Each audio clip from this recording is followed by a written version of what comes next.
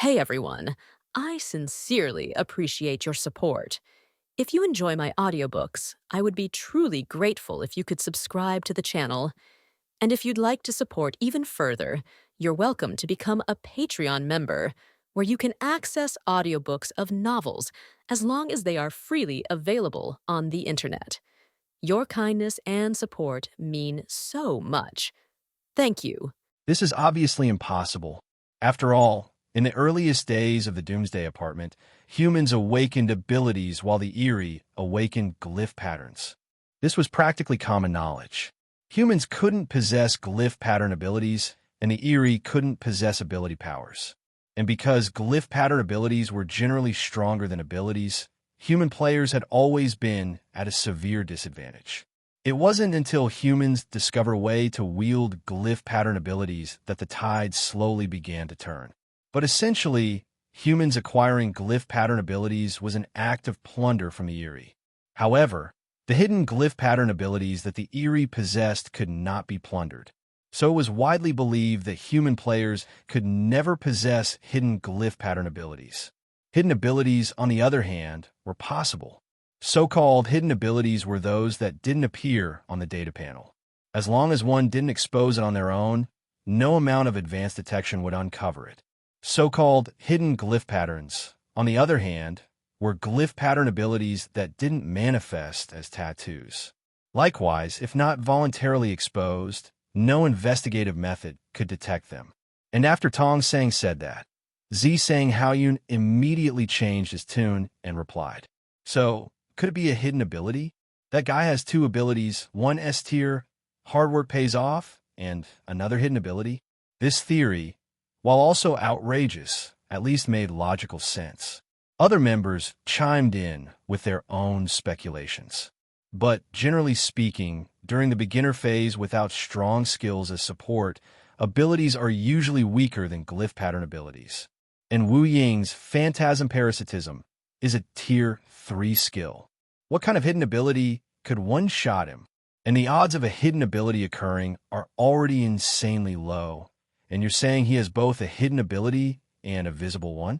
That's about as likely as an Eerie possessing multiple glyph pattern abilities. Practically zero. Anyway, no matter how you explain it, it's messed up. But isn't there a saying, eliminate all impossibilities and whatever remains, no matter how unbelievable, must be the truth? Wu Ying looked at the group's speculations and started to doubt himself. Could he really have run into a freak with both a visible ability and a hidden ability?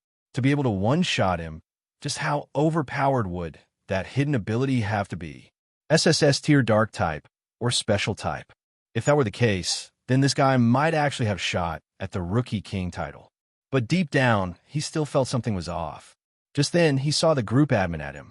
Duo, group admin, bring the memory scroll to floor 366 at Wu Ying. Wu Ying quickly replied in agreement. Then he left the dual machine on the 119th floor and took the elevator to floor 366. The entire 366th floor was filled with apartment rooms. Wu Ying didn't pick. He didn't even look at the room numbers and just randomly entered one. Inside, the spacious room was silver and white with a futuristic tech decor. The whole room was empty, and even speaking seemed to echo. At the end of the room, embedded in the wall, was a silver-white dual machine with a sleek tech design. Wu Ying walked straight up to the dual machine and reported, "Boss, I brought the memory scroll." The dual machine, originally powered off, made a caw sound. Then, a shadowy figure appeared on the screen and spoke in a deep voice. "Unroll it." Wu Ying knew exactly how to use the memory scroll. He slowly took a deep breath, spread his arms, and completely dropped his guard. A silver-white scroll flew out from his body. Wu Ying then bit his finger and smeared blood on the memory scroll. Images from his memory began to appear on the scroll, starting from when he planted the memory scroll, to entering the dual machine and matching with Jiang Ye. There was quite a wait during this period. Then came an entire process inside the dual arena. Then, getting mysteriously one-shot by Jiang Ye. And after the one-shot came the key part. However, from the moment he got one shot, the memory scroll showed a full 3 minutes of blank footage. This bizarre phenomenon left Wu Ying completely stunned. Under the guidance of the shadowy figure on the screen, he replayed the moment he got one shot. The next 3 minutes were still blank. This time, Wu Ying's eyes went wide with disbelief. How is this possible? Was I dead during those 3 minutes? But when I use phantasm parasitism, I'm also technically in a death state, and memories from that time can still be successfully recorded into the memory scroll. So why are these 3 minutes missing? His face looked like he'd seen a ghost, and he was even worried that Duo might suspect his loyalty. Just as he was about to pledge his allegiance again and swear he didn't tamper with the memory scroll, Duo beat him to it and displayed another image on the dual machine screen. It was footage of Wu Ying inside the dual machine. At first, it looked just like what was recorded in the memory scroll. But when the moment came, when he got one shot by Jiang Ye, Wu Ying's physical body actually disappeared from inside the dual machine. That scene shocked Wu Ying even more. It practically made him question reality itself. He swallowed hard and stared at the dual machine screen in disbelief. This? I actually disappeared during the duel. This can't be some hidden ability. Even an SSS tier ability couldn't possibly affect my physical body inside the dual machine just through a virtual match. Besides, that kid's in the beginner apartment, and I'm in the Doomsday apartment. He was able to affect my physical body from that far away. How is that any different from slapping someone on the other side of the world through a screen and a network cable? This is impossible. Absolutely impossible. Wu Ying was truly doubting his entire existence. At that moment, he was still disguised as Jiang Ye, his entire face scrunched up, confused, horrified, even a little mentally unhinged. After a long pause, a light bulb went off in his head, and he reached a conclusion. I got it. Someone must have tampered with my dual machine. That's got to be it. That kid must have turned a member of the Duo organization, then had them tamper with my dual machine. That's why I randomly disconnected for 3 minutes during the duel. But even as Wu Ying said it, he himself found it unbelievable. After all, over here in the Doomsday apartment, there had never been any reported cases of tampering with a dual machine. If someone really had that kind of skill, why waste it helping a rookie all the way over in the beginner apartment? But then again, was there any other explanation? No matter how he tried to explain it, it just didn't make sense. Wu Ying was seriously questioning his life, and the screen shifted again, returning to that black shadow. The shadow didn't voice any opinion and simply said in a deep voice, "Keep matching. Use my dual machine this time." Wu Ying adjusted his mood, let out a slow breath, and said heavily, "Third match. My goal is to get one shot again, right?" "Yes." Jiang Ye matched with Wu Ying for the third time during his 20-win streak. He immediately felt something was off. Because this time, after Wu Ying returned, he had stayed in Jiang Ye's form the whole time. That meant the cooldown for replica fusion hadn't been refreshed. This time, if he wanted to beat Wu Ying using replica skills again, he had two ideas. One was to use replica possession and replica swap, but that came with big risks. Replica possession would mean possessing the main body. He didn't want to risk his real self. Replica swap would bring an old player into the beginner apartment early, which was even riskier. The second idea was to trick Wu Ying into switching to another phantasm identity, and then replicate him again. That way, the cooldown for replica fusion would reset. But during that process, Wu Ying might notice something's off. Jiang Ye's mind was racing. This time, Wu Ying wasn't being arrogant. He just stared at him with a blank expression and said, "Come on, go ahead and one-shot me again. I won't resist." That line sounded both pitiful and kind of funny.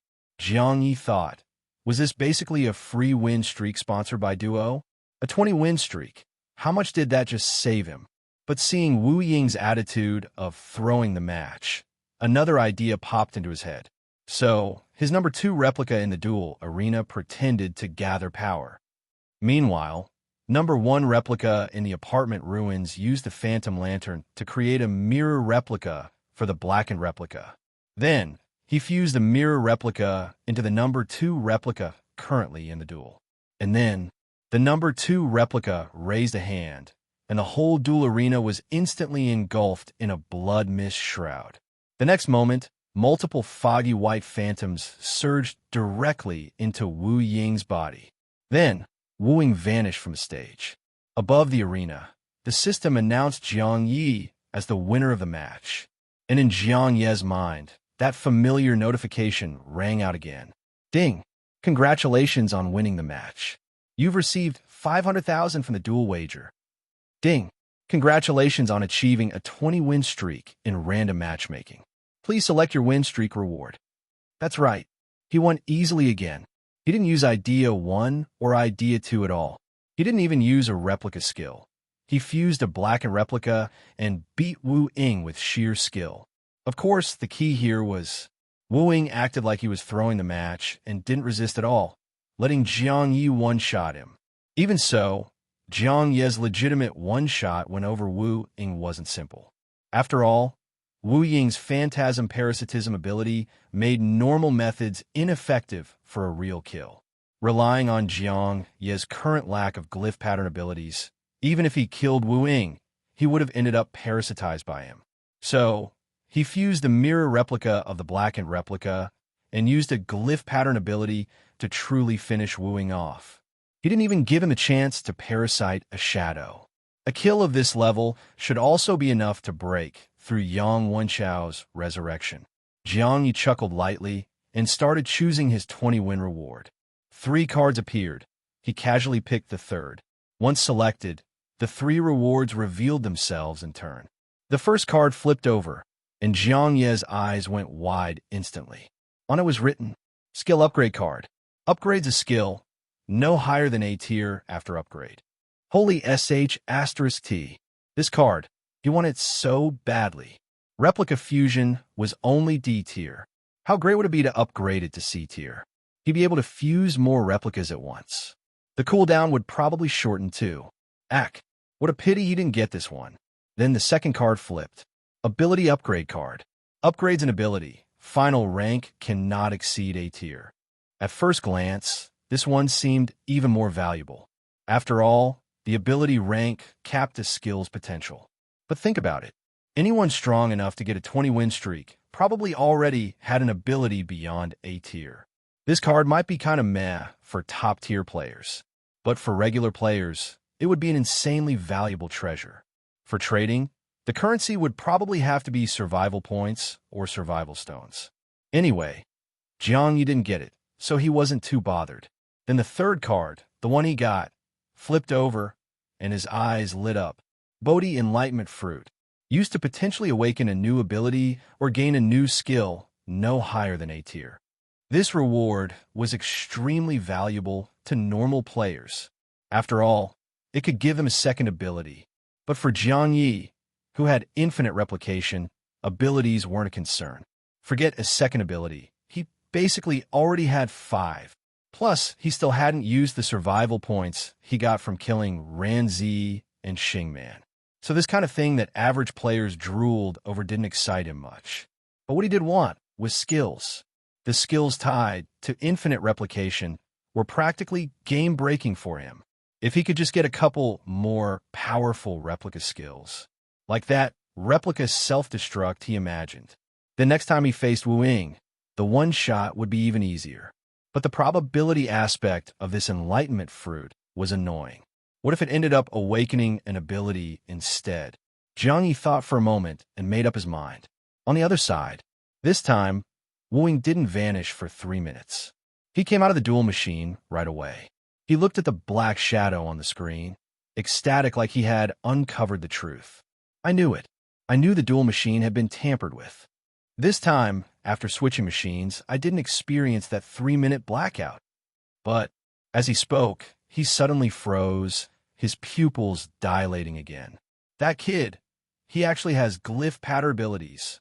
But when I parasitized his shadow and replicated him, I didn't sense any glyph pattern ability.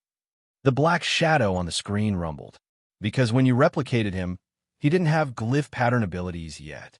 Wu Ying paused for a moment, then quickly deduced. So he got them sometime between the 10-win streak and the 20-win streak? But that can't be right, can it? He was in duels the whole time. How did he get a glyph pattern ability? And this glyph pattern ability actually killed me for real. That makes no sense. As he kept saying it made no sense, his eyes grew more and more stunned. Because by now it was clear, this rookie wasn't just weird. The strength he showed was definitely enough to contend for the Rookie King title. Just as that thought hit him, Wu Ying saw. The dual machine embedded in the wall before him suddenly shifted, transforming into a humanoid mech puppet and stepping out from the wall. But Wu Ying, watching this scene, wasn't all that shocked, because he recognized this mech puppet. To be precise, every member of the Duo organization recognized it, because this thing that could switch between a dual machine and a mech puppet was their boss Duo, and sometimes this kind of mech puppet could appear in multiple places at once. For example, on this entire 366 floor where Wu Ying had arrived, every single room had one of these dual machines. Of course, in some rooms, the dual machine might already have taken the form of a mech puppet to carry out some organization task. Duo was a massive and mysterious organization. The organization's leader called themselves Duo and always appeared in the form of a mech puppet. At the same time, the organization was run collectively by a large number of mech puppets. Naturally, both outside the organization and within, there were two circulating theories. One theory said that all those mech puppets were just replicas of the boss Duo. The other theory claimed that all members outsiders encountered were just regular members, and the unknown core members of Duo were actually these mech puppets. All mech puppets looked identical and called themselves Duo, but in reality, they were controlled by different players. And those hidden behind the mech were the real core members of Duo. Both theories were plausible. After all, there was a clear pattern in how Duo members cycled. Every so often, a few strong members of the organization would all disappear at the same time. And this disappearance always aligned with the time when beginner players finished their trial period and entered the Doomsday Apartment. So every new batch arriving at the Doomsday Apartment also marked the Duo organization's recruitment period, to replenish those missing veteran players. This periodic loss of veteran players and fixed recruitment cycle seemed to back up the idea of core members. So many Duo members were ambitious, working hard to improve their strength to one day become core members. Whether it was true or not, all these mech puppets presented themselves as Duo. So Wu Ying didn't care whether it was a replica of Duo or a real core member. He just instinctively called out to the humanoid puppet stepping out from the wall. "Boss!" Naturally, the mech puppet showed no expression. Its emotionless mechanical eyes glanced at him once before speaking in the same deep tone as the black shadow on the screen. "You don't need to handle this matter anymore. That includes the rookie. Stop targeting him." Wu Ying was stunned, so I don't need to investigate the dual machine I used before either. But the mech puppet simply walked toward the exit, its voice steady. "No need." Wu Ying paused for a moment, then rushed out of the room, and saw the mech puppet entering the red light elevator in the hallway. Just as he was thinking it over, he noticed a message pop up in the internal group chat for Duo members. "Duo, group admin rookie number 666. Other than key win streaks, do not target him further. At all members." That was an official order to lift all targeting against Jiang Ye. But why? At once, Duo members began discussing it nonstop, and several directly messaged Wu Ying for answers. But Wu Ying replied, "I don't know either, but that guy seems to have mastered glyph pattern abilities. The ability he used to kill me last match was definitely a glyph pattern ability." RO Thailand bot. Tong Sang, D*MN. Another rookie who mastered glyph pattern abilities on day one. This batch is insane. Suchun. I wonder if he's still human or has become an Eerie. Chi Bai. I've got a feeling he might be another powerful human player. Wu Ying. I'm leaning toward him being a human player too. Xing Xiu. This is ridiculous. He was still a total noob at his 3-win streak. The growth rate is way too fast. Zisang Haoyun.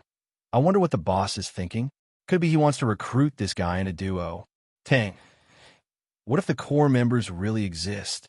Maybe the boss told us to back off because he's preparing to let a core member handle it. Wooing, that's definitely possible. After all, that guy used a glyph pattern ability to actually kill me. If regular members keep trying to go against him, it might be pointless. Tong's saying.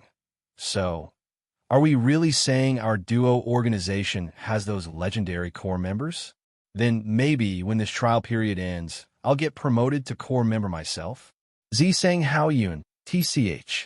With how much time you waste chatting in the group, and you think you'll make core member? Tong saying, come on, you deadweight. You got no right to laugh at me. It was true, Duo had a ton of members. But 99% of them rarely ever chatted. And those few who seemed to live in the group chat 24/7, they were just like one xin from apartment 9999. Meanwhile, Jiang Ye once again found one xin in the spectator seats of Lin Jing's quick battle match. At that moment, Wan Xin was watching his 10th match in a row. With 3 minutes before the match started, and Lin Jing's opponent still not on stage, most of the spectators were casually chatting. Next to Wan Xin was a conversation partner, and the two were chatting casually. But as soon as he saw Jiang Ye, Wan Xin dropped the chat and turned to ask him. Not even 15 minutes have passed. How many wins are you up to now? Jiang Ye glanced at Wan Xin's conversation partner. He vaguely recognized him as a big shot from apartment 9999, but didn't know his exact name. He quickly looked away and replied to Wan Xin with a sigh. I was aiming for 30, but ran into a bit of trouble midway. Only made it to 20. He said it like it was no big deal, but honestly, it was pretty flaunty. Wan Xin didn't mind. He gave a thumbs up and said, no matter what, with a record like that, you're already killing it on our zone's War God ranking.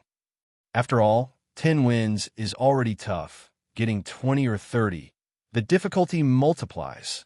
Who knows, you might actually catch up and become the second in our zone, after God Lin, to hit a 100-win streak. Though it's hard to say. I bet there are others like you, staying low level on purpose to grind win streaks. They're probably hiding in other apartments, never showing up on the ranking board and not daring to come to our apartment 9999. As he was saying that, his eyes lit up again, and he asked Jiang Ye, since you hit 20 wins, what reward did you draw? Bodhi Enlightenment Fruit, Jiang Ye answered directly. Then he added with a sigh, I'm thinking of trading it. As soon as he said that, Wan Xin and his chat partner both widened their eyes, their gazes sparkling. Especially Wan Xin, his eyes spun quickly before he raised a thumb again and praised. Absolutely the wise choice. Someone like you, with lousy luck, really isn't cut out for probability-based items. Besides, even if you gain an extra ability or skill, the impact in the early stage isn't all that noticeable. But still, just the chance of getting another ability makes the Bodhi Enlightenment Fruit insanely valuable. If you trade it, there'll be plenty of strong players willing to offer you good stuff. And actually, Wan Xin swept his eyes across the increasingly crowded spectator stands and raised an eyebrow. This match with God Lin is packed with hidden powerhouses. There might be more than a few strong players here willing to give you great stuff in exchange for that enlightenment fruit. At first, Jiang Ye thought Wan Xin was planning to trade with him himself, judging by that gleam in his eyes. But then he thought again. Wan Xin had said his luck sucked and that he'd never pulled anything from the distorted box. So, of course, he wouldn't be the type to pay big for a gamble-based item. Still, Jiang Ye looked over the spectators and asked curiously, you could trade directly here in the spectator area? Wan Xin shook his head. Of course not. But if you can chat, then you can at least agree on a method to trade. Wan Xin was just about to start explaining some trading methods when the guy sitting to his right, a player from apartment 9999, cut in. But making deals with total strangers is not only troublesome, it's easy to get scammed. You'd be better off considering me. Jiang Ye looked past Wan Xin and asked, and you are? I'm Chung Kun. You've probably seen me in a 9999 apartment chat group? Jiang Ye nodded. You seem familiar. What he remembered more clearly, though, was Wan Xin roasting this guy for getting 2 fingers bitten off by an eerie while pulling from the distorted box. He glanced at Chung Kun's hands and noticed he was wearing black gloves. He didn't dwell on the guy's injury and just asked flatly, What are you offering in return? Chung Kun didn't answer directly. Instead, he asked, what kind of item are you looking for exactly? Jiang, you didn't hold back at all. I want to master an S-tier skill in a short time. As soon as he said it, Chung Kun's expression froze and he frowned. Come on, that enlightenment fruit of yours? It's a total gamble whether it even awakens an ability. For all I know, I could eat it and just learn some low-tier, basic skill. And whether it's awakening an ability or gaining a skill, it's still capped at A tier, which means the best I could get is B tier. And you wanted to give you an S tier skill in return? Clearly, he thought Jiang Ye was asking way too much. But Jiang Ye just raised an eyebrow and didn't budge in the slightest. If you're not interested, I'll find someone else. Sure, what Chung Kun said made sense at first glance. If you used the enlightenment fruit and only got a low-tier skill, then maybe it wasn't worth that much. But you couldn't evaluate the fruit's worth that way. It gave players the chance to awaken a new ability. That alone made it incredibly valuable. Even if the chance of awakening was just 1%, its value still outclassed any skill scroll. Simple logic. Rarity means value. Skills could come from skill scrolls, or players could gain them through self-realization. But awakening an ability? That wasn't nearly so easy. It was just like in a cultivation novel.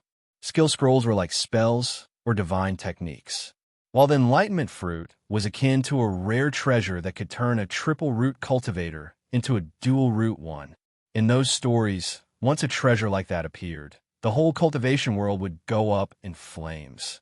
And from Jiang Ye's perspective, this enlightenment fruit was that kind of treasure. Even from Wan Xian's reaction, he could tell. Asking for an S-tier skill wasn't overreaching. Thinking this, Jiang Ye ignored Chung Kun and turned back to Wan Xian to ask about how players typically conducted trades. But they had barely exchanged a few words when another alert rang out in Jiang Ye's head. Beginner apartment emergency announcement.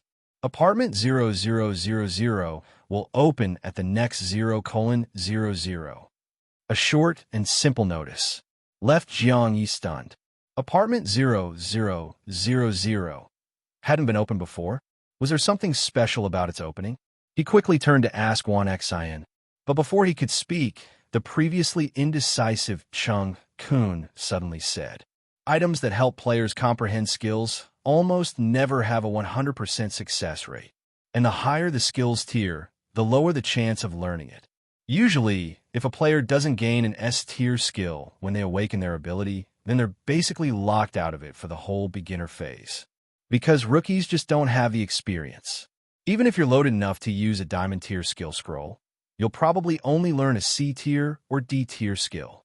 It's like asking an elementary school kid to read a university textbook. There's just no way to comprehend it. So at this stage, using high-tier skill scrolls is a waste. If you don't believe me, ask Wan Xian or any of your other trusted friends. Jiang Ye looked at Wan Xian. Without even needing to say anything, Wan Xian nodded. It's true.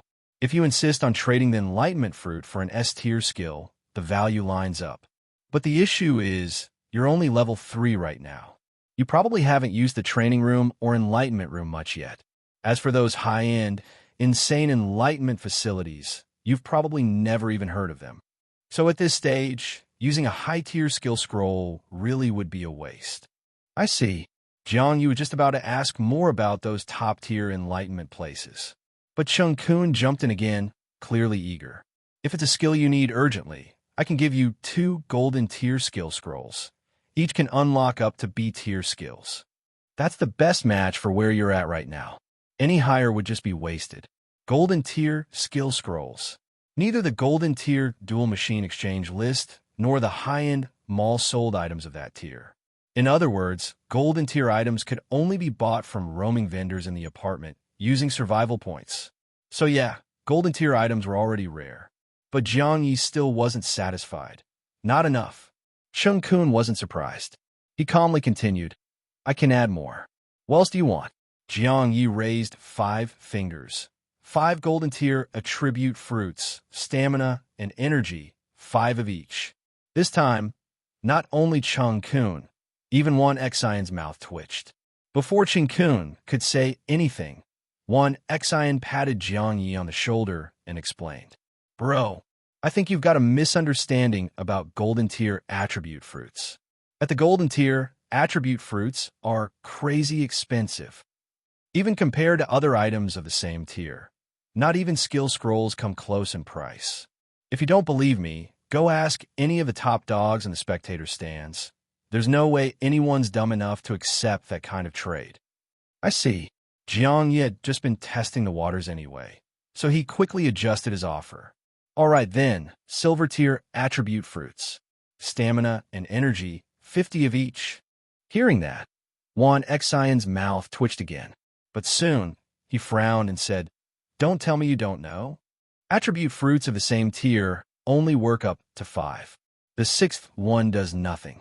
If you want that many silver tier attribute fruits, only the first 5 of each type will be effective." Jiang Ye had already prepared an explanation and looked straight at Chung Kun. "Of course I know that. And I also know the high-end mall in the apartment only sells a limited number of silver tier attribute fruits each day. Normally, there's no way you'd be able to come up with 50 of each kind at once. But the exchange list on my golden tier dual machine allows me to redeem that many all at once." Chung Kun was quick on the uptake and instantly understood. Silver tier attribute fruits are 5 million each. 50 each of stamina and energy makes 100 total. So you want 500 million. Jiang Ye raised an eyebrow and smiled. "That's right, 500 million. Game coins are only valid in the beginner apartment. Compared to survival points, they're much less valuable. So this request isn't too much, right?" It wasn't. In fact, compared to an S-tier skill or golden tier attribute fruits, this was actually a concession on Jiang Ye's part. But even so, 500 million was not an amount Chung Kun could cough up on the spot. Tenants who owned their rooms could take out a mortgage loan from the apartment administrator, and the loan amount could be quite large. But 500 million, after thinking for a moment, Chung Kun tried to negotiate. "How about I pay 250 million today and give you 300 million tomorrow?" "No." Jiang Ye rejected instantly without a second thought. "This is the Doomsday Apartment, not some law-abiding society. Sure, you're saying all the right things now, but what if you take my enlightenment fruit and back out? Or worse, just kill me? Even if you plan to keep your word, what if something happens to you and there is no tomorrow? Then who am I supposed to chase down for that 300 million? You need to figure out a way to offer some kind of collateral." At that, Chung Kun turned to look at Wan Xian. Wan Xian glared at him and waved his hand repeatedly. "You kidding me? We're just chat buddies. Why would I guarantee your 300 million? Chung Kun turned back to Jiang Ye. "Can I mortgage an item instead? I have a dice of fate. It's got 6 faces, crown, sword, gold coin, holy grail, scepter, and skull. Roll it, and you get different effects depending on the result. Roll crown, and it works like the lucky bracelet, boosting your luck attribute. Roll sword, and you can summon a powerful weapon. Roll gold coin, and you get a windfall. Roll holy grail, and your injuries heal instantly. Roll scepter, and your attributes increase. Roll skull, and you die instantly." Jiang Ye was getting excited listening to the first part. Such a great item. Was he really willing to hand it over as collateral without worrying it might never be returned? But that last line poured cold water on his excitement. Instant death. The F asterisk asterisk asterisk? Who would dare roll the dice of fate? You'd have to be tired of living. Still, if someone were pushed to the brink of death with nothing left to lose, then maybe the dice of fate could be a gamble worth taking. So, the item wasn't completely useless after all.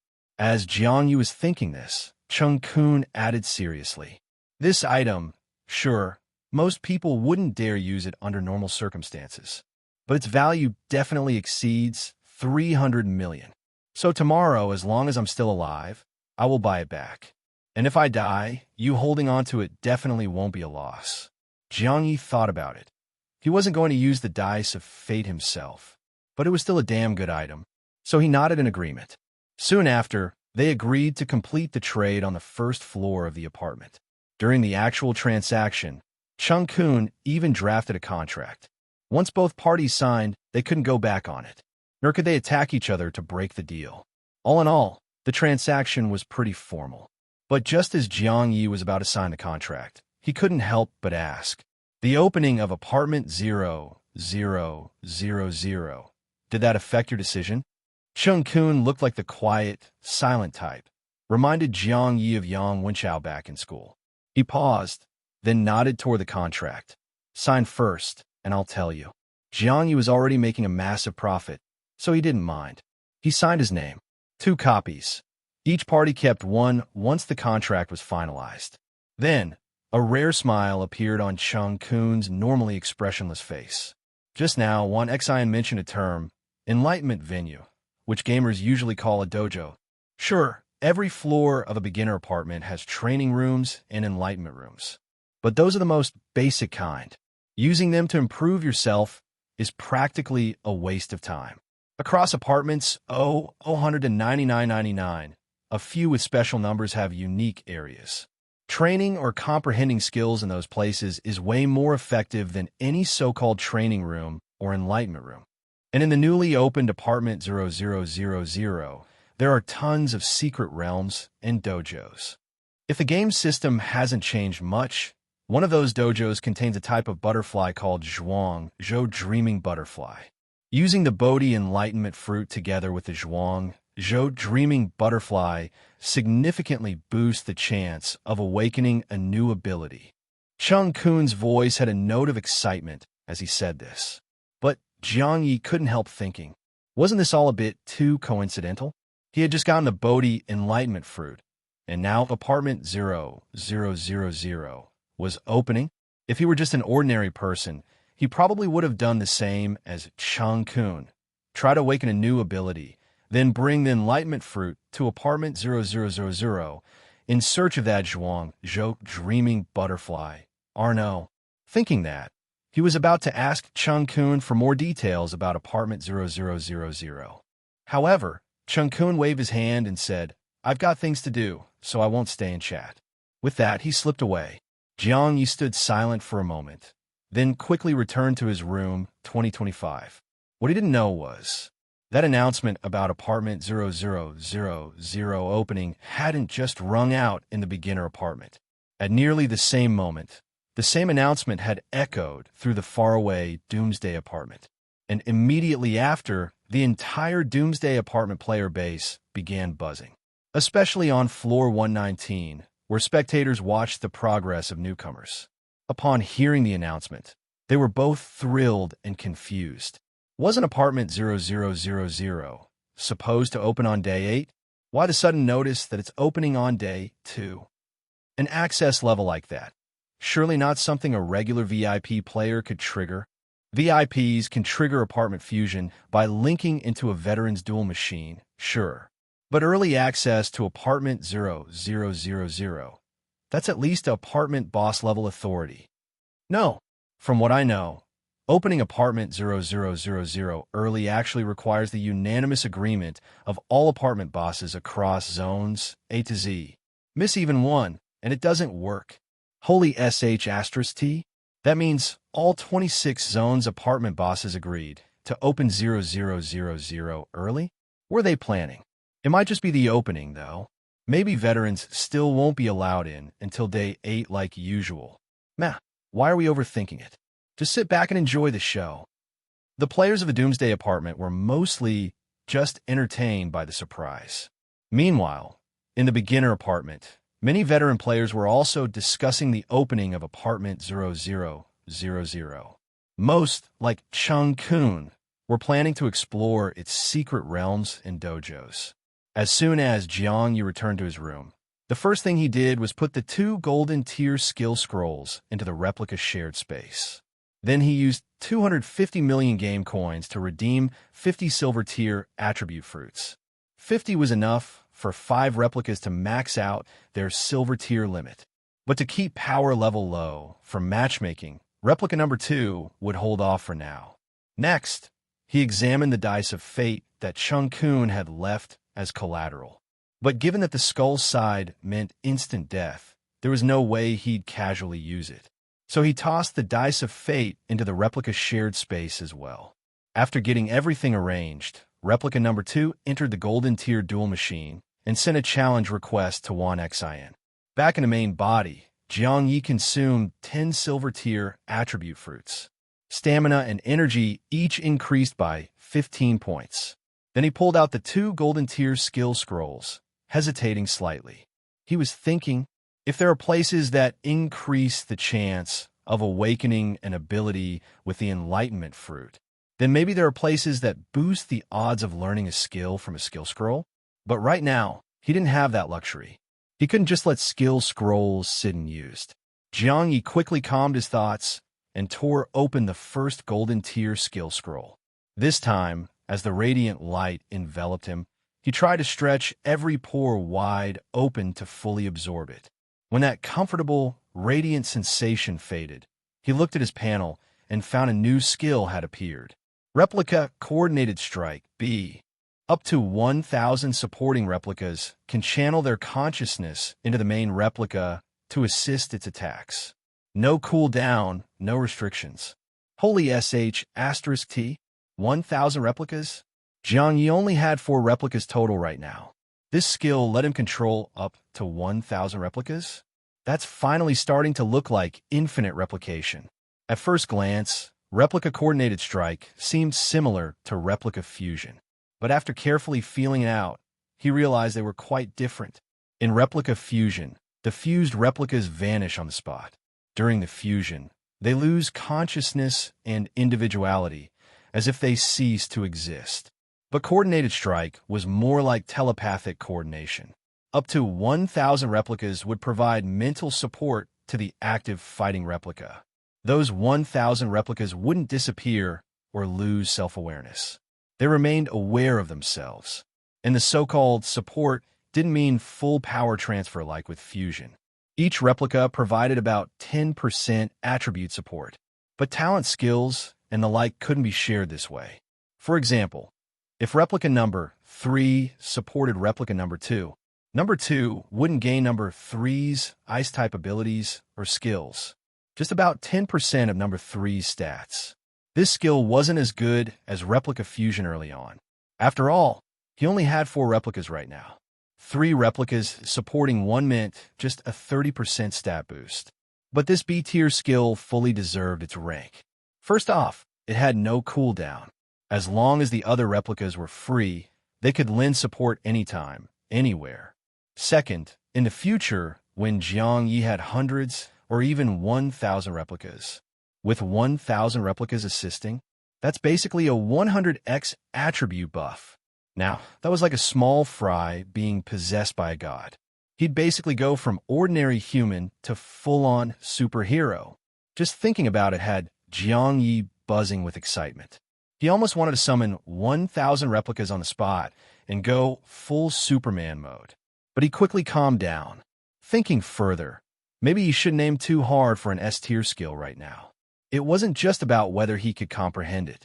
Some skills might not even show their full power in the early stages. Take this B-tier skill.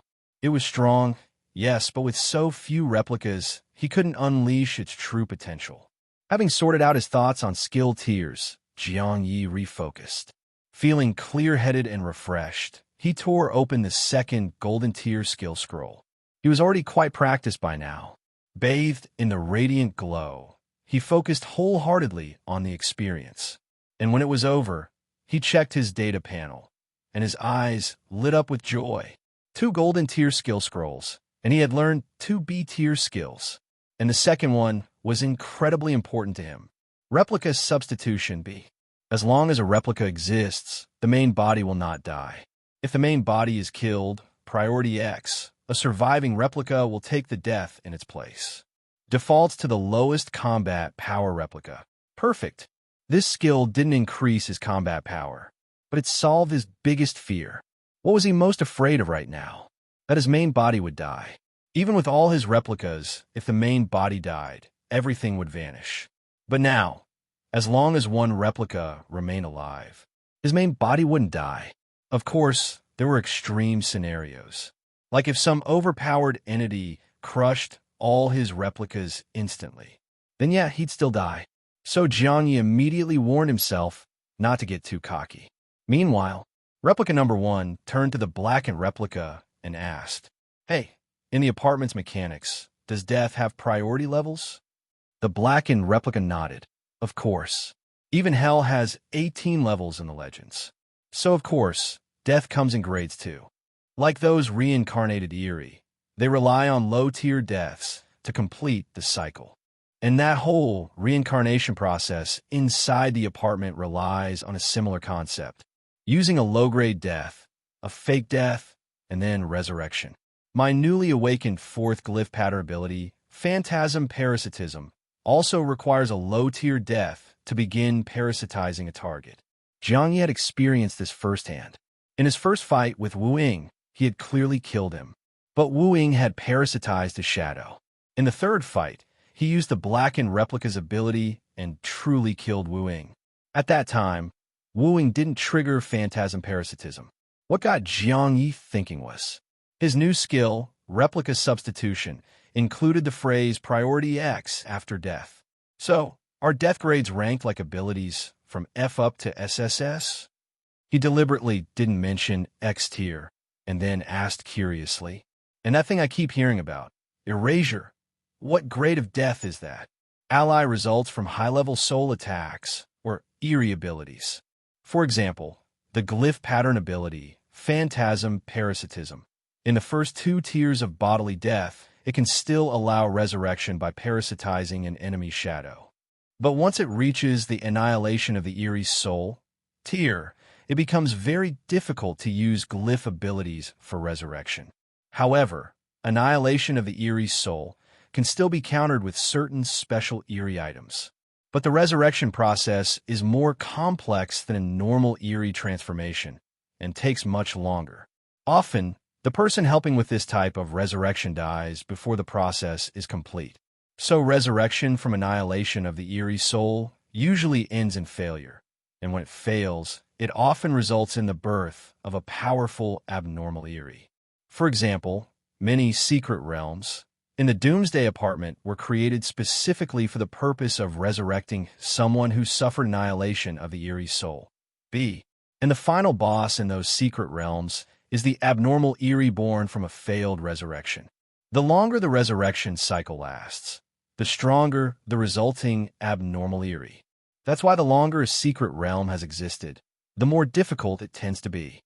Above annihilation of the Eerie's soul is an even higher tier, annihilation of the will, which corresponds to S to SSS tier death. Annihilation of the will generally means you're truly dead, with no medium for resurrection. There aren't many documented cases of this kind of death, since not many have reached that level. Still, there are ways to counter low-level annihilation of the will. For instance, some incredibly powerful top-tier players might manage to split off a sliver of their will. In that case, even with low-tier annihilation of the will, there could still be a shot at resurrection. Of course, annihilation of the will spans a range. Some versions are so absolute that even the split-off will get annihilated, leaving no chance of revival. An erasure should correspond to SSS tier death. Of course, that's just what players say. After all, there's never been a way to resist erasure-level death. So, its classification is purely speculative. So, basically it might be X tier. Either way, Jiang Ye couldn't afford to let his guard down. But then, the blackened replica seemed to remember something else and added, actually, there's one more hypothetical death type that has no recorded case. Ultimate erasure. Some players speculate that there might be a type of ultimate erasure that completely eliminates all traces of a person's existence. Even the memories of people still alive will be wiped clean. No one would remember that the person ever existed. This kind of death will be the true highest tier of all. But obviously, it's just a theory. After all, even if it were real, no one would remember it. D*MN. A death where no one remembers your existence. That really is terrifying, but also can't be proven true. It remains only a guess. Unless someone actually caused that kind of death to someone else. What kind of terrifying existence would that take? To erase traces and affect the memories of all? Jiang didn't dare dwell on such a horrifying being. He just took it as an eye-opener. He then took out the dice of fate from the replica's shared space. the instant death effect from rolling skull on this? Does it correspond to eerie abilities that cause annihilation of the eerie soul? The blackened replica nodded. Yeah, most eerie items cause annihilation of the eerie soul. Annihilation of the eerie soul, corresponding to B and A-tier deaths, was fully within the death coverage of replica substitution. So, even if Jiang Ye rolled skull with his main body, it would probably just trigger the death of a weak replica in his place. Besides, it couldn't be that unlucky to roll skull in the first try, right? With that thought, his main body was honestly kind of tempted. How about letting a mirror replica try it first? That made Jiang Ye remember. He created so many mirror replicas, but always using a replica to do it. His main body had never once made a replica of himself. So, would a replica made from a main body be able to replicate the X-tier ability, infinite replication, and those replica skills? If they could be copied, then when using replica fusion with a mirror replica, how would the cooldown work? With that in mind, Jiang Ye decided to try it for the first time. He had his main body step in front of the replica reflection mirror. Then, he displayed his data panel and stood in front of the mirror for 30 seconds. But in the end, the mirror didn't react at all. The reflection inside stayed just that, a reflection. No replica was created at all. Jiang Ye found it strange, so he tried using the phantom lantern to create a replica of the main body. But that ended in failure too. This is kind of weird. All his replicas could make replicas. So why couldn't main body? Does that mean his main body can only use the infinite replication ability to make replicas? But then again, Jiang Ye didn't dwell on it. After all, even if the main body really did replicate the replica substitution skill, then if he rolled skull, a replica would still die in his place. So he completely gave up on trying to make a replica of the main body. Instead, he had replica number 4, the weakest in combat, create a mirror replica to act as the substitution option. Then the main body personally studied the Dice of Fate. The Dice of Fate wasn't something you could just toss on the ground and call it a roll. You had to calm your mind and light up all 6 symbols. This process ensured the one using the Dice of Fate was doing it voluntarily. In other words, Chung-kun couldn't force someone else to use the Dice of Fate. Because unless you voluntarily calmed your mind and immersed your will into the die, the 6 symbols wouldn't light up. On top of that, the die had to be thrown from 3 meters high, and it would spin automatically while airborne, meaning normal dice rolling skills didn't work on this item. After getting everything ready, and with all 6 symbols glowing, Jiang Ye tossed it 3 meters into the air. The Dice of Fate spun wildly in midair, its 6 glowing symbols flashing in a dizzying display. Meanwhile, at the duel arena, Jiang Ye and Wan Xian showed up together as replica number 2. Since it was a backdoor match, both were pretty relaxed. Jiang Ye even took the chance to ask Wan Xian some questions. Hey brother Wan Xian, do you know any special numbered apartments that have special training rooms or dojos to boost combat power or aid in skill comprehension? Wan Xian was relaxed too, raising an eyebrow. What? Not planning to go for a win streak? Of course he was. But for that, a single replica was enough. His replicas would only grow in number moving forward. Naturally, he needed to scout out good spots for AFK training. Though he didn't say that directly in response to Wan Xian's question. So he just smiled and said, nah, I just got 2 golden tier skill scrolls. Feels like using such rare items casually would be kind of wasteful. So, I want to go to one of those dojos that enhance comprehension, and then use the golden tier skill scrolls. Wan Xian raised an eyebrow. Dojo? Shinkun told you about that, huh? Looks like he's really planning to go to apartment 0000 to find Zhou dreaming butterfly. Then, after a brief pause, he glanced up and teased. Backdoor match. Now trying to gain advantages. Are we really that close? Jiang Ye felt a bit awkward. He was trying to get info from Wan Xian while also planning to steal his war god ranking spot. Definitely came off as ungrateful and heartless. Seeing Wan Xian's attitude, he responded politely, Brother Wan, if you've got any terms, just name them. One Xin saw he was being so reasonable and gave a squinty-eyed smile, then suddenly blinked to Jiang Ye's side. He didn't attack, but lowered his voice and said, "I want to make a deal with you." Jiang Ye raised an eyebrow. "What kind of deal?" One Xin chuckled. "I want the reward for your 30-win streak. In return, I'm willing to throw this match and let you get on the War God ranking. Yeah, I'll hand over my spot on the War God ranking to you. Think about it. You, entering the War God ranking with the title Nameless Black Iron. What an honor that would be. You'd be the center of attention, the flashiest guy in the entire duel zone. The name Jiang Ye would be known and admired by everyone. And on top of that, you'd get the War God ranking reward. A room and apartment $99.99 and a full War God set. The total value and prestige of that combined is definitely worth more than 500 million. And I'll throw in something even more valuable. An exclusive beginner apartment gameplay guide. Don't think that just because you've freeloaded some info from me that you've seen the real stuff. The real high-value guides. You haven't even touched the surface. And these real guides, their value can't be measured in money. Juan Xion's pitch honestly sounded like some pyramid scheme recruitment speech. Jiang Ye was speechless. He thought, D***a minute. I can beat you myself. Why do I need a rig match? As for that so-called guide, whether it's even worth anything is just a bunch of hot air. Not even a single word to back it up. Jiang Ye wasn't stupid. He was about to outright reject the deal, but then his eyes shifted, and he changed his tune. The value you're talking about? Sounds like nothing but fluff. Unless you can give me a tiny sample, something solid to prove your guide is legit, then maybe I'll consider this deal. Juan Xion thought for a second, then decisively nodded. All right, I'll leak a bit through my fingers, just a tiny piece of valuable info. Since you're aiming to boost your comprehension, got it. In apartment 6990 success room 9669 and apartment 9669's room 6996, there's a shared space called the Void Mirror Palace.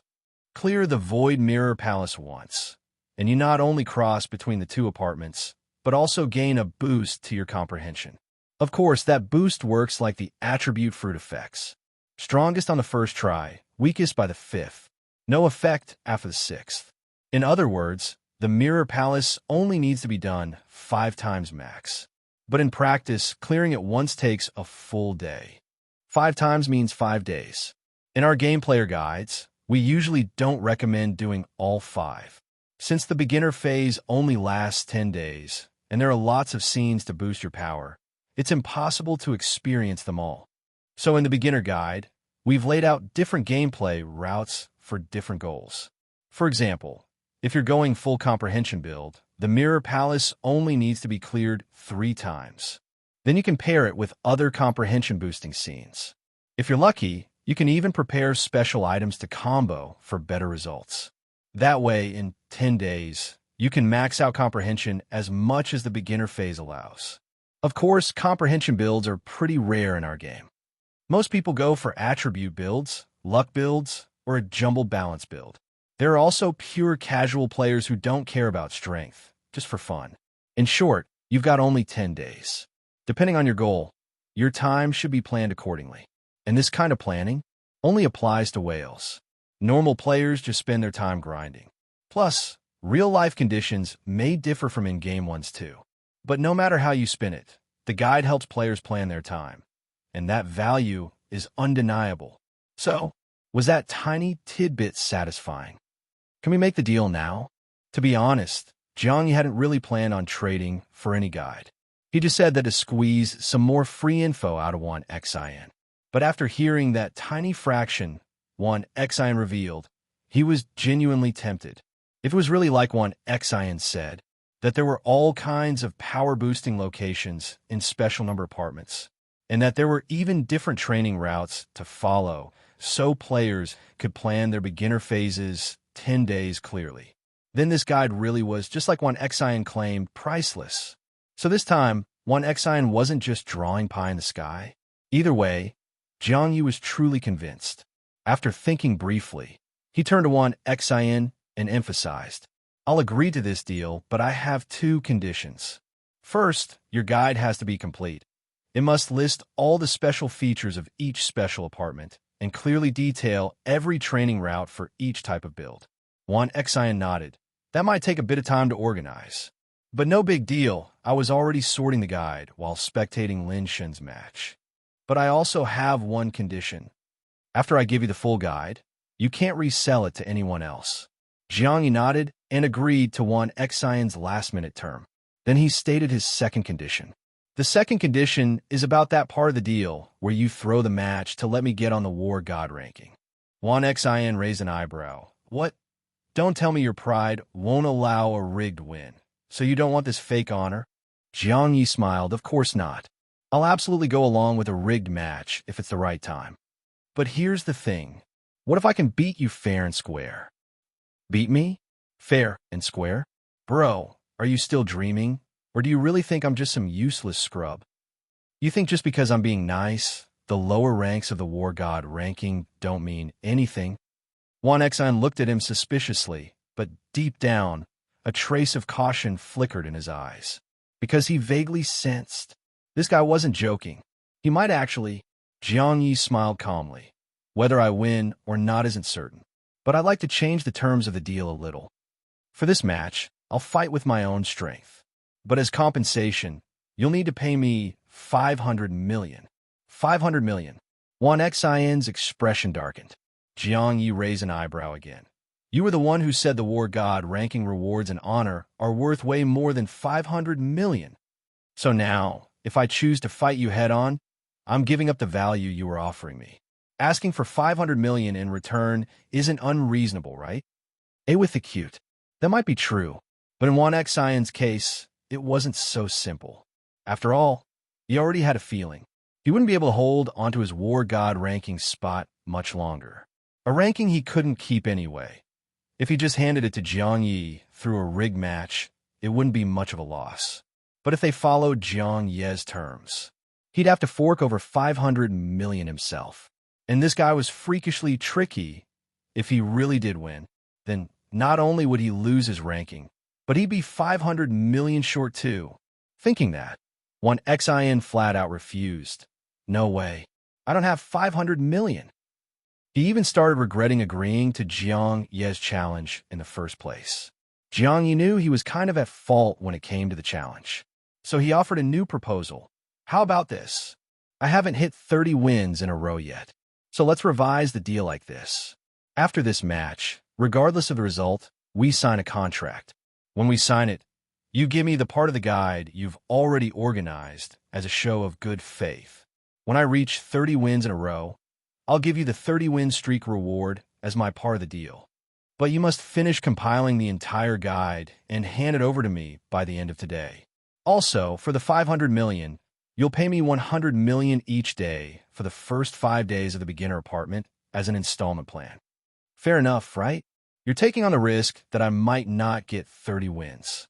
And I'm taking on the risk that you might not survive the next 5 days. Strictly speaking, my risk is higher. After all, you said it yourself, your luck's pretty bad. You might not even last 5 days. Juan Xian spat a few times and glared hard at him. Who the F K said I can't last 5 days? I'm super steady, all right? Forget 5 days, I'll definitely clear the whole beginner phase. Then he straightforwardly agreed to Jiang Ye's terms. Fine, we'll go with your 5-day payment plan.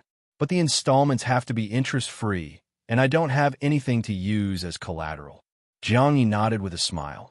This deal is a total loss for me, but I'll take it as a thank you gift for letting me in through the back door. Juan Xian rolled his eyes again. Wait till you see the guide I put together. You'll realize you've actually hit the jackpot. As he spoke, Juan Xian suddenly fired a hidden weapon straight at Jiang Ye's neck, without even a warning. But Jiang Ye had already triggered replica fusion the moment the deal was settled. And not just any fusion. He fused mirror replica number 3 with the phantom replica of the blackened replica. The fusion of these two powerful replicas sent replica number 2's attributes soaring to over 900. And the blackened replica had glyph pattern abilities. Within the blood mist shroud, Juan Xian's stats were instantly suppressed. while Jiang Ye's stats surged even higher within the blood mist. His combat power instantly broke into 4 digits. Wan Xin didn't even have time to react before the pale fog invaded his body. His pupils rapidly dilated. At the same time, an announcement rang out above the duel arena. Jiang Ye had won, and in his mind, a series of notification chimes echoed. Ding! Congratulations on winning this duel. You've received 1 million in wagered survival points. Ding! Congratulations on defeating the number 96 ranked player on the War God ranking. Your rank has been updated to number 96. Ding! Congratulations on making your first appearance on the War God ranking. You've earned the following rewards. 1. One apartment room on the 20th floor of apartment 9999, nameless black iron tier. 2. One full set of the War God outfit, nameless black iron tier. 3. One announcement card, claimable daily. 4. One privilege exempt card, claimable daily. 5. Exclusive War God version duel arena. Comes with special permissions like setting spectating fees and spectating blacklists. At the same time, the War God ranking of the entire A985 duel zone automatically updated its 96th position to rank 96. Jiang Ye, nameless black iron, 100%. Nameless Black Iron was the title, and 100% was the win rate. His win rate didn't stand out much on the War God ranking, but that title was completely unique on the list. So almost instantly, in the first floor lobby of the duel zone, a ton of players took notice. Holy SH**T. The 96th spot on the War God ranking just changed. It's normal for the tail-end ranks to change. It's happened plenty of times. No, this one's different. The new rank 96 actually has the title Nameless Black Iron. Can you believe that? What? No way. How did Nameless Black Iron make it onto the War God ranking? Didn't you see the next 4 down? Ranks 97 to 100 are all stubborn bronze. If I had to guess, someone probably used challenge mode to defeat a ranked War God and replaced his position. That usually means some whale paid for a rig match. But if you're going to rig it, at least try to make it look good, upgrade your title or something. I bet he didn't meet the 10-win streak requirement to promote to stubborn bronze. Still, this dude must be nuts. Even if he bought his way onto the War God ranking, so what? The matches you get on the ranking are cross-zone against other ranked War Gods. His next match is basically guaranteed to be a loss. But if his combat power is too low, can other zones even match him with someone appropriate? Why not? The forest's big. You'll find all kinds of birds. I'm sure the other zones have rigged matches too. Ugh, I really don't get what these people are thinking. Sure enough, Jiang Ye making it onto the War God ranking caused a stir. But it was nothing like how Wan Xin had described it. Most players took one look and assumed it was obviously a rigged match. And most of the chatter was full of sarcasm, mockery, and cold ridicule. Still, none of that reached Jiang Ye through his private duel machine. And even if it had, he wouldn't have cared. While replica number 2 was organizing the War God ranking rewards. Over on the main body's side, the dice of fate hadn't been unlucky enough to roll skull for instant death. Instead, it landed on the crown, which meant a temporary luck boost. The crown symbol lit up on the dice, and its glow turned into shimmering particles that merged into his body. Visually, it looked kind of eerie, but afterward, Jiang Ye didn't feel any major changes. So did the luck boost actually do anything? The white-clad woman had warned him before not to rely on luck-based items. But it's not like he aimed for crown this time either. Still, now that the boost was in effect, plus the fact that he had just maxed out on silver tier attribute fruit, gaining plus 15 to both stamina and energy, Jiang Ye thought for a moment, then created a brand new replica. And this time, he used the replica mutation skill during creation. Soon, a fresh face appeared in his vision, a youthful, delicate-looking teenage boy. This was his 5th replica, looked about 14 or 15 years old, clear eyes, well-defined features, total model student vibes. Jiang Ye felt a bit weirded out by the appearance, so he switched to replica number 5's perspective and checked the data panel. Chu Xing. Level 0. Stamina 10. Energy 10. Combat power 100. Survival points 0. Ability Dark Element Affinity SS. Skills Shadow Form S. Shadow Puppet S. Shadow Curse S. Holy SH asterisk T. This luck boost actually worked. This fifth replica started with high base stats and even came with an SS tier ability and 3 S tier skills right out of the gate. And all 3 were solid too. Shadow Form. S transformed the body into shadow. In shadow state, immune to all detection methods. Immune to all physical attacks. Dark resistance plus 80%. Light resistance minus 80%. Immunity to physical attacks was nice, but total immunity to detection? That was insane. With stealth effects like that, you could go wherever you wanted without being found. But wait, what's with minus 80% light resistance? Getting hit by light abilities means taking 80% more damage? So this skill's basically countered by light abilities. Actually, not just this skill. The whole Dark Affinity ability seemed countered by light. Even the next skill, Shadow Puppet, had that weakness. Shadow Puppet. Nurture a Shadow Puppet in darkness. Can be summoned at any time to assist in combat. The puppet's strength is based on its nurture time. Maximum attributes can reach 10,000 times the main body. If exposed to sunlight or light abilities, nurture time resets and must begin anew. Extreme dark environments or eerie zones accelerate puppet nurture speed. Whoa, a puppet that could reach 10,000x the main body stats? Sounds wild, but think it through. This skill's like one of those legendary techniques in cultivation novels, like the draw sword technique. The beauty of draw sword lies in storing sword intent over time. The longer the charge, the stronger the strike. Same thing here. How long would it even take to reach 10,000x stats? The cap might be there, but reaching it is a whole different story. Luckily, it seems the puppet can still be summoned during nurturing. As long as it's not exposed to sunlight or hit by light skills, the timer won't reset. That's actually pretty reasonable. Then there was the third skill, Shadow Curse, which worked in tandem with Shadow Puppet. Shadow Curse. Burns Shadow Puppet's attributes to cast a curse. Curse effects as follows. If target stats are lower than the burnt puppet's, curse becomes Shadow of Death. Shadow of Death. Target will die at the next midnight, priority S. If target stats are not lower than the burnt puppets, curse becomes Dark Shadow. Dark Shadow. Target loses all abilities up to S tier and glyph pattern abilities. Duration depends on puppets' burnt stats. Holy SH asterisk T. These curse effects are busted. Just outright seal someone's ability? Sure, it only affects up to S tier abilities. But it looks like glyph pattern abilities aren't limited. That's kind of nuts, right? What if the opponent had a 9th tier glyph ability? Can this curse still seal it? If so, that's straight up broken. Feeling this shadow curse was a bit too wild. Jiang Ye had replica number 1 ask the blackened replica about it. That's easy to understand. Abilities between humans and Eries often counter or restrain one another. That's very common.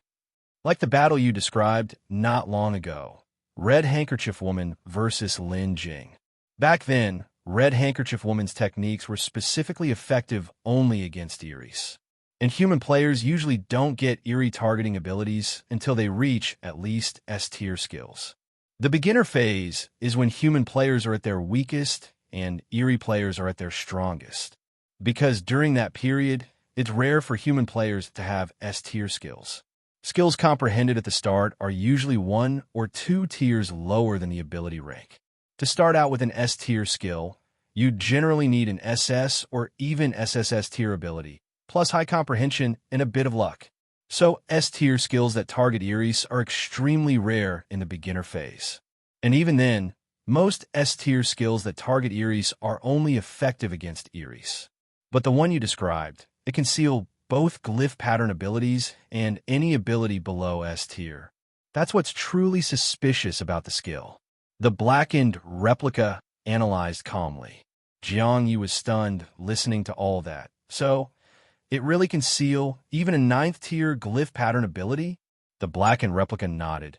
Of course, even if it's sealed for 0.0000001 seconds, it still counts. Fine. As long as it seals, that's enough. No need to ask for more. By the time he encounters a 9th-tier glyph user, he'll probably be invincible anyway. At that point, this number 5 replica probably won't even make the lineup. Right now, though, this number 5 is perfect for battling Lin Jing. If he seals Lin Jing's glyph and ability, the fight would be ridiculously easy. But still, Shadow Puppet needs time to nurture. And Lin Jing's quick battle mode doesn't have much time left. With that in mind, replica number 2 hurried to finalize the deal with Wan Xin. Wan Xin, who had just been one-shot, had a pretty complicated mood. His tone was noticeably off when talking to Jiang Ye. Still, the previously agreed deal went ahead smoothly. Jiang Ye received a partial version of the guide. He flipped through it briefly, then said to Wan Xin reassuringly, "Hey, no need to feel bad, Brother Wan. That rank 96 spot, let's be honest, it wasn't yours to hold anyway. Now that you've passed the hot potato to me, it's not really a loss. Plus, you'll still get the reward for my 30-win streak, right? You've seen my power. Shouldn't take even half an hour to get it to you." The first line alone nearly made Wan Xin explode. What do you mean, wasn't yours to hold? If he really wanted it, he could have kept his spot on the War God ranking. It would have just taken more time and effort. Still, Jiang Ye's final line counted as a bit of comfort. He lost the War God ranking position, but Jiang Ye's 30-win reward was pretty much guaranteed. But don't let your guard down just yet. Once you're on the War God ranking, your next match will be with War Gods from other zones. Of course, the matchmaking system still pairs you with players of similar combat power. So you'll most likely be facing War Gods from other zones who also won rig matches. Some zones might even have abnormally weak War Gods. Either way, matching against War God players from other zones should open your eyes a bit. Jiang Ye nodded and thanked him, then casually asked, "By the way, Brother Wan, do you know which of our apartments has an extreme dark element environment? I kind of need a guide on that." Since they'd already made the deal, and the guide info was coming eventually anyway, Wan Xin didn't need to hold back. Still, his mind couldn't help but wander. What's this guy doing in a dark-type environment? Wan Xin had decided to give up his War God ranking spot, partly due to watching Lin Jing's matches. After observing several duels, he gradually realized this Doomsday Apartment wasn't an exact replica of the game. There were gameplay elements that didn't exist in the game at all. Lin Jing's eerie abilities, and some of the stronger opponents he'd randomly matched with also showcased bizarre abilities. Wan Xin had bad luck, sure, but he wasn't stupid. This guy Jiang Ye wasn't even a game player, yet he'd surpassed most players in growth. There had to be some kind of opportunity behind it. Probably the same kind Lin Jing had, which explained why Lin Jing admired him. They were the same kind of people. While thinking this over, Wan Xin couldn't help but imagine Jiang Ye's situation. In his mind, Jiang Ye must have raised an eerie, like those cultivation novels where someone has a powerful old man living in a ring. Maybe there really was a Grandpa Eerie living in Jiang Ye's ring, and that Grandpa needed to absorb Yin energy to survive. Hence, Jiang Ye needed an extreme dark environment. Yeah, that had to be it. Wan Xin was convinced he'd uncovered Jiang Ye's cheat, but he pretended not to notice and answered directly. Extreme dark element environments are basically eerie environments, and there are actually quite a few in the apartments. While speaking, Wan Xin thought for a moment and suddenly asked, "By the way, have you cleared your personal instance yet? That might be an extreme dark environment." Our newbie section. Jiang Ye's eyes lit up. "You mean the one in your initial apartment room? The instance that lets you find a survival stone?" Wan Xin nodded. "Yeah, that's the one.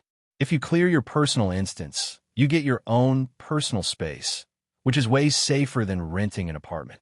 Jiang Ye looked delighted, but then sighed and said, "That instance gets triggered by items in the apartment, right?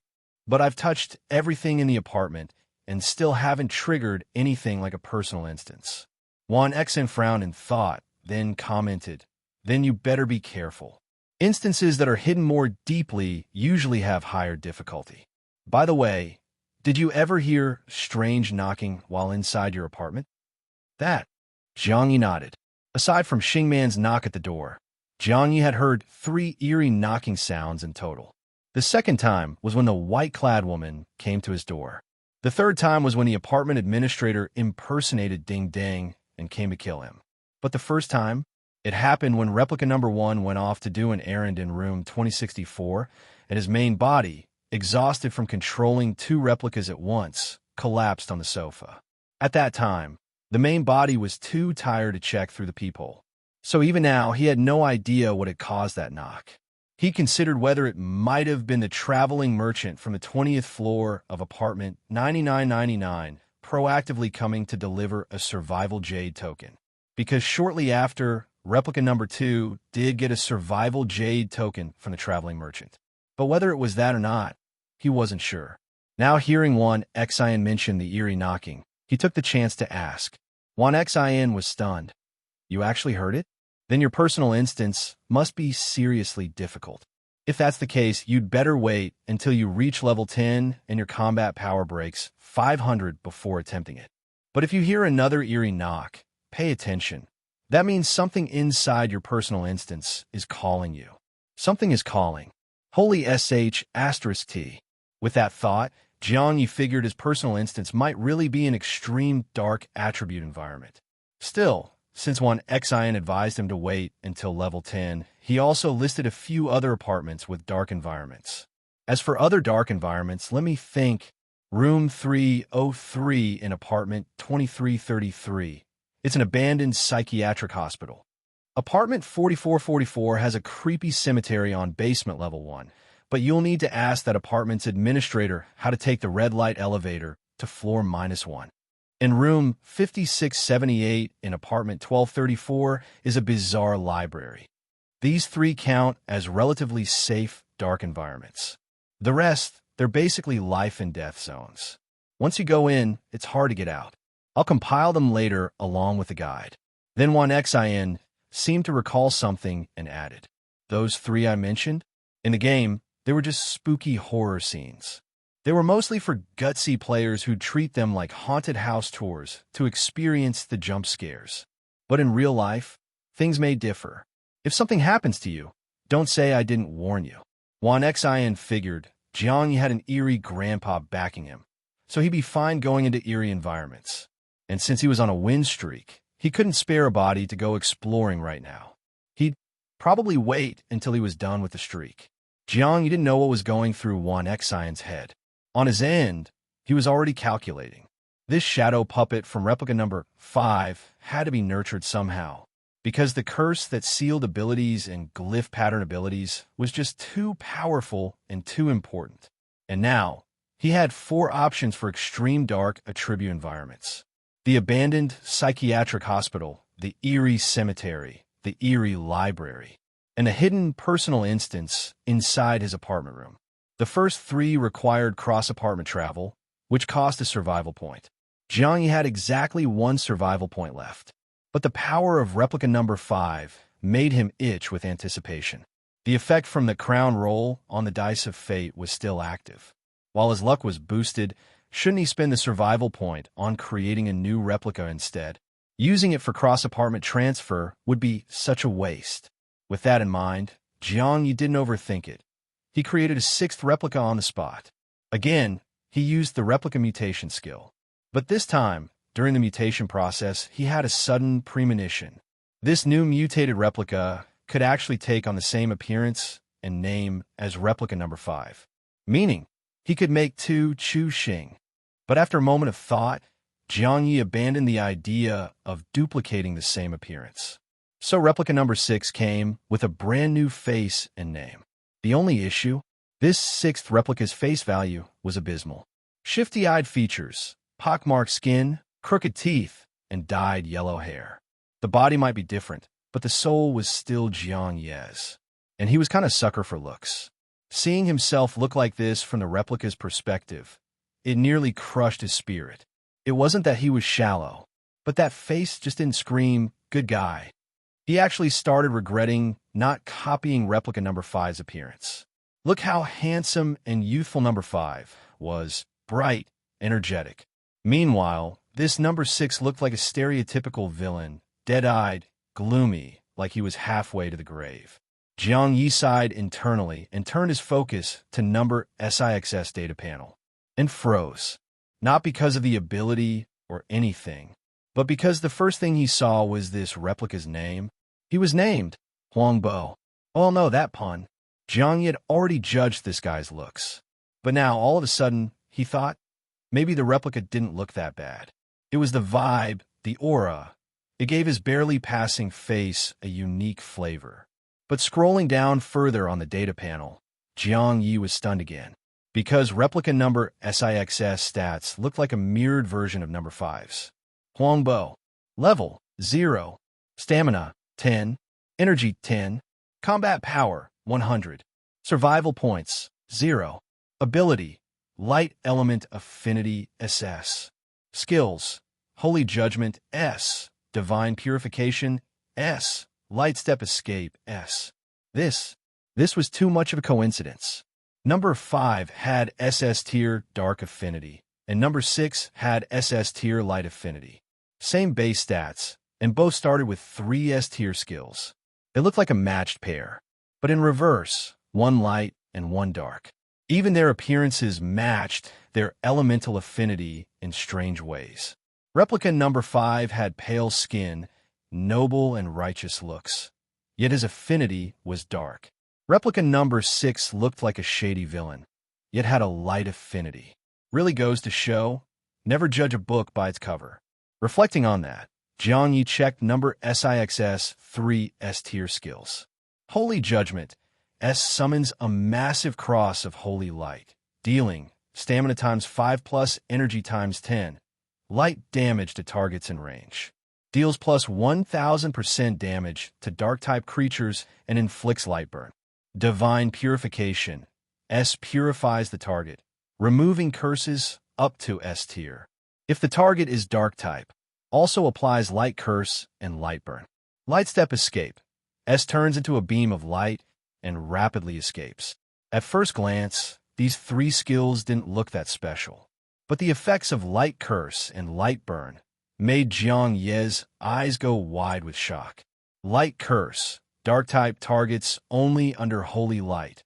All darkness shall be annihilated and all filth expelled. The cursed will lose their eerie abilities and die at the next midnight. Light burn, dark-type targets only a special light-infused burn that gradually erases the soul until the eerie soul is annihilated. These effects, wasn't this way too broken?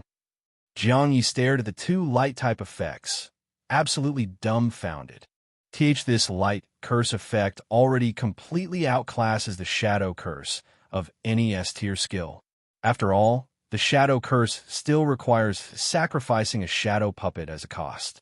The strength of the curse depends on how much is sacrificed. It only temporarily seals glyph abilities. The sealing duration is based on the attributes of the shadow puppet sacrificed. But this light curse, it's a guaranteed 0-point instant death effect. And the loss of glyph abilities here seems to be permanent, not temporary. Plus, the trigger condition for this light curse is way simpler than shadow curse. All you need to do is casually use the skill Holy Purification. And if the target is a dark-type being, the light curse will descend. This is basically the same as being able to one-shot any dark-type being. And on top of that, both S-tier skills come with the insanely broken Light Scorch effect. At first, Jiang Ye saw how often this effect appeared on both skills and thought it wasn't that great. But this effect is just way too insane, isn't it? Right now, this number 6 replica only has 2 offensive skills. The third one, Light and Shadow Escape, is clearly an escape move. But both offensive skills come with Light Scorch, which means as long as number 6 gets into a fight and the enemy is a dark-type being, then just landing a hit triggers the Light Scorch effect. And the end result of Light Scorch is death. It continuously erodes the soul until the eerie soul is completely destroyed. Isn't this basically, as long as his light-type skills hit a dark-type being, that target is 100% doomed? This This is basically like not even giving people a chance to spar for fun. Once he makes a move, it's a fight to the death. The more Jiang Ye thought about it, the weirder this light-type ability seemed compared to the dark-type one. So, on replica number 1's side, he asked the blackened replica again. But this time, before he could even clearly describe his question, just mentioning light-type ability made him notice a visible change in the blackened replica's expression. Jiang Ye felt something in his heart and stopped explaining, directly asked, "I was wondering if dark-type abilities are countered by light-type ones. What about dark-type beings? Do you know, in the Doomsday Apartments setting, exactly what kind of beings are classified as dark-type?" The blackened replica answered immediately, "I'm a dark-type being. Also, any being with glyph abilities is a dark-type. Human players who awaken dark-type abilities also count as dark-type. And all eerie beings, undead beings. You could say in the entire Doomsday Apartment, over 80% of the beings are dark-type. Only a small portion of human players haven't turned into dark-types yet. Holy sh**t. Wait, what?" Jiang Ye originally thought this number 6 replica's anti-dark-type effect was crazy strong. Maybe it's because there actually weren't that many dark-type beings? So maybe the skill wasn't that overpowered? But he never expected that. According to the blackened replica, 80% of Doomsday Apartment is dark-type. This. Doesn't that mean 80% of all beings in Doomsday Apartment are hard-countered by this broken number 6 replica? Logically speaking, Jiang Ye should be happy about that. After all, it means this number 6 replica is basically invincible. But Jiang Ye wasn't dumb. He could faintly feel something was off. And the blackened replica's reaction was also unusual. After explaining what counted as dark-type beings, the blackened replica continued answering the question about the light-type ability. Just like you guessed, light counters dark? Absolutely. And this counter is ridiculous. Basically, light-type skills casually killing enemies with 10x their combat power isn't even rare. And that's just with sub-S tier skills. That's the usual level of suppression. The truly broken ones are the S-tier light-type skills. Almost every offensive S-tier light skill comes with a light scorch effect against dark-type beings. This effect plants an eternal light point onto the dark-type being's soul. As long as they're alive, they'll keep suffering soul-burning agony from that undying light. It's said the pain is unbearable, and it causes continuous soul damage. A dark-type being hit with light scorch. Even if they survive, their soul will leak like a deflating balloon, slowly withering away, until it completely vanishes. When he said that, even the blackened replica's usually calm tone carried a trace of lingering fear. He paused for a moment, then continued. "Now imagine if you were a dark-type being. What would your attitude be toward light-type abilities?" Jiang Ye froze and swallowed hard. It took him a while to squeeze out a few words. Fear. And total hatred. He imagined himself in the shoes of a dark-type being, and a crystal-clear thought surfaced in his mind. Light-type abilities are just too ridiculous. They're even scarier than a virus. They shouldn't exist. They must be wiped out completely. No survivors allowed. We can't let anyone with a light-type ability grow stronger. Otherwise, the entire Doomsday Apartment is screwed. That was pretty much Jiang Ye shouting hoarsely from his dry throat. Pure instinct, raw emotion. The blackened replica simply nodded. Exactly. That's the consensus among Doomsday Apartment players. And the hatred Doomsday players feel toward light-type abilities goes way deeper than what you just imagined. Because some players have actually experienced the pain of light scorch. Because the ones who truly master S-tier light skills, their power level is beyond your imagination. The blackened replica's tone still carried that lingering dread. But Jiang Ye just listened silently, indifferent. Deep down, he couldn't help but grumble. Sorry, these S-tier light skills aren't beyond my imagination at all. Because what's in your imagination has already become my reality. Originally, Jiang Ye was planning to ask the blackened replica if this number 6 replica skill set was weird. But now, he had zero interest in asking anymore. That invincible joy had completely vanished thanks to the blackened replica's explanation. Yeah, this number 6 replica was absurdly overpowered, like shoulder to shoulder with the sun level. But the problem is, the hate he'll draw is maxed out. If he dares to reveal this number 6 replica's ability even once, he probably won't even have time to touch the sky or shake hands with the sun before he's exposed and dead on the spot, right? If an average player awakened such a busted light-type ability, they'd be suffocated to death from the frustration. You've got a god-tier ability that could solo the entire Doomsday Apartment. But in the end, you can't use it, and it could get you killed at any time. But Jiang Ye was different. He didn't just have this one ability. Worst case, he could just keep this replica hidden away and treat it like a lucky charm. Sigh, just like that. Most of the joy from obtaining such a broken replica disappeared. If he'd known, he might as well have spent survival points on cross-apartment travel instead. But then again, maybe not. This number 6 replica was definitely the most valuable one of all his replicas. It was just so absurdly powerful, it became too much of a good thing. Jiang Ye sighed in his heart, while also starting to feel nervous. This number 6 replica was just too dangerous. He couldn't feel at ease leaving it in room 2025, where apartment administrators could barge in any time. Coincidentally, number 2 replica had just gotten a room in apartment 9999 from making it onto the War God ranking. So he quickly used the replica reflection mirror to duplicate number 2 replica, then swapped number 2's mirror replica with number 6 replica in a replica swap. Just like that, he completed an illegal transfer between apartments. Number 6 replica was teleported to apartment 9999 without spending a single survival point. Only, as soon as he arrived, he caught the attention of apartment 9999. Juan Xin. What the hell? How did this guy named Huang Bo get into our apartment?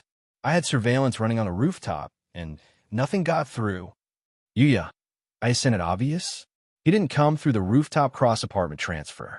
He must have gotten a room from the War God ranking. Didn't you just get yours that way, Brother Juan? Xing, no, wait. There was no one named Huang Bo at the bottom of the War God ranking. And look at the ranking board. His name's not there either. You know what that means?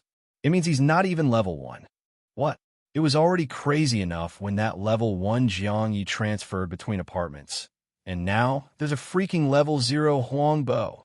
And he didn't come through the War God ranking or the rooftop transfer, so how the hell did he get here? For a while, the players in the loving water chat group of apartment 9999 were buzzing with speculation. Now and then, someone would even at Huang Bo directly. Jiang Ye thought it over for a moment and didn't reply at all. He figured this number 6 replica was basically a ticking time bomb. It could explode any day now, and the fugitive life could begin at any moment.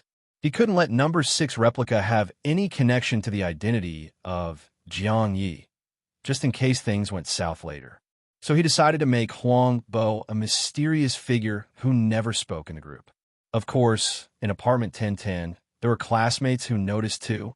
That apartment had 2 cross-apartment players show up, one named Xing, the other named Huang Bo.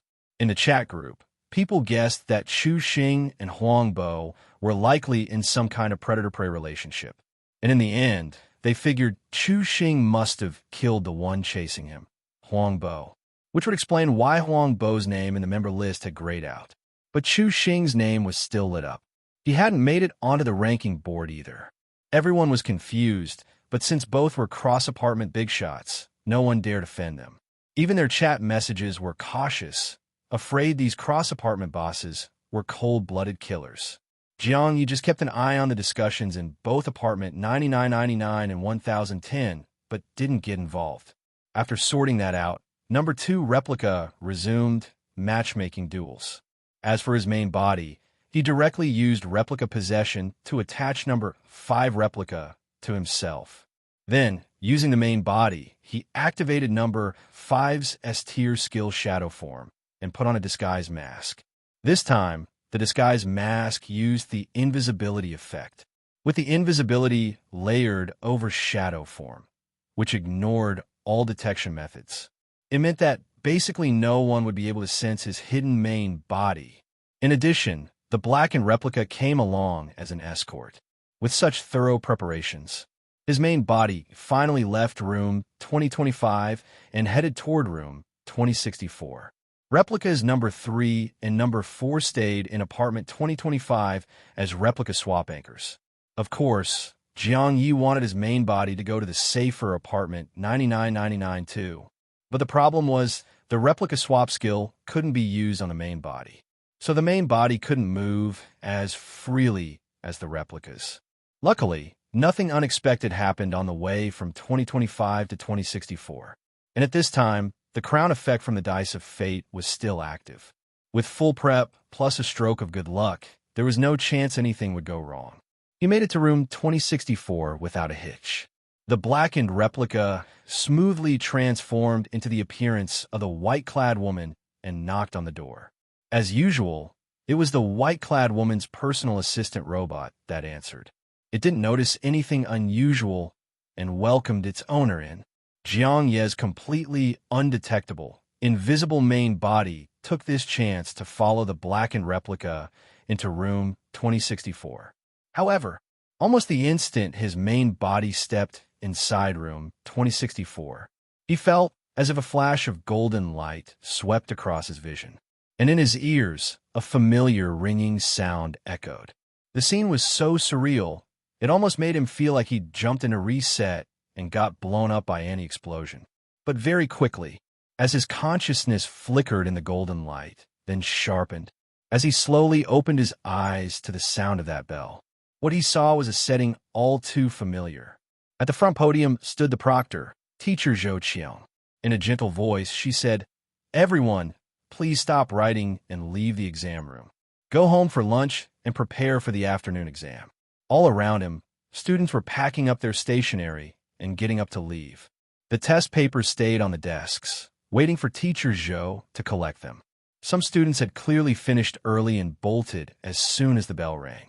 Within moments, the whole exam room was empty except for Jiang Ye. Zhou Qiang had already reminded him several times to leave quickly.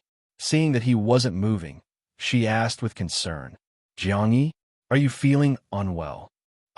Jiang Ye swallowed hard, a dazed expression on his face, like he had no idea what day or year it was. He looked down at the test paper, then up at Teacher Zhou. After a long pause, he mumbled, no, I think I had a dream." Zhou Qiang looked at him again and asked, "You're really not feeling sick?" Knowing Jiang Ye's personality, he didn't like bothering others. Of course, he was going to say he was fine and leave.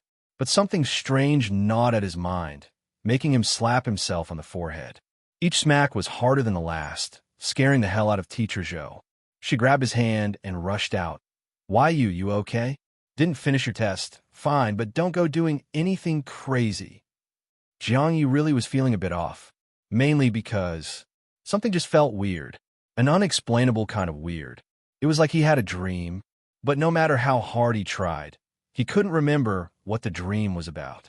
This sort of thing was actually pretty common, but he had this gut feeling, whatever dream he couldn't recall, it was important.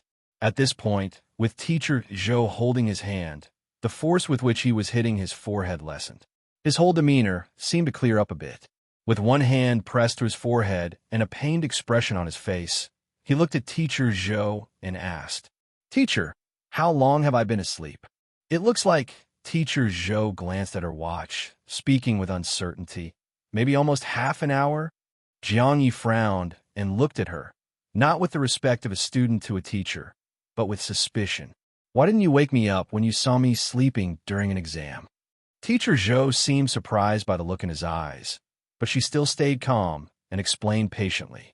"Because a lot of students had already finished the exam and were reviewing. I didn't know you had fallen asleep before finishing the test. And you looked like you weren't feeling well, so I didn't want to disturb you." It sounded reasonable, but Jiang Ye's expression grew more serious. He said in a low voice, "No, Teacher Zhou may seem gentle, but she's actually extremely strict. Forget about sleeping during an exam. I once finished all my homework, but was so tired I dozed off for a second during evening study, and she still woke me up. She always says, sleeping when you should be studying affects others. Not in a physical way, but in a mental one. Seeing someone sleeping might make hardworking students feel lazy. If I had really fallen asleep during the exam, Teacher Zhou would have definitely woken me up. So, this isn't an exam room, and you're not Teacher Zhou. The reasoning seemed simple, but it wasn't easy for Jiang Ye, because in his memory, he had fallen asleep during the exam. At the moment, his mind held no memories of the Doomsday Apartment at all, which meant, right now, he believed himself to be a completely normal student. Everything around him felt completely real. And yet, even under those conditions, he said with conviction, this wasn't the exam room, and she wasn't Teacher Zhou.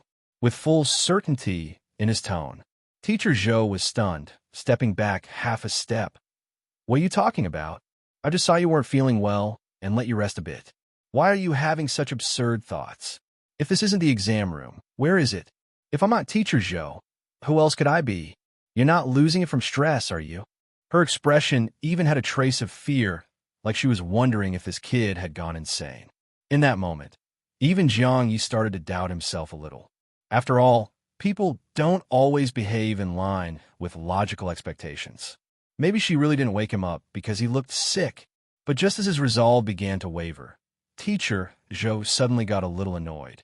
Whatever the case, I need to collect the test papers. Please leave the exam room now. If you're not feeling well, have a classmate walk you to the nurse. Jiang Yi seemed a bit dazed, but still stood up and walked toward the exit. He walked slowly. As he passed the last row, he stopped, resting one hand on the desk, the other knocking on his forehead again. A voice deep inside seemed to whisper, something's wrong. Something's definitely wrong. At first, he really did wonder if he was just too stressed and starting to break down mentally. But soon, he chose to trust himself, even if his mental state was different from normal. Then with him as the reference point, the real problem was with what the world defined as normal. That was the Jiang-style relativity theory he'd come up with back in 4th grade. And now, it was time to believe in himself and carry that theory forward. Jiang Yi spun around sharply, speaking in a voice that sounded like a devil's whisper. If my mind really is broken, then I guess a madman committing murder isn't a crime. As he spoke, a dagger materialized in his hand, and he lunged straight at Teacher Zhou. Bright red blood splattered across pages of fluttering test papers. The pain and shock on Teacher Zhou's face still looked incredibly real. But this time, Jiang Yi didn't doubt himself. He yanked the blade out and stabbed several more times. And just like that, the scene before him seemed to tear apart. Amidst the swirling, blood-stained exam papers, everything slowly faded away. Just as he thought, it was an illusion. Memories began to stir, hazy but awakening in Jiang Ye's mind. Almost on reflex, he immediately activated Phantom Lantern. Then he looked around. Sure enough, he was in the white-clad woman's room 2064. He was still in the invisible state enhanced by Shadow Replica. Nearby, the white-clad woman was probably actually the blackened replica in disguise. He saw him grab the mini personal assistant robot and crush it in one go. Tossing the broken pieces on the floor, he returned to his blackened replica form and explained. This robot likely appeared along with the beginner apartment and was assigned to the NPC residence room. So, it wasn't the white-clad woman's doing. Jiang Yi stared at the pile of shattered robot parts, his face dark. So, just now, it was the apartment administrator again, using this personal assistant robot. But the moment he said that, a chill ran down his spine. If the administrator had disguised themselves as Teacher Zhou just now, did that mean he'd just attacked the administrator himself? Wouldn't that give them full rights to erase him on the spot? And yet they didn't? Why not? The more he thought about it, the more terrifying that illusion felt. Completely wiping his memories like that. That kind of hypnosis that could alter memory and perception. It was way too broken and dangerous. While he was still thinking, the blackened replica spoke up grimly. Normally, robots don't have offensive capabilities. And more importantly, to use such powerful illusion magic without any item assistance. There's no way a normal robot could pull that off. If I'm right, this was some kind of glyph ability that lets the user control machines. And usually, such a glyph ability wouldn't be able to remote parasite into a machine until at least Tier 5. In other words, whoever did this as a glyph ability that's at least Tier 5 or higher. And the apartment administrator probably isn't capable of that. Jiang Ye felt a fresh wave of dread. So the one who targeted him was some top-tier powerhouse with glyph abilities above Tier 5. And this powerhouse had intervened remotely in the beginner apartment. That's just way too much. But very quickly, Jiang Ye realized this kind of entity was probably also restricted by the beginner protection rules and couldn't kill him directly. So instead, they used illusion magic to trap him. If he'd stayed trapped in that illusion until after midnight and hadn't paid his rent, he'd have been automatically erased. Realizing that, Jiang Ye hurriedly pulled out his own personal assistant robot, Xiao Bing, and crushed it on the spot. Then he turned to the TV screen in the white-clad woman's living room and said urgently, "We better hide. Fast." With that, he used the screen to travel to the small forest. Then used the white bedsheet there to reach the beginner apartment ruins the white-clad woman had arranged for him. Jiang Ye arrived at the ruins, but the tension in his chest didn't ease up, because something still didn't feel right. His memories seemed hazy, even contradictory. He remembered that it was because the apartment administrator had attacked him at his door that he sought out the white-clad woman to find a safe place to hide. But then, since he already found the white-clad woman and made it to a safe place, then why had he taken that same route all over again? And besides, while he was hiding here and not worried about the administrator anymore, how was he supposed to pay rent? All these issues, who was going to solve them? Was he just going to sit here and wait? That was way too strange. And also, in his memory, it was supposed to be day 1 in the apartment. So why did it feel like he'd already been through so much? Or had he, just one person, found the time to steal packages, do cleaning, fight duels, and even cross apartments? Wait, yeah, he did cross apartments. He went to apartment 9999, even the white-clad woman's task. He accepted that in apartment 9999. So then why was he still in apartment 1010? That didn't make any sense. Did he cross apartments back again? But he didn't have enough survival points to cross apartments. Wait. No. He'd killed quite a few people. Ding Ding, Huang Qi, Xing Man, and those 3 underlings of his. That's 6 people total. He should have gotten 6 survival points. Where were they? Who took them? The more Jiang Ye thought about it, the more horrified he became. Especially now that he'd been targeted by someone with a glyph ability above Tier 5. It made him feel deep in his bones that the danger might not be over yet. Maybe that illusion from earlier still had some kind of side effect. Or worse yet, sh*t. What if he thought he'd escaped the illusion? But like Inception, he was still trapped in a dream within a dream. F***K me. Just thinking about that gave Jiang Ye goosebumps all over. Even his look toward the blackened replica was starting to shift. But the question was, could he kill the blackened replica like he did Teacher Zhou? Just as he was thinking that, the blackened replica suddenly spoke. Not good. I think we're still inside the illusion. Those words made Jiang Ye squint suspiciously. Was this guy a fake, trying to gain his trust? Or was he, like Jiang Ye, also trapped inside the illusion? Jiang Ye acted like he believed the second option, but inwardly stayed on guard. Outwardly, he cautiously asked, "What gave you that feeling?" The blackened replica answered truthfully, "The memory doesn't add up. It feels like something important is missing from the timeline, like a key piece is gone, and now things aren't lining up." That explanation matched exactly how Jiang Ye felt, but it still wasn't enough to make him fully trust the blackened replica. Meanwhile, in the real room 2064, the blackened replica finally realized something was off. You couldn't blame him for noticing late. The issue was, Jiang Ye had used number 5 replica's shadow form to conceal his presence. The intention was to avoid detection by the administrator. But the concealment effect was so strong that even the blackened replica couldn't sense him.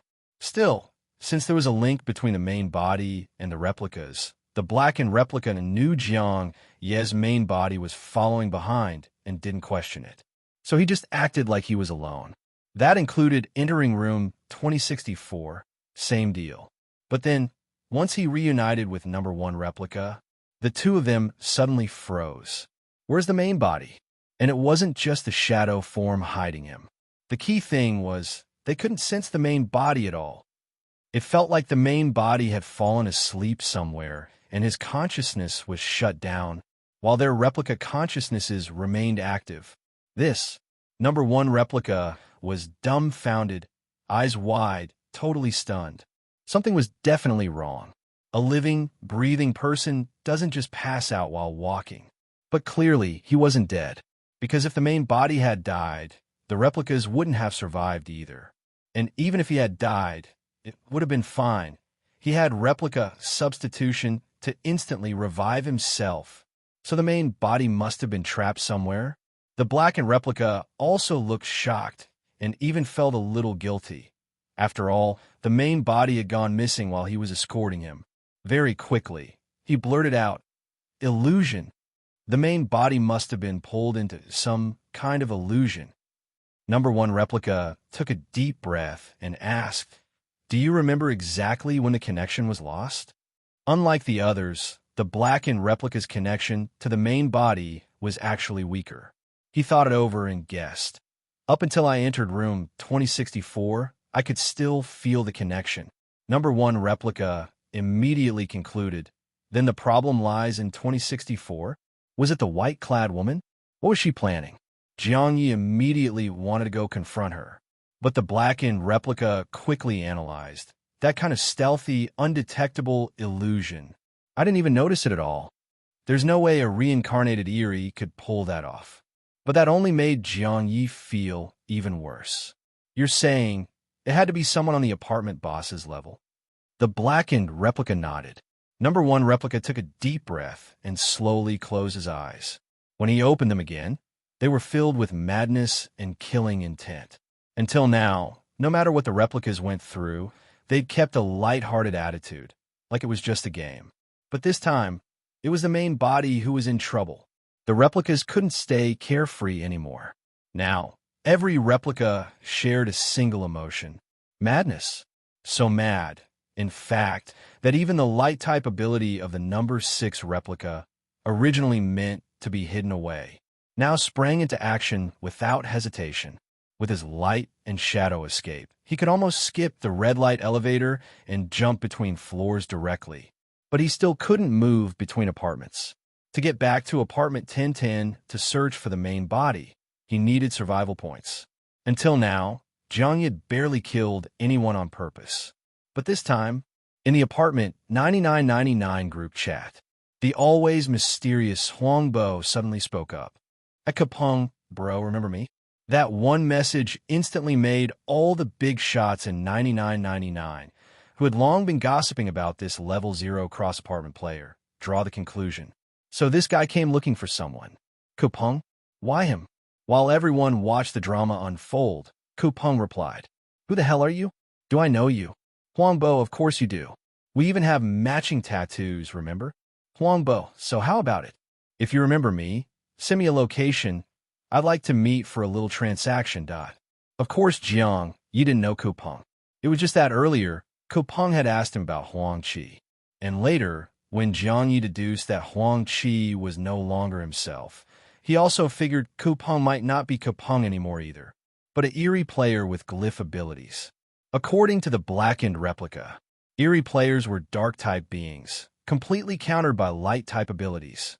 So as number 6 replica sent messages to Kupeng, he also quickly consumed silver tier attribute fruits, 5 each for stamina and energy.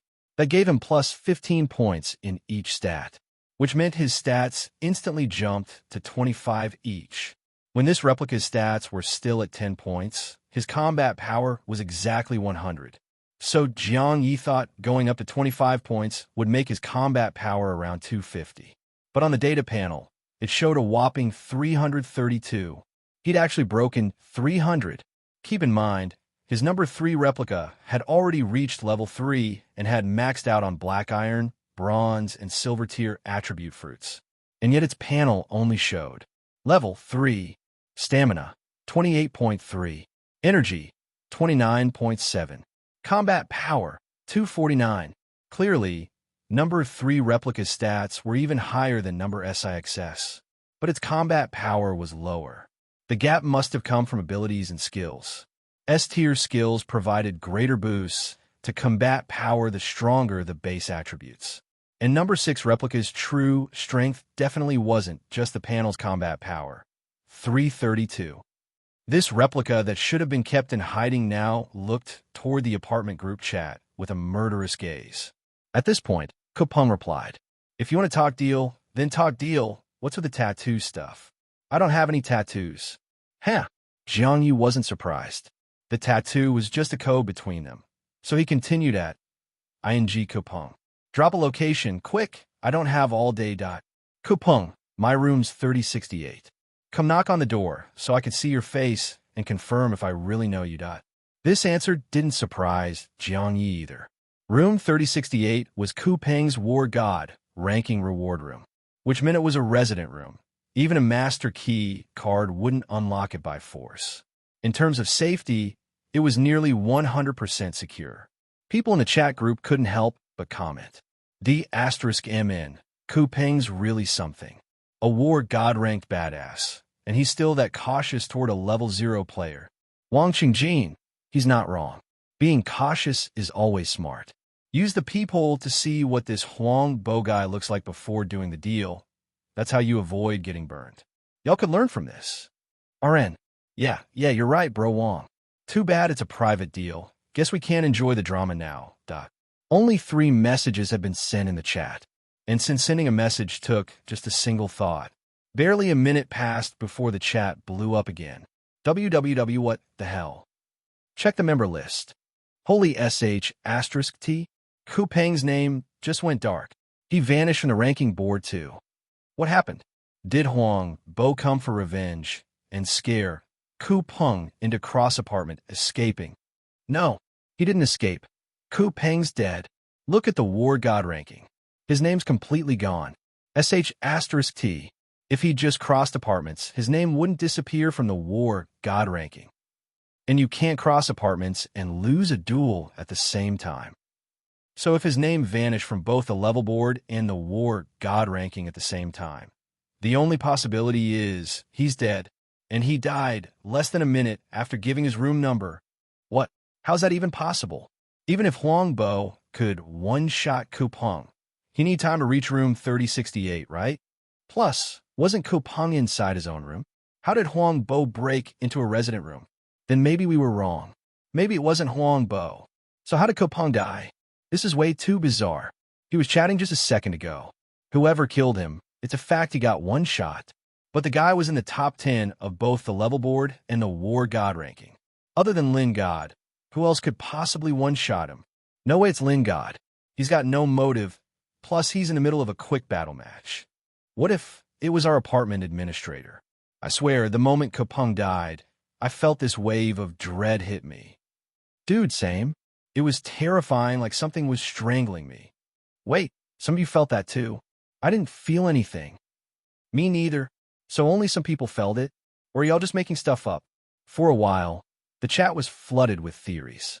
Some discussed whether they should go check out room 3068. But Kupeng had died so mysteriously, most people figured it was best to wait until Lin Jing finished his quick battle and let him check it out instead.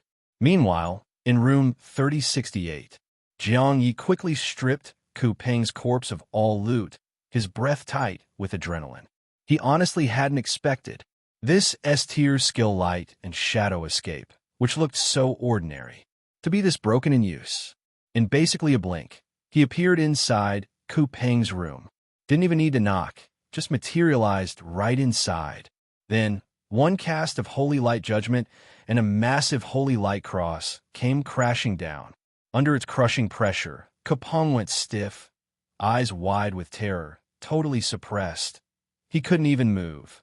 Not that his fear lasted long. Barely 0.1 seconds later, he fully blackened and then exploded. His death scattered brilliant, fiery light points like a burst of iron sparks. And Jiang Ye, naturally, earned 1 survival point. But when he used light and shadow escape again to zip to the rooftop, he unexpectedly saw the apartment 9999 administrator, that middle-aged uncle, who had looked totally chill when manning the first floor front desk, more laid back than the one from apartment 1010. Now, on the rooftop, his whole body was tense, his eyes full of pure terror, like he might shatter at any second. Jiang Ye never thought he'd see such fear in the eyes of the strongest apartment administrator. So the blackened replica was right. He had severely underestimated how much dark-type beings feared light-type abilities. He thought he'd face a tough battle or get ambushed by some sneaky trick. But nope, the moment he burst onto the rooftop, the administrator disappeared on the spot, ran away faster than Jiang Ye, like he was afraid of catching some kind of curse. Originally, Jiang Ye planned to use the rooftop to cross apartments back to 1010.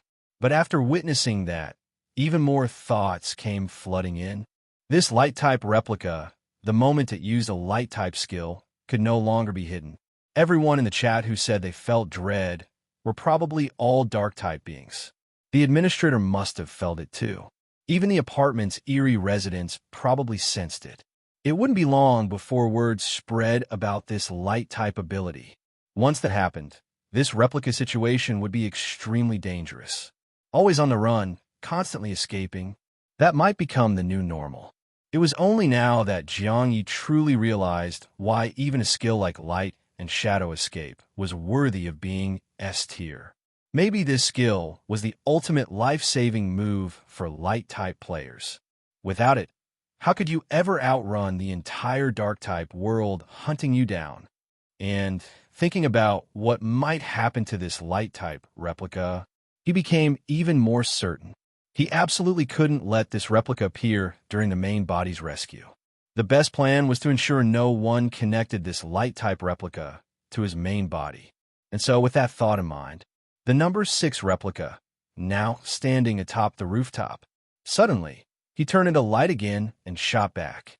What he didn't know was, the moment he turned back, every eerie resident in apartment 9999 was shaking in fear, including the apartment 9999 administrator, who had returned to the first floor lobby. If it were purely about strength, the administrator of 9999 wasn't afraid of Jiang Ye. Jiang Ye's holy light judgment wasn't powerful enough to one-shot him. On the contrary, if Jiang Ye dared attack him, the administrator would instantly gain erasure privileges. But the problem was, even if he wouldn't get one shot, the 9999 administrator still didn't dare get hit by holy light judgment. Hell, he didn't even dare get touched by it. He was terrified that the holy light cross might have too wide an area of effect and accidentally hit him. Because if it did, and he got infected with light scorch, it would mean unbearable agony followed by certain death. So yeah, dark-type beings might hate light-type abilities with a passion. But that fear? It was very real. A light-type user like this, 100% a public enemy. But even so, it still wasn't 9999's administrators' turn to act. Right now, every dark-type being in apartment 9999 only had one hope, that this walking plague god would leave. Fast. The 9999 administrator was desperate for him to cross apartments and go. Only after he was gone could he consider taking any further action. But to their despair, this plague god had made it all the way to the rooftop, looked ready to leave, and then turned around and came back. The F***K. What was he trying to pull now? The one most terrified right now was, of course, the 9999 administrator. Worried that their brief encounter on the rooftop had made the plague god target him, he immediately issued an emergency promotion announcement. And then, every player in apartment 9999 heard the following in their heads. Ding! Emergency announcement from the beginner apartment system. Apartment 9999 administrator has issued a kill on-site order for player Huang Bo.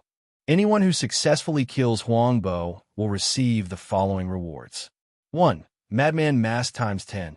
2. Platinum Treasure Chest times 10. 3. Survival Points times 10, 0, 0, 0. the moment this was announced. The group chat in apartment 9999 exploded. WTF? The administrator's gone insane. He's putting up madman masks as a reward? 10 of them. Dude's seriously not afraid. One of us might actually pull it off. Wait. An administrator issuing a player bounty? That even legal? Sounds shady as hell. I vaguely remember a similar bounty during the old game days, but that one was a server-wide kill order. Just as someone finished saying that, every single player in every number beginner apartment suddenly heard. DNG. Ding. Ding. Emergency cross-server announcement from the beginner apartments. 26 apartment bosses have jointly issued a global bounty on player Huang Bo. Any player who encounters the bounty target will receive an automatic alert. Any player who kills the target will receive the following rewards. 1. Star tier treasure chest times 3. 2. Star tier Dao fruit times 1. 3. Star tier dojo times 1. 4. Book of myriad laws times 1. 5. Survival points times 100. 000. Holy sh asterisk t. That reward was insane. The moment Jiang Ye heard the global bounty on himself, his heart actually wavered. This light-type replica that just got exposed. Yeah, he was definitely on the run from now on. So, instead of running forever, maybe he should just kill himself and cash in the reward? No joke. He didn't know much about the first 4 rewards. But that 5th one, 100,000 survival points. That was instant wealth. He could create 100,000 replicas on the spot. Skyrocketing. With that many replicas, odds were high another light-type ability would show up too. Seriously, Jiang Ye was really tempted. But tempting as it was, the priority right now was still saving his main body. Once the main body was rescued, then he could think about trading this light-type replica for the reward. Still, if he really did claim that reward, his power progression would be faster than a rocket launch, even if his main body couldn't control that many replicas at once. That kind of resource influx would boost his strength beyond imagination. If he himself, the bounty target, was this tempted by the reward, you can imagine how other players reacted. The group chat in apartment 9999 exploded all over again. WWWWTF. A global bounty. I remember now, back in the game, there was one global bounty like this, and the guy who completed it became the strongest in the entire server. So whoever kills this Huang Bo could skyrocket to the top instantly. Holy sh asterisk t. Screw the duels. We know Huang Bo's in our apartment. Suddenly, every war God-ranked player in the apartment was going berserk. 80% of the spectators watching Lin Jing's quick battle walked out immediately. Even Lin Jing himself was struggling to stay focused. FK, should he just quit and go murder instead? But impulse aside, Lin Jing wasn't dumb. This reward was even crazier than that global bounty back in the game. So whoever this Huang Bo guy was, he had to be something special. Someone like that probably couldn't be one-shot so easily. Lin Jing forcefully suppressed his greed and continued the quick battle match. Meanwhile, everyone else in apartment 9999 sprang into action, including Wang Chengjin, who'd been playing mind games with Lin Jing. Wang Chengjin originally thought, if Jiang Ye accepted the kill the administrator quest, and after he finished that, he got globally hunted, then as someone who fought the administrator with him, Wang could ambush Jiang Ye and take the bounty. With the reward, he'd surpass Lin Jing and become the strongest. But after watching Lin Jing's match, he was getting less and less confident he could steal the kill from Lin Jing. He was even thinking, maybe it wasn't worth it. But now, while Lin Jing was still stuck in quick battle, this god-tier bounty dropped with even better rewards. And by their apartment's intel, Huang Bo was still only level 0. A target like that, and without Lin Jing competing, Wang Chengjin was suddenly full of confidence. Forget Jiang Ye. That Huang Bo, he's mine. It wasn't just Wang Chengjin. Almost every player who'd been blinded by greed was thinking the same thing. Some players, driven purely by desire without a shred of brain power, shouted in the group chat. 3068. Room 3068 where Ku Peng lived, That gotta be the last place Huangbo was seen. Brothers, come with me to 3068. We're gonna surround him. F asterisk. These rewards are insane. I swear my eyes turned red. 3068 it is. Let's go, brothers. Doesn't matter who gets the final hit. It's a ticket to riches. Wait, are you guys serious? Now that this outrageous bounty's out, it's basically confirmed that Kopeng was killed by Huangbo. More precisely, insta-killed. And Kupeng's one of the strongest in our apartment. If he got one shot, do you really think he can kill Huangbo? Exactly. A bounty this broken proves how terrifying Huangbo must be. He's definitely not someone just anyone could take down. Don't speak too soon. Remember that global bounty from a game? Someone snatched that kill seconds after the notice went out. Everyone else didn't even react in time. Exactly. The point of this bounty is simple. Huangbo's gonna die. Whoever lands the first kill gets the reward, period. Screw it. Even if I can't tell how strong Huangbo is, just look at that bounty. It's worth the risk. Yeah, at this point, no amount of rational analysis could beat that bounty. Over 80% of the players in apartment 9999 mobilized. Since they assumed Huangbo was powerful, a good chunk of them decided to follow the group's suggestion and check out room 3068, where Kopeng died. Others, who were a bit more strategic, headed for the rooftop. Wang Qingjin was one of them. In his view, Huangbo had to have heard the global bounty alert. Even if he was powerful, he'd definitely panic. His first move would be to cross apartments and escape. And since he seemed to have come to apartment 9999 specifically to kill Kopeng, now that he'd done it, he'd surely want to leave. So the rooftop cross apartment point was the perfect ambush spot. Soon, 4 of the top regional war god-ranking players were gathered at the rooftop. Wang Qingjin, Jiang Wenhan, Li Junqi, and Shabo. Like 4 diamond generals, they stood guard at the top. These 4 had been on good terms before and spoke cordially. But now, the air around them was stiff with tension. Other players were passionately swarming to hunt Huangbo.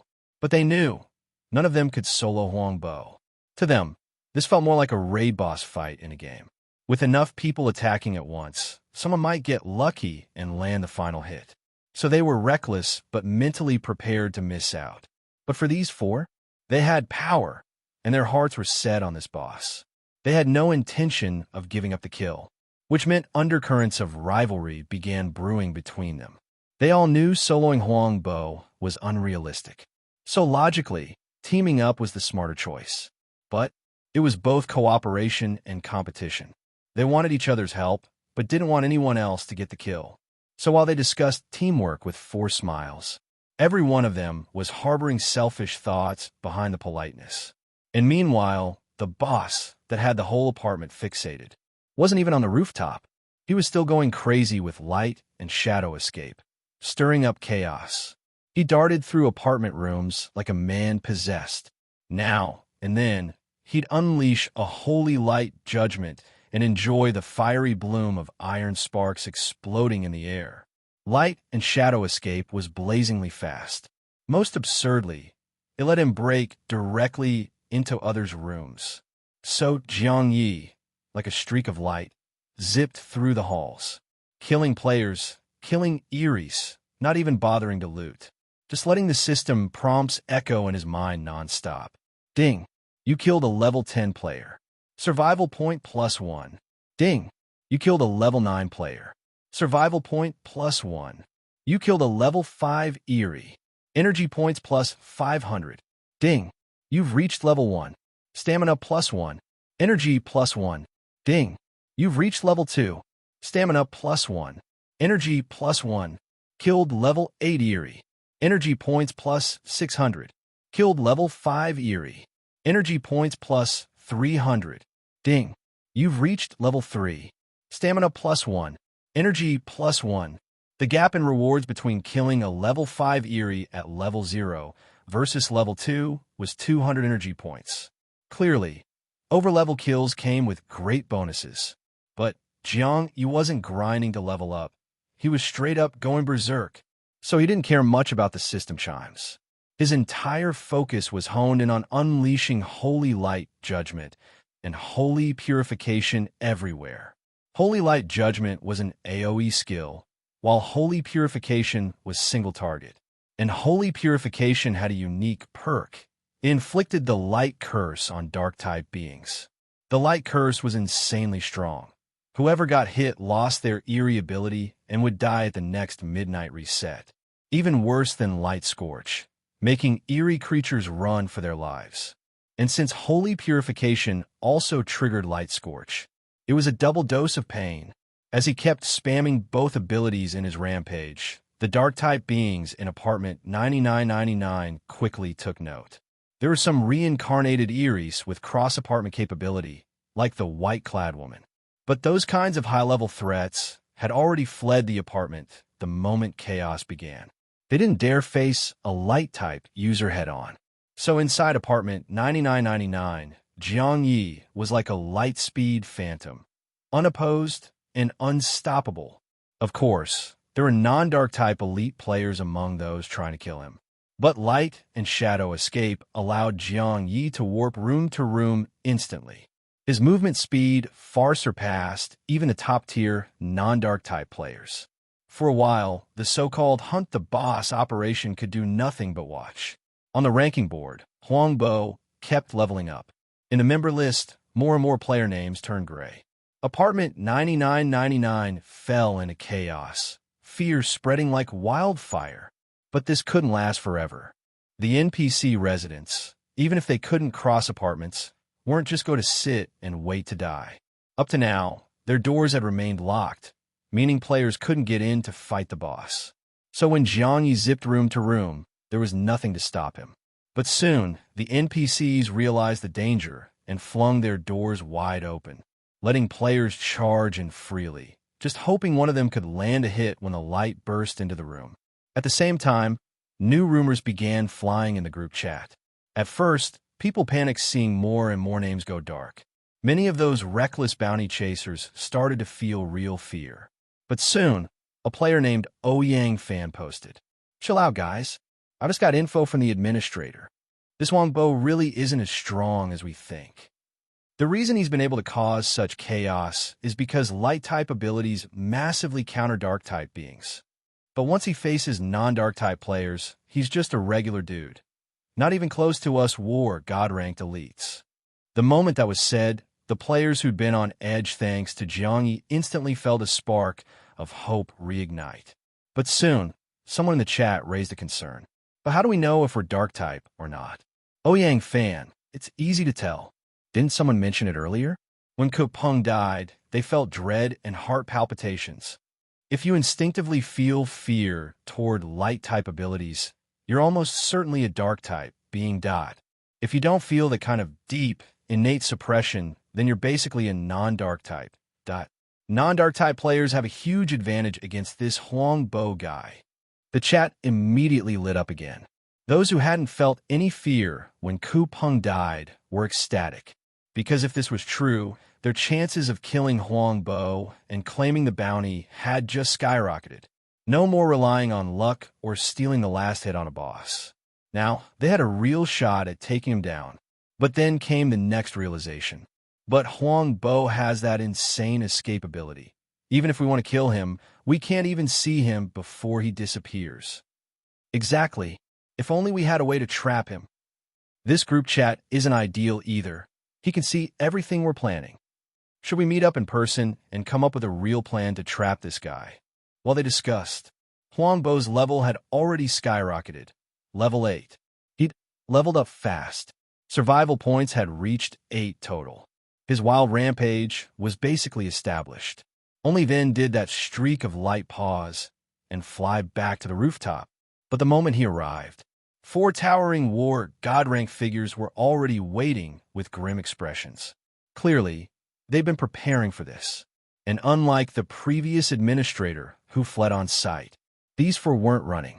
On the contrary, thanks to Ouyang Fan's message, their confidence had only grown. But that confidence also brought heightened wariness toward their allies. If Huangbo had been overwhelmingly powerful, they would have had no choice but to cooperate. But now that they knew his strength relied on countering dark types, each of them believed they had the ability to kill him solo. So now, their caution toward each other outweighed their fear of Huangbo. The moment that streak of light appeared on the rooftop, their first reaction wasn't to attack Huangbo. It was to watch each other. And that hesitation was all the opportunity Jiang Ye needed. He didn't even bother arguing with them. Light and shadow escape was faster than anyone could react. In a flash, he was at the rooftop console. As his figure vanished, he left behind a single line hanging in the air. "Wait here, all four of you, I'll be back." And just like that, the light disappeared from apartment 9999. Wang Qingjin and the others exploded with rage. "We waited all this time, and he just ran. Chase him. Where the hell did he go? He said he'd be back." What does that mean? It meant exactly what it sounded like. The light-type replica had left apartment 9999 and started stirring up trouble in other apartments. Same process, same madness. He zipped between apartment rooms using light and shadow escape, firing off skills, harvesting eerie beings and dark-type players like a farming machine. Soon, he'd reached level 10 and had over 20 survival points saved up. It wasn't that he didn't want to keep going, but time was the problem. Light and shadow escape was incredibly fast. Though he caused huge commotion, he'd only hit 3 apartments. And on average, he stayed 1 minute per apartment. Then, almost like it was random, he landed back at apartment 1010. And again, went on a spree. But this time, he had a clear destination. Room 2064, where the white-clad woman was. At the time, chaos had erupted among Jiang Ye's classmates in 1010, because they'd seen the name Huangbo before. Now, the group chat was blowing up. Everyone freaking out over the bounty, speculating about who Huangbo really was. The hype in the group chat made exam day discussions look tame by comparison. Right at peak excitement, someone suddenly shouted, "Holy sh*T! Huangbo's name lit up again. He's back on the level board, number 1. Level 10, Huangbo. Holy sh*T!" But after the collective freak out, the group suddenly went silent. After all, the students in 1010 weren't like the elites of 9999. They couldn't even handle normal cross-apartment players. Where would they find the guts to fight someone with a global bounty? To them, this was pure spectator entertainment. This kind of monster-level existence was way out of their league. The sudden silence was rooted in fear.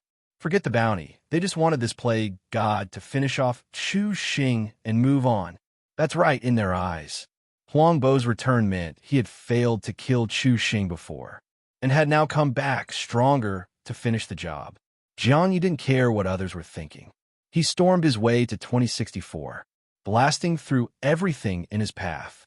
Holy light judgment. Holy purification. He fired them off like they were free samples at a fair. Especially holy purification, which triggered the light curse. He spammed it even harder. Boom! A loud explosion suddenly echoed through room 2064, just as the light type reached apartment 1010 and started causing chaos. Over at the white-clad woman's location, within the ruins of the beginner apartment that could only be reached through 2 spatial portals. Replica number 1 was too weak and didn't personally go to find the main body. After all, he was worried that if he couldn't find the main body, he himself would get wiped out too. So, rescuing the main body was mainly Replica number 6's job. Replica number 1 knew the whole operation. From far away, he was also nervously rooting for Replica number 6. Especially once Replica number 6 reached apartment 1010, he got even more anxious. Afraid Replica number 6 might carelessly fall into some illusion and then lose contact with the rest of the replicas. That would put them all in a passive position. That's why Replica number 6 went so crazy, tossing out skills like he didn't care about the cost. He was trying to seal off the eerie abilities with his skills, in case he also got caught in an illusion. And just as Replica number 1 was sweating bullets for Replica number 6, the blackened replica next to him was literally drenched in sweat. Seriously, Jiang Ye had never seen the blackened replica look so nervous. Even that creepy smile he always wore at the corner of his lips was stiff now. In that instant, he seemed to be standing only by sheer instinct. But it was obvious he could barely hold on. He looked at replica number 1 with a complicated expression, his voice urgent and trembling. I don't want to run either, but it's too terrifying. I have to get out of here. I'm sorry. If I survive, I'll come back. As he spoke, the guy turned into a puff of white mist, trembling as he swiftly burrowed into the ground and vanished. Replica number 1 was dumbfounded. DMN. So this is how light type suppresses dark type? Look how scared the kid got. He couldn't even talk straight. No wonder even that super strong apartment 9999 administrator was like that. Jiang Ye couldn't help thinking. If they found the main body and ensured safety, maybe replica number 6 should go swing by the apartment 1010 administrator too? Serves him right for using ding ding to scare him earlier. Let light type scare him back, just returning the favor. Though Jiang Ye didn't see it, he could imagine. Right now, the apartment 1010 administrator was probably scared shitless. This kind of fear didn't just come from knowing the effects of things like light scorch or light curse. It also carried a kind of instinctual fear, dark type's natural fear of light type. Just as he was thinking that, Jiang Ye suddenly saw a terrified face pop up right in front of him. It was the white-clad woman. At this point, not only was she wearing white, but her face had turned even paler, completely bloodless. As soon as she appeared, she snapped at Jiang Ye with rapid-fire words. What's going on? This freak, do you have anything to do with it? Don't tell me you brought him here. Jiang Ye hadn't even opened his mouth. The white-clad woman glared at him fiercely, then barked in panic. If you really did, you fix it. Kill him now. Kill. Kill. Her last 2 kills clearly sounded unhinged. And not just her tone, her whole demeanor was out of control. After that, not waiting for Jiang Ye to react, a flutter of white fabric suddenly fell. Jiang Ye almost thought he was about to get lucky.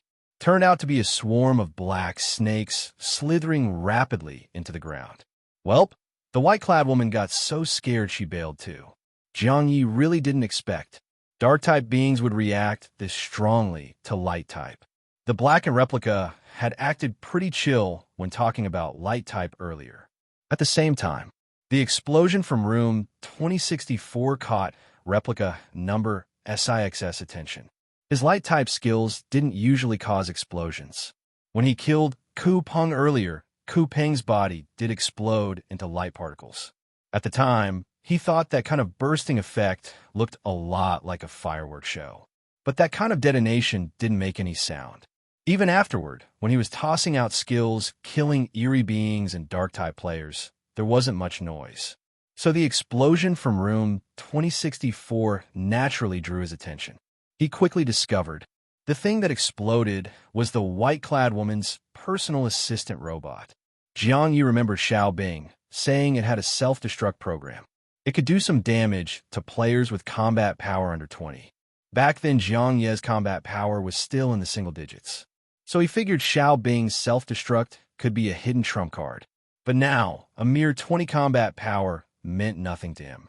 Looking at the exploding personal assistant robot, his first reaction was that it had self-destructed. But soon he sharply sensed there was a trace of dark-type energy hidden in that robot.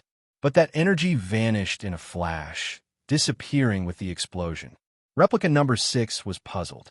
What he didn't know was, far away, deep in the Doomsday Apartments' 666th floor, within the Dead Sea Mist, inside a luxurious conference room, almost at the same time, another explosion went off.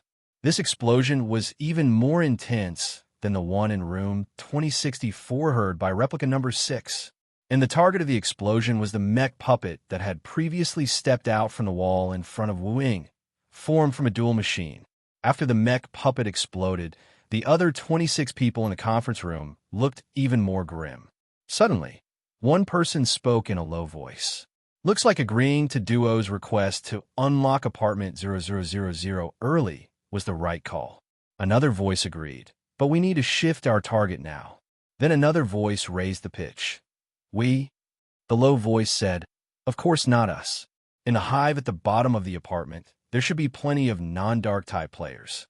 With their identity as veteran players, dealing with a light-type newbie is more than enough. Another voice brought up, but the problem is, this light-type newbie isn't stupid. Would he go to apartment 0000? So, we need to figure out a way to lure him there. Just as those few words were exchanged, another mech puppet, looking just like the one that exploded earlier, walked into the conference room again. 26 pairs of eyes landed on the mech puppet, and they actually saw an extremely unpleasant expression on a face that shouldn't have had any emotions. 26 pairs of eyes suddenly darkened. Sure enough, they then heard that usually emotionless mech speak in a faintly trembling voice. Light scorch. As it spoke, it raised its mechanical arm, changing its form. As the arm transformed, it made a clacking, grinding sound. In the end, it exposed a fingernail-sized, dark crystal embedded deep in its mechanical skeleton. But inside what should have been a pitch-black crystal, there was a faint glimmer of light. And that light, to the more than 20 people present, was blinding. So much so that with just a glance, they instinctively looked away, deeply unsettled. A long while later, after calming down, a deep voice spoke toward the mech puppet. So all the mech puppets are infected? The mech puppet retracted its mechanical arm, its voice stiff and odd. Yes. Just that one word caused several people in the Powerhouse Pack conference room to suck in sharp breaths. In the end, seemingly the most authoritative among the 26 said in a low voice, "If you don't want to get tainted by this thing, then, until that light-type ability user is confirmed dead, none of you should be overreaching." That didn't even need to be said. Everyone here already understood. And back at the beginner apartment, Jiang Ye's main body had been discussing countermeasures with a blackened replica to escape the illusion, while secretly thinking about testing whether this blackened replica was real or fake. But before he could figure it out, the blackened replica, who was just chatting with him, suddenly exploded, and the scene before his eyes, just like when he killed Teacher Zhou earlier, faded like a thin fog clearing from his vision. It was also at this moment that Jiang Ye's main body regained his memory. Not just his missing memories. Even the memories from the replicas during his absence synced instantly to the main body. And the flood of new memories left him completely stunned, massively shocked. What the H*LL? The originally shelved replica number 6 didn't just get exposed. He went wild all over the place. Not only was a kill on-site order issued against him across the entire server, he even caused quite a stir in several beginner apartments. Wait a second. That reward from the server-wide bounty is insane. He wouldn't have dared dream of doing that. Could something this ridiculous even be real? Was he still stuck in the illusion? Of course, that was just a stunned emotional outburst. He could still tell whether he was in an illusion or not. The reality was even more absurd than the illusion. And the moment the main body sensed reality, the 6 replicas also sensed him and all let out a sigh of relief. Especially replica number 6, once he felt the main body return, immediately used light and shadow escape to flee toward the next apartment. He hadn't stayed long in room 2064. So the entire move and the action that followed looked completely seamless. Exactly like the chaotic show he'd put on in other apartments. No one noticed anything unusual. If the news got out, people would just say the light-type replica was out there stirring things up again. No one would specifically mention what happened in room 2064. And Jiang Ye's main body, once he regained focus, immediately realized. When he entered the second layer of the illusion, what the blackened replica said might have been true. The thing that trapped him in the illusion was that personal assistant robot. And that robot seemed to be under the control of a top-tier glyph ability user with the power to manipulate machines. The blackened replica's analysis might have been right. The one who used a high-tier illusion to trap him likely had at least tier 5 glyph ability. That level of powerhouse was probably on the same level as the apartment boss. Once he figured this out, Jiang Ye, who had originally been thinking of killing replica number 6 to claim that luxurious bounty, quickly abandoned the idea. Sure, the bounty was tempting, But whoever actually claimed it would probably end up with a massive target on their back. And if a light-type ability user was actively roaming around the apartments like a maniac, those dark-type bosses might not dare reach too far. So, Jiang Ye ultimately decided, don't kill replica number 6 for now. Let him keep wreaking havoc outside. Of course, during all this chaos, he needed to keep an eye on him in case number 6 slipped up. As he thought about it, Jiang Ye's main body also quickly made his way to the beginner apartment ruins where the white-clad woman was and regrouped with replica number 1. Meanwhile, after scaring the administrator of apartment 1010, replica number 6 swiftly left again. Once he was gone, the apartment 1010 group chat came back to life. Phew, scared me to death. He finally left. Hope he never comes back. But Chu Xing's still alive. Is there really a bounty feud between Huang Bo and Chu Xing? Or are they secretly friends? Maybe Huang Bo just came to say goodbye before leaving. Ugh, enemy or friend? What did our apartment do to deserve this? Why we have to go through this mess? The regular students were just venting normally. But Wang Lingling suddenly popped up with, when that Huang Bo stirred up trouble, did any of you feel a weird, unexplained sense of fear? Shaolikuan, I did. I totally did. Chen Yuchen. Me too, me too. Wang Lingling was just about to ask the two to talk privately. But then the other students chimed in. It's only natural to feel scared when such a strong guy shows up in our apartment, right? Yeah, I couldn't help being scared either. Guess I need to work on my guts to... Seeing this, Wang Lingling realized the others had misunderstood. Their fear was not the same as hers. She sighed and continued explaining in the group. I'm talking about a kind of uncontrollable fear. Not from knowledge, but instinct. Like, even if you didn't know Huang Bo was a big shot, you'd still feel afraid. Anyone else feel that way? Only then did the others realize they'd misunderstood. That kind of fear they really hadn't felt. But then, Yang Wenxiao, who rarely spoke in the group, suddenly piped up. Jiang Ye, did you feel that kind of fear? At Jiang Ye, that sudden mention stunned everyone. Why specifically Jiang Ye? Oh right, they suddenly remembered.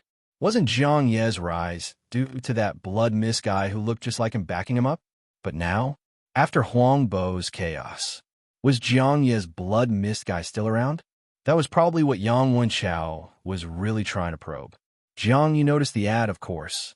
And honestly, he was a bit confused too. When replica number 6 used light-type skills, Jiang Ye's main body had been possessed by replica number 5. Technically, the main body should have been a dark-type being at the time. Even if he wasn't, replica number 5 certainly was, right? But whether it was the main body or the dark-type replica number 5, neither had felt a thing. Not even a hint of light scorch, not even fear. And when replicas 5 and 6 were first created, there hadn't been any resistance between them either. The blackened replica still hadn't returned.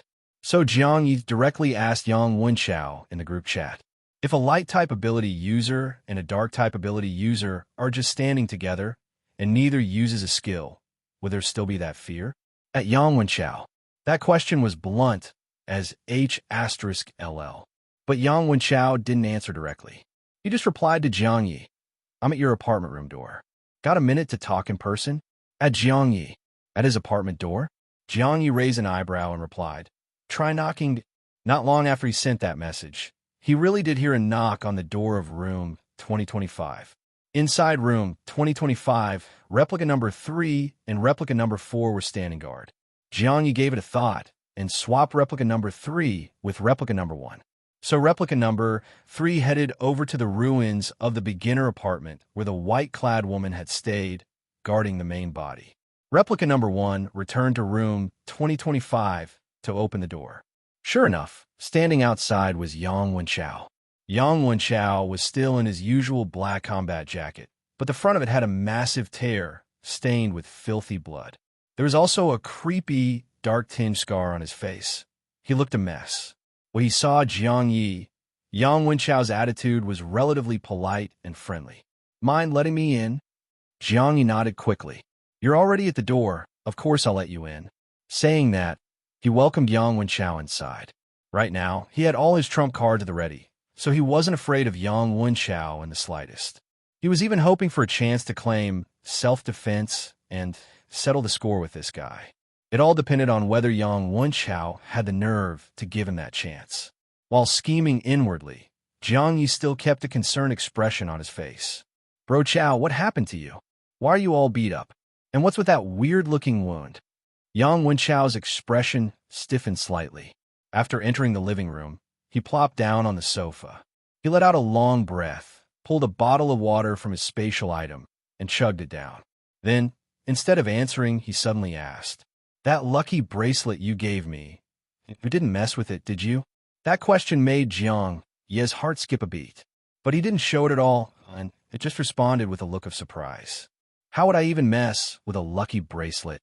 And even if I did, detection should have picked up on it, right?"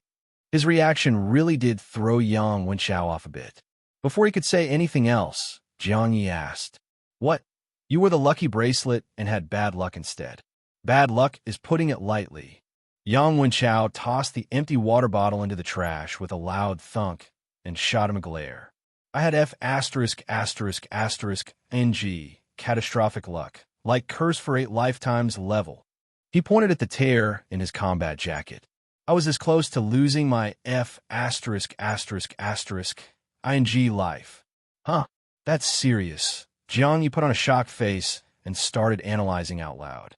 Could it really be that the lucky bracelet's faulty? "But it worked fine when I used it. Maybe you picked up some other dirty stuff that affected your luck?" "Forget it. Let's not talk about that." Yang Wenchao waved it off, clearly not wanting to dwell on it. He scanned the living room for a moment, then asked Jiang Ye, "Where's that big leg you're clinging to?" "Oh, that guy. Oofed. Didn't Huang Bo just wreak havoc in our apartment?" The blood mist guy got so spooked he was trembling when he spoke. "He left me with 'I'll be back,' and then dipped."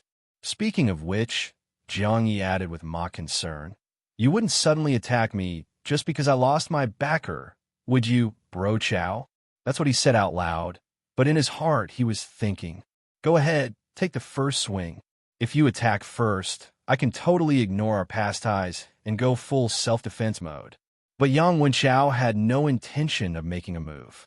Instead, he raised an eyebrow and said, "You may have lost the blood mist guy, but you still have that bald guy backing you up, don't you?"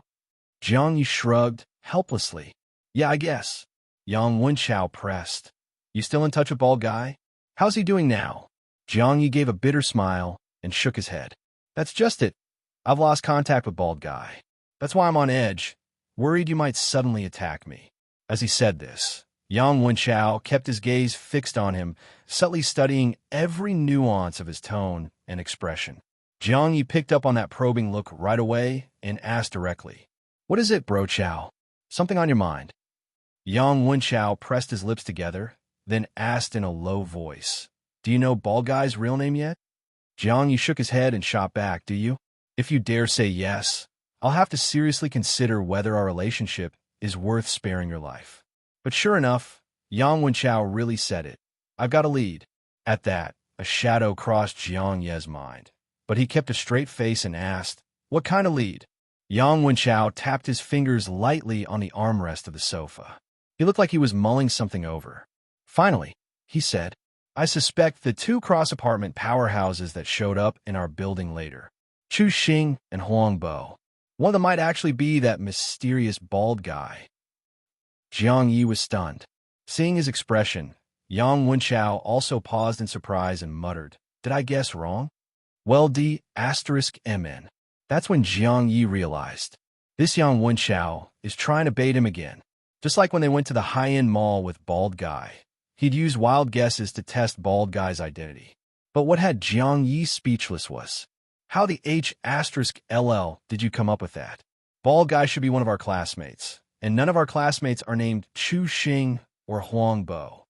Yang Wenchao nodded and explained his reasoning. "Names can be changed easily. And we've never seen what Chu Xing or Huang Bo actually look like, right? I just find it weird. There's nothing special about our apartment. So why did cross-apartment big shots start showing up one after another? That's why I suspect either Chu Xing or Huang Bo is actually that bald guy from before, just with a new identity. I really was trying to test you earlier. If one of them really is that mysterious bald guy who used to live in our apartment, then it makes perfect sense why they'd come back. And I suspect you may have already met them. At that point, Yang Wenchao paused on purpose, then looked at Jiang Ye and said meaningfully, "If you weren't standing beside him at some point, why would you ask in the chat group about what happens if someone is just standing together?" Jiang Ye had no clue what Yang Wenchao was thinking, so he didn't know how to respond. But Yang Wenchao suddenly leaned back into the sofa, looking all laid back, and started talking at ease. "If I'm not mistaken, you've had close contact with Huang Bo, and not just once. The first time was when Huang Bo first showed up in our apartment. Back then, your blood mist guy didn't react to him at all. The second time was after Huang Bo was put on the kill-on-sight order. He came crashing into our apartment, and you two had contact again. And that time, your blood mist guy did react. The blood mist guy ran away, and that made you start to question things. Why is it that when a light-type ability user stands next to a dark-type being, there was no fear the first time, but there was the second time? That's why you asked me that in the group chat. And now, I can give you the answer. When a light-type ability user stands next to a dark-type being, the dark-type will definitely sense it and feel fear. The reason your blood mist guy didn't react the first time you came into contact with Huang Bo is because at that time, Huang Bo wasn't a light-type yet. If I'm right, Huang Bo must have a dual ability. And light-type is his second ability, which only awakened later. Maybe he thought that with his second ability, he'd soar to the top. But he never imagined that the second one would be the extremely rare light type. And it's precisely that light type second ability that led him down a path to certain death. As Yang Wenchao said all this, he sounded so confident, like he'd already uncovered the ultimate truth. Jiang Ye, on the other hand, was completely dumbfounded. He really didn't expect this guy's imagination to run this wild. All he did was ask a question in the chat group, and this dude came up with all that. Still, the question he asked in the chat did get answered. So, it really was abnormal that replica number 5 and replica number 6 stood together without triggering fear. Could that be a characteristic of replicas? Even if his replicas had dark-type attributes, they might not be affected by the light-type ability of number 6? Jiang Ye pondered in silence. Seeing him not respond for a while, Yang Wenchao became even more convinced he was right. He continued analyzing in a serious tone. Looking at it this way, even if Huang Bo isn't bald guy from before, he must have some connection to you. A friend? A relative? Or something else? Jiang Ye, the reason I came to talk to you in person today is because I want you to think clearly about one thing. Huang Bo, who's now under a kill-on-sight order, is definitely doomed. So if he's definitely going to die, then the question is, who would benefit the most from being the one to kill him? So that's why Yang Wenchao came knocking. He was trying to convince Jiang Ye to kill Huang Bo. No wonder he insisted on showing up in person. Chances are, he had his eye on the kill-on-sight reward. Not that Jiang Ye could blame him. With such luxurious rewards, any normal person would be tempted. Jiang Ye felt a mix of emotions, some introspection, some contemplation. He was thinking, Yang Wenchao, to be or not to be, that is the question, and it was one he hadn't yet answered. Then Yang Wenchao, like he had a death wish, suddenly asked, "By the way, have you been to the duel room lately? There's someone named Jiang Ye on our war god ranking. Ranked 96th, what a coincidence, huh?" That line sounded half like a casual remark, half like a probe. Jiang Ye didn't even react yet. Yang Wenchao just laughed to himself. Probably just someone with the same name. Yours isn't exactly rare. Jiang Ye raised an eyebrow, sat down on the sofa, and said in a deep voice, "What are your thoughts on killing Huang Bo?" Yang Wenchao's eyes narrowed, a flicker of darkness flashing within. He scooted closer and was just about to speak when Jiang Ye suddenly interrupted. "You're probably a dark-type being too, right?" That line made Yang Wenchao freeze. But he quickly recovered and responded with a low voice. "It's exactly because I'm dark-type that I can help you strategize about killing Huang Bo, but I can't take the kill myself. After all, facing a terrifying light-type ability like that, I don't even have the guts to confront him directly. That's why I truly want to help you. Truly, Jiang Ye raised an eyebrow, clearly not buying it. Yang Wenchao smiled calmly, with a deeper meaning in his tone. So you're not stupid after all. You call me Bro Chow, all nice and friendly, but what you're actually thinking. Only you know. That slightly mocking remark made Jiang Ye mentally reply. Thinking about killing you, smiley face. Yang Wenchao, oblivious to Jiang Ye's inner thoughts, continued analyzing. From your perspective, it's natural to think I'm trying to use you to steal the kill on Huang Bo. But having that thought means you're underestimating how deeply dark types fear light type abilities. Yes, the kill on-site reward is super tempting. But that temptation isn't enough to overcome the fear. So yes, I sincerely want to help you. But yeah, I've got selfish motives too. I'm thinking, if you really do manage to kill Huang Bo, then having you as my backer would be just as good as having Bald Guy and the Blood Mist guy on my side. That line left Jiang Ye momentarily stunned. He didn't expect Yang Wenchao to actually be seeking him as a backer. And since things had reached that point, with Yang Wenchao plainly saying, "You're not dumb," Jiang Ye decided to speak plainly too. To be honest, there's not much sentiment between us. Back when I was stealing that package on the stairwell, you let me go. But that mercy, by your own words, was just you paying me back. And that time on the rooftop when I was saved, don't think I don't know, the one who actually saved me was Bald Guy. You were just tagging along. If anything, you dragged Bald Guy down a bit. So really, there's not much between us. Why should I believe you'd willingly want me as your backer? That statement laid everything bare. Classmate bonds, a favor for not killing, a life-saving rescue, all clearly sorted out. For a moment, the air between the two was eerily still. Meanwhile, replica number 2, assigned to fight in the duels, had just secured his 30-win streak. With his strength, that kind of streak was practically a walk in the park. Though this time, he had lost contact with the main body midway. A single replica couldn't perform replica fusion on its own. Luckily, the fusion had already been completed beforehand. So although there were some bumps, it wasn't a big issue. Replica number 2 paused for a bit, waited until the main body returned, then resumed fighting. Hitting the 30-win streak went smoothly. What he didn't expect was his 30th opponent turned out to be an old acquaintance, Wu Ying.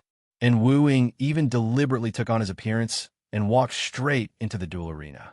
The moment he saw him, he grinned and said, "Well, surprised? Shocked. It's me again, back to feed you another win." The way he said that made Jiang Ye feel a little embarrassed. To show it, he even politely said, "Well, thanks, I guess." Wu Ying hesitated, wondering if he should reply with a "You're welcome," but before he could, Jiang Ye got straight to the point. "You're offering another free kill this time, probably to talk to me about that global kill on-site order, right?" Wu Ying raised an eyebrow, on a face identical to Jiang Ye's. "Bingo. Since you're being direct, I'll skip the small talk too. That guy who's under the global kill on-site order." Even as Wu Ying brought up that guy, his attempt at a casual tone still sounded a bit forced. He paused, as if to calm himself, then continued. "All dark-type beings are willing to do whatever it takes, just to see him dead. And the sooner he dies, the better." That much was undeniable. Wu Ying let out a breath and went on. "But actually killing that guy isn't easy. First off, dark-type beings don't even have the courage to face him, let alone strike the killing blow. Second, when it comes to non-dark types, you've probably felt it too. Our Doomsday Apartment has always been dominated by dark types. Non-dark types rarely have top-tier strength. And that light-type ability user, he's also mastered the light-type survival skill Light and Shadow Escape. With that alone, those small fry non-darks would have a hard time killing him." Jiang Ye nodded. "So what's your point?" Wu Ying smiled calmly. His tone now was nothing like the arrogant attitude he had during their first and second matches. Now he was downright polite and friendly. "So, on behalf of the Duo organization, I'd like to propose a collaboration. Of course, the deal doesn't require you to risk your life and go head-to-head with light type. Because if I'm not mistaken, you're a dark type being too, right?" At that, Wu Ying narrowed his eyes. He was recalling their third match. He had offered a free kill again, expecting Jiang Ye to use that weird method to finish him. But instead, Jiang Ye used a glyph pattern ability. Yet when Wu Ying copied him using phantasm parasitism, he couldn't replicate that glyph ability at all. It was like that ability came out of nowhere, totally unnatural. No matter the reason, one thing was clear. Jiang Ye was definitely a dark-type being. And Jiang Ye didn't bother correcting the misunderstanding. Wu Ying continued. You must have heard the apartment announcement. The 0000 apartment will open at the next midnight. Jiang Ye nodded. Wu Ying went on. Your 20-win streak reward must have given you a Bodhi enlightenment fruit, right? Jiang Ye nodded again. Wu Ying smiled. Inside apartment 0000, there's something called the Zhuang Zhou dreaming butterfly. He hadn't even finished the sentence before Jiang Ye interrupted.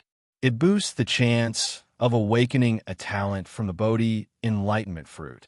Wu Ying raised an eyebrow. Since you already know, I'll skip the long explanation. To get that Zhuang Zhou dreaming butterfly, you'll definitely be heading to apartment 0000. But if you can lure that light-type user to 0000 apartment 2, then every critical win you need, your opponent will be me. I'll keep throwing the match. Make sure you cruise to a 100-win streak. He knew that a 100-win streak wasn't all that tempting to someone like Jiang Ye, who could probably pull it off solo. So he added more bait. If you manage to get the light type to 0000 apartment, then you might even get a chance to land the kill yourself. If everything plays out right, you could grab the kill on-site reward. And let me tell you, even an old veteran like me gets green with envy just thinking about it. After hearing all that, Jiang had a good idea what this guy was really up to. The whole collab thing? Total smokescreen. He was just here to leak intel on purpose. A 100-win streak was something Jiang Ye could earn on his own, nowhere near as tempting as the kill on-site reward. And according to Wu Ying, luring the light type to 0000 apartment could open up a chance to kill him and claim that reward. Now, that was the real temptation. Too bad Wu Ying didn't know. Jiang Ye and that light-type user were the same person. If he wanted that reward, he wouldn't even have to lift a finger. Still, outwardly, he let some excitement show at the mention of that juicy kill-on-site reward. And he took the opportunity to ask, does 0000 apartment have something special that weakens light types?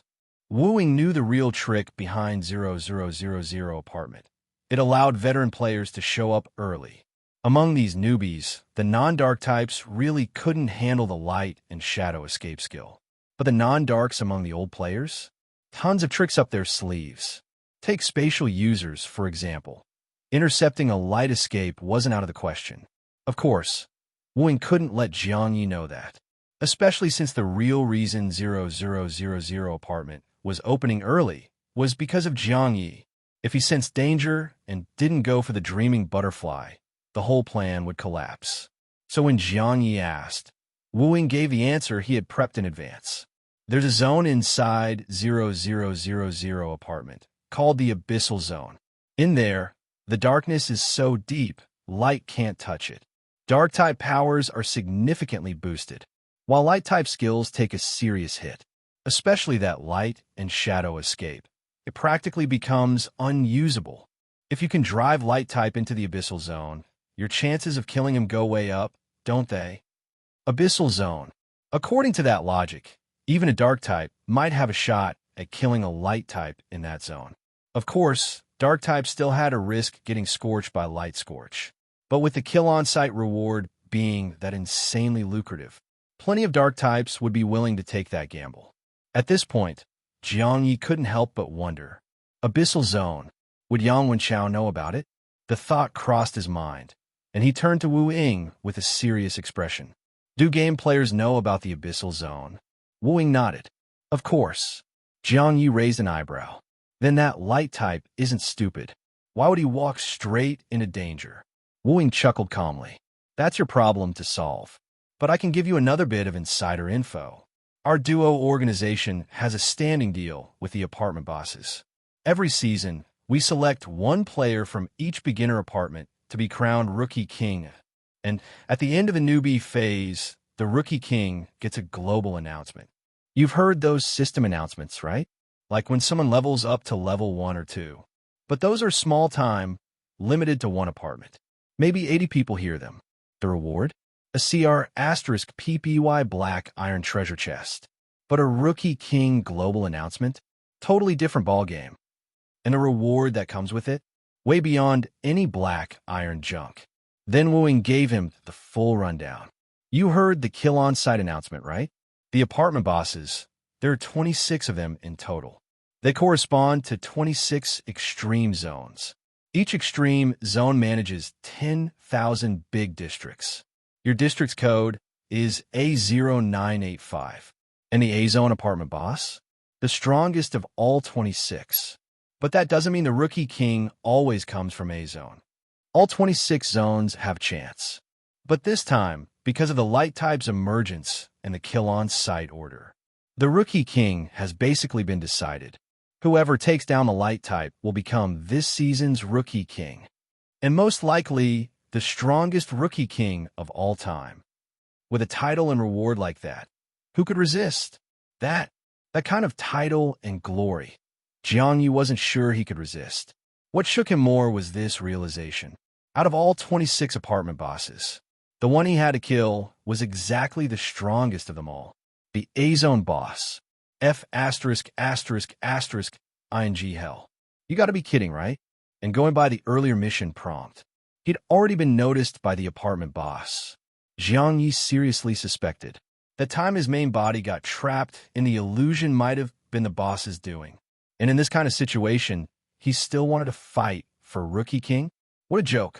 Seriously, has any Rookie King in history ever killed an apartment boss? He was starting to suspect the white-clad woman had totally screwed him over. This D asterisk MN mission. Maybe he should just ditch it? But could he really? The apartment boss was already watching him. If he ditched the mission now, would that boss just suddenly forget about him? As he mulled it over, Jiang Ye felt helpless. Regret wouldn't do him any good now. The only silver lining, while the light type was still stirring things up, those powerhouses probably wouldn't mess with the beginner apartments so easily. Jiang Ye steadied his thoughts and looked back at Wooing. By now, he'd figured out all this cooperation and dealing Wooing was talking about was really just painting a picture, dangling rewards in front of him. The kill-on-site reward, the Rookie King title and glory. All of it hinged on him killing the light type. And the best way to do that was to lure him into the abyssal zone. But the issue wasn't just whether he would kill the light type. If he didn't, and someone else did, then they would get the Rookie King title. That had to be what Wooing was really angling for. Once Jiang Ye sorted it all out, his expression didn't change much.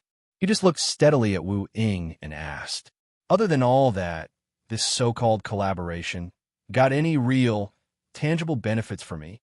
Wu Ying smiled. Just a verbal agreement. You're not bound by anything. It's all up to you. If you lure the light type into the abyssal zone, you might get the kill-on-site reward. Even if you don't, you'll still get our help throwing matches to ensure your 100-win streak. If you choose to do nothing, that's fine too. We'll treat the collaboration as non-existent, and these 30 wins, consider them a free gift. Jiang Ye's face didn't change. All right, if it's a gift, then you surrender this round yourself. Wooing had no way of telling whether Jiang Ye would actually go through with dragging the light type into the abyssal zone. But seeing that he didn't want to talk anymore, he obediently hit surrender. And just like that, Jiang Ye got his 30-win streak effortlessly. The reward, as always, was 3 floating cards. And he'd already promised to give the 30-win reward to one XIN. So he picked one at random and left the duel machine. Meanwhile, the chat in the apartment 9999 group was still buzzing, everyone still talking about the kill-on-site order. Naturally, the ever-chatty one XIN was in the middle of it. Jiang Ye directly at him, got the 30-win reward. Where do I hand it over? At one XIN. One XIN was overjoyed when he saw it, and quickly replied, I'll come to you. Elsewhere, the much-discussed light-type replica had already crossed into apartment 6996. Using light and shadow escape, He slipped right into room 9669. This was exactly the place described in one Exine strategy guide, Void Mirror Palace. According to the guide, the Void Mirror Palace was composed of countless hexagonal prism chambers, forming a giant honeycomb structure. Each hexagonal space had 6 mirrored walls. 3 to 4 of those walls were passable. Touch one with your finger, and you'd be taken to the next chamber.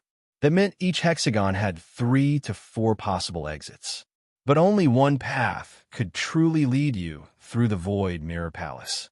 And that correct path changed in real time. Every trip through the palace was a blind search. No patterns, just trial and error. Juan Xian's guide did offer some navigation tricks for the Mirror Palace.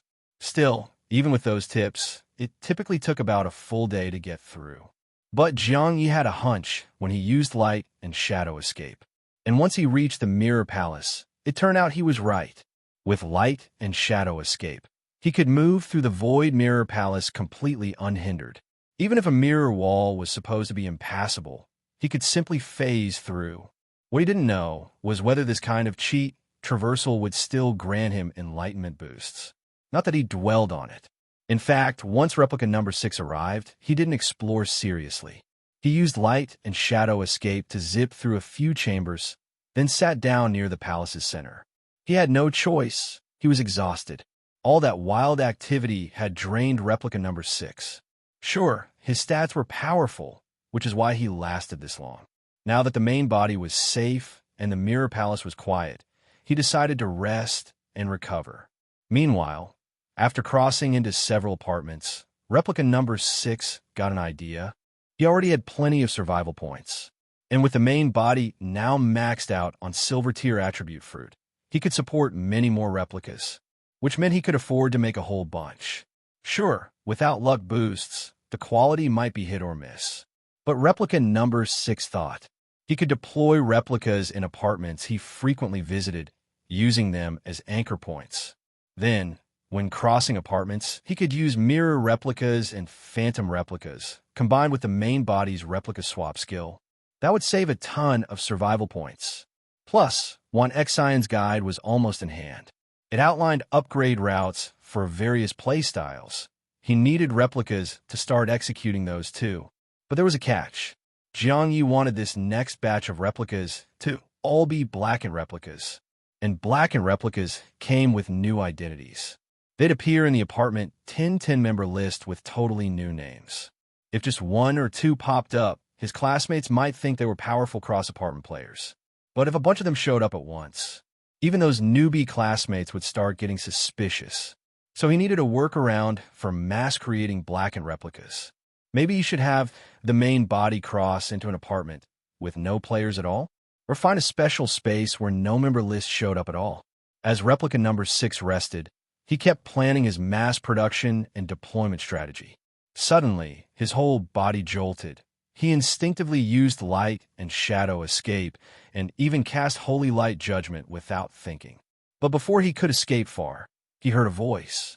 It echoed from all directions in the Void Mirror Palace, surrounding him in stereo. Don't be nervous. Take a moment to feel it. We're the same kind. Same kind? Same kind as in another light type ability user? No way. Wait, for real? Yes, for real. Because Jiang Ye could actually sense it. Back when he was causing chaos, he'd already noticed. Light types had a unique reaction toward dark types. It was an instinctual sense of disgust. That disgust seemed to mirror the fear dark types had toward light types.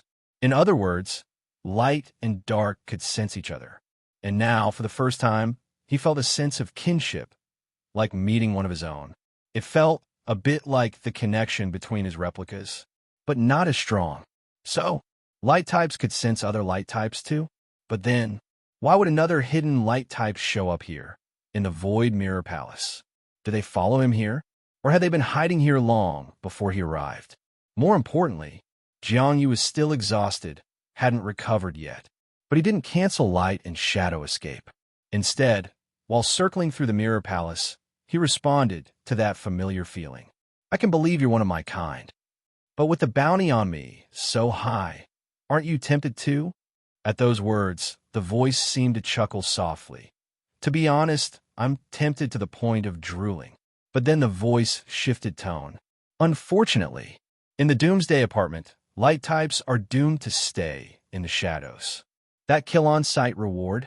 Other players can have it. Dark types, non-dark types, doesn't matter. But light types? Never. Because what light types need is to keep a low profile, not to go crazy like you. Jiang Ye instantly got it. Yeah, made sense. The kill on sight order was aimed at light types. Whoever claimed the bounty would get a ton of attention. And if people found out they were a light type too, they'd just get slapped with another bounty. It was already hard enough surviving as a light type. Trying to claim that reward was just asking for it. Thinking that, he lowered his guard a bit toward the other light type. Still, he didn't show himself. After thinking a moment, he replied again. Judging by your tone, you sound really familiar with the Doomsday Apartment. Don't tell me you're. Before he could finish, the voice interrupted. Yep, you guessed it. It's not even hard to guess. I'm what corresponds to the reincarnated Eerie, a reincarnated player.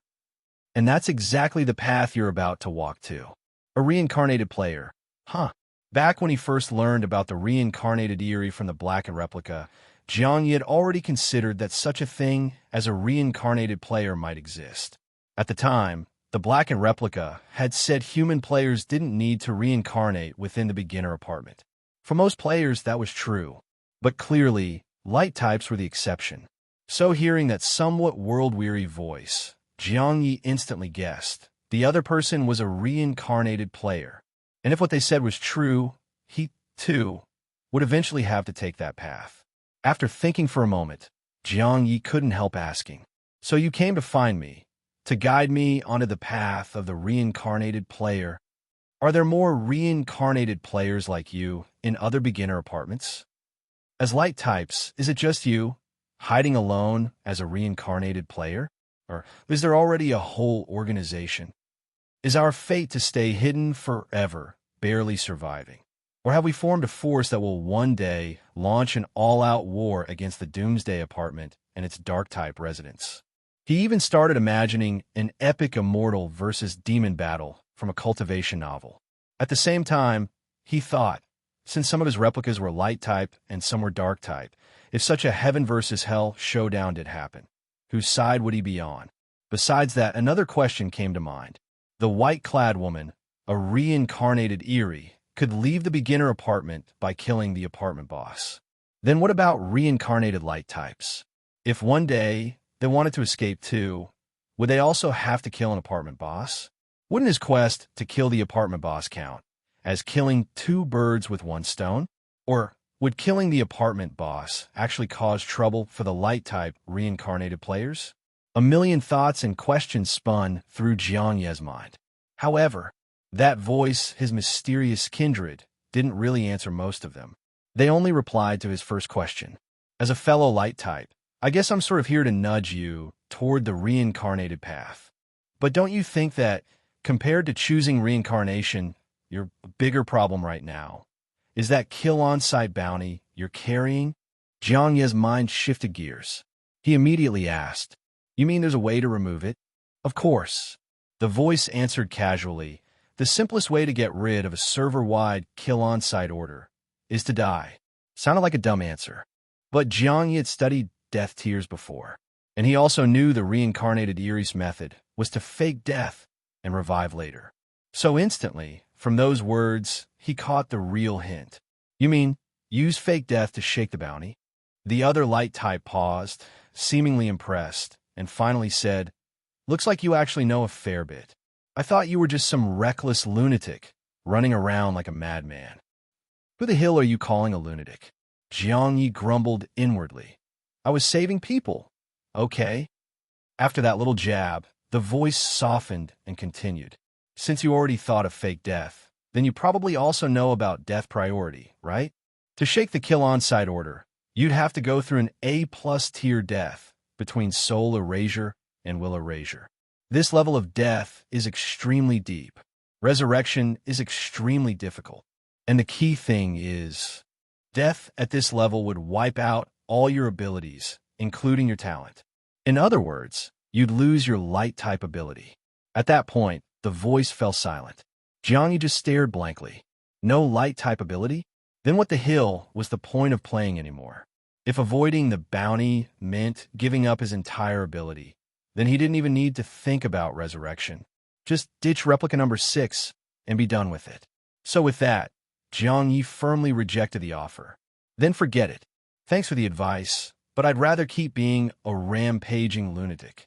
At that, the mysterious voice chuckled again. Jiang Ye was still in light and shadow escape, not visible, and hadn't seen what the other light type looked like. He could tell the voice had been modified. It wasn't natural. He couldn't tell if they were male or female, old or young. But the personality didn't seem like someone crushed by long-term suppression. On the contrary, they sounded rather upbeat. After laughing, the voice spoke again with a light-hearted tone. Not bad, you still got some spine.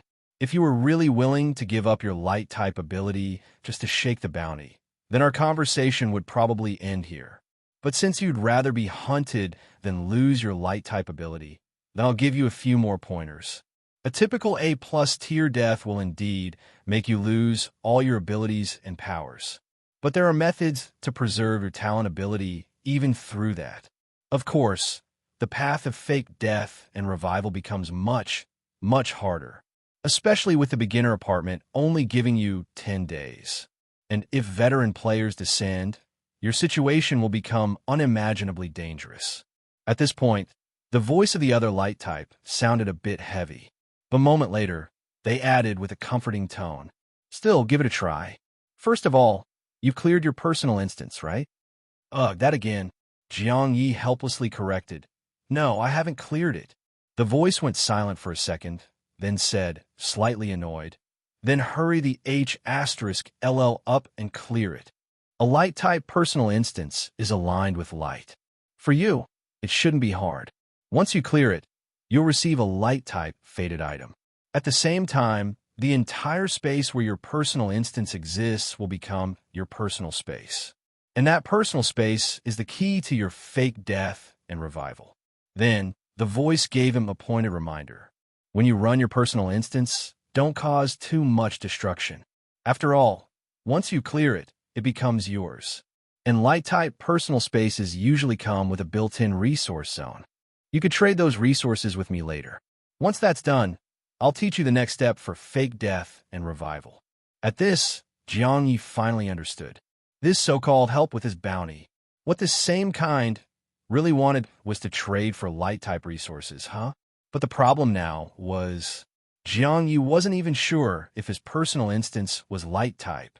Back when he was trying to find an extreme dark-type environment for replica number 5 to raise the shadow puppet, he had asked one Xin. One Xin had said, based on his characteristics, his personal instance would most likely be a high-grade dark-type environment. And now this fellow was saying it would be light-type. Jiang Ye was growing more and more curious about his personal instance.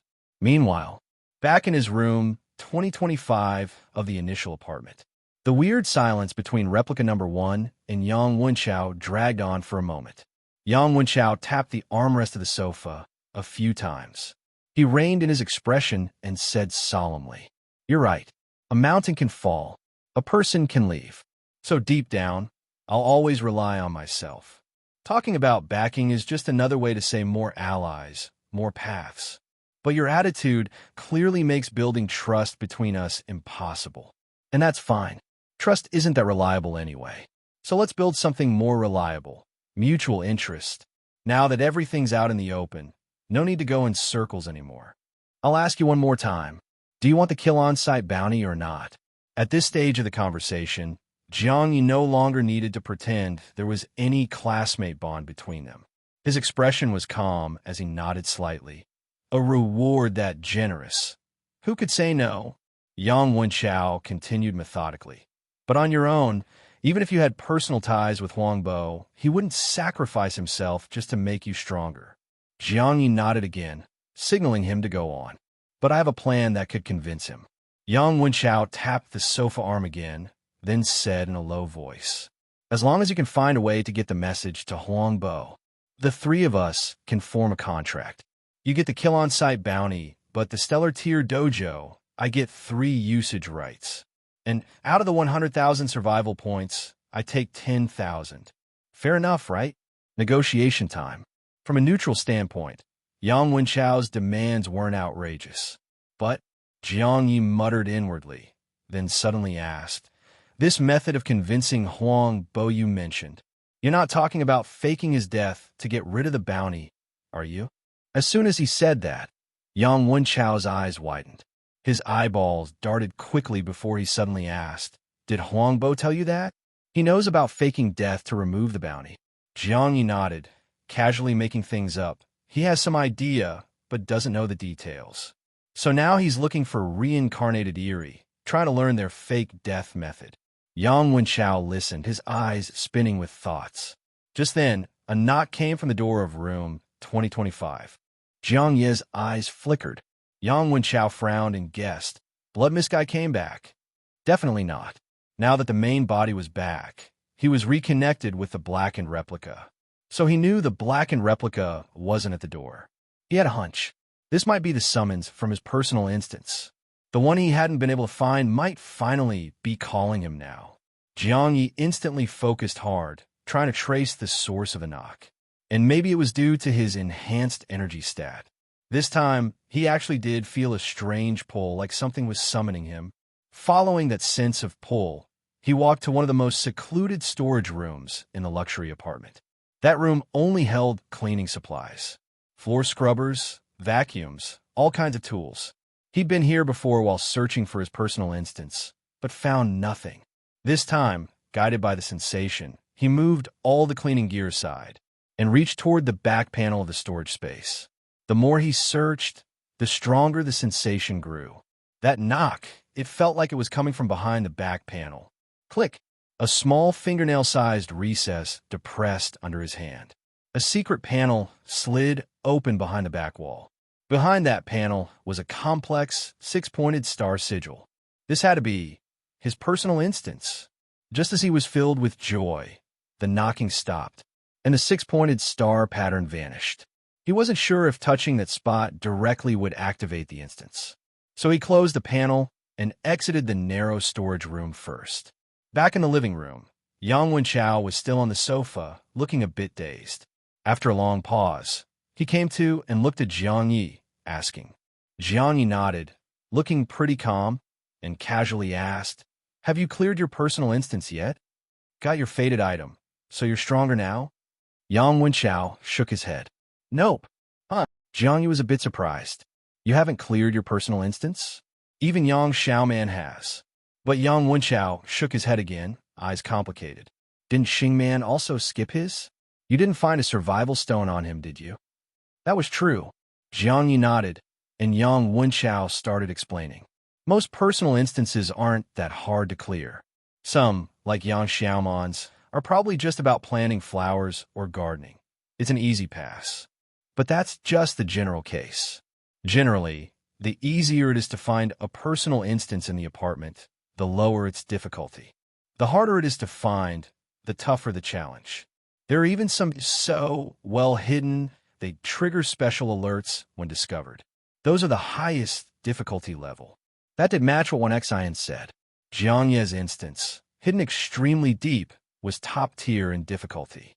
Then Yang Wenchao looked at him again, a complicated expression on his face.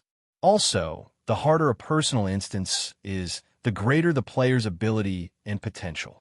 But here's what's weird. You only have a C-tier gold element affinity. Why would you get matched with a top-level instance?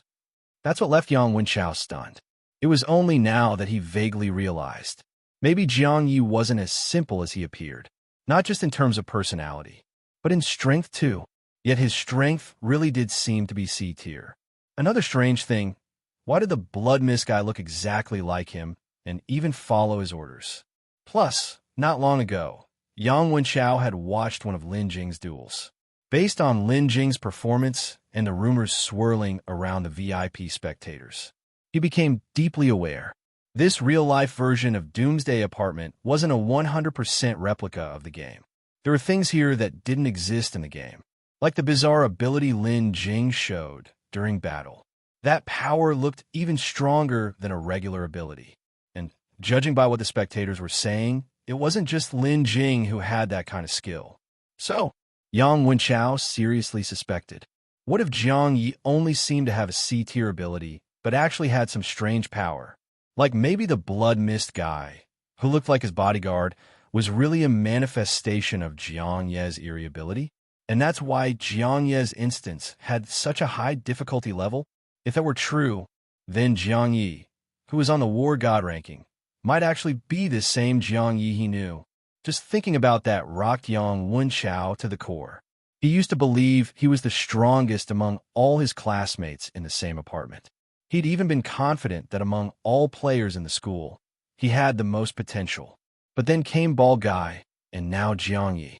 D***M in it. Forget the whole school. Even just in their own class within the apartment, it was full of hidden monsters. And by his own plan, Jiang Ye might even get the kill on-site order award. Just thinking about all this made Yang Wenchao feel like his Dao heart was about to shatter. Still, he managed to calm himself. After all, this was just speculation. The Jiang Ye on the war god ranking might not really be this Jiang Ye, and the high difficulty of the instance could be for other reasons. He took a few deep breaths, then heard Jiang Ye ask, "With my C-tier ability, isn't this instance too hard for me? What if I bring the blood mist guy along? Would it be easier then?" Hearing this, Yang Wenchao became even more convinced. That blood mist guy was definitely part of Jiang Ye's ability. He paused for a moment, and when he replied, his tone was much more cautious and serious. "I'm not sure about the blood mist guy's true strength, but if you can get the kill on-site order reward, then even the toughest instance will feel as easy as Yang Xiaoman's." "All right, we're back to the kill on-site order again." Jiang Ye thought for a bit, then said honestly, "Of course I want the kill on-site reward. But you mentioned earlier, we need to sign a contract between you, me, and Huang Bo. Right now, it's just the two of us. And the key person, Huang Bo, is no longer in our apartment. Besides, I don't have his contact info, and don't even know which apartment he moved to. We can discuss the trade and the contract once all three of us are together. But the real problem now is, how do we get Huang Bo back to our apartment?" That's what he said, but Jiang Ye was sure Yang Wenchao had already thought of a way to get all three of them in one place. Otherwise, he wouldn't have shown up like this. "And with Diary Sissy." Sure enough, Yang Wenchao answered without hesitation. "Didn't they recently announce early access to apartment 0000? I want to meet you there, just after midnight, and head to apartment 0000 together. There's a high chance we'll run into Huang Bo at apartment 0000. Then, with the three of us there, we can make the contract." Jiang Ye raised an eyebrow, surprised. "Why are you so sure?" Yang Wenchao smiled. "Didn't you just say Huang Bo is researching ways to fake death like the reincarnated Eerie? As soon as he finds a viable lead, he'll have to go to apartment 0000. It's just a matter of when. We can wait for him there. Besides, apartment 0000 has tons of opportunities. It's a way faster place to grow than just staying in our own apartment. So what do you say? You in or not?" Honestly, Jiang Ye already had a feeling. This early access to apartment 0000 was probably another trap set by the apartment boss specifically for him. But his situation was unique. As long as his main body didn't enter apartment 0000, it'd be fine. And his replica, especially replica number 1 with its plain old C-tier ability, could go and check it out. Still, he didn't agree immediately. He turned to Yang Wenchao and asked, "But I heard from Ball Guy that crossing apartments requires a special item. Do you have it?" "You don't need to worry about that. Apartment 0000 is different from the others. Any player can apply for cross-apartment travel from the apartment administrator." Hearing that, Jiang Ye was puzzled again. Apartment administrator? Come to think of it, didn't you mention in the lobby on the first floor that you wanted to kill the apartment administrator? Didn't he try to set you up after that? Yang Wenchao looked shocked. "You got set up by the apartment administrator?" Jiang Ye nodded. "Yeah, he disguised himself as Ding Ding to lure me into killing him. Luckily, I held back and didn't make a move." Upon hearing this, Yang Wenchao's expression turned serious. He thought for a moment before analyzing. I didn't get set up. But if he was afraid of being killed and try to trap you, then if you say you want to leave our apartment, he'd probably be happy to see you go. All right, Jiang Ye nodded. Then after midnight, we'll head to apartment 0000 together and see if we can find Huang Bo. Yang Wenchao had originally wanted to ask Jiang Ye about his rent. But after considering the possibility that Jiang Ye was pretending to be weak, he figured there was no need. The two chatted a bit more, agreed on a time to meet at apartment 0000, and then Yang Wenchao left room 2025 that his goal was achieved, but his feelings were complicated. Truthfully, deep down, he hadn't planned on letting Jiang Ye get the kill on-site order reward. What he told Jiang Ye was a 3-person contract, but in reality, he just wanted to use Jiang Ye to get in touch with Huang Bo. Once he fully connected with Huang Bo and established a mutually beneficial relationship, he was confident he could kick Jiang Ye out of the picture, turn the 3-person agreement into just him and Huang Bo, and after that, Jiang Ye could go chill wherever. However, now that he realized Jiang Ye wasn't simple, that 3-person agreement might not be so easy to rewrite. He even seriously suspected if things didn't go well, maybe it would be Jiang Ye and Huang Bo who kicked him out. Thinking this, Yang Wenchao felt a bit heavy. Still wounded and in a sorry state, he headed straight for the red light elevator without hesitation. He pressed all the buttons from the 20th floor to the 1st floor. Only this way would he increase the chance of encountering a secret realm in the red light elevator. Even though secret realms had more eerie beings and a higher death rate, he had no choice. The invisible pressure Jiang Ye brought made him crave strength even more. When he was watching Lin Jing's duel, seeing a top-tier boss wield such bizarre powers, he had just been awed and envious. But realizing that someone he knew, Jiang Ye, might also possess such eerie abilities, that hit differently. It's like a beggar doesn't envy a billionaire for being rich, but he will envy another beggar who lives better than him. In his eyes, he and Lin Jing were world apart. But with Jiang Ye, they were still on comparable ground. And, as it turned out, the god of fate hadn't abandoned him. With better starting ability and a higher initial apartment floor than average, Yang Wenchao's luck wasn't bad.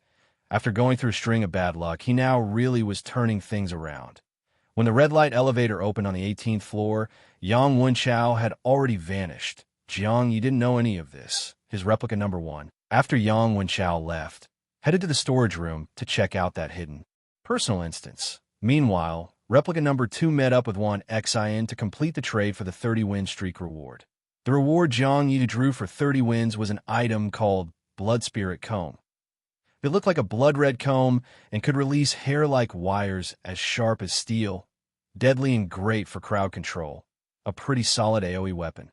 However, it didn't seem as good as the reward for 20 wins. And one Xin seemed a bit disappointed too, asking rather unwillingly, in your 3 random reward options for the 30-win streak, was there anything called Void Mirror? Jiang Ye shook his head. Nope. One Xin was surprised. How can that be? Your 10-win and 20-win rewards were both solid. Why wouldn't the 30-win give you Void Mirror? Wait, did you pay for a win streak package or something? One Xin was just throwing out guesses, but Jiang Ye suddenly remembered. Oh, right. When I hit 30 wins, I ran into an old acquaintance. He chatted with me and asked me for a favor, then surrendered on his own. Could that have affected my 30-win reward? One Xin looked exasperated. Of course it affected it. A win like that is basically a fake match. Of course the reward quality drops. No wonder your 30-win reward suddenly tanked in quality. Whatever, guess I was unlucky.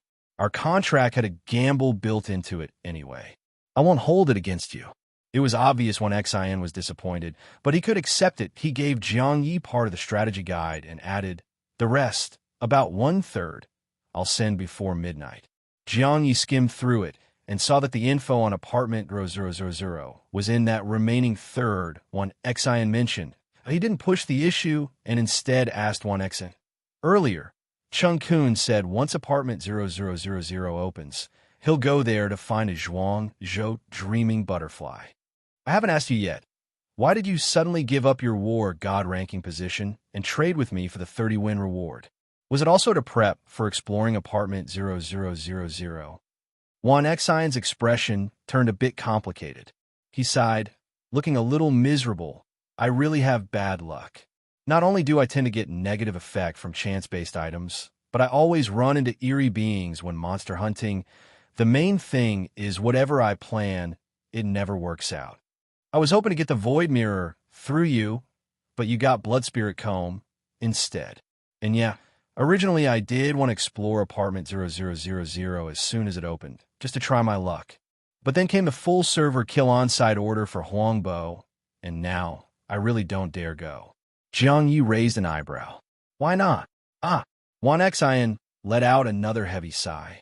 You don't understand. Apartment 0000 is the one apartment that connects all regions. Like how apartments 1 to 9999 exist in our region and others. But apartment 0000 is shared across every region. If it were just that, it wouldn't be a big deal. But now there's that kill on-site order. And that mysterious guy, Huangbo, if he has any sort of information gathering ability, he'll definitely go to apartment 0000 eventually. And any player with some tricks up their sleeve who wants to kill him will find a way to force him there. So yeah, apartment 0000 is going to be crawling with top-tier players. And with Huangbo involved, it'll be a total bloodbath. A scene like that, for someone with my crap luck, it's basically a death sentence. I'm just going to lay low for now. Once Huangbo kicks the bucket, then I'll head to apartment 0000 to explore. I see. Jiang Ye gave a slight nod, fully agreeing with Juan Xion's cautious approach. Juan Xion probably picked up on Jiang Ye's approval and sighed again. You too, man. You've got decent strength, but you're still a walking bad luck magnet.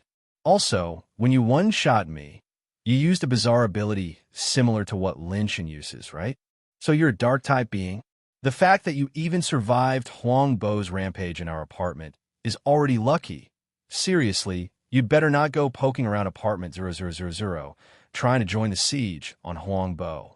That line, already a stroke of luck, sounded a bit strange. Jiang Ye's first reaction was to hear it as, already Juan Xion. Of course, he quickly realized the mistake. Still, he thought maybe Juan Xion wasn't actually all that unlucky. It was just that, in his own mind, he believed he was. And with that kind of low expectation mindset, even ordinary things felt like great luck to him. Maybe that kind of mentality was actually a form of luck in itself. Since the 30-win reward wasn't what Juan Xion had hoped for, Jiang Ye did feel a bit guilty. He hadn't meant to screw him over, but Juan Xion took it in stride and accepted it quickly. That kind of mindset, calm and steady. This guy might not become the strongest, but he might survive for a long time. Of course, nothing in life is guaranteed. Jiang Ye thanked Juan Xion for his kindness, but didn't say whether he'd go to apartment 0000 or not. Instead, his eyes glazed over briefly. Then he suddenly asked Juan Xion, Brother Juan, do you know what happens to beginner apartments like ours after they're destroyed? Would the ruins of a destroyed apartment count as an extreme dark-type environment? Apartment ruins? That.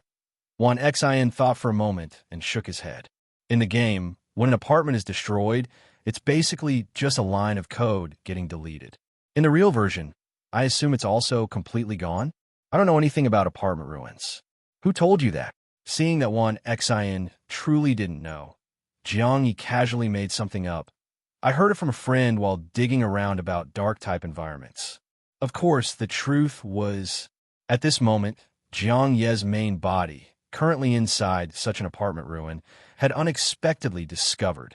The ruin itself seemed to be an extreme dark-type environment. Replica number 5 was here, and the nurturing speed for the shadow puppet was incredibly fast. Even, he had a vague feeling that if he moved outside the ruins, into that surrounding fog, the nurturing might be even faster. Right now, his light-type replica had already become godlike. As for his equally SS-tier dark-type replica, its main ability was all about nurturing shadow puppets. And nurturing those puppets was key to using Shadow Curse. As long as he could nurture a powerful shadow puppet, his chances against Lin Jing would be even better. So Jiang Ye placed a lot of importance on his dark-type replica. The key thing was the dark-type replica didn't die when exposed to light. Even if it used Shadow Curse in front of others, it would just be seen as a strong dark-type ability, not something forbidden. Still, nurturing the shadow puppet aside, the fog around the apartment ruins looked especially strange. The white-clad woman had even warned him specifically, "Stay in the apartment ruins and don't go into the fog." Jiang Ye thought for a while. Of course, the main body couldn't take the risk, and sending a regular replica in was clearly not worth it either. After a bit of thinking, he took out the phantom lantern. Soon, he used it to create a phantom replica for replica number 5. The so-called phantom replica looked like it was condensed from the shadows of the lantern light. Compared to the mirror replica created by the replica reflection mirror, the phantom replica had some obvious downsides. First, its appearance. People could tell at a glance it was a fake. Second, its duration. When first formed, the phantom replica was more solid. But over time, it gradually faded until it disappeared. It was like a candle slowly burning down. So in terms of effect, the phantom lantern was far inferior to the replica reflection mirror.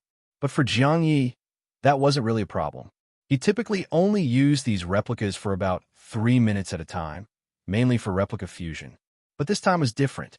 Jiang Ye clearly felt, as the phantom replica approached the edge of the apartment ruins and got closer to the fog, its previously solid form seemed to instantly start fading, like a candle suddenly burning faster. From afar, the main body watched and had a vague guess. That eerie fog might have a corrosive property, and that corrosiveness was even scarier than the blood mist he'd encountered before. But just when he thought the phantom replica couldn't last much longer and would soon disappear, he saw it, seemingly aware of the danger, suddenly activate its dark-type S-tier skill, Shadow Form. In Shadow Form, the fog's corrosive effect seemed to be weakened. The phantom replica successfully entered the fog.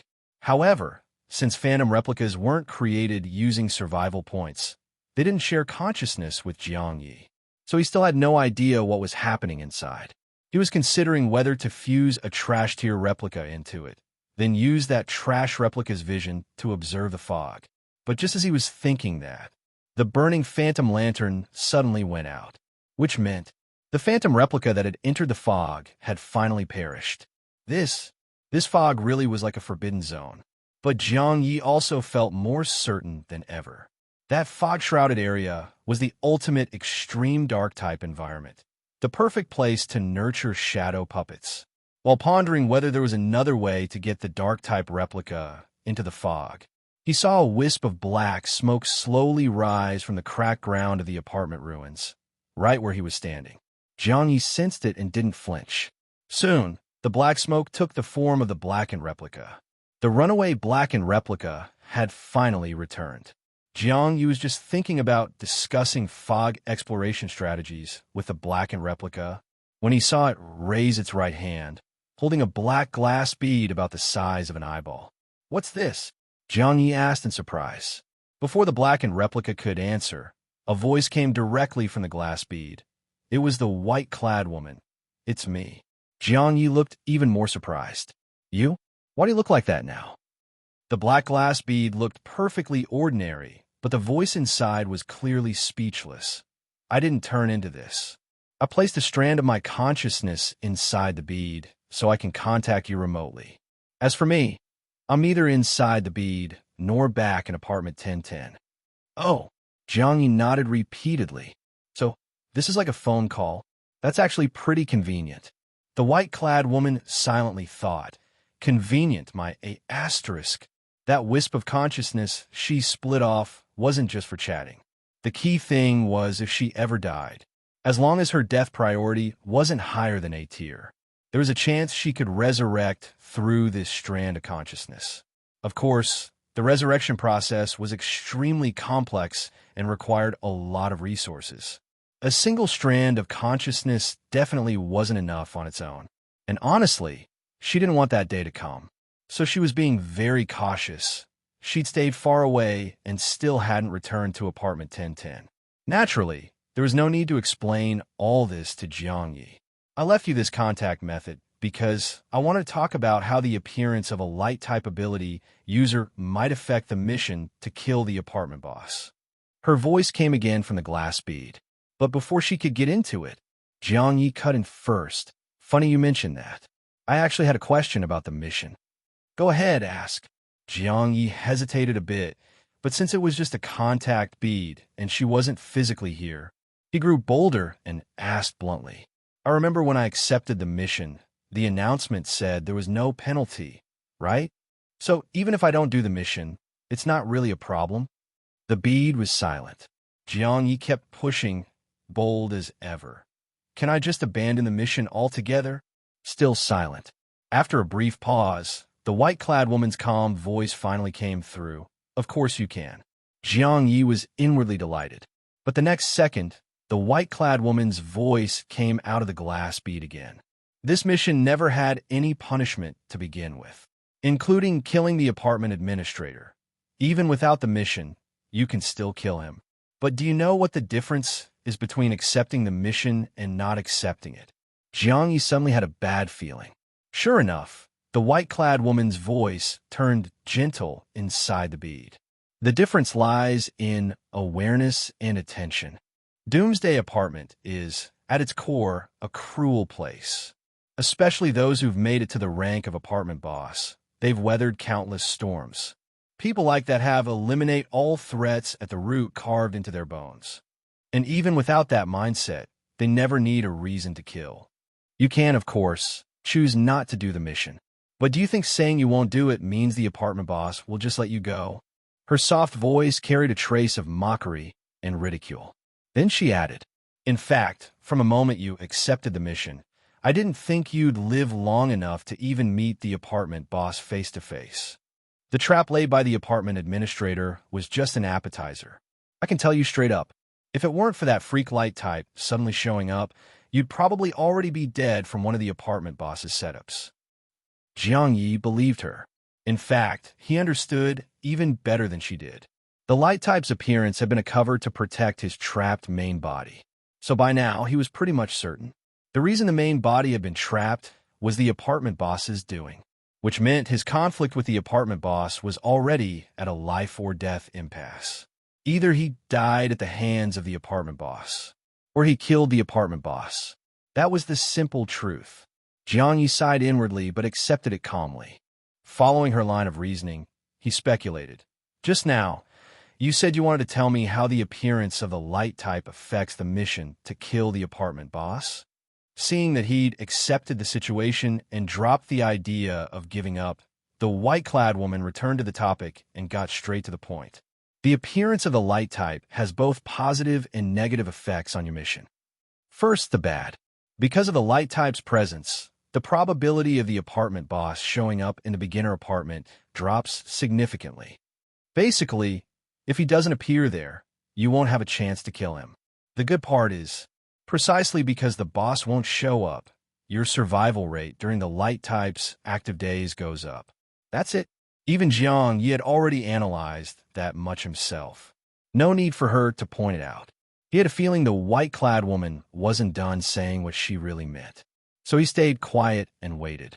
Sure enough, after going through the impact part, she suddenly added, there's also a more critical effect. Whether it's about getting the kill on-site order reward, or teaming up with a light type, your chances of killing the apartment boss go way up. But either option is hard to pull off. Plenty of top players are eyeing that kill-on-site reward. Once apartment 0000 opens, old players are likely to get involved. And most importantly, the light type himself is extremely dangerous. Try to take down such a powerful opponent in this kind of competition. The difficulty is sky high. Teaming up with a light type? Even harder. At this point, a light type ability user is like a frightened bird. Probably doesn't even dare to show their face. Why would he team up with you? Jiang Ye thought, because he's my replica. Of course, what really caught his attention was something else, so he asked quickly, you just said, once apartment 0000 opens, old players will show up? Is that for real? The white-clad woman sounded uncertain. Usually, apartment 0000 opens on day 8. That's also when old players make their appearance. This kind of early access situation, I can't say for sure. But since this light type showed up, I'd say the old players are dying to show up early and take him out. So that means the bloodbath about to erupt in apartment 0000 might be even more intense than what Juan Xian described. Juan Xian's choice to lay low really was a wise one. Jiang Ye was deep in thought. Then the white-clad woman's voice came again from the glass bead. Between going for the kill on-site reward and teaming up with a light type, which option do you plan to choose? Well, Jiang Ye hesitated. I'm not really sure yet. Guess I'll play by ear? But the white-clad woman replied firmly. I came this time specifically to ask you for your decision. Whether you choose to kill the light type or work with him will determine which of my old friends I go looking for next. Old friends? Jiang Ye was surprised. You mean other reincarnated Eerie? What? Even among reincarnated Eerie, there are factions. The glass bead fell silent for a moment. Not really factions, more like personal beliefs and philosophies that shape our relationships. Jiang Ye sensed that she didn't want to go deeper into the topic. At the same time, he could tell, even though he had accepted the mission to kill the apartment boss long ago. The white-clad woman hadn't taken it seriously before, almost as if she didn't think he could do it. But the light type's appearance suddenly made her take interest. She was even willing to help him now, reaching out to her old friends. Could it be she even knew the light type's reincarnated player identity? No way, right? Aren't dark type and light type supposed to be mortal enemies? Jiang Ye wasn't sure and didn't press. He just gave his answer. Then I'll choose to team up with the light type. This path looks a little easier. After all, the enemy of my enemy is my friend. The light type probably wants to kill the apartment boss too, right? White-clad woman. That's true. This choice has a slightly lower difficulty. Judging from her tone, she seemed pretty satisfied with his answer. But suddenly, Jiang Ye asked, by the way, if I kill the apartment boss with the light type and then betray him and kill him too, would I still get the kill on-site reward? Even though it was just a quiet little glass bead, it somehow seemed to exude a mood of utter speechlessness. The white-clad woman thought, you've really got some nerve. The river hasn't even been crossed, and you're already planning to burn the bridge. She had zero confidence in whether he could even kill the apartment boss. Yet this kid was already thinking about what to do after the boss was dead. She thought Jiang Ye was outrageous enough already. But then the blackened replica holding the glass bead suddenly chimed in too, backing Jiang Ye up. I think, whether the reward's still available or not, it's better to just kill the light type. Too dangerous. Jiang Ye raised an eyebrow. Damn, this guy's pretty dark-hearted. And yet, the white-clad woman in the bead said the same thing. Indeed, the light type is too dangerous. My view is the same. If you're confident enough, whether there's a reward or not, the light type shouldn't be allowed to exist. Those two responses in a row gave Jiang Ye some clarity. Originally, when he heard the white-clad woman suggest teaming up with the light type to kill the apartment boss, he thought she had a relatively tolerant view of light types. But now it was clear, to dark-type beings, the light type was an existence that simply shouldn't exist. For the sake of benefit, temporary cooperation could be considered. But a natural enemy is a natural enemy. As long as light-type powers target dark types, the fear and hostility won't go away. Of course, Jiang Ye could see this clearly only because he stood on the dark-type side. A pure light-type ability user probably wouldn't understand. Or maybe, only after paying a steep price would they understand. Meanwhile, over at the Void Mirror Palace, the light-type replica was completely exhausted and deactivated light and shadow escape, slumping in a six-faced mirror palace chamber. That gesture alone was a show of trust toward his fellow light type. Unexpectedly, this gesture of lowering his guard was met with the following comment. You're so ugly. Jiang Ye, you're so rude. This is ridiculous. I'm starting to doubt you're even a real light type. Most light types are tall, handsome, elegant, suave, gentlemanly, and humorous. Why do you look so sketchy? Jiang Ye was speechless, but too exhausted to even argue. He muttered weakly, "Prejudice. That's all prejudice. Go recite Uncle Shun's quotes 100 times." Then he speculated, "Wait, are you a girl?" The fellow light type instantly denied it. "Of course not. Didn't you hear my voice? I'm a guy." With that low-level voice changer, Jiang Ye rolled his eyes and said flatly, "Only girls look at guys and think they're gentlemanly and humorous. To us bros, that kind of guy is just putting on an act." The other light type didn't respond, but deep down might have been cursing, "You ugly bastard, you don't even have the looks to fake it." Jiang Ye didn't mind and asked, "In my current state, completely drained, got any tips for a quick recovery?" The best way is your personal space. But in this condition, it's not a good time to enter a personal instance. Other options like boosting your attributes, probably not doable either right now. How about this? Do you have anything good on you? If I like it, I could trade you a bottle of diluted Moonlight Essence. Moonlight Essence is mainly for healing, but even diluted, it helps restore stamina. But Jiang Ye didn't really have anything valuable. Wait. He laid out all the items he'd looted from Xing Man and Coop hung on the floor of the Mirror Palace. Then called into the air, "Any of these catch your eye?" But the other light type replied with disgust, "What is this junk? That greasy-looking black bead? You'd better just throw that thing away." Jiang Ye picked it up. It did look greasy, like it was coated in some kind of oily substance. But when touched, it felt completely normal, not oily at all. It was one of Ku Peng's items, and Jiang Ye hadn't checked it yet. So he asked, "What is this thing?" Gassed Pearl. Its main function is storing corpse oil. But this thing may have hidden downsides. For example, some eerie beings carry certain marks. Even if they're refined into corpse oil, the mark could remain and be traceable. You looted this, right? Then the oil inside likely has unknown origins. If it was marked, it's basically a tracking device you're carrying around. So yeah, dark types love it, but for us light types, it's best not to touch it at all. Sounded reasonable. Jiang Ye directly stored the gas pearl in the replica shared space for other replicas to use. Especially the Phantom Lantern. It might just need corpse oil for maintenance. After the rest, he asked again, "Really nothing you like here?" "Absolutely nothing." The reply was cold and indifferent. After a pause, the light type added, "You just dumped all your loot here to brush me off, huh? Don't you have anything good that actually belongs to you?" With a cute embates. And Jiang Ye really didn't. He thought maybe the dice of fate might interest the guy. But that item belonged to Chang Kun. It was collateral and not truly his. Even if it was, he wouldn't trade it away. Not for a recovery item, anyway. Giving up something that rare for a single-use recovery? No way. Just as Jiang Ye was about to drop the idea, out of the corner of his eye, he spotted a bowl of blood in the replica shared space. It was the blood he'd used earlier to soak the lucky bracelet. The bracelet had later gone to Yang Wenchao, and this bowl of blood had just been left sitting in the shared space. In that instant, Jiang Ye's eyes lit up. He waved a hand and pulled the bowl of blood from storage. Then, toward the surrounding air, he said, "I've got a bowl of Black and Crow blood here." "Interested?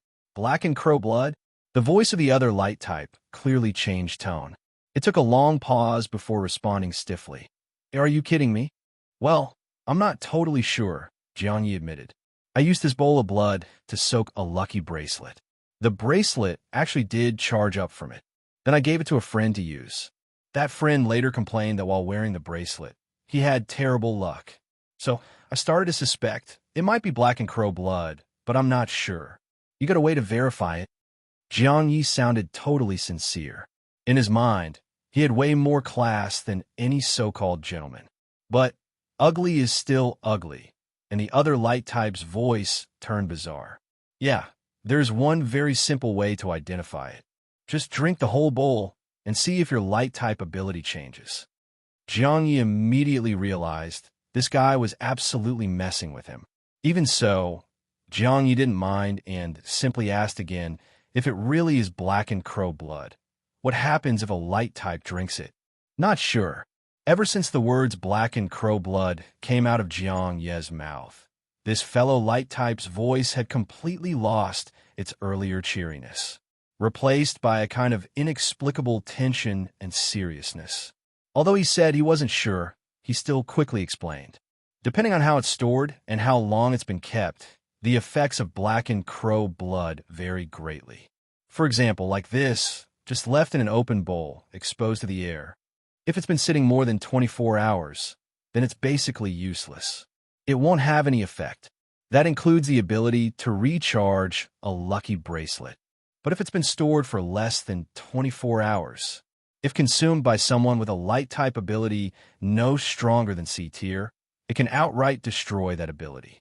If consumed by someone up to S tier, it may cause physical discomfort, ability suppression, or even mutation. If above S tier, most likely just physical discomfort. Just physical discomfort? Jiang Ye was about to say, if it's just that, why don't you try it? But before he could open his mouth, that fellow's voice came again, more serious than ever. Something's odd. Are you really a light-type user? Didn't you feel anything? Jiang Ye's heart gave a slight jolt, though his face remained calm. Feel what? The moment you brought out that bowl of blood, I felt an extremely strong sense of discomfort. A discomfort very similar to the natural aversion light types have toward dark types, but even more intense. So I figured this feeling must be coming from my light type ability. But you also being light type, why didn't you feel it? Jiang Ye thought, it's my own blood. Of course I wouldn't feel anything. Just like how his light type replica didn't feel any hostility toward his dark type replica. But that wasn't something he could explain to just any fellow light type. Besides, due to this difference in sensation, the other light type seemed a little suspicious of him now. Jiang Ye thought for a moment, then asked, if you felt it right away, then why did you say I was joking? The voice was still serious, with an unmistakable tone of exasperation. I was shocked. That "are you joking" just slipped out. Because anyone who actually knows what blackened crow blood is would never just leave it sitting out in a random bowl like this. All right, so that's what it was. Jiang Ye had misunderstood due to his own ignorance. He explained, I really didn't know how to store blackened crow blood properly. But since you do, would you mind helping me store it? After all, by your standards, this stuff should be worth something, right? As soon as he finished speaking, the bowl of blood water Jiang Ye had placed on the ground vanished in a thin air, bowl and all. And in its place appeared 5 glass vials, each only about an inch long. Tiny bottles, each holding barely a mouthful. So this was that so-called diluted moonlight essence. This is the real deal, 5 bottles of moonlight essence. When you use it, dilute it with a 500 milliliters container. So, he gave 5 bottles outright? Seems like that poorly stored blood of his was still worth quite a bit. Jiang Ye was thrilled on the inside, but kept a frown on his face. I only asked you to help store it. I never agreed to a trade. The other voice came again. You think storing this stuff is easy? If we're not trading, why should I store it for you? Also, you still haven't answered me. Why didn't you feel any discomfort from that blood? And since it's still effective despite being exposed, that means it hasn't been out for more than 24 hours. How did you get it? Jiang Ye stored the 5 bottles of moonlight essence, silently accepting the deal. Then, without being overly humble, he replied seriously. Everyone has their secrets. I have no obligation to tell you how I got that blood. As for why I didn't feel any discomfort, maybe it has something to do with the fact that I have another ability besides light type. Dual ability? The fellow sounded only mildly surprised. So light type was your second awakened ability? Exactly. Jiang Ye answered openly, with no intention of revealing what his first ability was. He figured that later, when the light type took action and he used replica fusion, any powers used could be attributed to his first ability. Thinking this, he couldn't help but ask, since you've gone through reincarnation, you should know about glyph pattern abilities, right? From what I know, human players can acquire glyph abilities. And once they do, they become dark-type beings. So, can a light type possess a glyph ability? As he asked, he already suspected the answer would be no. Sure enough, the response came, no. Basically, humans gain glyph abilities by being invaded by an eerie and then stealing its power. But eerie beings are dark type. Even if one somehow overcomes its fear to invade a light type, before the glyph could even be absorbed, the Eerie would be burned into nothing by the light. So theoretically, it's impossible. But as for the second ability, to be honest, I've never heard of anyone who awakened light type as their second ability. But even in that case, a light type should still be unable to acquire glyph abilities. No dark type being could ever awaken a light type ability. So, for someone who already has a glyph ability to then awaken light type, it's just not something that can happen. Then the voice fell silent for a moment, before suddenly saying, "You'd better not tell me that you, a light type, actually possess a glyph ability."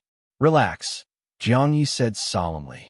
"I'm way too upright and noble to ever touch such filthy powers."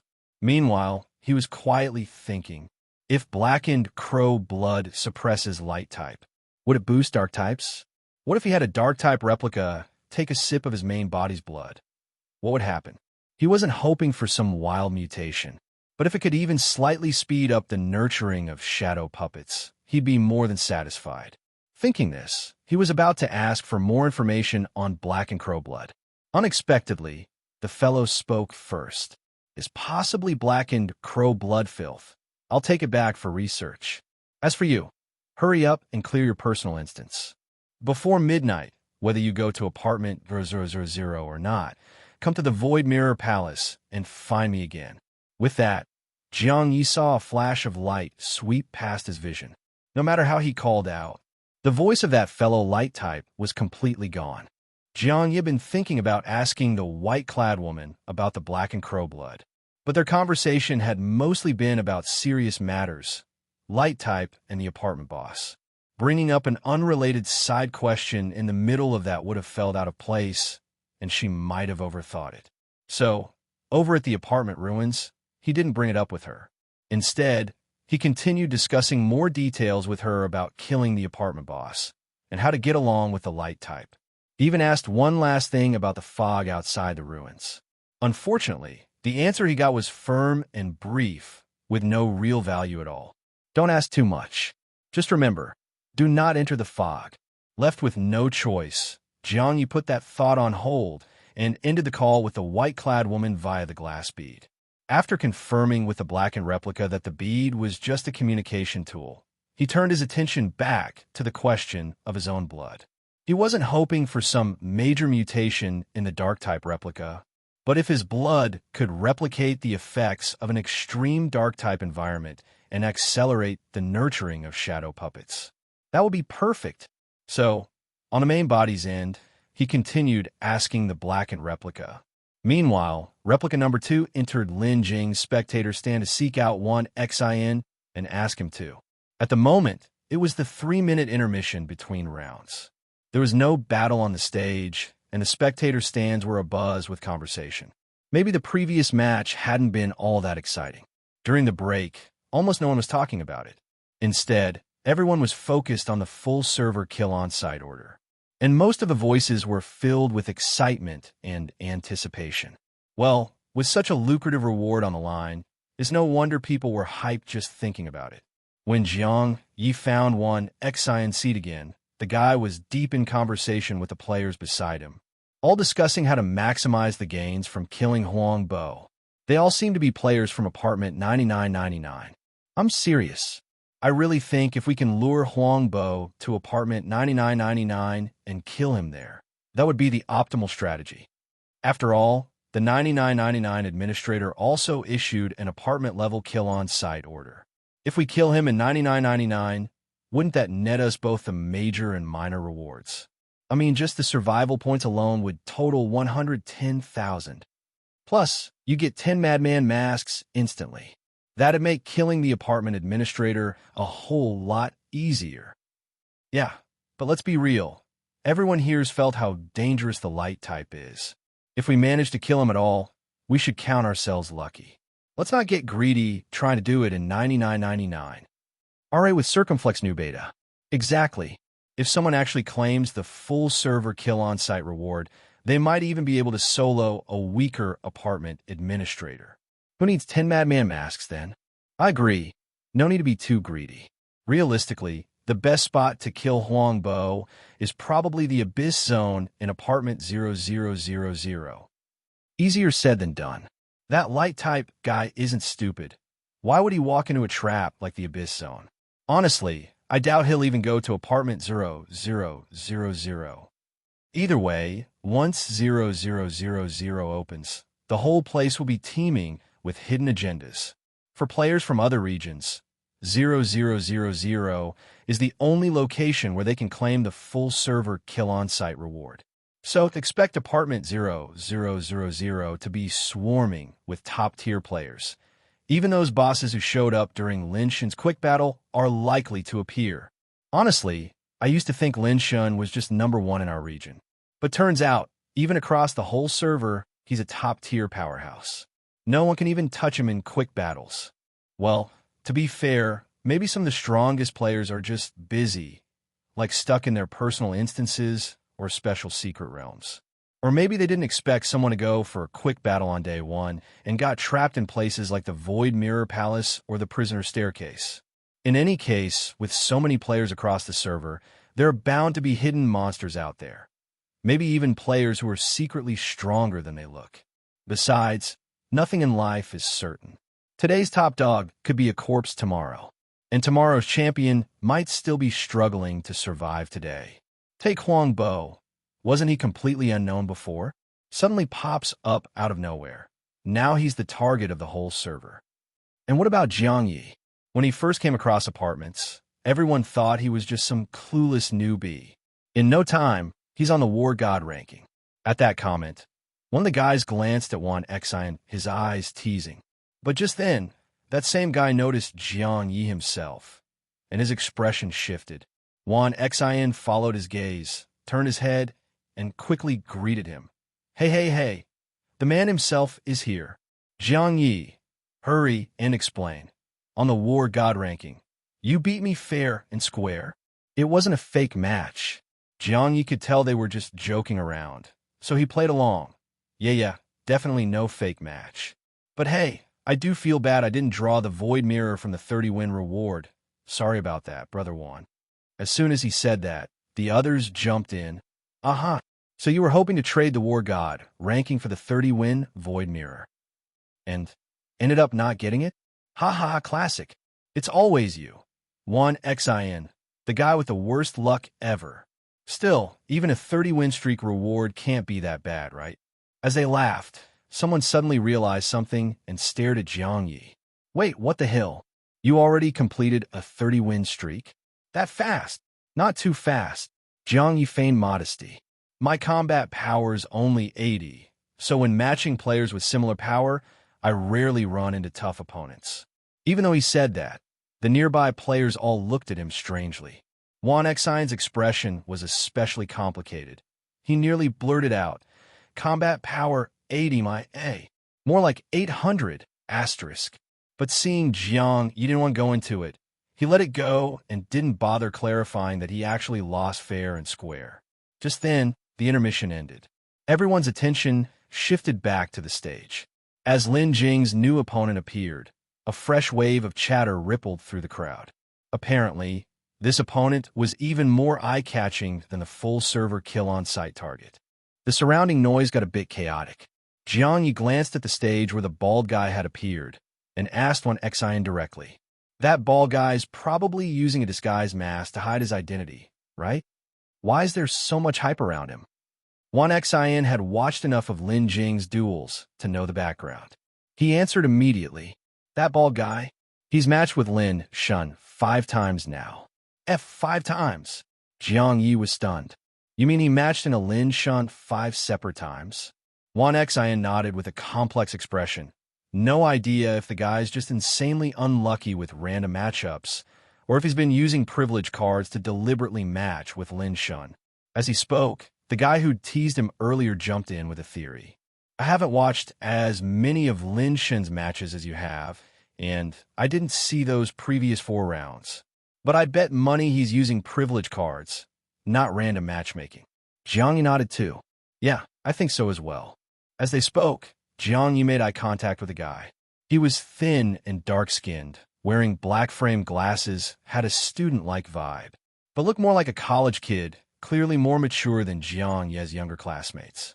Just from that glance, the guy smiled and introduced himself in a teasing tone. "I'm Ouyang Fan, regular lurker in the chat group, usually at the bottom of the rankings." Jiang Ye raised an eyebrow, eyes gleaming. "I've noticed your name. Back when Huangbo was rampaging through our apartment, you were the first one to suggest he was light type, and that light types suppress dark types. You were the one who helped everyone realize the fear we felt was from being dark type." Ouyang Fan smiled and nodded, relaxed. "I was just hoping to keep that guy in our 9999 apartment. Too bad he still got away in the end." He sighed lightly, though it didn't really sound like he regretted it. Wan Xin saw Ouyang clearly wanted to connect with Jiang Ye, so he chimed in. "This guy, he's not on the level ranking, not on the war god ranking, and even came to 9,999 by spending survival points to cross apartments. But for some reason, maybe a special strategy or what, he gets along well with the 9999 administrator. Back when all that light type/dark type stuff was going on, he's the one who heard it straight from the administrator and passed it to the chat group." Jiang Ye also remembered. When the light type was wreaking havoc in 9999, Ouyang Fan was indeed the one who said he'd gotten info from the administrator. At the time, it gave non-dark type players a huge morale boost. It was also the main reason Jiang Ye had left 9,999 right after. He'd been afraid if he stuck around, he might trip up in the chaos. Even back then, he'd taken special notice of the name Ouyang Fan in the group chat. He found it strange, considering how afraid the apartment administrator was of the light type. Could the administrator really have informed a player right away like that? Back then, the administrator should have been in hiding. Not only could the light type not find him, even regular players couldn't. So how did he manage to pass on light type/dark type info to a player immediately? Jiang Ye had found that suspicious before, but thinking about it now, it was probably a tool similar to the glass bead the white-clad woman used. The administrator had likely used one of those to transmit his voice to Ouyang Fan, which meant this Ouyang Fan had a good relationship with the 9999 administrator. Kind of like Jiang Ye and the white-clad woman. Maybe Ouyang Fan had even accepted an NPC mission from the administrator. Not only that, like Jiang Ye, Ouyang Fan hadn't been automatically assigned to apartment 9999 as a war god ranking reward. He had voluntarily used survival points to cross apartments to get there, and just like Jiang Ye, he'd survived. He even seemed to be thriving in apartment 9999. Ouyang Fan probably wasn't simple. Just then, after a few short lines, the disguised bald guy on stage finally began his match with Lin Jing. Wan Xin quickly shifted his attention, keeping his eyes on the stage while explaining in a rush. "This bald guy, this is already his 5th time matching against Lin Shan. The first time, nobody thought much of him, and sure enough, he got one shot by Lin Shan in a spectacular fashion. The second time he matched, the audience was still amused, joking about how unlucky he was to run into Lin Shan again. Lin Shan used the exact same move to instantly kill him. Visually, it looked like he'd been one-shot again in dramatic fashion. But that time, there was no match-end notification on the stage. The bald guy didn't die. Only after Lin Shan released a swarm of eyeballs to scan the field did he finally kill him again. After the second match, the spectators started to talk. Then, after a few more rounds, he matched Lin Shan again, a 3rd time. This time, Lin Shan used a new move and one-shot him again. That time, no surprises, it was a clean kill. Then in the 4th match, Lin Shan used yet another new move and still killed him instantly. And now this is the 5th time. On stage, the bald guy showed no sign of resistance. His eyes calmly watched the massive pair of hands materializing before him. Wan Xin continued narrating quickly. Those giant hands were Lin Shan's method during the first one-shot kill. In the second match, when Lin Shan used the same move again, the bald guy didn't die immediately, so Lin Shan switched tactics. Jiang Ye now had a pretty good grasp of what had happened in the previous 4 fights, and was deep in thought. Then Ouyang Fan, beside him, made a guess. Seems like Lin Shun noticed too, that this guy is using him for experimentation. So now Lin Shun's turning it around, trying to confirm a theory of his own. 1XIN wasn't stupid either. Hearing that, he paused, thought a moment, and quickly guessed. You're saying using the same move twice on this bald guy stops working? 1XN looked shocked, eyes full of disbelief. I thought of that before too, but for him to crack Lin Shun's technique and challenge him again this fast? That's insane. As the two discussed it, those giant hands on the stage had already begun diving toward the bald guy. From high above, they still looked like phantoms. But the closer they got, the smaller and more solid they became. By the time they reached the bald guy, they looked like real hands. Their size and solidity were indistinguishable from actual human hands. And on each of the 10 fingers, there was bright red nail polish. The hands had originally been posed as if ready to strangle a neck. But as they closed in, the fingertips instantly extended. Sharp nails, painted with that blood-red polish, pierced viciously into both sides of the bald guy's neck. And then, a screech rang through the air. The sound of nails scraping against metal. Sharp, harsh, ear-piercing. The nails dug into the bald guy's neck and then raked downward, ripping 8 long gashes down his torso. Those 8 gashes split his body into 9 strips of flesh. As the hands lifted into the air, the 9 blood-red strips swayed like ribbons in the wind. The motion of those strips almost resembled a red-dressed dancer, twirling and waving her arms in joy.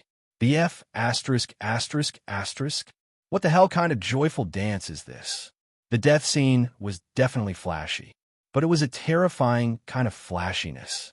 The steady 1XIN had watched Lin Jing duel the most, and he'd seen this kind of scene the most, too. So watching again this time, he felt almost no fear and even had the mood to explain on the side. Normally, when an opponent's body gets sliced into 9 vertical strips of flesh, and those 9 strips do a little death dance, the duel arena will announce Lin Shun as the winner. But look, that bald guy's body has been twitching in strips for a while now, and there's still no system prompt from the duel arena. People around him nodded repeatedly. Looks like this bald guy really is kind of freaky. As soon as the words left their mouths, the situation on the field shifted again. Lin Jing, dressed in black tactical gear, stared calmly at the flesh strips still dancing in the air. His gaze shifted. The fingernails impaled in bald guy's body suddenly shredded him to pieces. But even then, the duel arena still gave no sign of announcing a win. Lin Jing's expression remained unchanged. With a wave of his hand, the 2 hands that tore bald guy apart vanished into thin air. Then his eyes widened. A sky full of blood-red eyeballs suddenly appeared, scanning the entire duel arena from above. The mass of densely packed eyeballs was enough to make anyone's scalp crawl. If someone had trypophobia, they might have passed out on the spot.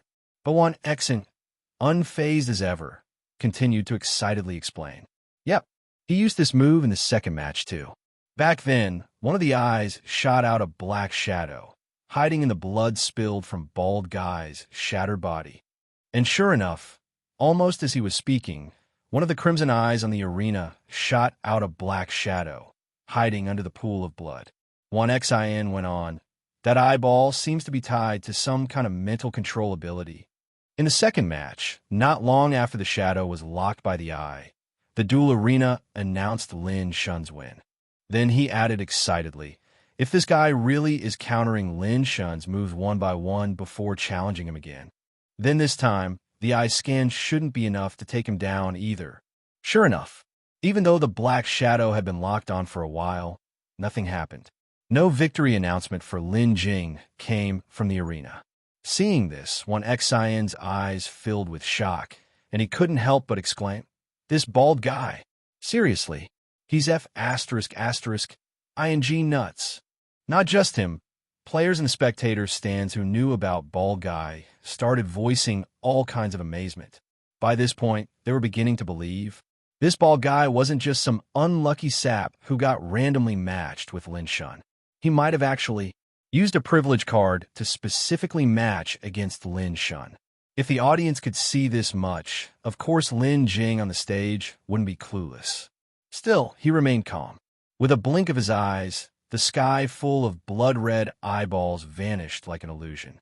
Then he took a deep breath and exhaled heavily. And then, a giant bloody mouth appeared above the black shadow.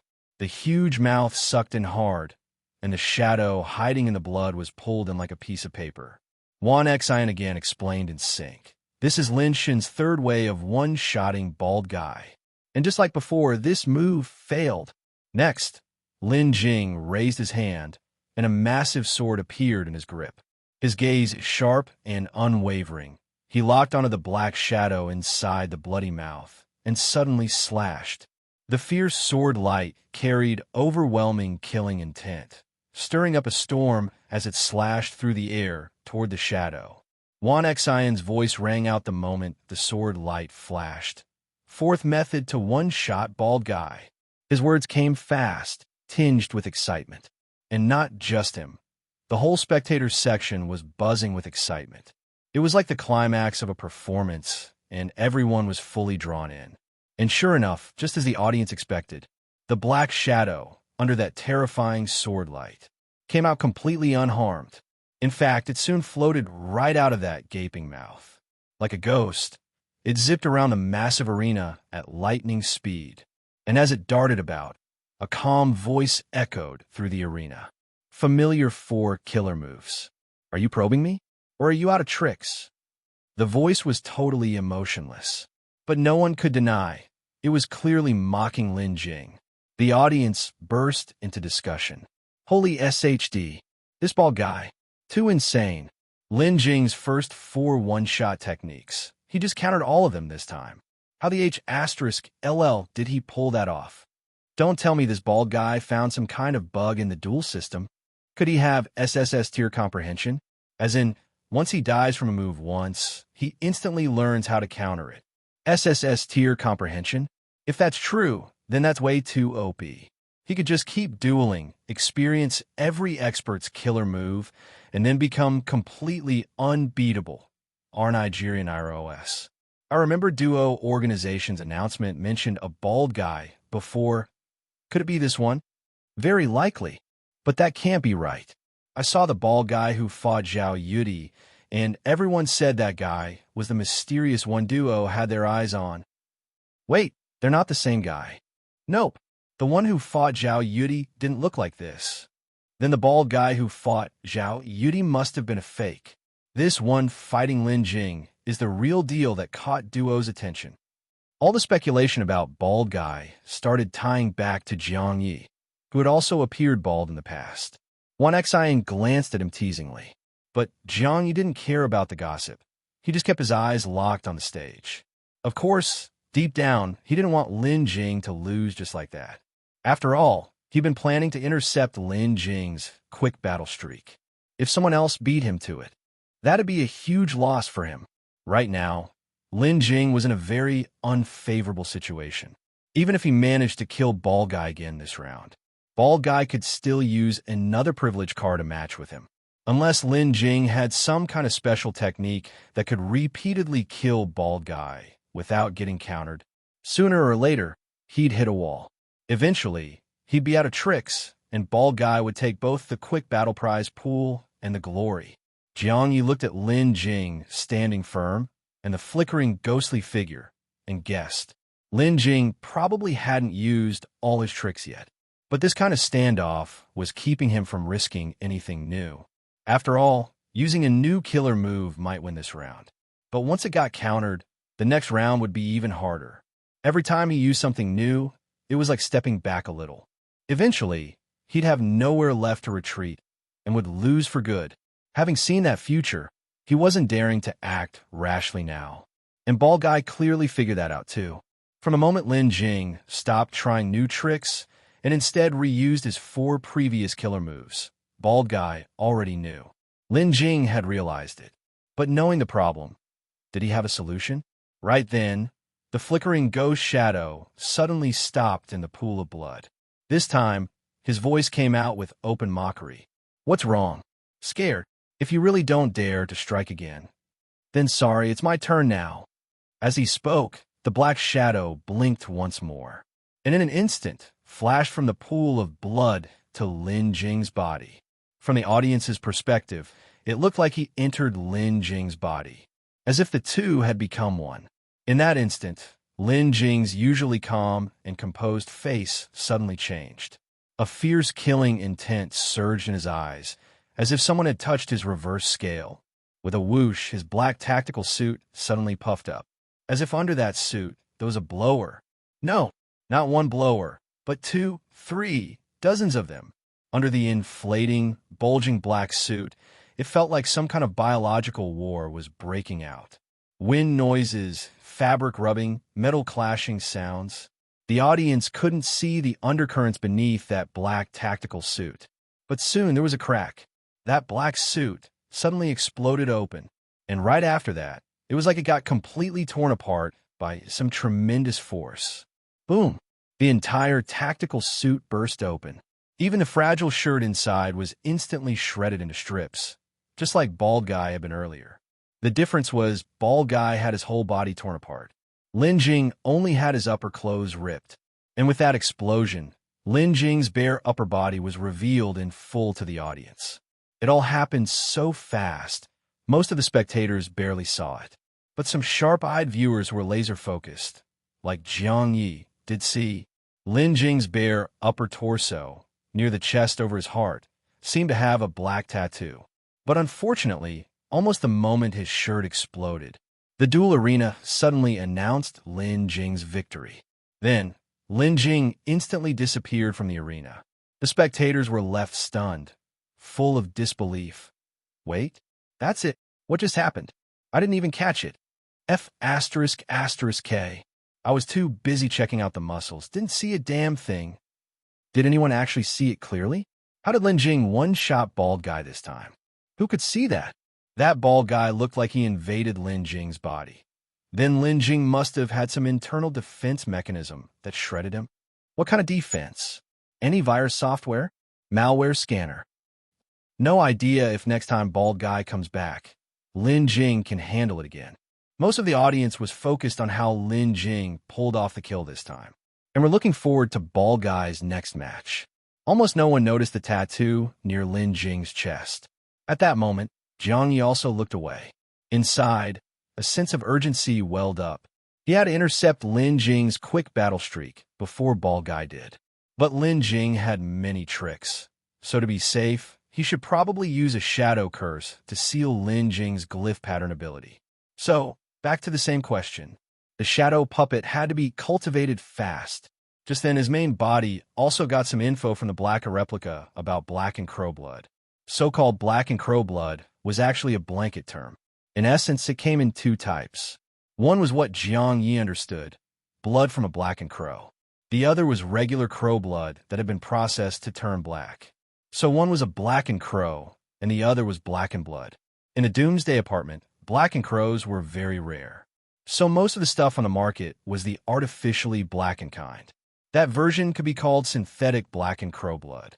And compared to the natural kind, the artificial version was definitely weaker. For example, the kind described in the Void Mirror Palace that affected light-type abilities by default. It was the synthetic version. The pure natural kind had stronger effects. It could basically nullify any light-type ability below S tier. Even for light abilities above S tier, it still caused some kind of corruption. But exactly what kind of corruption, it was unclear. Because both S tier and above light abilities and the natural Black and Crow blood were extremely rare. Rare plus rare equals ultra rare. So cases like that were practically non-existent in the Doomsday Apartment, which is why even the Black and replica couldn't say for sure. Light type was rare, but dark type wasn't. So when it came to the use of Black and Crow blood on dark type beings, the Black and replica did have more to share. First, glyph pattern abilities, if paired with Black and Crow blood, had a high chance of evolving into a stronger form. Like the flesh-weaving ability the Black and replica had, it could be affected in its second tier by Black and Crow blood. Dark-type abilities could also mutate under the effects of the blood, usually becoming stronger, but not always. Of course, The influence of black and crow blood on dark types was generally positive, but using it did come with risks and side effects. First off, there was a chance of losing sanity when using black and crow blood. Especially the artificial version, pretty high odds of going nuts. Like zombies.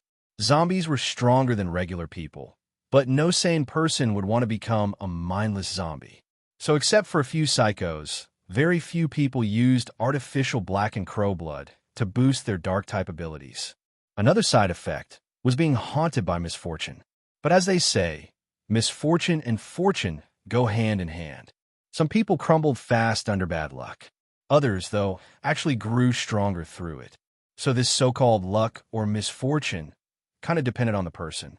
Jiang Ye wasn't even sure if his blood really counted as black and crow blood, but it was definitely pretty damn black. Suddenly, he looked at the blackened replica and said seriously, "I remember you told me before that if you followed me, you'd get stronger." The blackened replica had indeed said that and nodded solemnly. Right after, Jiang Ye gave him a ghostly stare and suddenly said, "Wanna drink my blood?"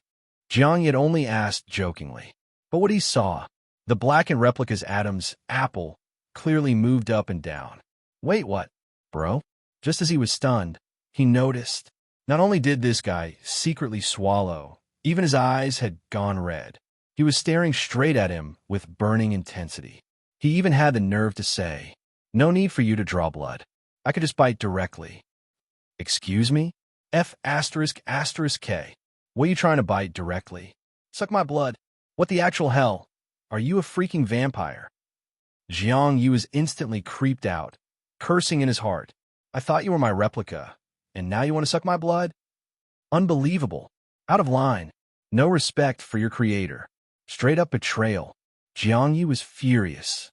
He rolled up his sleeve and clenched his fist. Staring at his veins, he said angrily, "This isn't going to cause any problems, right?" "Definitely not," the blackened replica vowed, looking dead serious. He even explained, "No need to bite the wrist either, just the fingertip is fine." Then, Jiang Ye looked serious and asked, "Should I wash my hands first?" "No need, no need." Then, Jiang Ye gave in. "All right, let's try it." As soon as he reached his hand out to the blackened replica, the guy just went in for a bite. Jiang Ye was so startled he had to shout again, "Just testing, all right? Don't drink too much." The blackened replica hummed to show he got it. Sure enough, he only took 1 or 2 sips. The whole thing felt like a regular finger prick. Jiang Ye himself barely felt anything. He looked curiously at the blackened replica and asked, "Well, feel anything?" The blackened replica's pitch-black eyes were sparkling as he nodded seriously. "Feels great. I got stronger. A little. If I could drink a bit more, it'd be even better." "Like hell it would." Jiang Ye didn't let him drink more. Just looked suspicious. "Didn't you say earlier there'd be dangers and side effects?" The blackened replica paused, then quickly corrected. "That was for black and crow blood. That's dangerous and has side effects. You're not a black and crow." Then the blackened replica thought for a moment and came to a conclusion he felt was completely logical. "You're my master, so your blood has a nourishing effect on me." Jiang Ye blinked. "Just because of that?" "Of course, not just that." The blackened replica paused for a moment, then said in a low tone, "Your blood has strong energy. And it seems to be a special kind of energy that surpasses both light and dark energy." "Knew it." Jiang Ye's blood was special. "But isn't that blackened crow blood?" The blackened replica gave him a look like he couldn't follow Jiang Ye's train of thought. Then, after a brief silence, said helplessly, "You're not a blackened crow. How could you possibly have blackened crow blood? Newbie." So Jiang Ye's blood was pure human blood? Just a little different from normal? So this difference, was it brought about by the infinite replication-X-tier ability, or was it something he'd had all along? Jiang Ye thought, maybe it had something to do with his own personal traits? Like how his initial awakening failed. Maybe that too was caused by something unusual in him. But what exactly could that be? He'd always lived like some nameless NPC, never had much presence. Could he have some rare blood disease that had just never flared up? Or was he some vampire noble's long-lost prince left among the common folk? Wait, he remembered he had a birthmark. Actually, he wasn't sure if it was a birthmark or an old scar from bumping into something as a kid, because that birthmark was very faint, shaped like a crescent moon. It looked more like when some spiteful adult had scratched him secretly with a fingernail when he was a kid. Kids have soft skin, so it left behind this tiny, crescent-shaped scar. Thinking of this, Jiang Ye quickly reached for his upper back. Even though it was shallow, he could usually feel it. But this time, he kept touching, but couldn't find it. The blackened replica didn't know what he was doing and was just about to ask when Jiang Ye stopped the suspicious action. After thinking for a moment, he asked the blackened replica, "You just said a replica drinking the master's blood is highly nourishing. So if my other replicas drank my blood, it shouldn't cause problems either, right?" The blackened replica nodded. "Generally speaking, no problems." Then added, "It should be like drinking your own blood." In the Doomsday Apartment, no matter the attribute or the type of eerie being, there's never been a case of someone having issues from drinking their own blood. Good. That meant Jiang Ye could run his experiments without worry. He immediately stretched out his hand and let replica number 5, the dark type one, take a big bite. And yeah, it really did feel like pricking your own finger and sucking your own blood. But to his surprise and disappointment, replica number 5 drank the blood and felt nothing special. Just like the light type one had no reaction to his blood. No talent mutation, no power-up, nothing. This hit Jiang Ye's confidence again. What was going on? Before he could ask, the blackened replica took the initiative to explain. Generally speaking, no matter how eerie the being, they can't grow stronger by drinking their own blood. Afraid Jiang Ye wouldn't get it, he added a simple example. It's like trying to ascend to heaven by stepping on your own foot. Getting stronger by drinking your own blood is like trying to grow up by eating your own flesh. It just doesn't make sense. So it doesn't happen. Fair enough. So much for that. But from this logic, one thing was clear. Jiang Ye's self-generated replicas were essentially the same as himself, which also explained why the light type and dark type replicas couldn't sense each other, and why his blood had no effect on them. Whereas the blackened replica, despite being loyal, wasn't actually him, still an outsider. So only that outsider could get stronger by drinking his blood. Thinking that, Jiang Ye was a bit disappointed, but then he had a sudden flash of insight. With just a thought, replica number 5 summoned the nurtured shadow puppet. Since it had only been nurtured for a short time, the entire shadow puppet was very weak. Its stats were pretty pathetic, with just enough energy to reach 1.1, and stamina not even at 1, only 0.8. This was after getting an accelerated nurturing speed thanks to the dark attributed environment around the apartment ruins. And after energy broke past 1, growth got even slower. That's why Jiang Ye was so eager to speed up the shadow puppet's development. Right now, he reached out his finger again and let the shadow puppet take a bite. The shadow puppet had no consciousness and had to be controlled by a replica. Its facial features were also somewhat blurred. Even its mouth wasn't quite like a normal human mouth. When it bit Jiang Ye's fingertip, there wasn't the warmth of a real mouth. Instead, it was chillingly cold. He felt like once this thing latched onto his blood, his whole body started to go cold. Made him want to grab a jacket. But cold as it was, the surprise was, while the shadow puppet was drinking blood, its stats soared. In that extreme dark attribute environment, its stat growth had been crawling, barely a 0.1 increase in ages. But now during the blood drinking process, the stats were shooting up like crazy. In just 2 or 3 short minutes, both stamina and energy hit 10 points. But Jiang Ye noticed, after the shadow puppet's stats hit 10, the rate of growth slowed down by at least 10-fold. With a thought, Jiang Ye took out the silver tier attribute fruits he'd bought earlier from a trade with Cheng Kun and hadn't used yet, 10 in total. 5 for stamina and 5 for energy. The effect, plus 15 to both stats. After the dark type replica's attributes got boosted, the shadow puppet's stat growth during blood-sucking finally picked up again. From this, it was clear, the puppet's nurturing speed progressed in phases. When its stats were lower than the dark-type replicas, it grew the fastest. But once its stats exceeded the replicas, growth would slow down. And when it exceeded the replica's stats by 1x or 2x, the growth speed would probably hit a cliff. So in theory, the shadow puppet could reach 10,000x the stats of the dark-type replica. But realistically, that'd be insanely difficult to achieve. Jiang Ye wasn't aiming that far for now. As long as the shadow curse could be effective, that was enough. He didn't plan on using the shadow puppet for combat in the current stage anyway. Its purpose was to act as the cost for shadow curse, to be consumed and re-nurtured repeatedly. Thinking that, Jiang Ye waited until the shadow puppet stats matched the dark-type replica's 25 points, then pulled his finger back. Losing blood like this definitely wasn't great for the body. Unless it was really urgent, better not to overdo it next time. With that thought, Jiang Ye started thinking about fighting Lin Jing. He wasn't sure how long a 25-stat shadow puppet could seal Lin Jing's glyph pattern ability. But if that ability got sealed, beating Lin Jing shouldn't be too hard. And even if he lost, it wouldn't matter. He could just keep challenging like Bald Guy did. As he was thinking, replica number 2 started preparing.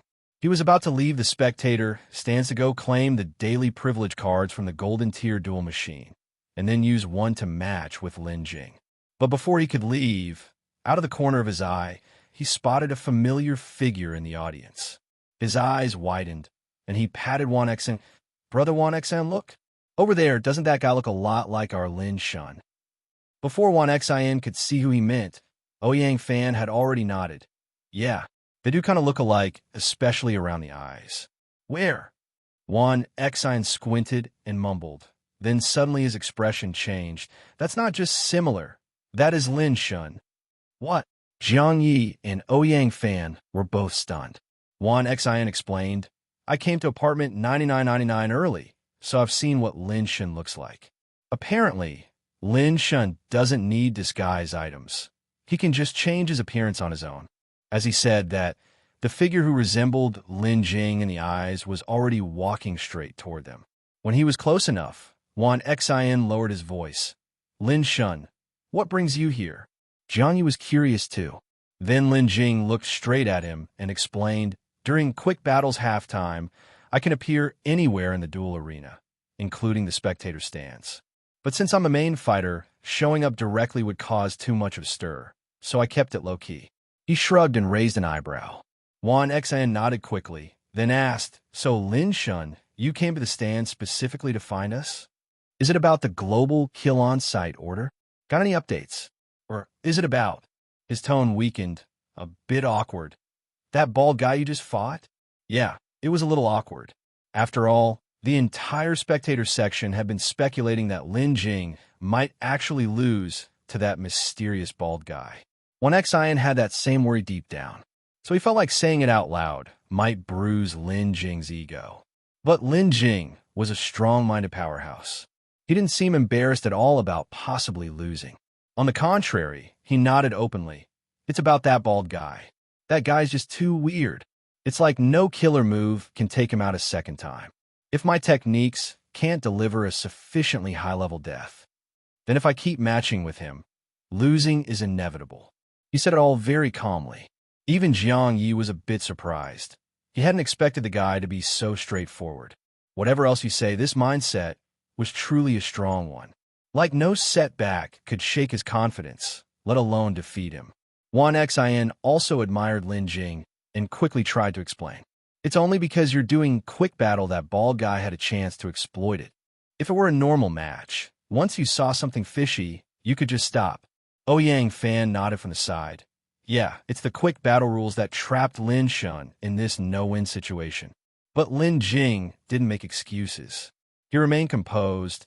"I chose to do quick battle myself, so whatever comes with it, I take full responsibility."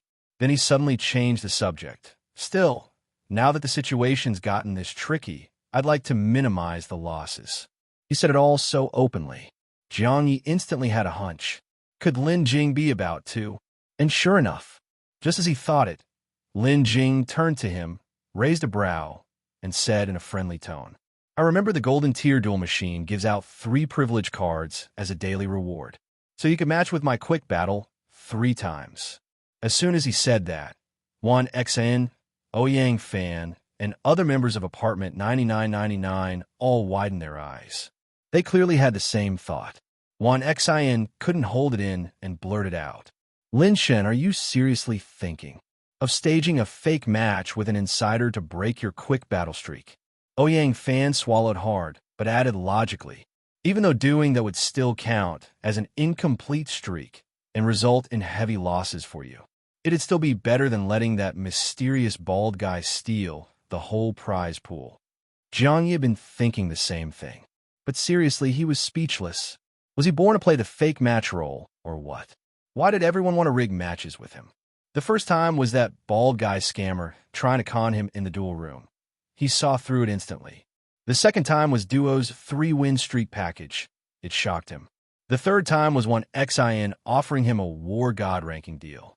The fourth time was Wu Ying surrendering at a 30-win streak. Now the fifth time, Lin Jing's minimized losses talk was clearly just another fake match excuse to hand the quick battle prize pool off to a trusted insider. Jiang Ye was really at a loss. He just wanted to scream, with strength like mine, why the hell would I need to throw a fake match? Who do you think you're looking down on? Jiang Ye was thinking, who are you looking down on? Meanwhile, the nearby players from Apartment 9999, like Juan Xin and Ouyang Fan, were thinking, why didn't this good thing land on me? After all, no matter how much of the quick battle card reward pool you end up with, beating Lin Shen was real, solid glory. By then, who knows how many players would remember their face and name. From that point on, walking through the world would come with a bit of fame. Guys like them, who didn't have a martial arts dream when they were young, who didn't want to roam the world with a sword, and, after all the ups and downs, become the legend of the land.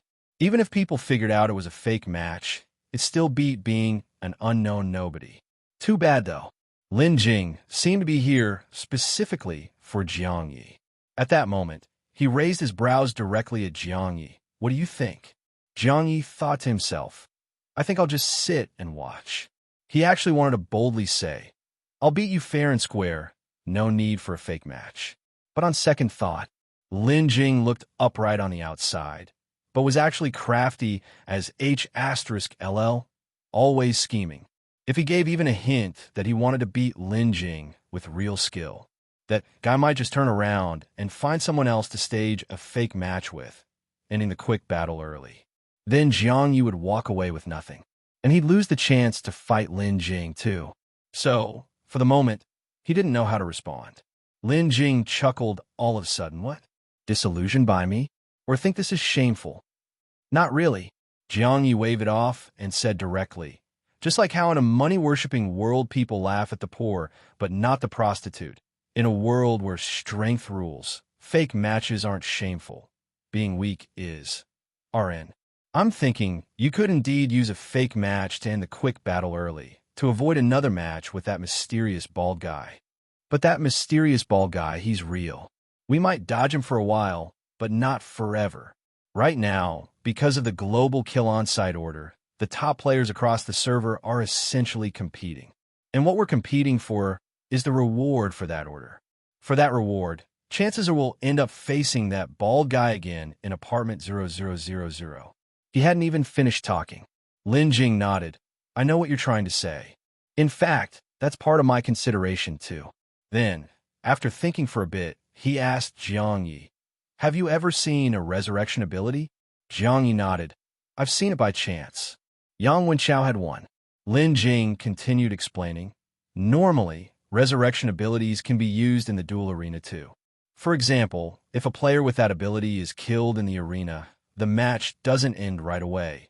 They revive on the spot. What I mean is, death in the duel room is virtual, but the simulation of player abilities is 100% real. So I'm thinking, that mysterious bald guy, he actually doesn't have a resurrection ability. The 5 times I killed him, he truly died each time.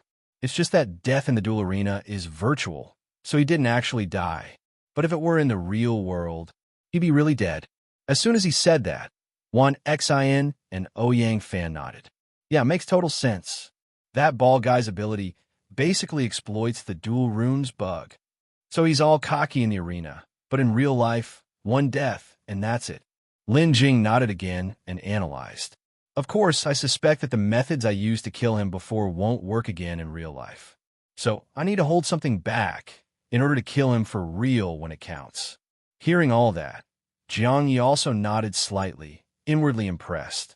That bald guy's ability really was messed up. It's basically like he didn't have a resurrection ability, but every time he died, he gained something like immunity from that type of death. If that was the only thing, it'd be a trash ability. But when paired with the dual arena's virtual death, it became totally broken. Someone like that, yeah, you really had to kill him in the real world to be done with it once and for all. But if Jiang Ye had that bald guy's power, he'd probably turtle in the duel room till the end of time, collecting every type of death, and only then step out into the world. But then he found it weird. That guy's matched with you 5 times, right? Where's he getting all those privilege cards? And if he's trying to collect death types, he should be losing matches nonstop. Where's his money coming from? Wan Xin was just about to answer when Lin Jing blurted out, probably being kept. Kept? Jiang Ye was dumbfounded. Lin Jing raised an eyebrow. Surprised? Didn't you get a quest from a cross-apartment NPC and even got your reward early? In that case, you could be considered kept by an NPC. Then he glanced over at Ouyang Fan and continued. And Ouyang, he cozied up to the apartment administrator and got some perks too. I'm guessing that bald guy probably caught the attention of the duo organization. His ability requires him to soak in the dual room long term. Perfect match for the duo organization's goals. D*MN. So the duo organization really had long arms. The newbie period wasn't even over, and they were already sponsoring players. Then again, when they were selling win street packages, they were probably also gathering intel on new players. Recruiting 1 or 2 promising newbies was nothing out of the ordinary. Just then, the halftime break ended, and Lin Jing's match was about to start again. He looked at Jiang Ye and said, "Think carefully about the fake match. When this one's done, I'll come find you guys." With that, his figure disappeared from the spectator area and appeared on the arena. At the same time, his new opponent appeared, a young girl with delicate features and a somewhat ethereal vibe. Whistles rang out from the crowd, singing praises to the beauty. Wan Xin stared at the girl and asked Jiang Ye, "You're not seriously thinking it's shameful to do a fake match, are you? If you do, I can reluctantly take your place." Jiang Ye shot him a glare. "How generous of you." He tapped his finger on the armrest of the spectator's seat a few times, frowned, and muttered, "I just feel like Lin Shun might have other reasons for doing a fake match." He didn't spell it out, so Wan Xin didn't get it and was about to ask. On the other side, Ouyang Fan chimed in. "I think so too." He leaned on his chin, lowered his voice, and said, "I think during the last match, when the bald guy's shadow invaded Lin Shun's body, Lin Shun clearly panicked a bit. So I think he's not just trying to minimize losses from the quick battle. More importantly, he doesn't want the bald guy invading his body again." Jiang Ye nodded. He was thinking the same thing. Wan Xin finally caught on. "So that bald guy really is creepy." Ouyang continued. "I got the feeling when Lin Shun mentioned the bald guy just now, there was a hint of killing intent in his tone. I think, yeah, he doesn't want to run into the bald guy in the arena again, but he does want to kill him in the real world." Then Ouyang lowered his voice even more. "You guys think could it be that bald guy discovered some secret about Lin Shun?"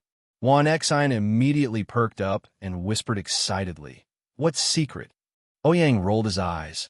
"How should I know? I'm just guessing." Wan Xin blurted out, "What if Lin Shun's got some system bound to him, and the bald guy found out? So now Lin Shun doesn't even want to bother with quick battle and just wants to kill him to shut him up?"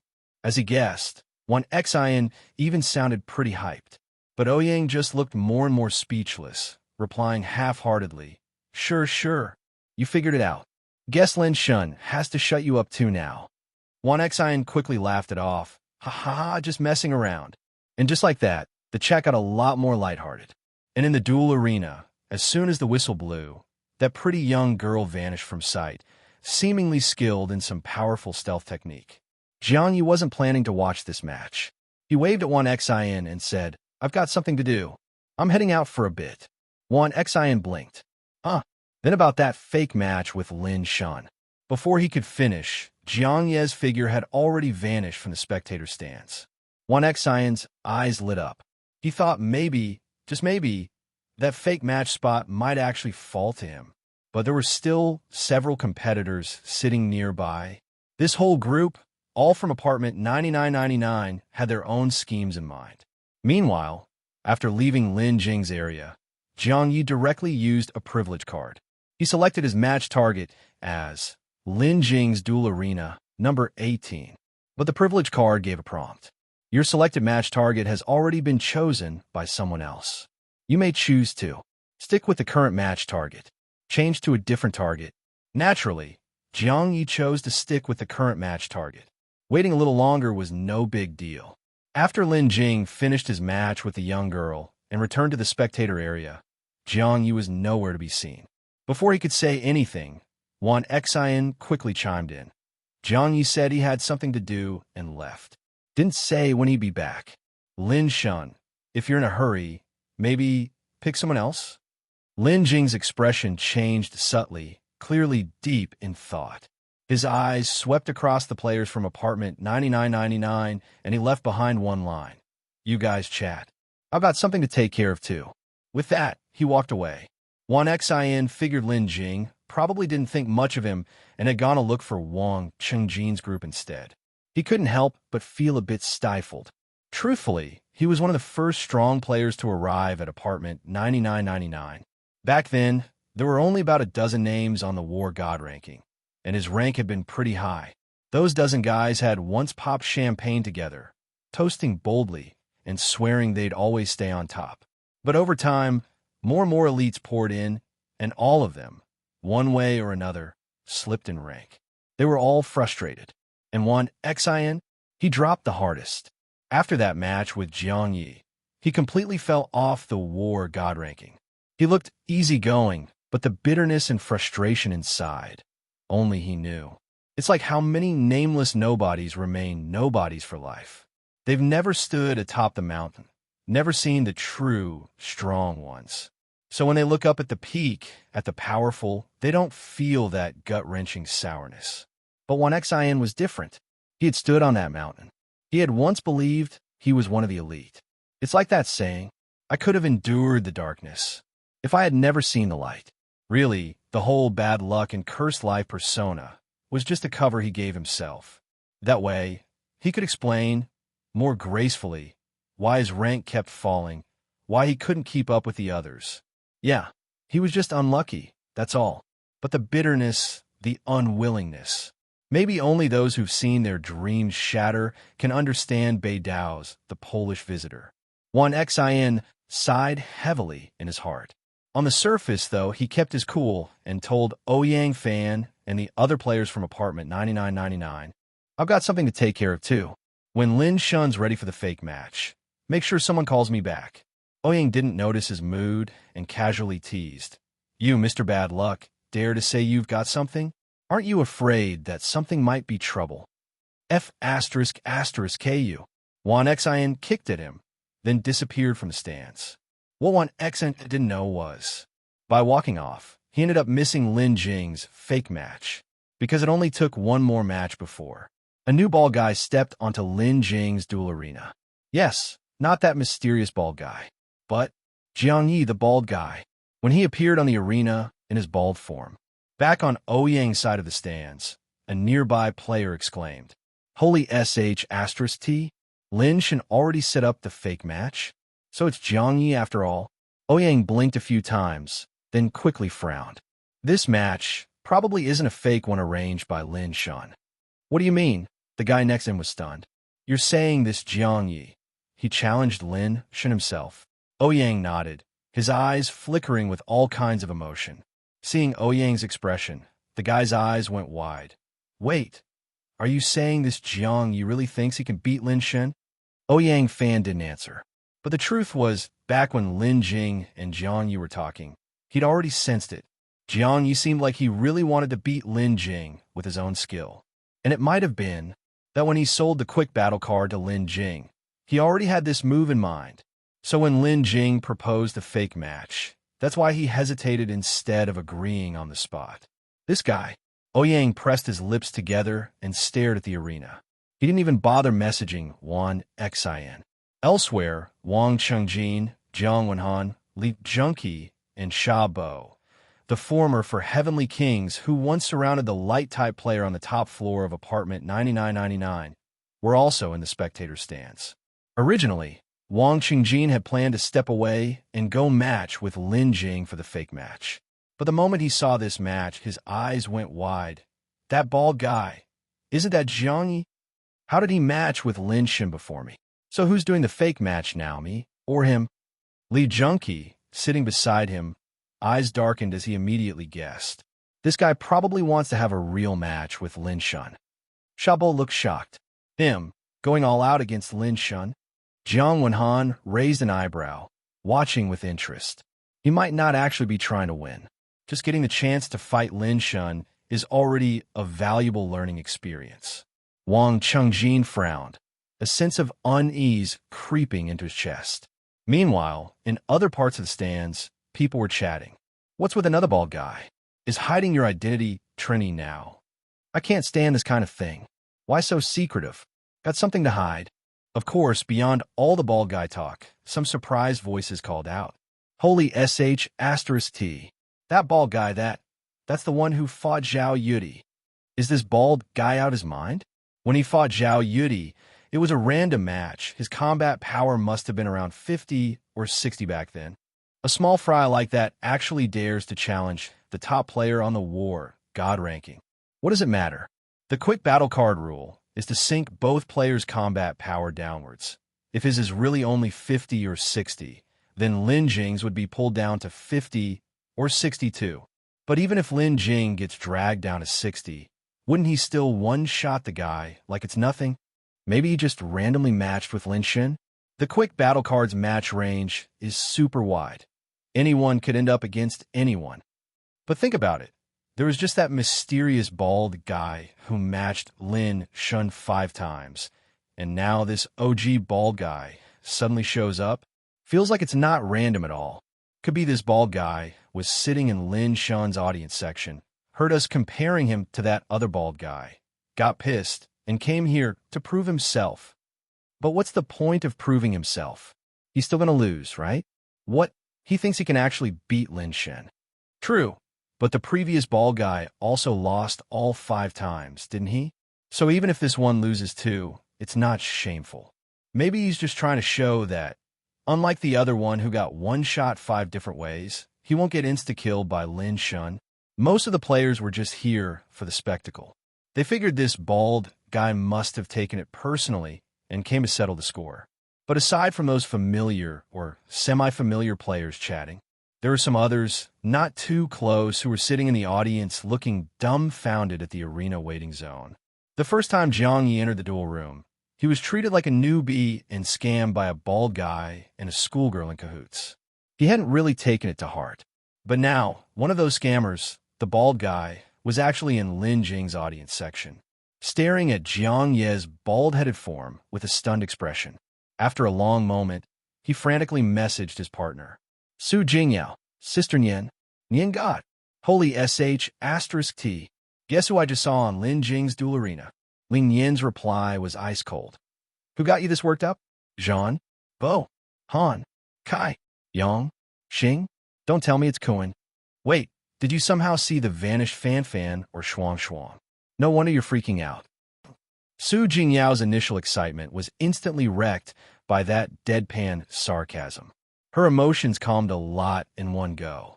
She took a deep breath and coolly replied, Not some celebrity. I'm not a star-chasing fangirl. It's that bald guy who tried to scam us before. He's unreal. He actually dared to match against Lin Jing. Can't believe it. The newbie we nearly scammed is now strong enough to stand here. Or maybe it's just a random match, and he's about to get one shot. Still, whether it was random or a privilege card match, just getting to stand on this War God arena is already big face and high profile. She fired off the messages in rapid succession and only got 3 short replies back. Where are you? She paused. I'm in Lin Jing's spectator section. Ling Yan, I meant which part of the spectator section? Oh, east side seating.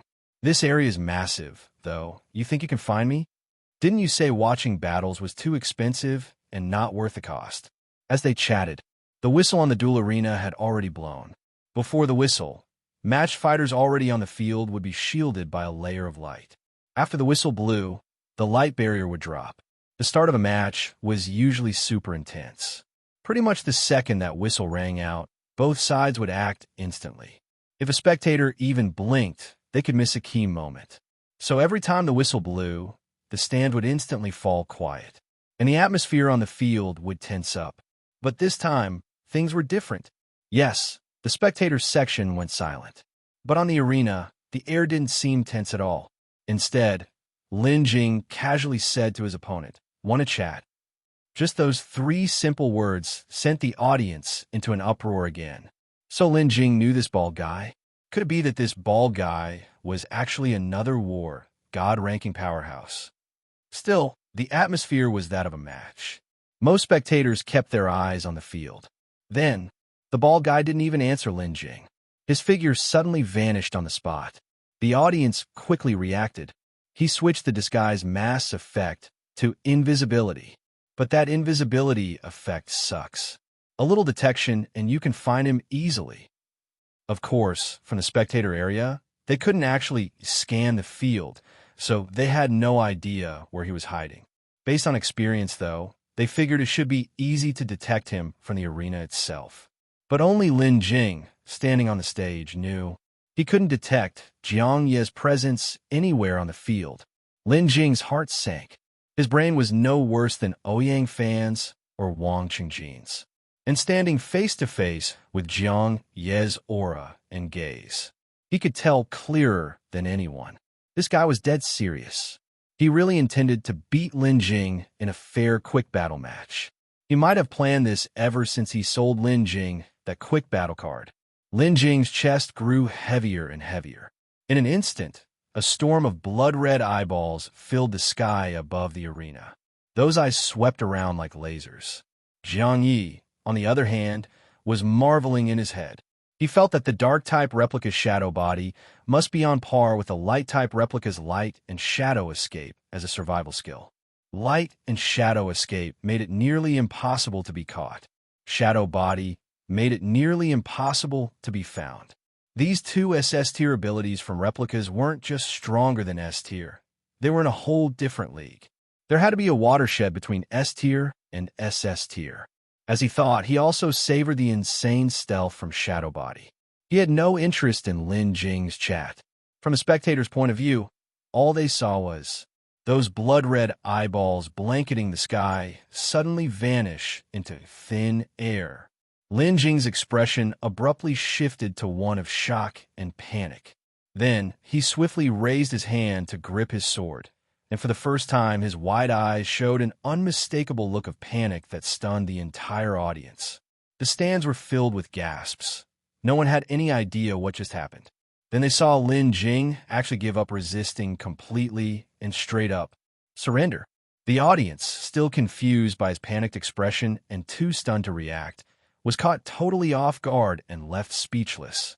It wasn't until the system announcement declared Lin Jing's failure in the quick battle match that many spectators were still in a dreamlike daze, unable to snap back to reality. However, the four heavenly kings, led by Wang Qingjin from apartment 9999, had long been mentally prepared for Lin Jing possibly throwing the match to cut his losses. So when they saw him lose, they weren't too shocked. Still, the situation wasn't quite what they expected. What's going on? Did Lin Shun and Jiang Ye coordinate this? Or was Jiang Ye confirmed as the fake match pick? But surrendering outright? Isn't that a bit too fake? This is weird. Something about this match feels off. What really happened? Let's ask Lin Shun later. On the other side, in the tail-end squad led by Ouyang fan of apartment 9999, everyone was just as dumbfounded. The fake match is already over? But that was so fake. I heard even people who buy win streaks at least go through the motions. What kind of match is this if he just surrenders straight up? Even Ouyang looked totally confused. Weird. Lin Shun's reaction seemed off. They all thought it was strange, and the whole spectator area was even more relentless. Once the audience snapped out of it, a flood of heated discussion nearly blew the roof off the duel arena. FK, should we be yelling refund right now? What the hell was Lin Jing doing? What the hell kind of match was that? What match? He didn't fight at all. He just surrendered. This BLLSHD. Total rigging. I just paid for a 10-match viewing pass. And this was the only one I watched. And it was fake. Refund my Fing money. I get it now. That mysterious bald guy who matched Lin Jing 5 times must have pressured him. Lin Jing knew if it kept going, he'd eventually lose to that guy. So he ended quick battle through a fake match to protect some of his gains. Holy SHD. That actually makes sense. So this bald guy was handpicked for the fake match. F*******. Lin Jing, all righteous and noble looking on the outside, turns out to be a real snake. What did he ever look righteous to you? Was it the blood-red eyeballs? Or the fancy dance of death? I didn't mean his skills. I meant his appearance. He looks kind of upright. That's the thing. Never judge a book by its cover. Anyone who's made it this far is a powerhouse, who knows how much blood is on their hands. I'm so done. I waited and waited, thinking maybe Lin Jing couldn't finish quick battle, and wondering what kind of top-tier opponent would finally bring him down. Never imagined he'd pull something like this. Crush my hopes completely. Now, I finally understand why people scream, refund my Fing money. F me. I've been cutting back on everything. Didn't even buy a bottle of water from the Lowen Mall just to afford this ticket. And in the end, I got to watch Lin Jing surrender in a fake match. F******. Complaints and curses like that echoed endlessly across the stands. At this point, Lin Yin had reunited with Su Jingyao on the east side of the spectator stands. Su Jingyao's face was just as complicated and speechless. Holy *****. Yin Yin, you really wasted your viewing fee. At least I got to see some of Lin Jing's techniques. You, though? You came in just to watch him surrender in a fake match. But that bald guy, he's unreal, right? I'm sure when I saw him in the first-floor lobby of the duel zone, he didn't even know who Lin Jing from the war God ranking was. And now, not only does he know Lin Jing, he even earned his trust, enough to be handed the crucial job of a fake match. Yin Yin, I'm actually a little scared now. What if we run into him again someday, and he comes after us for revenge? People like that, who knows how many lives they've taken? He's probably the type who kills without blinking. Lin Yin stared at the now-empty arena, her expression still a little dazed and disoriented. It took her a while to snap out of it. Her mood wasn't great, and she was just about to say something when Su Jingyao tugged on her arm. Look, over there in the stands. Isn't that Zhao Yudi? She lost to that bald guy before, too, and now she's watching this match. Wonder what she's feeling right now. She lost on her 9th win, right? I heard she was so pissed she nearly lost her mind, swearing she'd hunt him across the world. Wonder if she even dares to be mad anymore, huh? Lin Yin followed her gaze to where Zhao Yudi was sitting. It was like looking in a mirror. Zhao Yudi's face mirrored the same mix of shock and complicated emotions. Lin Yin sighed. Then, after steadying herself, reached over and ruffled Su Jingyao's disguised bald head with a helpless look. You were just worrying about revenge, and now you're gleefully watching Zhao Yudi suffer. You really are something. Ha ha ha ha. Su Jingyao laughed out loud without a care. I mean, someone's got it worse than us. That's worth celebrating, right? Life's better when your happiness comes from other people's misery. Feels amazing. Ha ha ha. Lin Yin rolled her eyes, but truthfully, it was easier to relax around someone as carefree as her. The Doomsday Apartment environment was already stressful enough. If you stayed bottled up every day and didn't know how to enjoy life in the moment, you'd lose your mind sooner or later. So she smiled too, her tone noticeably lighter. All right, fine. You're right. Let's build our happiness on anything that makes us happy. Enjoy life while we can. Exactly. Su Jingyao agreed with a grin. And as the saying goes, girls who laugh a lot are luckier. I just know good luck's gonna smack me in the face any day now. Maybe that guy with the global kill-on-sight order on him will drop dead right in front of me, and I'll snatch the final blow and skyrocket to the top.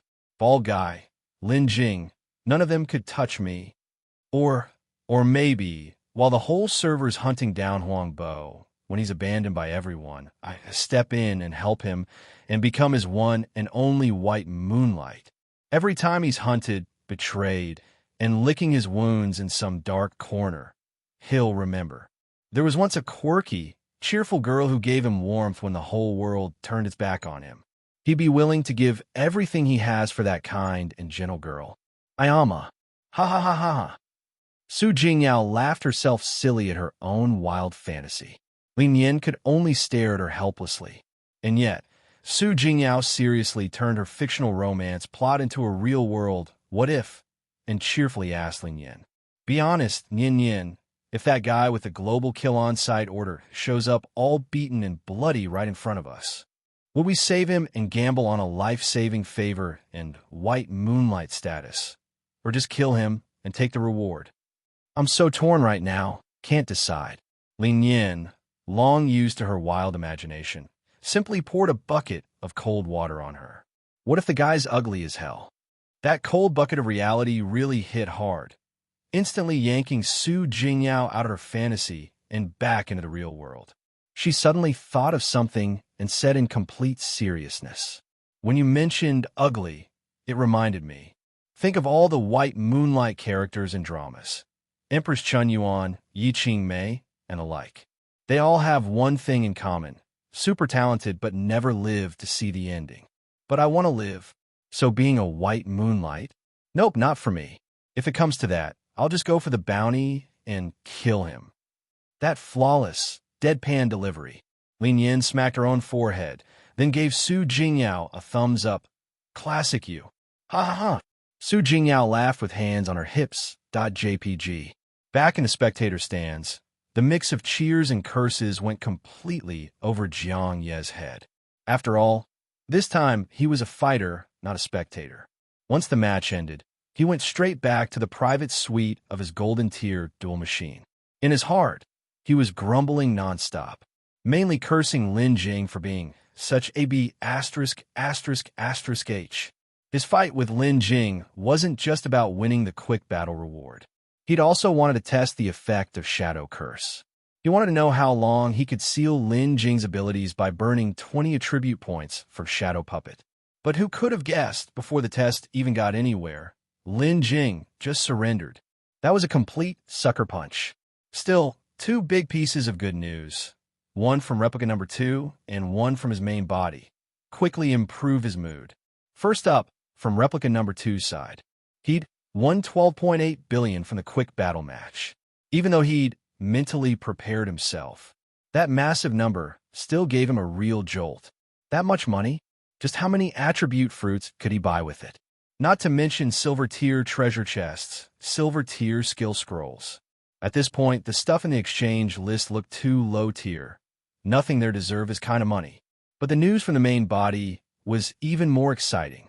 In a match with Lin Jing, he'd fused with the Dark-type replica and used Shadow Puppet. Specifically, he'd burned 20 attribute points from Shadow Puppet. Normally, that kind of burn is irreversible. But Jiang Ye had discovered a bug. The one he'd actually fused with wasn't the Dark-type replica itself. It was a mirror replica created using the replica reflection mirror. When he saw the mirror replica also came with a 25-point Shadow Puppet, he'd gone ahead and let the mirror handle the fusion. As a result, the Shadow Puppet consumed during the match came from the mirror replica. His actual Dark-type replica's Shadow Puppet, totally untouched. Even better, whenever he used the replica reflection mirror to duplicate again, each new mirror replica still came with the full 25 attribute points in Shadow Puppet. Now, that was a game-changing win. He'd been worried about having to re-nurture his Shadow Puppet every time he used it. But now, he didn't have to think about consumption at all. As long as he never burned the real Dark-type replica's Shadow Puppet and always used the ones from the mirror replicas, he'd be golden. With this setup, he might actually have a shot at endlessly nurturing the original Shadow Puppet until it had 10,000x the attributes of the Dark-type replica. This news was honestly too good to be true. Thinking about it more deeply, Jiang Ye realized this felt like a full-blown bug. Just to be sure, he tested it again with the Phantom Lantern. And that's when he discovered the difference. Phantom Lantern's Phantom replicas didn't carry over the Shadow Puppet's attribute points. Every time, it had to be nurtured from scratch. That made one thing crystal clear. Replica Reflection Mirror was leagues above the Phantom Lantern in replication strength. Though, when it came to replica fusion, both items had similar effects. So Jiang Ye wasn't about to trash-talk the Phantom Lantern either. As he ran these tests, the main body was also thinking it was about time to clear his personal instance. This apartment ruin was technically white-clad woman's turf. He was desperate to get a truly private space, one that belonged entirely to him, with no outside interference. Once he cleared his personal instance, he'd have just that. And he was especially looking forward to seeing, in that kind of space, would newly created replicas show up in the apartment 10-member list like what happened with Chu Xing and Huang Bo.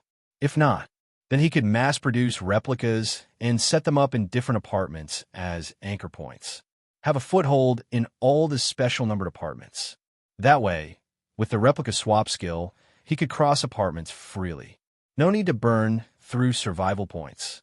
At that point, he'd truly be on the path to infinite replication. Right now, having only 6 replicas, still way too weak. But before diving into his instance, Jiang Ye wanted to get the main body a powerful new skill. And now, with 12.8 billion in hand, the first thing he did was exchange for 10 silver tier skill scrolls. He didn't use them right away, though. Instead, he exited the golden tier dual machine. When he glanced at the group chat, he saw Wan Xian's furious shout. Wan Xian, F********, you Ouyang. You promised to call me for Lin Shun's fake match. You didn't call me at all. At Ouyang fan. Ouyang fan, that's not on me. You left, and like 2 minutes later, Jiang Ye matched with Lin Shun. I had no idea that was going to be the fake match. They didn't coordinate anything in the stands either, with diuresis. Ouyang fan. Besides, the match wasn't even worth watching. Jiang Ye used his disguise mask's invisibility. Lin Shun pretended to search the whole field with blood-red eyeballs, couldn't find him, and just hit the eyeball and surrendered. Other spectators chimed in too, siding with Ouyang fan and saying the fake match wasn't that exciting anyway. Still, tons of people started at ING Jiang Ye, asking how big the quick battle prize pool had gotten. How much did he make by teaming up with Lin Shen? There were so many mentions that Jiang Ye finally replied in one line. Didn't get much. Just a measly 12.8 billion. The whole group chat fell silent for a moment. Then, like a storm, WTF, WTF, WTF. Say that again. Measly 12.8 billion. How big was your cut to get 12.8 billion? No way, right? That's got to be exaggerated. Yeah, no way. The whole pool being over 10 billion is already crazy. How the hell did your share hit 12.8? What kind of joke is this? Even one Xian added. Jiang Ye's the type to lie through his *****ing teeth. This 12.8 billion is totally sus. But after he sent that, one Xian suddenly remembered. Jiang Ye wasn't just the kind of guy who lied with a straight face. He also had this weird habit of telling the truth in a way that made it sound like a lie. Like last time, he really had beaten him with raw strength, but talked like he'd only made the war god ranking because of a fake match. So this time, could it be that he actually... Nah, no way. After all, based on the description, Jiang Ye and Lin Shun didn't even fight. It was Lin Shun who voluntarily surrendered. If that wasn't a fake match, then what was it? So what Jiang Ye said that was probably true was that the entire prize pool for the quick battle was 12.8 billion, not that he personally got 12.8 billion. At that point, some other players caught on and called it out in the group chat. That 12.8 billion must be the total quick battle prize pool, right? We were asking how much you personally got at Jiang Ye. Jiang Ye chuckled and casually replied, we haven't really negotiated that yet. At Lin Jing, why don't you tell them how much I get? Or better yet, how about we talk face to face? I'll come up to the 99th floor and find you. At Lin Jing. As soon as that message dropped, every player in apartment 9999 was stunned. Wait, This fake match, they hadn't discussed it beforehand. What the hell were those two up to? Especially those who saw the match live. That weird vibe they'd felt resurfaced again. On the 99th floor, Lin Jing had just stepped out of his private duel machine. He saw Jiang Ye's message and his face darkened, eyes unreadable. He didn't reply in the group chat, but before long, players in apartment 9999 noticed. Lin Shun's name had vanished from the apartment list. Wait, did Lin Shun just leave across apartments? Told you. Lin Shun ending quick battle early had multiple reasons. It's not just that mysterious bald guy pressuring him. It's also the lure of the kill on sight reward. Huang Bo is still on the run, could get taken out any minute. Lin Shun's probably gonna hunt him. But does he even know which apartment Huang Bo's in? Is he gonna go door to door? That'd burn a ton of survival points. So what? Just kill one player per apartment, and you earn them back. And with Lin Shun's freaky methods, who knows? Maybe he really can pinpoint Huang Bo's location. Most players in 9999 believed Lin Jing had deliberately ended quick battle early, partly because of the global kill-on-sight order. His sudden exit from apartment 9999 was likely to go hunt down Huang Bo. But Jiang Ye had his own theory. Lin Jing might have just wanted to avoid him. The duel room was, after all, a virtual environment. You could build up combat experience inside, but there was no real death. Even if your ability got sealed on the field, it would return to normal in the real world. But in reality, if Lin Jing ran into Jiang Ye again and got sealed, it would stick. So he probably bailed to avoid that.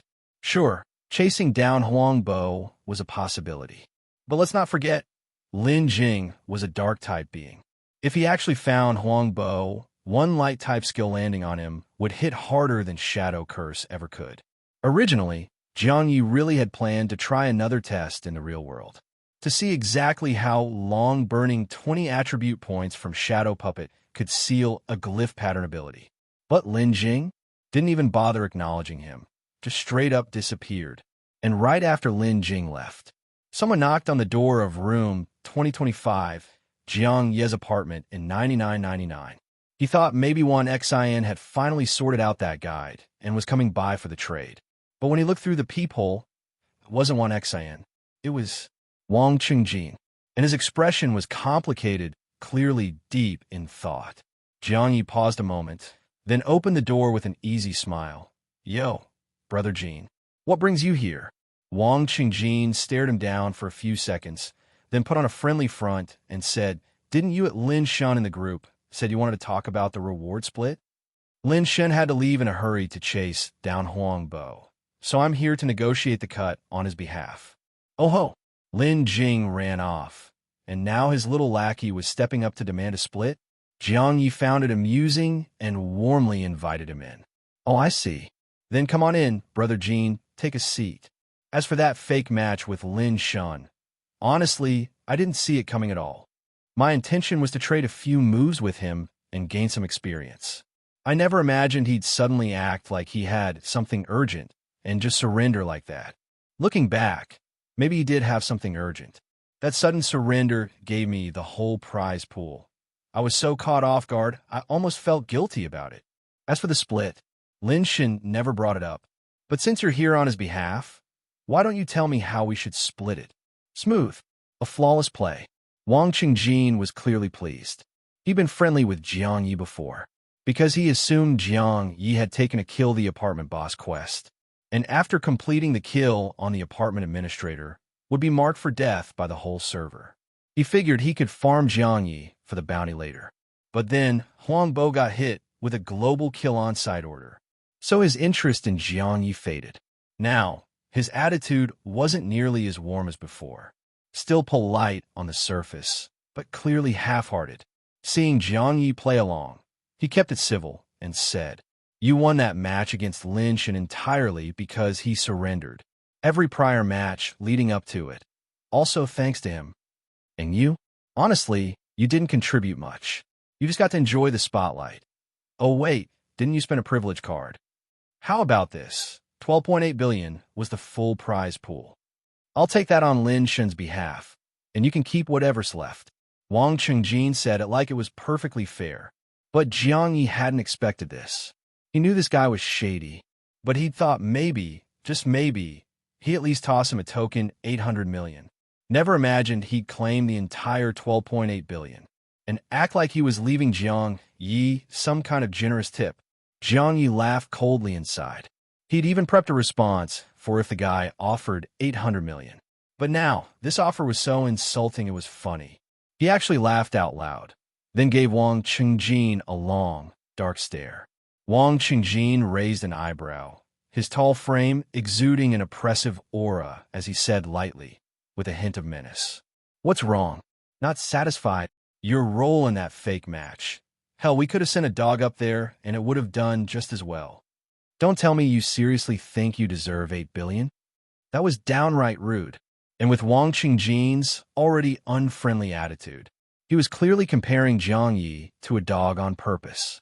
Jiang Ye had originally planned to ask Wang Qingjin about personal instances and high-level skills. Now, this guy's just asking to die. So Jiang Ye couldn't be bothered to play nice anymore.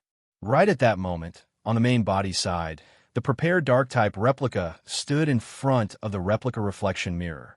The blackened replica was positioned in front of the phantom lantern. Two powerful replicas, ready to deploy. After all, this wasn't the duel arena. If something went wrong here, it'd be really wrong. Naturally, he was on full alert, more cautious than when facing Lin Jing in the arena. Still, even though he was being careful, replica number 2, the one actually handling the fight, looked totally relaxed. He even shot Wang Qingjin a sudden grin. Yeah, even walking a dog gets you in the game. So, when Lin Jing originally planned to drag you on stage, what kind of cut were you getting? Just the leftover zeros after a billion, like what you're tossing to me. The tone sounded laid back and friendly on the surface, but the provocation and mockery were blatant. He didn't even bother calling Lin Jing Lin Shan this time, just straight up called him by name. And the way he said Lin Jing had this weird mocking undertone to it. Right then, Wang Qingjin's face suddenly twisted in shock. Jiang Ye had already entered combat mode, taunting without holding back. Even Lin Jing didn't dare come ask me for a cut. How the hell did you get the guts? At the same time, he fused his two powerful replicas and burst forward. In an instant, his aura turned razor-sharp, blood mist spreading all around. And even though he moved this fast, Wang Qingjin somehow reacted even faster. The blood mist hadn't even reached him yet. The shadow curse hadn't even been cast. Then came a sudden thud. Wang Qingjin slammed to his knees. Holy SHD? He knelt? Jiang Ye was mentally full of question marks. Wang Qingjin's knees might as well have been made of steel. They hit the ground with a loud, metallic clang. Then he barked literally twice super fast and frantically screamed for mercy like his life depended on it. "Boss, have mercy. Mercy. Woof woof. Mercy. I was wrong. I was seriously wrong. Woof. Woof woof. I'm a dog." This sudden turn of events totally stunned Jiang Ye. If he had glasses on, they'd have shattered in real life from the shock. For the first time, he seriously wondered if maybe, just maybe, he hadn't seen enough SHD in life. What the actual F***? How do you even describe this? If someone recorded this and posted it, it'd instantly go viral as the wildest reaction plot twist of the year. And this dude had seemed pretty normal and cocky earlier. Now all of a sudden, what kind of mental breakdown is this? Did he get scared? But the shadow curse hadn't even been cast yet. Even the blood mist hadn't reached him. Why the hell did Wang Qingjin go full freakout mode out of nowhere? Still, no matter how shocked he was inside by this insane turn, Jiang Ye stayed super cautious, not wanting to mess up and lose replica number 2 in some stupid twist. So he snapped back quickly, kept spreading the blood mist while swiftly activating the shadow curse.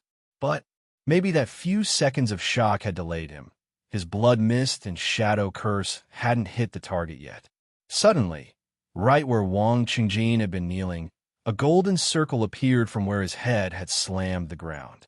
The circle instantly expanded into a golden, dome-shaped light shield.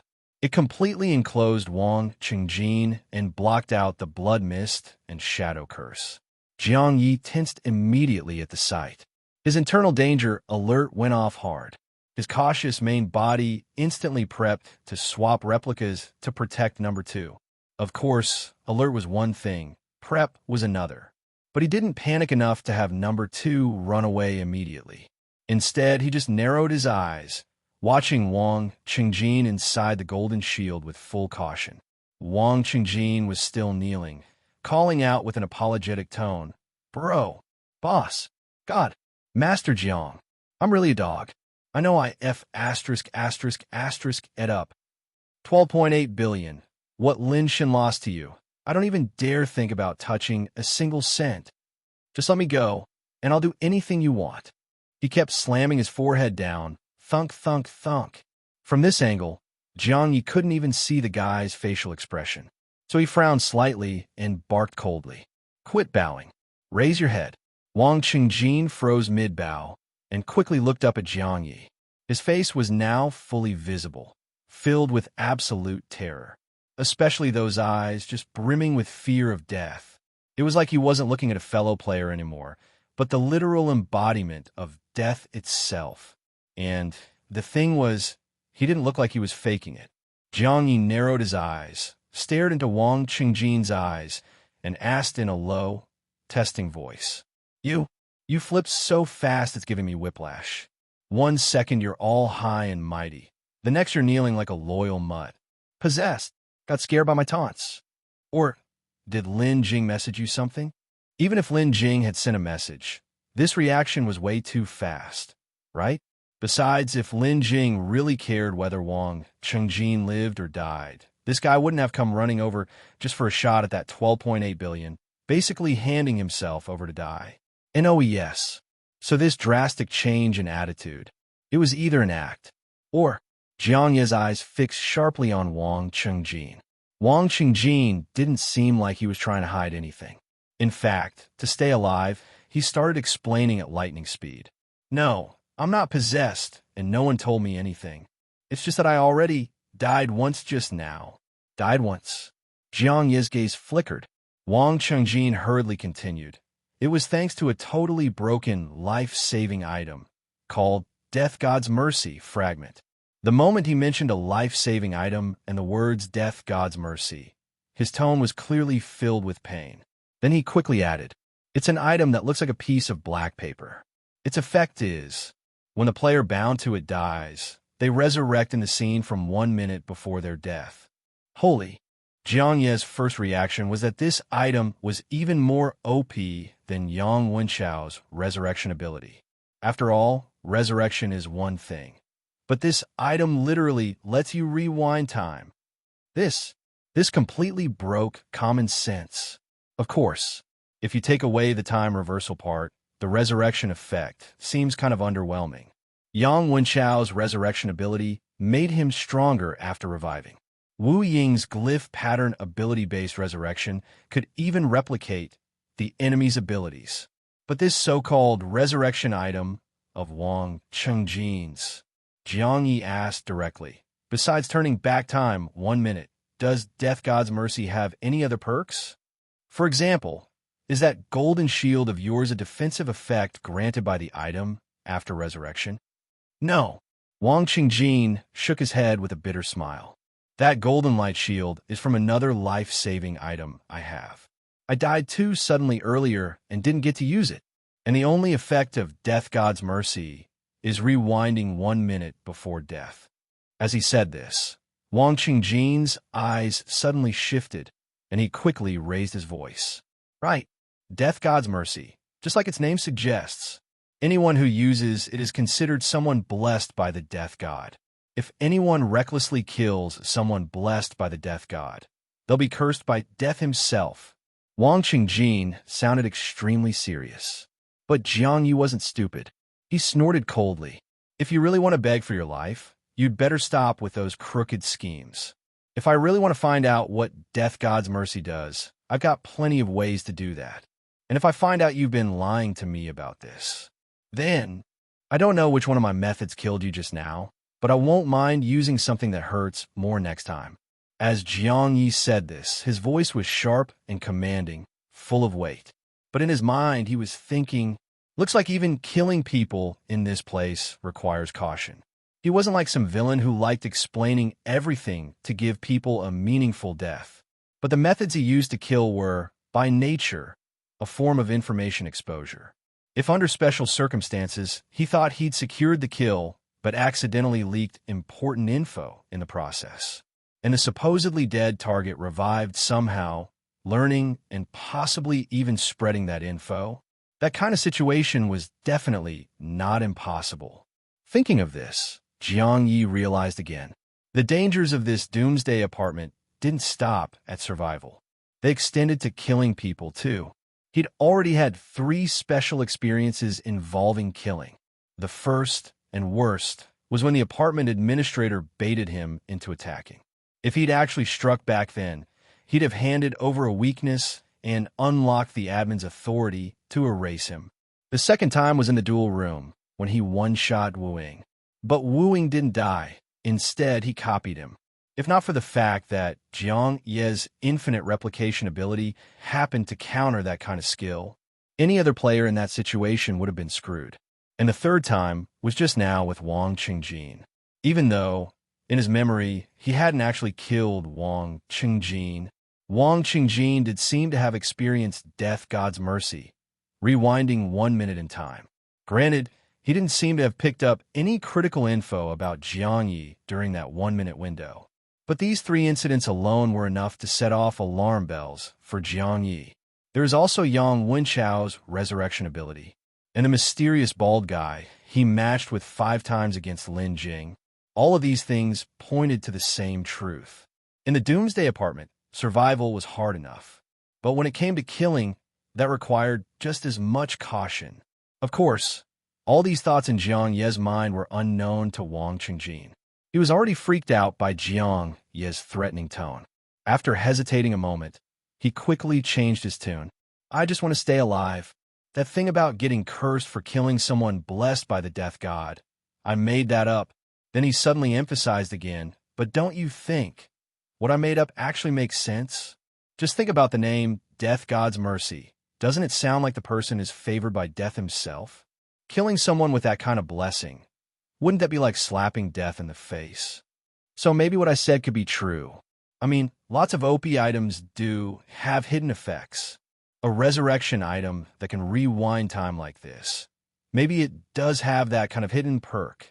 It was clear that Wang Qingjin was really trying everything he could to survive. His tone was firm, filled with conviction, like he'd actually grab hold of a lifeline. Jiang Ye stared at him for a few more seconds, then suddenly asked, "This Death God's Mercy resurrection item, it's a one-time use, right?" The moment Wang Qingjin heard that, his heart skipped a beat hard. But remembering Jiang Ye's earlier threat, he didn't dare hide anything and answered honestly. Resurrection-type items are usually one-time use, and extremely rare and valuable. Jiang Ye nodded. What about that golden light shield? Does it have a time limit or a durability value? Wang Qingjin stammered. It has a time limit. How long? Just a little over an hour left. Jiang Ye asked, and Wang Qingjin answered. At this point, he didn't bother begging anymore. He was fully cooperative. Deep down, Wang Qingjin figured there was still a chance he could make it out alive. After all, there wasn't any deep, personal hatred between him and Jiang Ye. It was just greed over that 12.8 billion and underestimating Jiang Ye that caused the conflict in the first place. But just now, he'd already lowered himself enough. Groveling on the ground, begging like crazy, he'd practically crushed his own dignity with his own hands, all for Jiang Ye's forgiveness and a chance to live. Plus, even though he made up the stuff about Death God's Mercy having hidden features, he actually thought it made a lot of sense. With all those buffs stacked up, he felt the odds of Jiang Ye killing him again shouldn't be that high. Of course, he figured Jiang Ye would still squeeze some benefits out of him. Wang Qingjin was already mentally prepared to bleed him dry. Jiang Ye, meanwhile, had his own calculations in mind. At that moment, he casually plopped down on the living room sofa. Looking over at Wang Qingjin, he chuckled softly. A little over an hour, huh? Then let's see if you can earn yourself a shot at survival during that hour. Wang Qingjin immediately understood. This was the part where he'd have to pay up. He'd already braced himself, so he didn't hesitate to respond. What do you want? Or what do you want me to do? If it's something I have, or something I could do, I'll agree to it. After all, nothing matters more than staying alive. Seeing that, Jiang Ye didn't beat around the bush and said bluntly, embarrassing as it is, my biggest headache right now is that I still haven't cleared my personal instance. Wang Qingjin's eyes immediately darted around in thought. He wasn't as familiar with Jiang Ye as Wan Xian was, but in an instant he understood. The reason Jiang Ye hadn't cleared his personal instance yet must be because it was too difficult. And that made sense. With strength like his personal instance was bound to be no joke. Still, no matter how tough a personal instance was, it wouldn't be unfairly tough. Wang Qingjin thought it over, then tried cautiously. Actually, you could just wait. No, I can't wait. Jiang Ye sat up straight and cut him off. You should know, I accepted the mission from the NPC to kill the apartment boss. I'm already on the boss's radar. Even the apartment administrators could be plotting against me at any moment. So I need to get a private space of my own as soon as possible. Hearing that, Wang Qingjin understood. So he shifted his thinking. But before he could come up with anything, Jiang Ye suddenly asked straight out. As he spoke, he added, don't tell me to wait for apartment 0000 to open. I want this. To comprehend an S-tier skill before apartment 0000 opens. This early opening of apartment 0000 was most likely targeting him.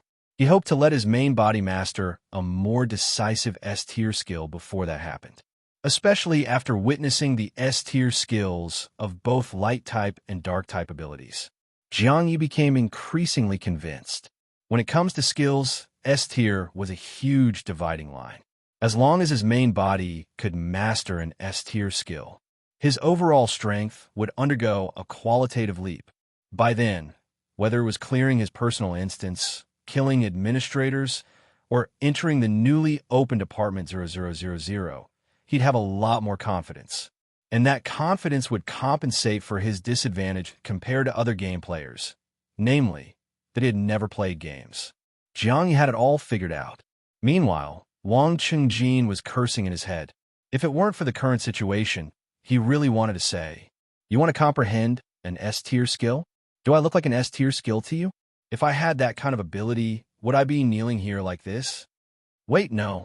Even if he did have that kind of ability, he'd still have to kneel. Because even if he had one or two more S-tier skills, he might still end up dying at Jiang Ye's hands. Lin Jing had an S-tier skill, and didn't he still surrender? Thinking that, Wang Qingjin was confused. To be honest, he thought that with Jiang Ye being so strong already, an S-tier skill shouldn't matter that much to him. It was like a regular person winning $1 million in the lottery, life-changing fortune. But for someone earning $1 million per day, $1 million was still money, but nowhere near as meaningful. Jiang Ye was like that rich guy. He was already so strong. Why obsess over an S-tier skill? Wang Qingjin found it odd, but with the current power dynamic, he just wanted to survive and didn't dare question the man holding his life in his hands. So after a brief moment of thought, he quickly offered a few ideas. He started with a disclaimer. During the beginner apartment phase, except for when awakening initial talents, where SS tier or SSS tier players have a chance to comprehend S tier skills, it's basically very difficult to learn S tier skills. First, S tier skill scrolls are extremely rare and hard to find. Second, even if you get one, beginner level comprehension is usually too weak to master it. You just end up wasting the high-level skill scroll. That same disclaimer had already been explained to Jiang Ye before by Cheng Kun. Back then, Jiang Ye backed off. But now, facing Wang Qingjin, his expression was completely blank. Wang Qingjin quickly continued. To put it simply, new players don't have enough comprehension to master S-tier skills. The beginner apartment's built-in enlightenment room isn't enough either. To learn S-tier skills, you need access to higher-tier dojos. Places like that exist in apartment 0000, but you said you want to get it done before it opens. So, The few scenarios I can think of where advanced dojos might appear. First would be the Stellar Tier Dojo listed as a kill on-site order reward. If you can kill Huang Bo, you'll have a chance to enter a Stellar Tier Dojo and comprehend an S-Tier skill. In fact, there's likely a Dao monument inside the Stellar Tier Dojo. If you meditate there long enough, you might even awaken the talent associated with that Dao monument. Sounds tempting, but Jiang Ye shot Wang Chengjin a sideways glance, clearly growing impatient. Wang Chengjin quickly added, "Besides that, extremely difficult personal instances might contain dojos too. Some unique secret realms might also have them. And the illusion trial within the void mirror might also..." 3 sentences in a row, 3 might s. He could tell Jiang Ye was getting increasingly annoyed. Just as he was about to say more, Jiang Ye suddenly asked, "The void mirror you mentioned, are you talking about the item that's a reward for the 30-win streak? What exactly does that thing do?" Wang Chengjin let out a sigh of relief and quickly explained. The void mirror is a pretty powerful eerie item. It has 5 main effects. Effect 1. Peering into the past. The mirror can show glimpses of a person's past. So, this is mainly used on enemies or people under interrogation to learn about their history. Effect 2. Foresight. The mirror surface can display vague future images. Of course, it's not accurate. These predictions are more like warnings. What might happen, not what will happen. Effect 3 is soul healing, used to treat mental or spiritual damage. Effect 4 is the illusion trial I just mentioned. It's kind of like a secret realm trial, but like the duel arena, it's virtual. But if a dojo appears inside that trial, the comprehension boost it provides is real. Effect 5 is the negative counterpart to Effect 3. The void mirror's soul healing transfers a player's mental damage into the mirror. That transfer of pain becomes a buildup of negative energy inside the void mirror. Once the negative energy reaches a certain level, the void mirror mutates, and Effect 5 kicks in. It manifests as, the next time the void mirror is used, another version of yourself comes out of the mirror to kill and replace you. That should have been the end of it. After all, Jiang Ye had only asked about S-tier skills. But Wang Chengjin had good instincts. He vaguely noticed Jiang Ye seemed especially interested in that negative effect. So before Jiang Ye could even ask, he kept going. Of course, this negative effect can be cleared. Using the soul calming bell, cleansing solution, or certain potions regularly will remove the accumulated negative energy. In fact, some shady players wait until the void mirror is full of negative energy, then use it to reflect someone else. That way, the other self that comes out targets someone else entirely. Of course, there's an unspoken rule in the game. We don't recommend players do this, because the thing that comes out of the void mirror is extremely bloodthirsty. After killing the player it's based on, it will rampage and start killing others, ruining the game experience for everyone. And it's a pain to kill, too, and doesn't drop anything useful. So in the game, we usually just clear the negative energy with potions. At this point, something seemed to click for Wang Chengjin. A game was one thing. This situation was not a game. Sure, game players loved to trash talk, and some had questionable manners. But most still followed those unwritten rules.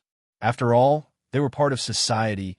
Nobody wanted to become the kind of person everyone wanted dead. But now, would people still follow the void mirror's unspoken rules? If not, then the mirror's 5th effect might actually be a powerful advantage. Take this very moment. If Wang Chengjin couldn't kill Jiang Ye himself, he had no choice but to kneel and beg for mercy. But if he had a fully charged void mirror, and at the brink of death, he turned it toward Jiang Ye, then the other Jiang Ye from the mirror might instantly one-shot him. Sure, that mirror-spawn monster would go on a killing spree, plunging the beginner apartment into chaos. But Wang Chengjin might just survive that chaos. Eventually, other strong players harmed by the thing would gang up and take it down. And Wang Chengjin would have escaped death. Yes, absolutely perfect. The only problem was, Wang Chengjin didn't have a void mirror. So that scenario existed only in his imagination. Meanwhile, Jiang Ye was imagining something completely different. A second version of himself coming out of the mirror after it's charged with negative energy? Another version of himself? Wouldn't that just be a replica? Would his replica dare disobey him? If it did, he could just merge it with his other replicas and force it into submission. And who knows, maybe by midnight, he could achieve full integration. Holy sh*T. Was Wang Qingjin brain dead? How could he describe such a top-tier ability as a negative effect? This was clearly an absolutely broken positive effect. Jiang Ye was nearly buzzing with excitement. He quickly asked, "That other self that comes out of the fully charged void mirror, is it a perfect replica of your abilities?" "Pretty much," Wang Qingji nodded. "And since it's charged with negative energy, it's usually even stronger than you." Jiang Ye was getting more and more excited. But soon, another thought struck him. His main body couldn't use the replica reflection mirror or phantom lantern to create replicas, which meant the void mirror would indeed be incredibly useful for him. But it likely could only replicate a replica, not his main body. So his X-tier infinite replication might really be one of kind. Thinking this, another realization hit him. He'd promised one Xin that the 30-win streak reward would go to him. If he had really drawn the void mirror back then and known its effects, would he have been willing to trade it away to one Xin? Following that train of thought, he remembered Wu Ying's voluntary surrender during the 30-win streak, and how Wu Ying said he would also surrender in the upcoming matches. Back then, Jiang Ye hadn't thought much of it. He'd just assumed that Wu Ying and the duo organization behind him had finally accepted reality, that they couldn't stop his win streak. But now, in retrospect, that surrender was totally fishy. Because Wu Ying surrendered, he didn't win the full 30-win streak with his own strength, which caused a downgrade in the 3 reward options. That's probably why the void mirror didn't even show up as an option. If things kept going like this, with more opponents surrendering, he'd keep missing out on top-tier rewards. And if the same thing happened at his 100-win streak, if the opponent just surrendered, he'd most likely miss out on the Madman Mask too.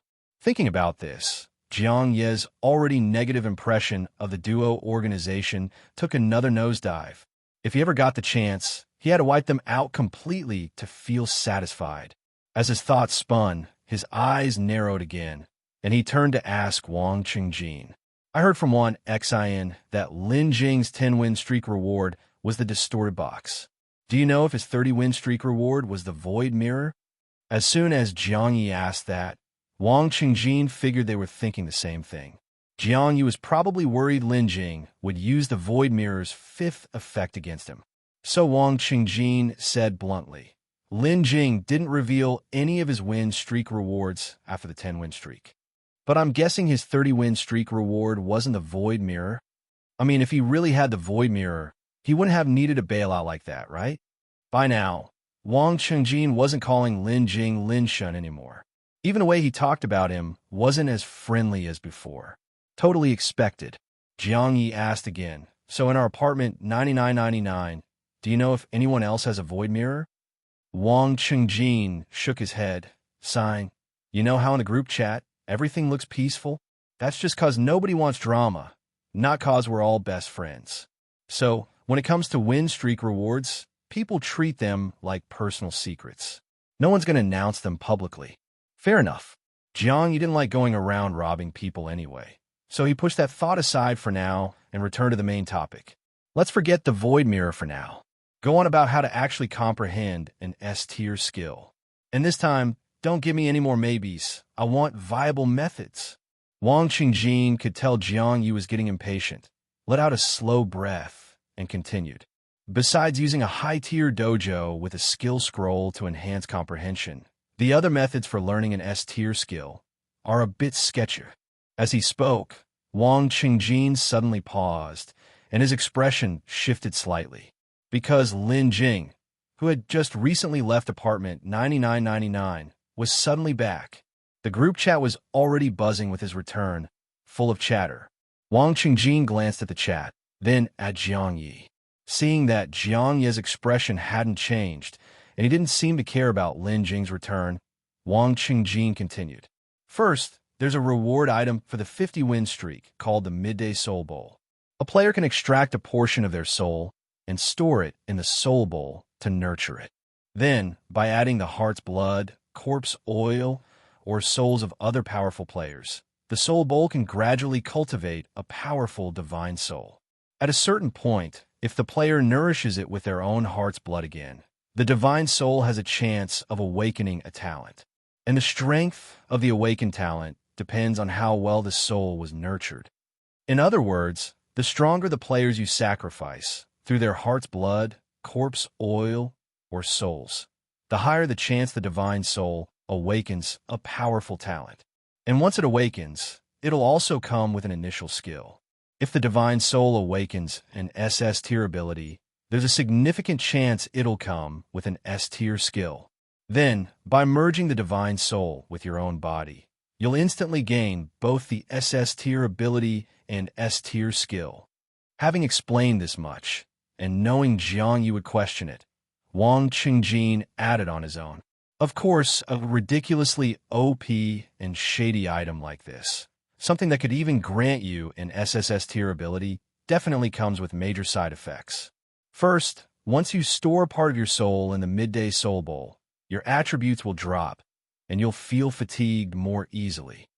Second, to cultivate a divine soul strong enough to awaken an SS tier ability, the price is nearly the deaths of 10 players with SS tier abilities, or one with an SSS tier ability. And finally, when you merge with the divine soul, there's a risk of losing your mind. And the stronger the divine soul's talent, the greater that risk. Jiang Ye listened, nodding slightly. This Midday Soul Bowl really was a busted, shady item. In theory, it could even give someone an SSS tier ability. But getting an SSS tier ability through it was insanely difficult, especially the risk of going mad during fusion. It sounded similar to the side effects of mastering glyph pattern abilities. Of course, the most important point was the S-tier skill gained through this wasn't what he wanted. He wanted an S-tier skill that matched his infinite replication ability, not just some random S-tier skill that came along with an SS-tier talent. So the Midday Soul Bowl wasn't what he was looking for at all.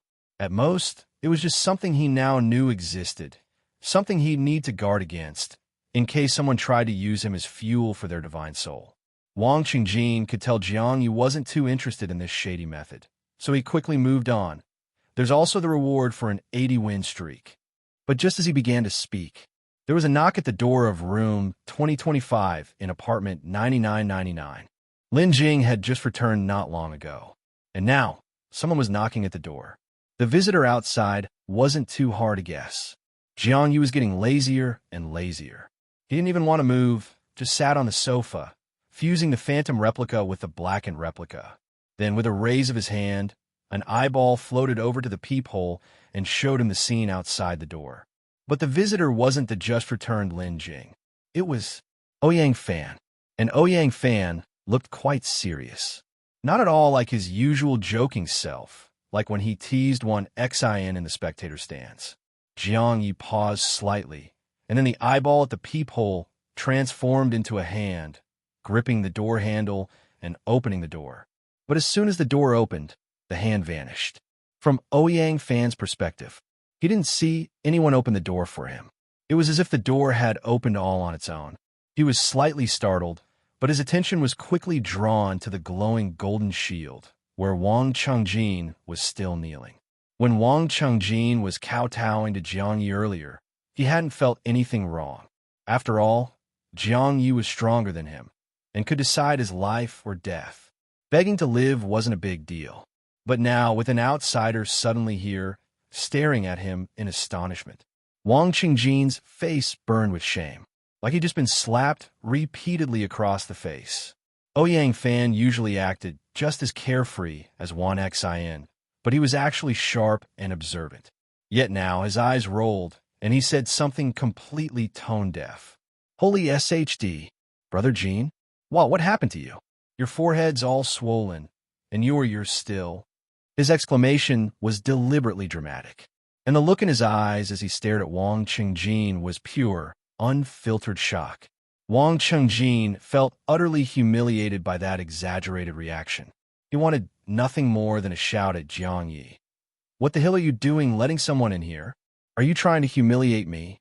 Of course, in his current situation, he didn't dare say that out loud to Jiang Ye.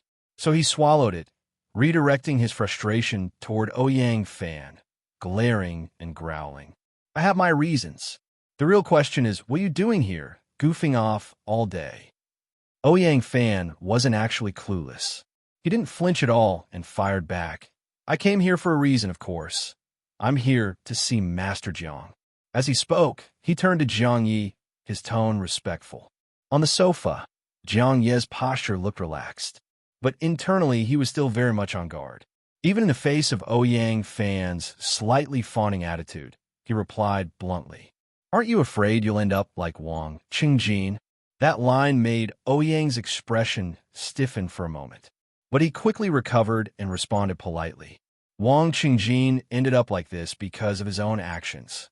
I believe Master Jiang isn't the type to kill indiscriminately. Hearing this, Wang Chengjin suddenly realized, this Ouyang, he seemed to know about Jiang Ye's strength. How did he know? Did he guess it just from seeing him kneeling? Or did the recently returned Lin Jing tell him? Or did he have some intel on Jiang Ye himself? Wang Chengjin was full of doubts. But Jiang Ye knew. Ouyang probably knew about his strength before he entered the room. That serious look the eyeball caught through the peephole? That was real. Yet even knowing how strong Jiang Ye was, Ouyang still came willingly. Was it because he believed Jiang Ye wouldn't kill recklessly? That might be part of it. But Jiang Ye was more inclined to think Ouyang had some kind of trump card. With that in mind, he wasn't going to randomly target Ouyang. Accepting the not a killer label, he raised an eyebrow casually and said, "So what are you here for? Don't tell me you're here as Lin Jing's messenger to negotiate." Ouyang blinked, then smiled and nodded, "Yes. I really am here on Lin Shun's behalf to discuss something with you." Jiang Ye nodded. "Speak." Ouyang took a moment to organize his words, then said slowly, just like the group chat was guessing, Lin Shun had left to go after the kill on site or target, Huang Bo. And he's already located the apartment Huang Bo is in. So what? Jiang Ye didn't bat an eye. Because the Void Mirror Palace had a unique structure, even if tens of thousands of players entered at once, they were unlikely to run into each other. Not to mention, his light and shadow escape skill made the palace his home turf. And more importantly, Lin Jing was most likely a dark-type being. If he really dared approach a light-type presence, it would be suicide. With that confidence, Jiang Ye raised an eyebrow at Ouyang and said, "So what? Is Lin Jing inviting me to team up and hunt down Huang Bo?" But Ouyang shook his head. "No." He glanced at Wang Chengjin, hesitated for a moment, then said directly, "Lin Shen's idea is to seal off the apartment where Huang Bo is." "Seal it off?" Jiang Ye was momentarily surprised. Ouyang nodded. Apartment administrators can apply for the authority to seal an apartment. Once an apartment is sealed, the rooftop teleportation array is disabled. Players in the apartment can no longer cross between apartments. The whole place becomes one way. Entry allowed, exit not. Any light type would be completely trapped inside like a turtle in a jar. If it were a normal light type, they really would be stuck like a turtle in a jar. At that point, a swarm of non-countered, non-dark type players could just storm in and kill them easily. But Jiang Ye wasn't just any light type. He could completely bypass this using replica swap to cross apartments. So he remained calm and said with a straight face, "And? Sealing the apartment. What's that got to do with me?" Ouyang pursed his lips, looking a bit helpless. Lin Shan said he already approached the administrator of Huang Bo's apartment to discuss sealing it. But that administrator absolutely refused. Because administrators are quite restricted, they can't cross apartments. And since this one is also a dark-type being, he's naturally terrified of light types. He's desperate for the light type to get the hell out. No way he's going to trap such a dangerous figure in his own apartment. Well then, apartment administrators weren't even part of the kill-on-site order rewards. So for them, killing a light type was something they hoped other players would do, while they just reaped the benefits. Not their business, not their problem. And to a dark type, a light type was like the scariest viral bioweapon imaginable. Trapping one in your own apartment? Yeah, no thanks. So, Jiang Ye thought for a moment, then looked at Ouyang and asked, so Lin Jing's plan is for the two of us to kill that stubborn administrator and then take over his post so we can seal the apartment ourselves? But Ouyang shook his head again. If we players did it, we might not make it in time. And rushing to kill an administrator is too risky. So, Jiang Ye followed his line of thinking, especially that phrase, we players, and quickly guessed. Lin Jing wants to have an NPC kill the administrator, doesn't he? This time, Ouyang finally nodded. That's exactly what Lin Shen means. Because if an NPC attacks an administrator, it won't trigger the erasure mechanism. Instead, there's a chance they can win by pure strength. So having an NPC kill the administrator is feasible. Lin Shen approached me first to ask if I had connections with any powerful NPCs. But the ones I know are all apartment administrators. Apartment administrators are strong, sure, but they can't cross apartments, so they obviously can't go kill another administrator. So Lin Shen thought of you. After all, it seems like you know a powerful NPC who can move between apartments. Right? He was talking about the white-clad woman. Seriously, Lin Jing had some nerve. He actually wanted him to ask the white-clad woman to kill an apartment administrator. Even if she could do it, why would she listen to Jiang Ye? Not to mention, the apartment Lin Jing wanted to target had a dangerous light type in it. Even that administrator wanted nothing to do with the light type. And the last time the white-clad woman encountered one, she vanished in a flash. In that case, how the hell would she agree to go into that same apartment and kill the administrator? But before Jiang Ye could voice all these objections, Ouyang was already offering reassurance. Of course, all those concerns you're thinking of, Lin Shen thought of them too. But as the saying goes, where there's a will, there's a way. That NPC you've met, if she had the guts to issue a mission to kill the apartment boss, then she's definitely not some average figure. Someone who dares challenge the apartment boss shouldn't be too scared of a light type. She should be able to help us take out that administrator. As he spoke, Ouyang looked him directly in the eye, his tone firm. And I believe you can convince her. That much, Jiang Ye believed too. But the problem was, why should he? He returned Ouyang's stare, meeting his eyes squarely, and said bluntly, but everything you're saying still has nothing to do with me. If the white-clad woman kills an administrator and seals the apartment, how does that benefit me? Now, they were finally getting to the heart of the negotiation. Ouyang glanced at Wang Qingjin, still inside the golden shield, and suddenly turned to ask him, have you ever encountered the term main storyline in the Doomsday Apartment game? Main storyline? Wang Qingjin was startled, his expression blank. That reaction said it all. He'd never even heard of it. Ouyang then turned back to Jiang Ye. Jiang Ye, after a brief moment of thought, looked at Wang Qingjin and said, all right, you're done here. Get lost. Wang Qingjin was stunned. Jiang Ye was letting him go that easily?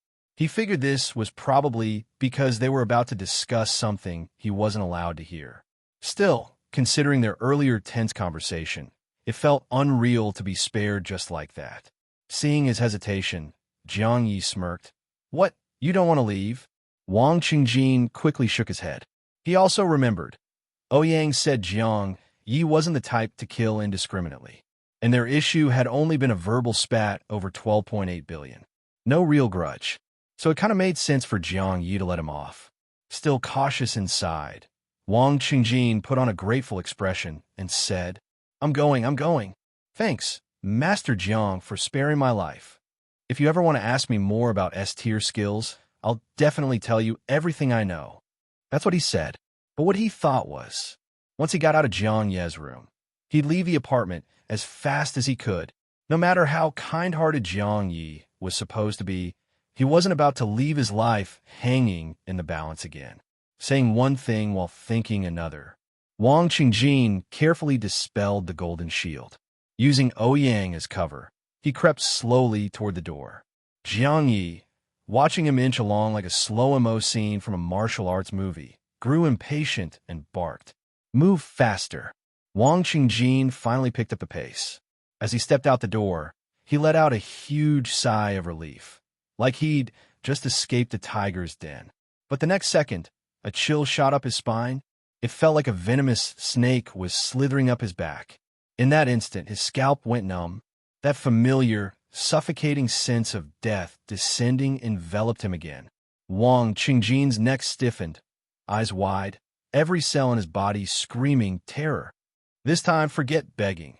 He didn't even have time to kneel. A split second later, his head rolled to the ground. He experienced, once again, that paralyzing fear and hopelessness of death. And all of it happened in an instant, silently, without a trace. Moments later, Ouyang calmly walked to the door to clean up. He used a small black box, about the size of a lighter, shaped like a miniature coffin with a strange, eerie design. Such a tiny coffin, yet stored Wang Qingjin's entire corpse. Then, as if nothing had happened, he handed the coffin to Jiang Ye. Without mentioning Wang Qingjin again, he turned smoothly back to Jiang Ye and said, "I heard you bought some strategy guide from Wan Xian. But as far as I know, Wan Xian never encountered the main storyline." Jiang Ye didn't bring up Wang Qingjin either. He just lounged on the sofa and said lazily, "But you and Lin Jing have encountered the main storyline, and now you want to trade this so-called main storyline for something from me." His tone made it clear he wasn't impressed by the offer, because from what Ouyang had said, very few people knew about this main storyline. Ouyang and Lin Jing knew about it, but Wan Xian and Wang Qingjin didn't. So how could Jiang Ye be sure this main storyline wasn't just some lie the two of them cooked up? He wasn't interested at all in something that sounded this sketchy. He figured, if there really was a main storyline, he didn't need to learn about it this early anyway. Once he got stronger, he'd naturally gain access to a bigger world and more information. But Ouyang seemed to have predicted this mindset. At this point, he dropped the idea of negotiation and instead said slowly and solemnly, "The beginner apartment has a survival cycle of 10 days. On day 11, it will self-destruct. And actually, the same is true in the game. The Doomsday Apartment also ends on day 11. When I encountered this info in-game, I thought it was just a storyline device meant to push players to explore. But now, it might be something that every player will have to face in real life. On the 11th day, the Doomsday Apartment will be destroyed." Destroyed on day 11th? Wait, what? That doesn't make sense. Day 11 was supposed to be when they entered the Doomsday Apartment. Did that mean the beginner apartment and the Doomsday Apartment would both be destroyed? They'd all die without even making it in? Just as Jiang Ye frowned, Ouyang continued, "Relax, it's not what you think. In the Doomsday Apartment, a day isn't a 24-hour cycle like we know it. There's a moon phase clock, and it determines when the next day starts. So one day in the Doomsday Apartment is very long. But no matter how long it is, it still represents one thing: a countdown to death." When Ouyang said the words "death countdown," his tone was rather grave. However, what Jiang Ye was thinking at the time was, what the H*LL, if what Ouyang said was true, and one day in the Doomsday Apartment was controlled by something like the moon phase clock and was super long, then the shadow curse he placed on a player that causes death at the next midnight would be seriously nerfed. Originally, he thought death at the next midnight meant not surviving the next 24 hours.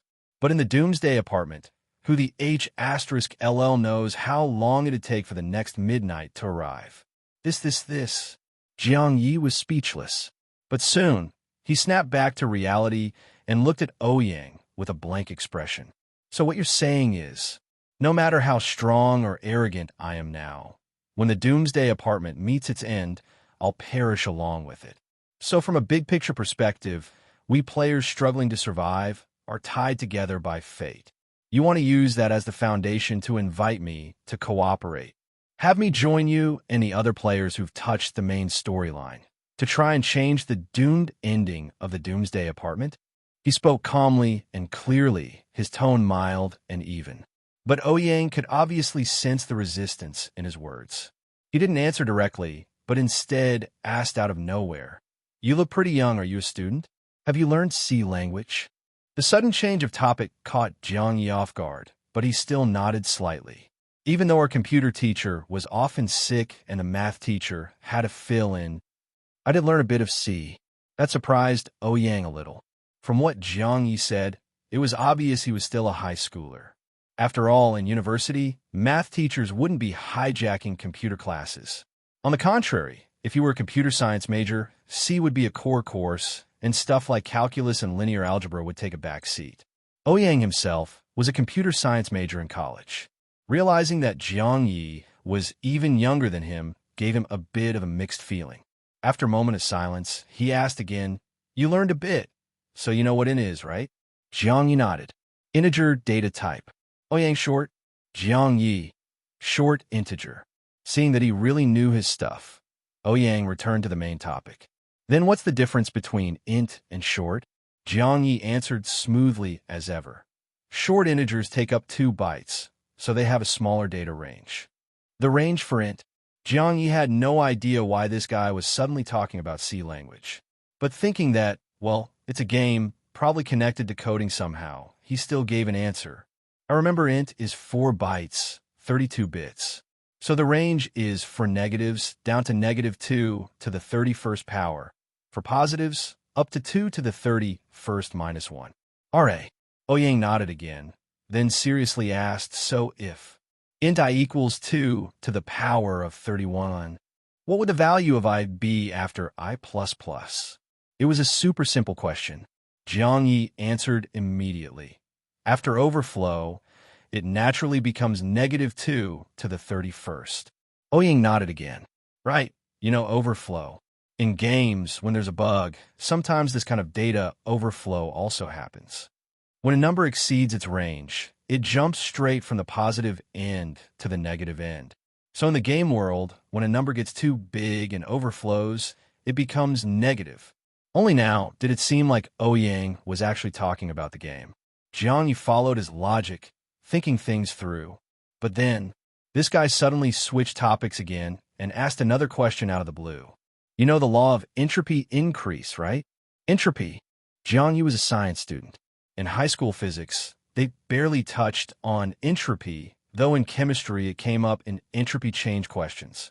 Still, he knew that the law of entropy increase Yang was referring to was from physics.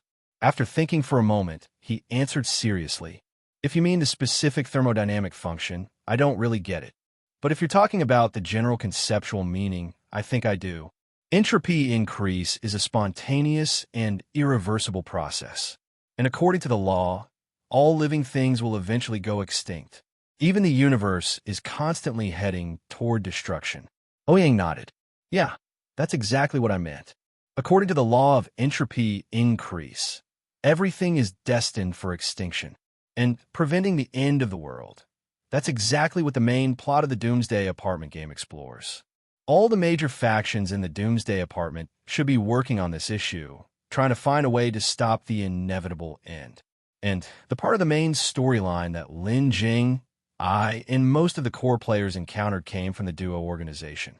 According to the leader of the Duo organization, if the world's inevitable demise is derived from the law of entropy increase, then is it possible that if we find a way to reverse entropy, we can prevent the world's destruction?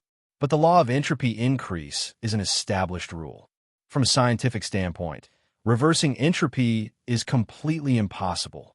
But just like I mentioned earlier, when I is assigned a maximum positive value of int, and you do I++, that I in an instant changes from a max positive number to a negative number. The principle is simple, data overflow. And the method the Duo organization came up with to reverse entropy is just like this overflow with I. Essentially, it's not a true reversal, so it doesn't violate the law of entropy increase. If you think of the law of entropy increase as something like I++ in programming, then this kind of reversal doesn't happen by rewriting I++ to I. Instead, you wait for I to increase to the point where it breaks through the limits of its own data type. Just like in my earlier example, it instantly shifts from 2 to the 31st minus 1 to -2 to the 31st. So although there's no decrease in the process, the result still achieves the reversal of entropy increase. Ouyang probably worried Jiang Ye wouldn't understand, so he explained it all in detail. But in truth, from a moment he brought up reversing entropy, Jiang Ye had already gotten what he meant. He even knew that Ouyang was likely using I++ to analogize the law of entropy increase and data overflow to analogize the reversal of entropy, just to make it easier for him to understand. Actually, Ouyang didn't need to use that analogy. Jiang Ye already understood what he was trying to say. But it was precisely that analogy that deeply shocked Jiang Ye, because Jiang Ye had seen a similar sci-fi video before, one that also talked about the law of entropy increase and trying to reverse it to change the world's inevitable destruction. In the video, humanity had already gone extinct, but had left behind an AI robot named Cosmic Tree. This robot's mission was to reverse entropy and stop the world from being destroyed. By the end of the video, of course, the AI robot had failed its mission. In the end, it was forced to admit, entropy cannot be reversed. The world's destruction is inevitable. When a video demonstrated the world's end, the screen turned pitch black. At that moment, Jiang Ye saw his own reflection in the black screen. His eyes were surprisingly calm. After all, the destruction of the world felt far too distant. So distant, it seemed unrelated to him. However, just as he was about to exit the video, a beam of light suddenly lit up on screen. What followed was the depiction of the universe's birth. From the moment God said, "Let there be light," the universe came into existence and gradually evolved and developed. The video, which had been quiet, was now accompanied by an epic soundtrack. Jiang Ye smiled faintly. He thought what the video meant to express was, the destruction of the universe is followed by its rebirth. And this was quite consistent with the idea Ouyang was trying to convey about reversing entropy. So the moment Ouyang brought it up, Jiang Ye understood, because he had seen that video. What truly shocked him was Ouyang using programming language to draw an analogy. Back then, while watching the video, Jiang Ye hadn't really thought deeply about why the destruction of the universe was followed by its birth.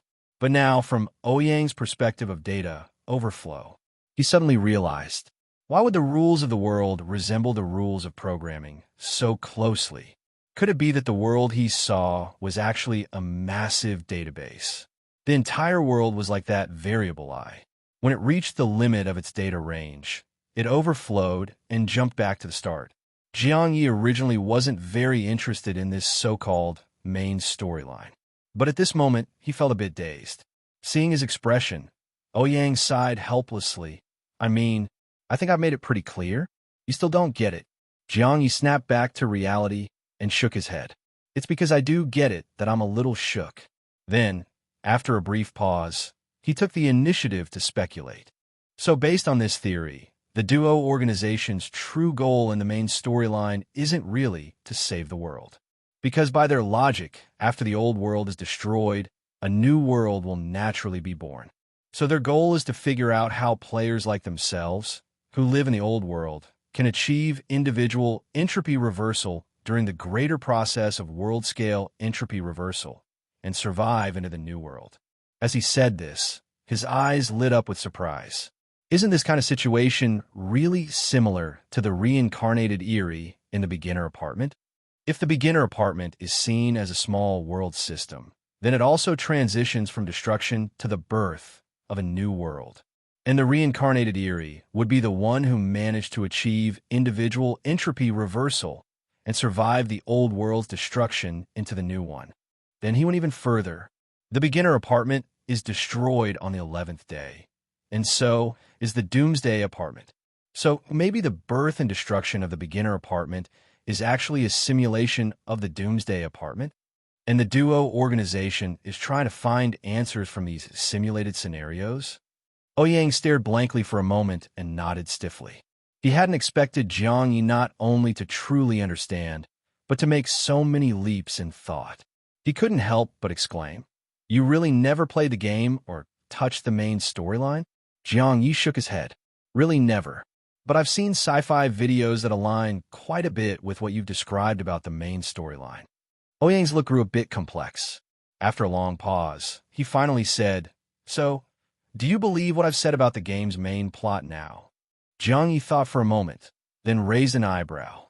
"I believe it, about 70 to 80%. But just a moment later, he changed the subject. "As for helping you guys convince the white-clad woman to kill the apartment administrator, I'm willing to agree. But the conditions, I set them." Ouyang had come here to talk business. But now, Jiang Ye had clearly taken the initiative. Ouyang considered it for a moment and nodded. "All right, go ahead. First condition." Jiang Ye raised one finger and said steadily, "I can go talk to the white-clad woman, but whatever conditions she asks of me in return for this task need to be passed on to your side." Ouyang thought for a bit, then nodded. "As long as it's not something outrageous, that's fine." Then Jiang Ye raised a second finger. "Second condition.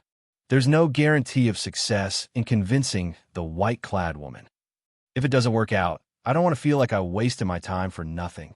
So I want an upfront delivery fee, or call a middleman's fee." Before Ouyang could respond, he raised a third finger. "Last condition. If it works out and the white-clad woman agrees to kill the target apartment administrator, I want an additional reward." These three conditions essentially clarified the structure of the deal between them. First, Lin Jing and Ouyang would have to pay Jiang Ye a delivery fee, or a deposit showing their sincerity in asking him to help. Whether the mission succeeded or not, the deposit would be non-refundable. Second, any demands made by the white-clad woman would be fulfilled by Lin Jing and Ouyang. That would effectively make their transaction with Jiang Ye a proxy transaction between them and the white-clad woman. And Jiang Ye would just be the middleman running the errand. Finally, if it did succeed, Jiang Ye, the middleman, would also receive a tip. Ouyang had grown up in a society of favors and connections, so he naturally understood how these things worked. When you ask someone for help, first you pay a token amount. During the process, you give more support. After success, you reward the one who ran around, making it all happen. Of course, in real life, it's not always cash. It could be a dinner, favor owed. But in the Doomsday Apartment, clearly this wasn't a society built on favors. So the terms had to be clearly laid out in advance. What Jiang Ye proposed wasn't quite the transaction model Ouyang had originally imagined. Still, after some thought, he nodded in agreement and even offered proactively. "We can sign a contract and divide the transaction into 3 parts. Part 1 is the deposit. Part 2 is the task itself. Part 3 branches into 2 outcomes based on the result. If the task fails, you don't get the third part's payment. If it succeeds, we pay you the third part. We want it to succeed, so we'll commit to supporting the second part of the task. You want it to succeed, so you can get the third part of the reward. In this way, our goals align." "Right." Jiang Ye smiled and nodded. "That's what I meant too." But in his heart, he was thinking he could use the middle part of the job to squeeze out an extra cut. For example, when passing on the white-clad woman's conditions to Ouyang, he could purposely exaggerate a little, and that exaggerated portion would go right into his own pocket. Honestly, Jiang Ye used to be just a high school student. He had never had to pull strings or be pulled into a web of favors. But now he found himself doing this kind of thing with ease, like it was the most natural thing in the world. Thinking like this, no wonder history had so many corrupt officials. And now this newly minted corrupt official already had a scheme all planned out. But then Ouyang suddenly said, "To ask that cross-apartment NPC, the one you call the white-clad woman, for help, we won't be letting her name her own price. Instead, we'll be deciding what gift to offer her. If she's willing to accept the gift, then this matter goes through. If she doesn't accept it, then we drop it." That statement effectively killed Jiang Ye's plan to skim off the top, right in its cradle. It was like Ouyang had already seen right through his little scheme. Jiang Ye's thoughts spun quickly. He suddenly raised an eyebrow. "Sounds like you're very confident that this gift you've prepared is something the white-clad woman definitely won't turn down." As he said that, another idea popped into his head. This gift didn't have to go to the white-clad woman. If Jiang Ye was skilled enough to convince her on his own, then the gift meant for her could go straight into his own hands. In that case, this gift would be for him. Once he'd sorted that out in his mind, he asked Ouyang. So what exactly is the gift you're offering to the white-clad woman? Ouyang smiled mysteriously and calmly said, It's a raven egg. Jiang Ye's first reaction was, duck egg? But he quickly snapped out of it. Raven was a kind of crow, and he definitely remembered seeing something about ravens before. They were said to feed on carrion and, in legends, often symbolize death, plague, and disease. In various literary works and games, they usually appeared in scenes of death and horror, filled with corpses. But Jiang Ye also recalled another kind of description in a sci-fi story he'd seen. It said that ravens looked black to humans because we couldn't see ultraviolet light. Their feathers reflected UV rays, and in their own eyes, their feathers looked as radiant as a rainbow. Based on this feature, Jiang Ye remembered one line that had left a strong impression. What the human eye sees as black isn't necessarily black. It was that line that made ravens stick in his memory. But what shocked him now was, from what he knew previously, in the Doomsday Apartment, crows were considered a symbol of luck and blessing. They were a rare and noble species, not commonly seen. And yet Ouyang was saying he had a raven egg to offer to the white-clad woman. Jiang Ye's mind raced, but he kept his expression casual and asked with curiosity, A raven egg, what does it do? Is it a pet egg? Ouyang didn't answer, just gave a faint smile and said, All you need to do is pass the message to the white-clad woman. I believe she'll act for the raven egg. At that moment, Jiang Ye clearly saw a teasing glint in Ouyang's eyes, exactly like when he'd teased one xin in the spectator stands earlier. This guy definitely knew he wasn't planning to pass the egg to the white-clad woman, but to pocket it himself. Jiang Ye thought for a moment, but didn't press further. He shrugged and said, All right, then the second part of the deal is settled. Now let's talk about the first part, the deposit, and the third part, the reward if the job is done. According to their transaction flow, the main payout would be in part 3. That way, Jiang Ye would be more motivated when acting as the go-between. The first part, the deposit, or good faith fee, wasn't usually a large sum. Otherwise, Jiang Ye could take the money and do nothing, just pocket it for free. So for the deposit, he hadn't planned to ask for anything big. But what he didn't expect was that Ouyang would open with a bombshell. I heard from one xin that you tried to trade the Bodhi Enlightenment fruit with Chung Kun earlier, originally to exchange for an S-tier skill.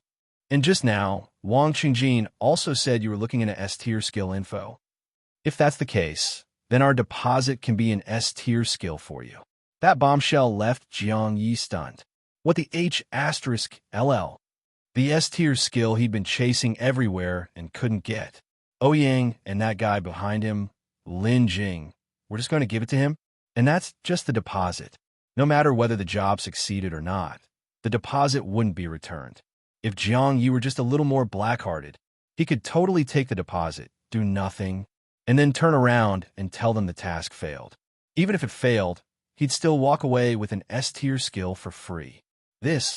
Ouyang and Lin Jing were this generous?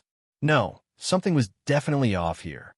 Jiang Ye's shock faded quickly, and he frowned. Ouyang smiled in response. Of course, we're not giving you direct ownership of an S-tier skill. After all, Chung Kun and Wang Qingjin probably already told you, getting a new S-tier skill during the beginner phase is insanely difficult. So the S-tier skill in our deposit is more like a trial card. Essentially, it's not something your own comprehension enhancement awakened or something you truly understood. It's simulated by an eerie item, a version of the skill with a usage time limit. That statement felt like a bucket of cold water was dumped over Jiang Ye. Still, it made sense. This was a deposit. They couldn't really give him something too valuable for free. And if there really was a way to directly obtain an S-tier skill, Lin Jing and Ouyang would have used it themselves. They wouldn't be handing it to him. With a time limit, it was much more reasonable. Jiang Ye hesitated. After all, his X-tier ability was way too overpowered. He couldn't be sure that the time-limited version of an S-tier skill would truly match the level of his X-tier ability. As he was hesitating, Ouyang's gaze locked on him, pupils suddenly trembling. A moment later, he said in a low voice, Looks like your ability really isn't as simple as the hard work pays off shown on your data panel. This much, Ouyang had suspected for a while. Even Wang Qingjin just now was actually a little suspicious. Because with an S-tier hard work pays off ability, Jiang Ye shouldn't be this obsessed with obtaining an S-tier skill. And his current hesitation only confirmed Ouyang's speculation.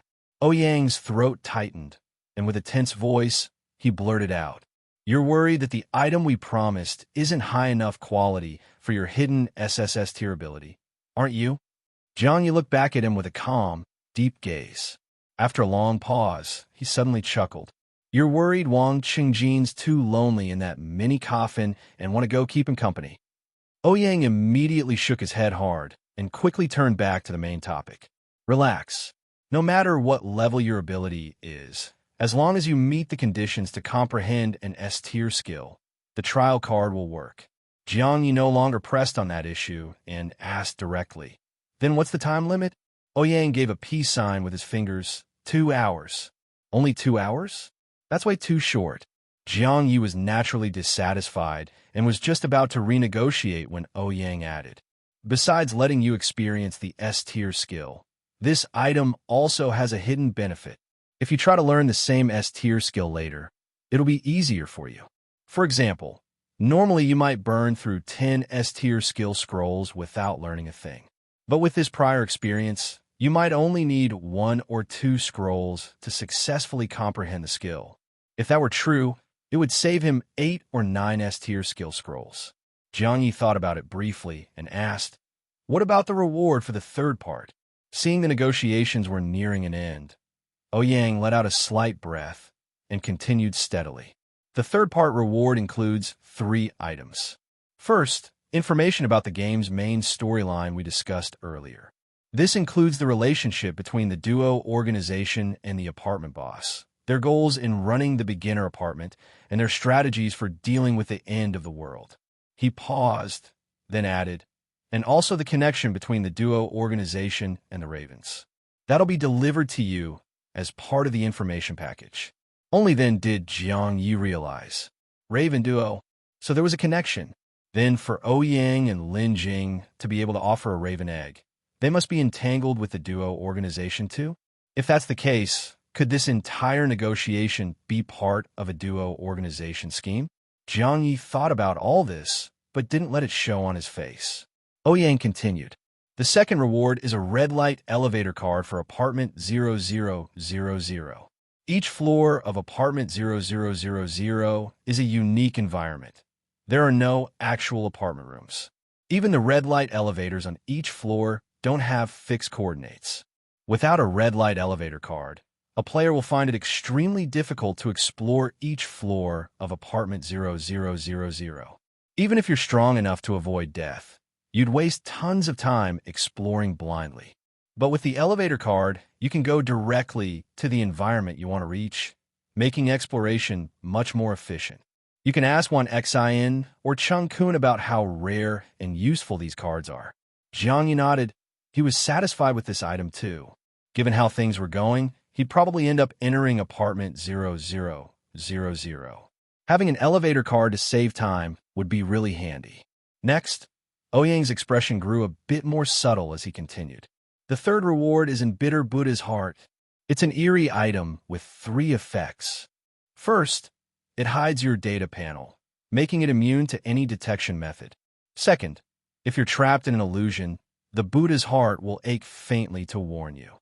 Of course, the illusion here refers to any level of illusion. Third, over time, it subtly enhances your comprehension. Also, it serves as a pass to enter the 10,000 Buddhas cavern." The 10,000 Buddhas cavern. Jiang Ye raised an eyebrow. "Never heard of it." Ouyang wasn't surprised and explained. "It's a special secret realm filled with the tension between sin and salvation. Inside, countless deity and Buddha statues are imprisoned, all bearing deep sins. They've been repenting in darkness for so long that their resentment twisted them into grotesque, terrifying forms. Any player who enters and manages to restore even a single statue to its original form will be handsomely rewarded. Different statues offer different rewards, but one reward is guaranteed for every statue: a moment of enlightenment. You've already experienced how hard S-tier skills are to get.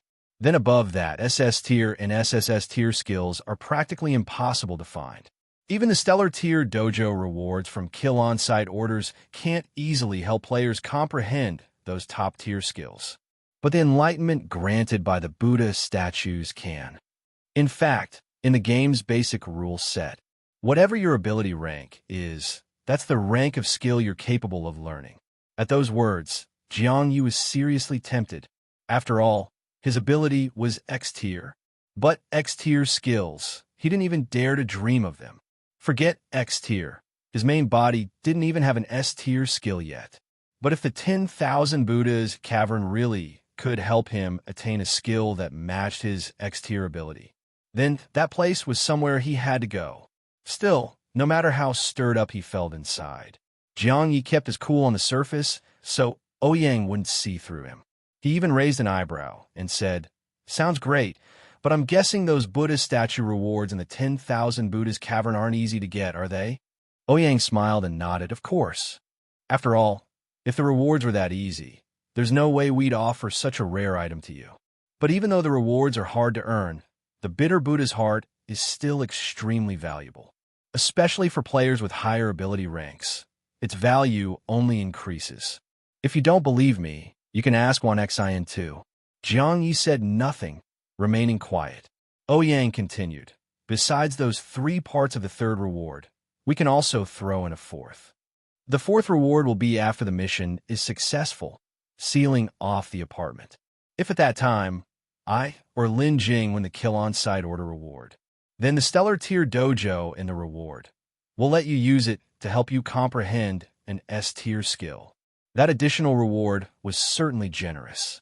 But to Jiang Ye, it meant nothing, because there was no way he was letting these two take the kill on-site order reward.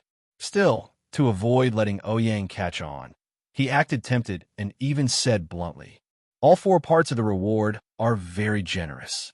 I accept the deal. But once the apartment is sealed, I'll still be competing with you for the kill on-site order reward." That was a perfectly normal response for a player. After all, who could resist the kill on-site order reward? Ouyang wasn't surprised. He nodded and said, "All right, in that case, shall we draft the contract now?" Jiang Ye nodded, then while continuing to gather info on the 10,000 Buddhas cavern, watched as Ouyang drafted the agreement. It was then he suddenly thought of a key point. Light-type player Huangbo was currently inside the Void Mirror Palace.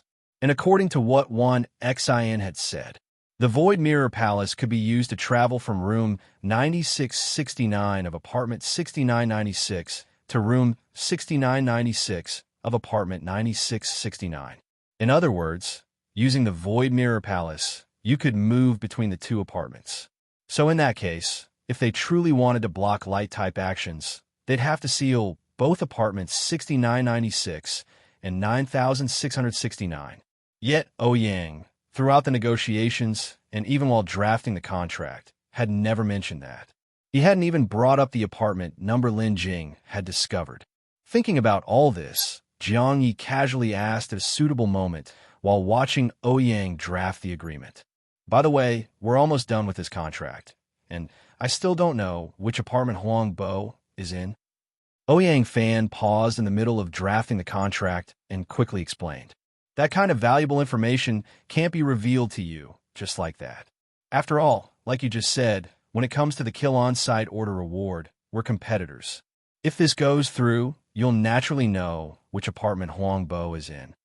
But if it doesn't, and I tell you in advance, wouldn't that be aiding the enemy? Besides, we still need some time to pull this off. During that period, Huangbo might change apartments." Sounded reasonable. Seemed logical enough. But Jiang Ye grew even more suspicious deep down. After all, Huangbo was inside the Void Mirror Palace. How could he switch apartments so easily in a short time?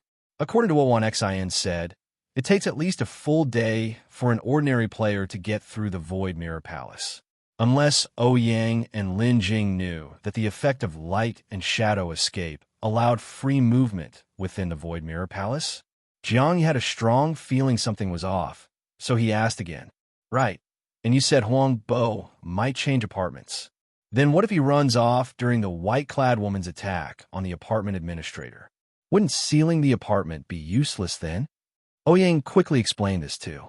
Well, that's where luck comes in. Best case scenario, she kills the administrator quickly and quietly. Hopefully we're not unlucky enough for Huang Bo to make his escape at that exact moment. Besides, we can have a few people stationed at the rooftop to stop him in case he tries to flee. Sounded like another reasonable explanation. But Jiang Ye became even more convinced something was wrong. They were putting in all this effort and then leaving it up to luck. That was way too careless. And as for guarding the rooftop to prevent escape, that made even less sense. Back when the light-type player escaped from apartment 9999, weren't Wang Qingjin, Li Junqi, Jiang Wenhan, and Sha Bo, the so-called Four Heavenly Kings, already guarding the rooftop? But light and shadow escape was so fast that none of them could stop him. And besides, if guarding the rooftop actually worked, why bother sealing the apartment at all? Just have people watch the top floor. So clearly, both of Ouyang's explanations were flawed. Jiang Ye's mind was full of speculation and doubt, but he didn't ask anything more. After all, the only reason he was this suspicious was because he himself was the light-type player. He knew which apartment he was in. If he asked too much, it would only arouse Ouyang's suspicion. Soon enough, the contract was finalized by Ouyang right under Jiang Ye's nose. Both sides reviewed it multiple times and added some final details. Once everything checked out, Ouyang signed and pressed his palm seal first. When he handed it over to Jiang Ye didn't take it immediately. He just watched him quietly. Ouyang let out an "oh" and took out his survival jade token, operating it for a few moments. Soon, there was a knock at Jiang Ye's door. Ouyang went to open it himself, and this time, Lin Jing walked in. As he welcomed Lin Jing inside, Ouyang smiled at Jiang Ye and said, "A three-party contract needs all three of us to sign, of course." Jiang Ye didn't respond, just locked eyes with Lin Jing as he walked in slowly. Lin Jing was still wearing that black tactical coat, exuding an upright, commanding aura like a real big shot. But when he looked at Jiang Ye, his eyes were somewhat conflicted. After a few seconds of eye contact, he spoke first. "You killed Wang Qingjin?" Jiang Ye raised an eyebrow, his tone casual. "Didn't you see it in the hallway?" Lin Jing was silent for a moment, then frowned and said, "I did. That ability looked like flesh weaving, but..." He gave Jiang Ye another complicated look. "But I don't sense that energy from you." "No, it's not that it's absent. It's there, but only sometimes." Jiang Ye had a good idea what he was puzzled about. The method used to kill Wang Qingjin was indeed the blackened replica's flesh-weaving skill. That was a glyph pattern ability Lin Jing also possessed, so it made sense he recognized it. But Jiang Ye hadn't fused with the blackened replica at the moment, so his body didn't carry the blackened replica's energy. That's probably what Lin Jing was confused about. But Jiang Ye had no obligation to explain anything. He chuckled and brushed it off. "What aura? Light-type aura? Dark-type aura? What, do I look like Ultraman with transformation powers?" Lin Jing also knew that in a lawless place like this, probing other people's secrets was taboo, so he dropped it. He naturally shifted his attention to the contract, skimmed through it quickly, and agreed to sign. With that, all three of them completed the contract. Then Lin Jing handed Jiang Ye a black ribbon. "This is the deposit. Tie it around your forehead for 2 minutes to activate 2 hours of S-tier skill use. If you don't trust it, you can have the white-clad woman inspect it for you." Jiang Ye accepted the ribbon and found it wasn't pure black. It was a deep crimson, so dark it looked nearly black. He immediately stored it in the replica shared space and had replica number 5, located with his main body, retrieve it from there. Once it was out, he first had the blackened replica verify the item. Once confirmed, Jiang Ye put it on his main body's forehead. Even though the S-tier skill only lasted 2 hours, best save for a critical moment. Truth be told, Jiang Ye didn't want to wait. He already made up his mind. As long as the S-tier skill was strong enough, he'd go claim his personal instance right away. But honestly, There was no way to predict what S-tier skill it would be. He'd previously used a skill scroll and ended up with something as basic as detection. That was clearly a generic skill, not something derived from his X-tier infinite replication. Sure, S-tier skills probably wouldn't be that basic, but there was still a chance it might be something not very useful. So in those 2 minutes while waiting for the ribbon to activate, Jiang Ye was pretty nervous. Meanwhile, his replica number 2 continued dealing with Lin Jing and Ouyang. Everything had already been settled in the contract, so the two simply reminded him to act quickly. They added Jiang Ye as a friend via Survival Jade token to stay in contact, then left his room. The two of them headed straight back to the rooftop of apartment 9999. But the moment they arrived, they bumped into a poor sap crossing over from another apartment. Ouyang Fan's eyes suddenly widened, and he quickly checked the member list in the apartment group chat, then leaned over to whisper in Lin Jing's ear. Li Aoyang, level 8. Lin Jing instinctively frowned, but hadn't even had time to say anything before. That poor sap swaggered over with a cocky grin and said to the two of them, "What are you whispering about behind Grandpa's back, huh? If you're trying to find my name on the member list, you might as well just check the apartment ranking board. I'm right at the top." Halfway through his sentence, his expression suddenly changed. That arrogant attitude instantly vanished, replaced by sheer terror. He even blurted out, "Holy SHD, Lin Jing, and wait, Jiang Wenhan, Li Junqi, and Xiaobo too. What the hell? What the hell is this? Aren't these guys all top dogs from the war, God ranking? And what's up with this ranking board? Everyone's level 10. No. Wait. After me, there's that level 8 one Xian, and then level 3 Jiang Ye. By now, Li Aoyang, already shaken to the core by the stacked lineup of apartment 9999, slowly turned back toward the two people he'd just been trash-talking. He couldn't help but gulp hard, then stammered, "You two? You're not. Wan Xian and Jiang Ye. The ones at the bottom of the rankings, right? Right? Right?" Li Aoyang was frantically praying in his heart. "Please, I'm begging you. Please let the two of you be Wan Xian and Jiang Ye QAQ. I've just taken my first step on the road to godhood. I can't just randomly jump into a lucky numbered apartment for fun and get myself killed, right?" Lin Jing's frown twitched slightly. He'd already figured it out. This guy was just an unlucky fool who blindly crossed into another apartment. Among ordinary players, his strength could be considered top tier. But among the top-tier players of apartment 9999, he was firmly at the bottom. Lin Jing couldn't be bothered with someone like that and was about to take him out. But Ouyang grabbed his arm and said in a low voice, "Taking out a cross-apartment player right now might make Jiang Ye suspicious." Lin Jing had indeed come into contact with the duo organization through a previous cross-apartment move. Feeling guilty himself, he agreed with Ouyang's reasoning. They'd just left Jiang Ye's place, and if they killed a cross-apartment player immediately afterward, it might make Jiang Ye suspicious. And this Li Aoyang, he was obviously just a comic relief character. As long as he posted something in the group chat and gave away a bit of info, Jiang Ye would quickly realize this clown had nothing to do with them and was just an unlucky guy who stumbled into apartment 9999. With that thought, Lin Jing decided not to act. But Li Aoyang had no idea what these two were whispering about. He figured the odds of these two being weaker than him, like Wan Xian and Jiang Ye, were just too low. And besides, he'd heard the names Wan Xian and Jiang Ye before. Wan Xian used to be ranked 96th on the War God ranking before being replaced by Jiang Ye. Even though everyone knew their match was rigged, Wan Xian's earlier ranking was likely real. So, being the same level 8, Wan Xian would still be stronger than him. Li Aoyang quickly grasped the reality and began backing toward the console, changing his attitude like a Sichuan opera face change, and nervously stammered, "No need to say anything, masters. I'll show myself out. I'll leave. No need to see me off, really," as he turned to flee across apartments. That lack of information drop would still raise Jiang Ye's suspicion. Naturally, Lin Jing and Ouyang couldn't let him leave just like that. Ouyang flashed in front of him, blocking his way with an easygoing smile. "What's the rush, bro? We're not monsters or anything.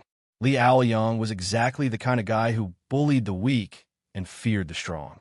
In his mind, in a place like the Doomsday Apartment, strong players had to flex on the weak. If these two were stronger than him, how could they not be monsters? Blocking him like this, it had to be for his money or his life. But now that he was trapped, he couldn't run. What to do? What to do? Li Aoyang was panicking inside. Ouyang more or less guessed what he was thinking and said with a smile, "Relax, we're not here to rob you or kill you. I'm just about to leave apartment 9999 and want to ask you to take care of something for me while I'm gone." At those words, Li Aoyang finally relaxed a little. If it was just an errand, then maybe he still had a chance to live. After a moment of silence, he stiffened his neck and asked, "What do you want me to do? I'm probably bottom tier in this apartment, right?" Ouyang grinned easily. "I've got a friend named one Exon, the second to last guy on the level ranking. I want you to keep an eye on him. See if he does anything unusual. Especially if he leaves apartment 9999, let me know. That, if it was just surveillance." Liao Yang still hesitated, but Before he could finish, Lin Jing stepped forward. "No, but you don't have a choice." His aura intensified, and a single glance from him was enough to make Li Aoyang feel like he was facing death itself. After playing the bad cop, Ouyang switched to good cop and gave Li Aoyang more details, then used an item to bind him to the task. Only then did the two of them leave the apartment, leaving Li Aoyang alone on the rooftop, ready to cry. F***K. If I'd known, I never would have crossed apartments. Not only did I weigh survival points for nothing, I walked right into a den of wolves. But fortunately, Li Aoyang soon discovered, though the big shots in the group were all teasing him and probing his background, none of them seemed to harbor lethal intent. Maybe it was because they weren't sure how strong he was and didn't want to make the first move and risk backlash. These top-tier players were actually more cautious than someone like him, a semi-competent strong player. With that in mind, Li Aoyang felt more and more like he'd been acting like a nouveau riche idiot earlier, thinking he was invincible with just a little bit of power. He gave himself a good internal scolding, then continued lurking in the group chat, quietly observing, while thinking about how to respond to these big shots. So many of them. If only he could latch onto one as a patron. As for this cross-apartment player, Jiang Ye naturally noticed him as well. But at the moment, his main focus was on his main body. To be exact, all of his replicas were completely shocked by the trial S-tier skill. 2 minutes after activation, Jiang Ye's main body felt the ribbon seemingly merge into his brain. And on his data panel, a new S-tier skill appeared. Soul Link S-tier, 1 hour 59 minutes. And the skill's effects made his eyes go wide. Effect 1. I am my replicas. There is no distinction between the main body and all replicas linked by soul. The main body is the replicas. The replicas are the main body. Any skill used on a replica will also apply to the main body. All skills of the main body can be directly used by replicas. Effect 2. Shared life. As long as one replica remains, the main body cannot die permanently. As long as the main body is alive, no replica can die permanently. If either a replica or the main body dies, but not all are dead, the dead portion enters soul form cooldown and revives after 24 hours. This S-tier skill, at first glance, its effects were absolutely insane. Basically, as long as one replica remained alive, Jiang Ye couldn't die. And once he truly had infinite replication, he'd practically have an immortal body. And not just that, not only would he not die, all of his replicas could also be revived, meaning there would be no losses. And if anyone wanted to truly kill him, they'd have to wipe out him and all his replicas within 24 hours. But here's the key. Jiang Ye's replicas could also be blackened replicas, even if in the future the fact that he had replicas got exposed. What would most likely be exposed would only be Jiang Ye. Others wouldn't know that Chu Xing and Huang Bo were also his replicas. And in the future, there could be countless replicas with different appearances and names hidden among the crowd. As long as even one replica remained hidden, he would never truly die. This S-tier skill was definitely a God-tier, life-saving ability. And the more replicas he had, the stronger its protective effect. Jiang Ye couldn't help but think, since replicas could be revived anyway, what if he went and killed his light-type replica now? Could he both preserve the light-type replica and get the kill-on-sight order reward? But that was just a fleeting thought. In the next instant, a bucket of cold water drenched him, because he quickly realized this S-tier skill could only be used for 2 hours right now, and the replica revival happened after 24 hours. After 2 hours, the skill would be gone. How would the replicas revive then? Unless, within those 2 hours, he could turn this trial skill into a permanent, fully comprehended skill. But that was way too difficult, and more importantly, way too uncertain. He couldn't possibly risk his life for a skill he might not even be able to learn. So that meant, Effect 2, shared life of this S-tier skill, due to the 2-hour time limit, was basically useless. What the F***? This trial S-tier skill, was it just a waste? All that excitement for nothing? Jiang Ye was originally bitterly disappointed. But when all of his replicas experienced Effect 1, my replicas, he was shocked. My replicas had one main function. It erased the line between main body and replicas. Before, replica fusion, replica swap, and even the replica shared space could only be used by replicas. The main body couldn't switch positions directly with replicas.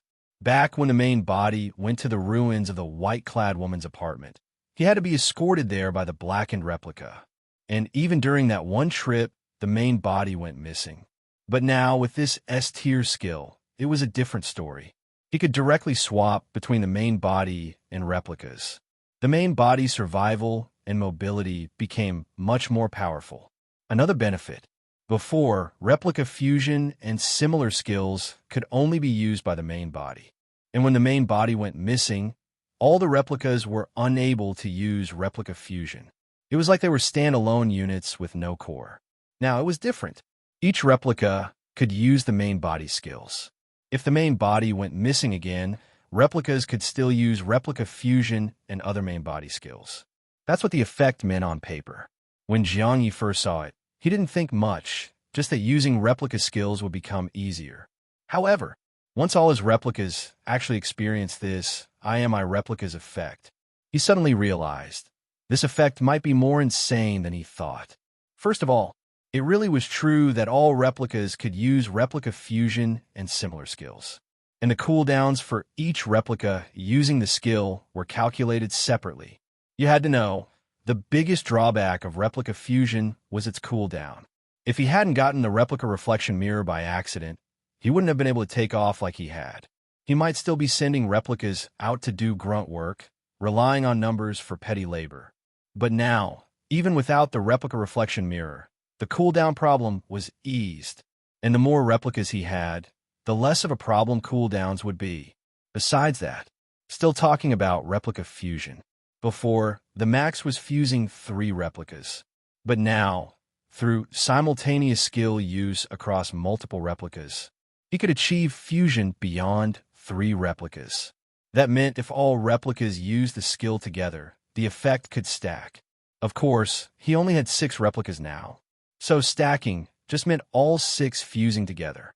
Not 3 times 6 is equal to 18. Because even with stacking, a fused replica couldn't be fused again. But being able to fuse all replicas at once through stack skill usage was already a killer trump card. And beyond those 2 improvements in skill usage, what truly shocked Jiang Ye was, this skill came with a hidden effect. Previously, to create a new replica, he had to give survival points to the main body. Only the main body could generate them. But now, with no distinction between main body and replica, his light-type replica, which held dozens of survival points, could now create new replicas directly. From now on, creating new replicas would be so much more convenient. No need to return to the main body's apartment. And beyond all that, an absurd thought popped into Jiang Ye's mind. If the effects of the main body's X-tier ability were also passed down to all replicas, then his X-tier ability didn't just let him generate replicas using survival points. It also let him generate one free replica every day, if that effect was also synced across all replicas. Then after midnight each day, wouldn't his replica count double? Every day, double the replicas. That's exponential growth, an explosion curve. If that were the case, given enough time, his replicas would flood the entire Doomsday Apartment. That's terrifying. Even Jiang Ye admired himself. What an imagination. But still, from his perspective, even those NPCs who just looked like him were treated as his replicas. Then wouldn't doubling his replicas every day be totally justified? After all, that would be worthy of the infinite in infinite replication. Right now, with just 6 replicas, what's infinite about that? But then, following this daily doubling logic, he suddenly thought of one critical point. The effect of infinite replication said one replica was created each day, not every 24 hours.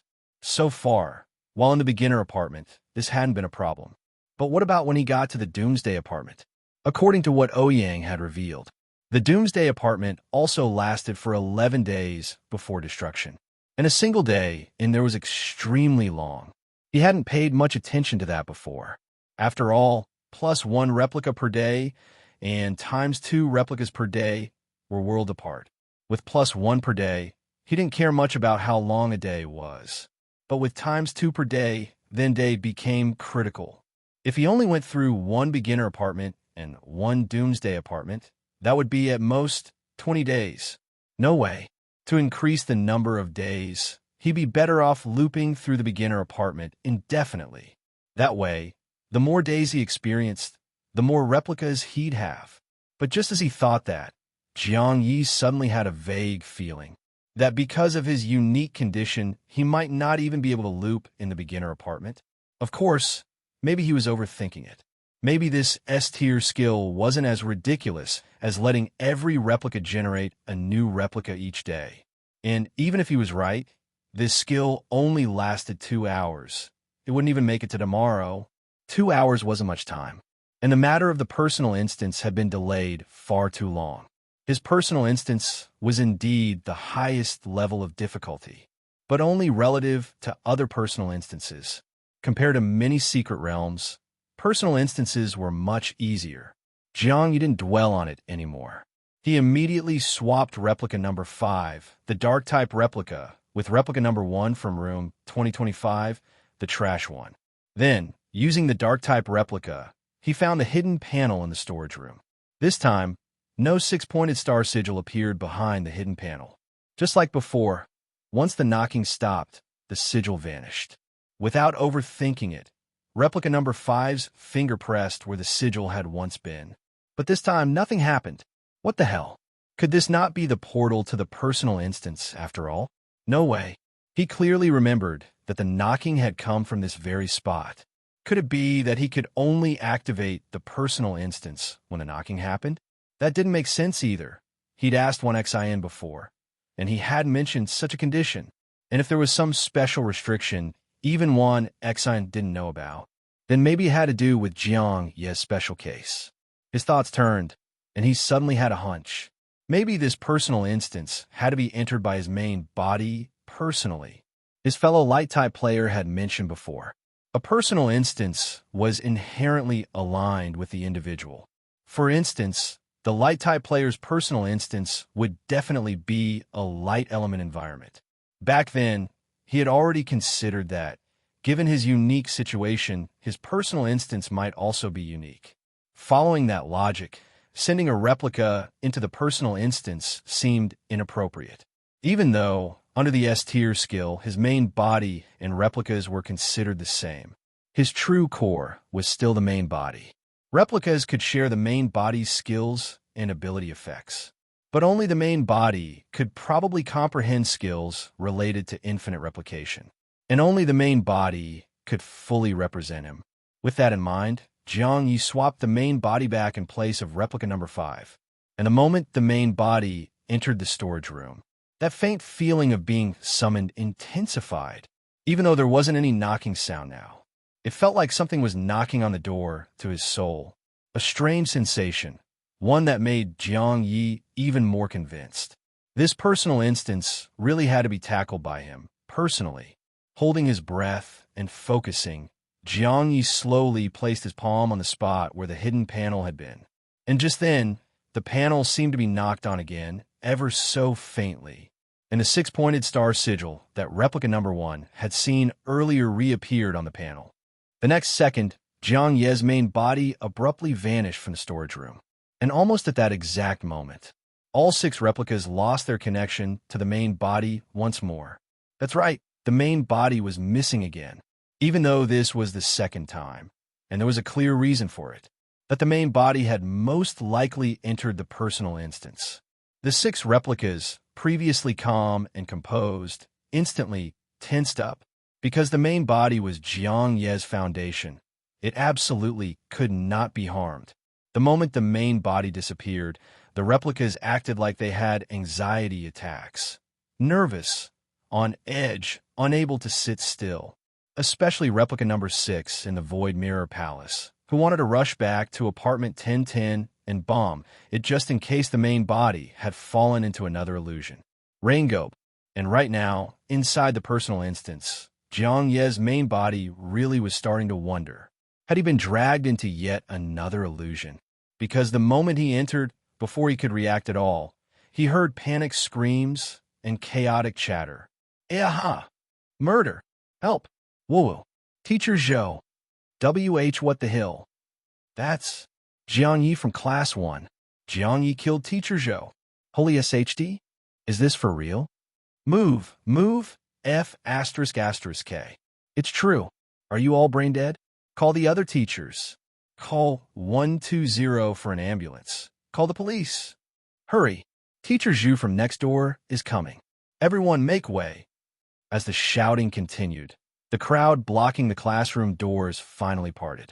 And inside the classroom, Jiang Ye stood there utterly baffled, because the scene actually continued from his previous illusion. Teacher Zhou was lying in a pool of blood. The students' test papers were all soaked red with it. And he, Jiang Ye, the killer, was standing blatantly next to the corpse. Was it a continuation of that illusion cast by some mysterious big shot targeting him? No. Jiang Ye had experienced 2 illusions already. He knew. What he was experiencing now felt too real.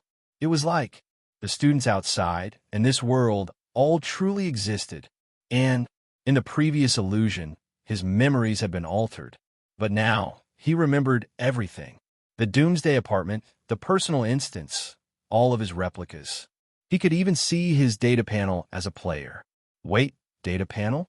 Looking at it, Jiang Ye suddenly realized. His panel showed 1 survival point. Logically, his main body should have 0 survival points. So, did killing Teacher Zhou give him that point? Which meant he could create a new replica right now. Also, with the strength displayed on his panel. Facing defenseless classmates and teachers, he could probably wipe them out with ease. And if he did, would their deaths also convert into survival points? In that moment, countless thoughts flashed through Jiang Ye's mind. At the same time, he had a faint realization. He was probably undergoing some kind of trial inside his personal instance. But what was the standard to clear it? Kill everyone? Or was he supposed to uncover something? The current situation was chaotic, and everything was unclear. And the teacher who had entered clearly wanted to subdue him. Jiang Ye didn't dare act rashly. He just leapt out the window and escaped. Don't even mention that the classroom test site was on the 1st floor. Even if it were on the 3rd floor, with Jiang Ye's attributes, jumping out the window wouldn't be a problem. However, the moment he jumped, he clearly felt a bizarre and strange sense of fear. And that feeling was oddly familiar. Back at the ruins of the white-clad woman's apartment, he had tried to explore the surrounding mist. And when his replica got close to the mist, he felt this same bizarre and strange fear. Jiang Ye didn't have time to think further before the scene around him changed. At the same time, a prompt echoed in his mind. Congratulations on completing your exclusive first test. Classroom. Time taken, 48 seconds. Test reward, 1 survival point. Test rating D. Congratulations. You've received a reward, Bronze treasure chest ×1. Keep up the good work and keep striving. Huh, no way. WDF? That's it, I passed. That's simple. If that's the case, leaving the classroom was the way to clear the first test. Classroom.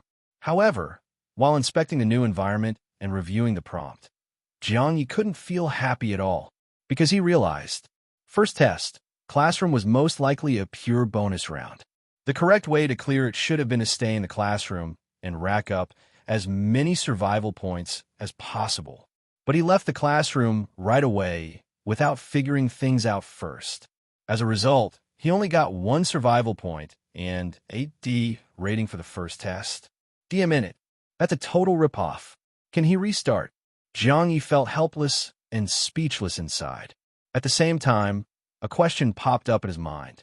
Why did the test content line up with the previous illusion? If he hadn't experienced that illusion before, would the test still have been like this? But then again, the previous illusion was also modeled after his real-life test site. So, is the setup of the exclusive personal instance based on personal circumstances? Jiang Ye couldn't figure it out, and the first test was already over. There was no going back. No matter how speechless or regretful he felt, all he could do was look forward. His attention quickly shifted to the second test. Like the first one, the second test came with no prompts. But based on his experience, the goal this time should also be to escape the enclosed space. Yeah, enclosed space. He was in a roughly 33 by 3 cubic sealed room, about the size of a small bedroom in a regular home. But all 6 surfaces of the space were black, with no windows or doors. Only the wall behind him had a light screen. That light screen was the only source of illumination in this dark space. Last time, he missed out on tons of rewards due to hesitation. This time, Jiang Ye immediately walked over to check the screen. What he saw was just a few lines of information. Prison ID, 2025. Criminal, Jiang Ye. Crime, intentional murder. Sentence, death with reprieve. Countdown, 480 days. So, first test was the classroom. Second test is a prison. He could leave the classroom easily.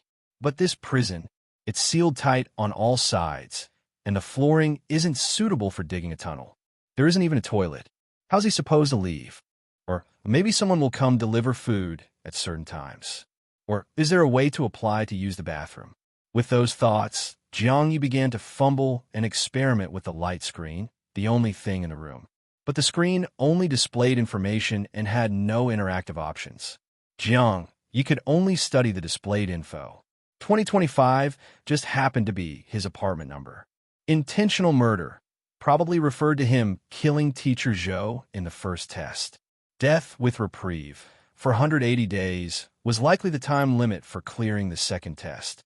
But the whole beginner apartment only lasts 10 days, and this second test gives him a whopping 480 days? Must be that time flows differently in the test instance than in the apartment. 480. His first test took exactly 48 seconds. So maybe the faster you clear the first test, the more time you get in the second. Probably also tied to the number of kills. So even though his first test rating was low, he still earned more time for this one. And then, looking at the countdown, 480 days on the screen, Jiang Ye suddenly thought. His ability was that besides survival points, he could generate 1 new replica per day. So over this 480-day countdown, could he generate new replicas as the days passed? Even the S-tier skill soul link was showing on his data panel now. So could he use this countdown to test that crazy theory of his? See if his replicas could also generate new replicas each day? With that in mind, Jiang Ye immediately used the survival point he earned from the first test. Soon, a new blackened replica appeared in the sealed space. Lingu, level 0, stamina 1.2, energy 1.6, combat power 0.8, survival points 0, ability vision enhancement F. Seriously? That's it? What the H*LL? What's this replica even good for? Too lonely to serve time alone. So now he's got a chat buddy?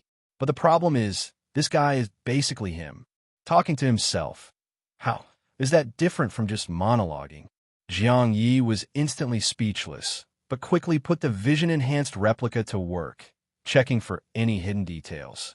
Meanwhile, inside the Void Mirror Palace, the light-type replica, anxious and uneasy, did something bold out of worry for the main body. Earlier, when a light type went crazy and wrecked stuff, it was because he'd lost contact with the main body and couldn't use replica fusion. Now, although he still couldn't reach the main body, thanks to the S-tier skill, even a replica could use replica fusion. So, the replica made a bold move. First, replica number 5, the dark type, returned to room 2025 storage room. Then replica number 6, the light type, directly fused into replica number 5. Now on replica number 5's data panel, the name still read Chu Xing, but in the abilities section, it showed Ability, Dark Element Affinity SS, Light Element Affinity SS. Light and dark, two completely opposing abilities, appearing on the same data panel. Jiang Ye was sure, if anyone else saw that data panel, they'd be so shocked their jaws would drop. Even the other light types had said dark-type beings couldn't awaken light-type abilities. So this combo might be something only Jiang Ye could pull off. He wasn't just messing around either. The moment the fusion began, replica number 5 used Shadow Replica to ensure he wouldn't be detected. Then, right there in the storage room, he used Holy Purification. Holy Purification removes curses and doesn't deal damage. But to dark-type beings, it adds light curse and light scorch effects. Jiang Ye was just playing it safe. And after casting Holy Purification, nothing unusual happened in the storage room. So chances were high that the main body really had entered the exclusive instance. Still, the replicas couldn't relax. Replica number 2, who handled the duels, ignored new arrival Li Aoyang in apartment 9999 completely. Instead, he entered the golden tier duel machine and started redeeming various attribute fruits from the exchange list. Meanwhile, replica number 1, who'd returned to the apartment ruins, pulled out the glass bead used to contact the white-clad woman and urgently said, "Calling white-clad woman, calling white-clad woman. Emergency. Code red." He had just made the call when the glass bead immediately transmitted the white-clad woman's warning voice. "Shut up. Don't call me white-clad woman. That's unlucky. When you accepted the mission, didn't you hear my name?" Of course, Jiang Ye had heard it before, so he smoothly changed how he addressed her. "I remember. Your name is Insu, right? But if white is unlucky, why are you still wearing white?" Soon, the voice from the glass bead came again. Not from the white-clad woman, but Insu. That's only in the eyes of humans, who can only perceive white. From my own perspective, I'm not wearing white at all. Not white. Then is it red or something? But now wasn't the time to discuss that. Insu got straight to the point. "I'm busy. If you've got something urgent, speak up." Jiang Ye had contacted the white-clad woman mainly about the agreement with Ouyang, to have her help kill the administrator. But there were clearly some issues on Ouyang's side. Since Jiang Ye hadn't decided yet, he first asked the truly urgent matter. "So here's the thing, Insu, you know about our exclusive personal instances, right?" Insu replied in a cold, direct tone. "Of course I know. Personal instances are considered a kind of player benefit." Phew. Jiang Ye let out a sigh of relief, then hurried to explain. "You know I'm a replica, right? And just now, my main body entered the personal instance and then lost all connection with us replicas." He hadn't even gotten to the question before. Insu's shocked voice came straight out of the bead. "Wait, your replica is seriously that strange? I've seen players with replica-type abilities in my own newbie apartment run. But usually, when the player enters their personal instance, the replica enters simultaneously. Yet your replica didn't go into the instance with the main body." Even the white-clad woman seemed a bit stumped by this. But soon, she analyzed it for Jiang Ye. "Maybe, according to the Doomsday Apartments criteria, you're not considered a replica, but an independent entity, an independent player. Normally, killing a replica wouldn't earn survival points. But based on how the Doomsday Apartment classifies you, someone killing you might actually get survival points." As soon as she said that, Jiang Ye instantly realized His earlier idea about killing the light-type replica for a kill-on-sight order reward might actually work, but the immediate issue was still the main body. So Jiang Ye quickly added, "The problem now is my main body doesn't have much power. Without help from replicas, can he even pass the personal instance?" There was a pause from the glass bead, then Insu spoke again. "You can try having a replica attempt to enter the personal instance." Jiang Ye was about to say he had tried that before. Only the main body could go in. But on second thought, now that the main body was already inside, maybe things had changed? So, while replica number 1 said, "I'll try when I get the chance," on the other end, replica number 5, the dark type, ended the fusion with the light type and once again touched that hidden back panel. And this time, he actually triggered something new. From the perspective of the remaining 5 replicas, they felt. In that instant, replica number 5 also went out of contact. So that means, after the main body enters the personal instance, replicas can choose on their own whether or not to follow in. Realizing this, the remaining 5 replicas felt much more at ease. After all, replica number 5 was powerful and should be able to assist the main body to some extent. And sure enough, once replica number 5 entered the personal instance, what he saw was the same exam classroom, with teacher Zhou's body lying in a pool of blood. Outside the classroom, the same students passing by, the noisy screaming and the chatter. When the main body had experienced this scene, he was totally confused and at a loss. But replica number 5 was different. The moment he entered the personal instance, his memory synced with the main body's. He instantly knew the main body's rating in the first test and the experiences from the second test. He could even share the main body's vision. At the same time, the main body, who had been exploring the second test prison, also immediately received replica number 5's memories. Learning that his replica could enter the personal instance later than the main body, Jiang Ye was instantly overjoyed. Just moments ago, he'd been regretting whether he could redo the first test. Now, it was basically like the replica was redoing the first test for him. Armed with the main body's experience, replica number 5 faced the first test with calm composure. When the teacher entered the classroom trying to restrain him, the dark-type replica didn't hesitate. He raised a hand and twisted the teacher's neck. He glanced at the data panel. Sure enough, survival points +1. From the previous 1 point, now 2 points. Noticing this, Jiang Ye quickly realized the survival points inside the personal instance likely weren't real, because teacher Zhou's kill was counted under both the main body and replica number 5. That clearly didn't add up. So the survival points must be system-generated, some sort of virtual score, which meant that any replicas generated using these virtual survival points were likely virtual too. Still, these virtual points must be critical to the entire test. While thinking, the dark-type replica went ahead and twisted the neck of another teacher. Meanwhile, even louder screams echoed from outside the classroom. The students were so terrified they didn't even dare peek. They all scattered in fear. Only a few teachers, still at some distance from the back door, tried nervously and cautiously to talk him down. Farther away, some teachers were calling the police. Since completion time seemed to be part of the rating system, Jiang Ye had no patience to wait for them to enter the classroom. But he couldn't leave the classroom either, because once he left, it would count as clearing the test. So he summoned a shadow puppet, intending to send it out to continue the slaughter. However, the shadow puppet saw no students or teachers upon leaving the classroom, only a sea of mist, which meant he couldn't leave the classroom to kill anyone. He had to lure them inside first, but his decisiveness in killing had already scared off the teachers and students outside. No one dared step foot into the classroom again. If anyone did show up, it'd probably be Uncle Hat, but waiting around would just waste precious time. Weighing the pros and cons, Jiang Ye decided to have replica number 5 also exit the classroom and clear the first test. But to gather more information, instead of jumping out the window, replica number 5 left through the back door. Sure enough, just like with the main body, the moment he stepped out, a prompt sounded in his mind.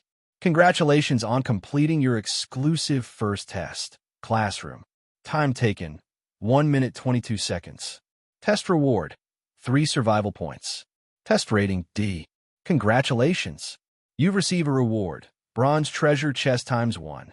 Keep up the good work and keep striving. All right, even with the restart, the rating was still D, and the reward was still just a bronze treasure chest. The imagined slaughter spree and quick survival point farming just wasn't doable, because his range of movement was restricted to the classroom. He could only lure people in and then kill them. But the classmates and teachers weren't idiots. After seeing him go nuts killing people in the classroom, none of them dared come in. And waiting for Uncle Hat? Who knows how long that would take? Plus, if he really did attack Uncle Hat, the second test might become even more brutal. Jiang Ye quickly sorted through the current situation and, from replica number 5's perspective, began inspecting a new prison. Yes, replica number 5 and the main body were not in the same prison.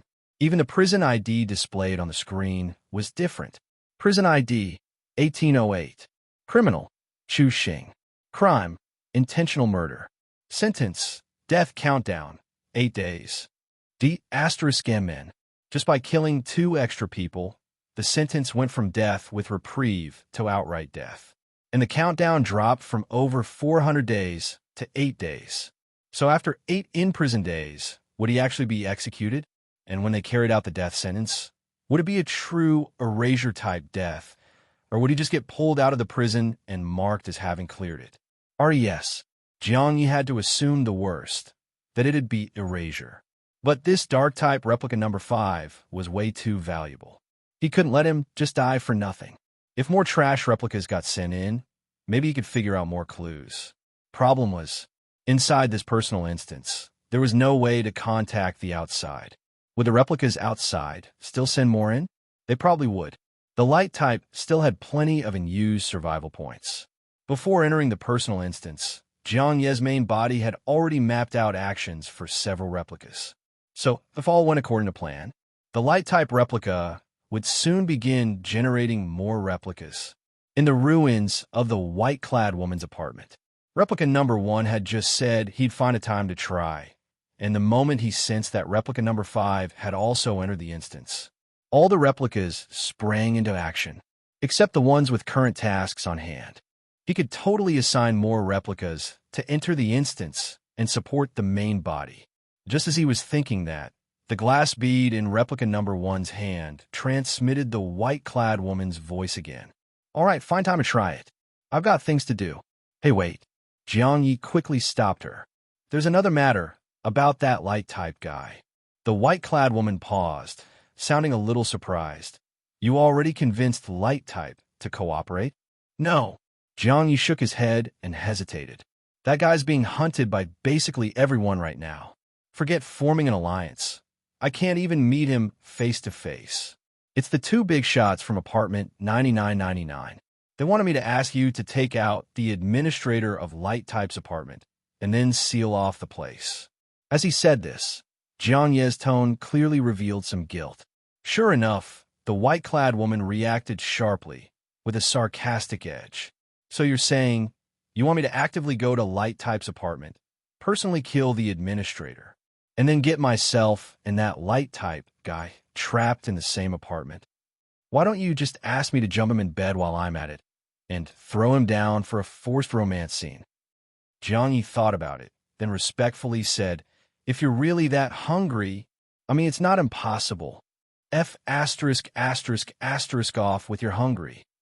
The white-clad woman cursed furiously. I think you're the one with a messed-up head. Can't believe those words came out of your mouth. You didn't seriously agree to this crap, did you? How many benefits did they offer you? Let me tell you, doesn't matter what they offered. Send it all back. Not even up for discussion. That tone, stone cold and final. Jiang Ye could practically see her again, the white-clad woman at the top of the apartment, with black snakes for hair and radiating an overwhelming aura. He really hadn't expected her to react so intensely, especially since she'd just advised him to work with Light Type to kill the apartment boss. But then again, her idea had been for him to approach Light Type. She probably would never in a million years personally interact with light type. Thinking this through, Jiang Ye could only respond with disappointment. Guess that means the crow egg and all that has to go back too.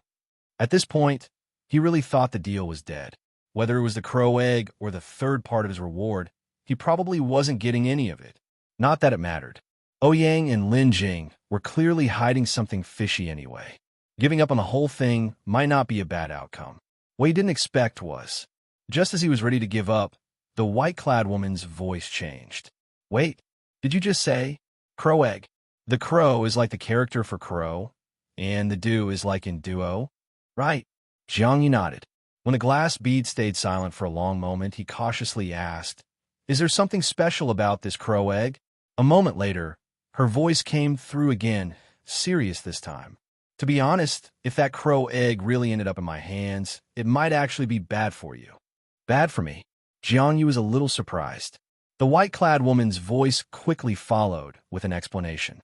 "The reason I gave you the mission to kill the apartment boss was really out of desperation. In truth, I don't have some huge vendetta against the apartment boss. But just like killing an administrator gives you the ability to seal an apartment, killing the apartment boss grants the power to leave the beginner apartment. I've been trapped in the beginner apartment, reincarnating for far too long. These last few cycles, I've been sensing something, like I might not last much longer. This run, maybe the next, I might actually go down with the beginner apartment and get destroyed.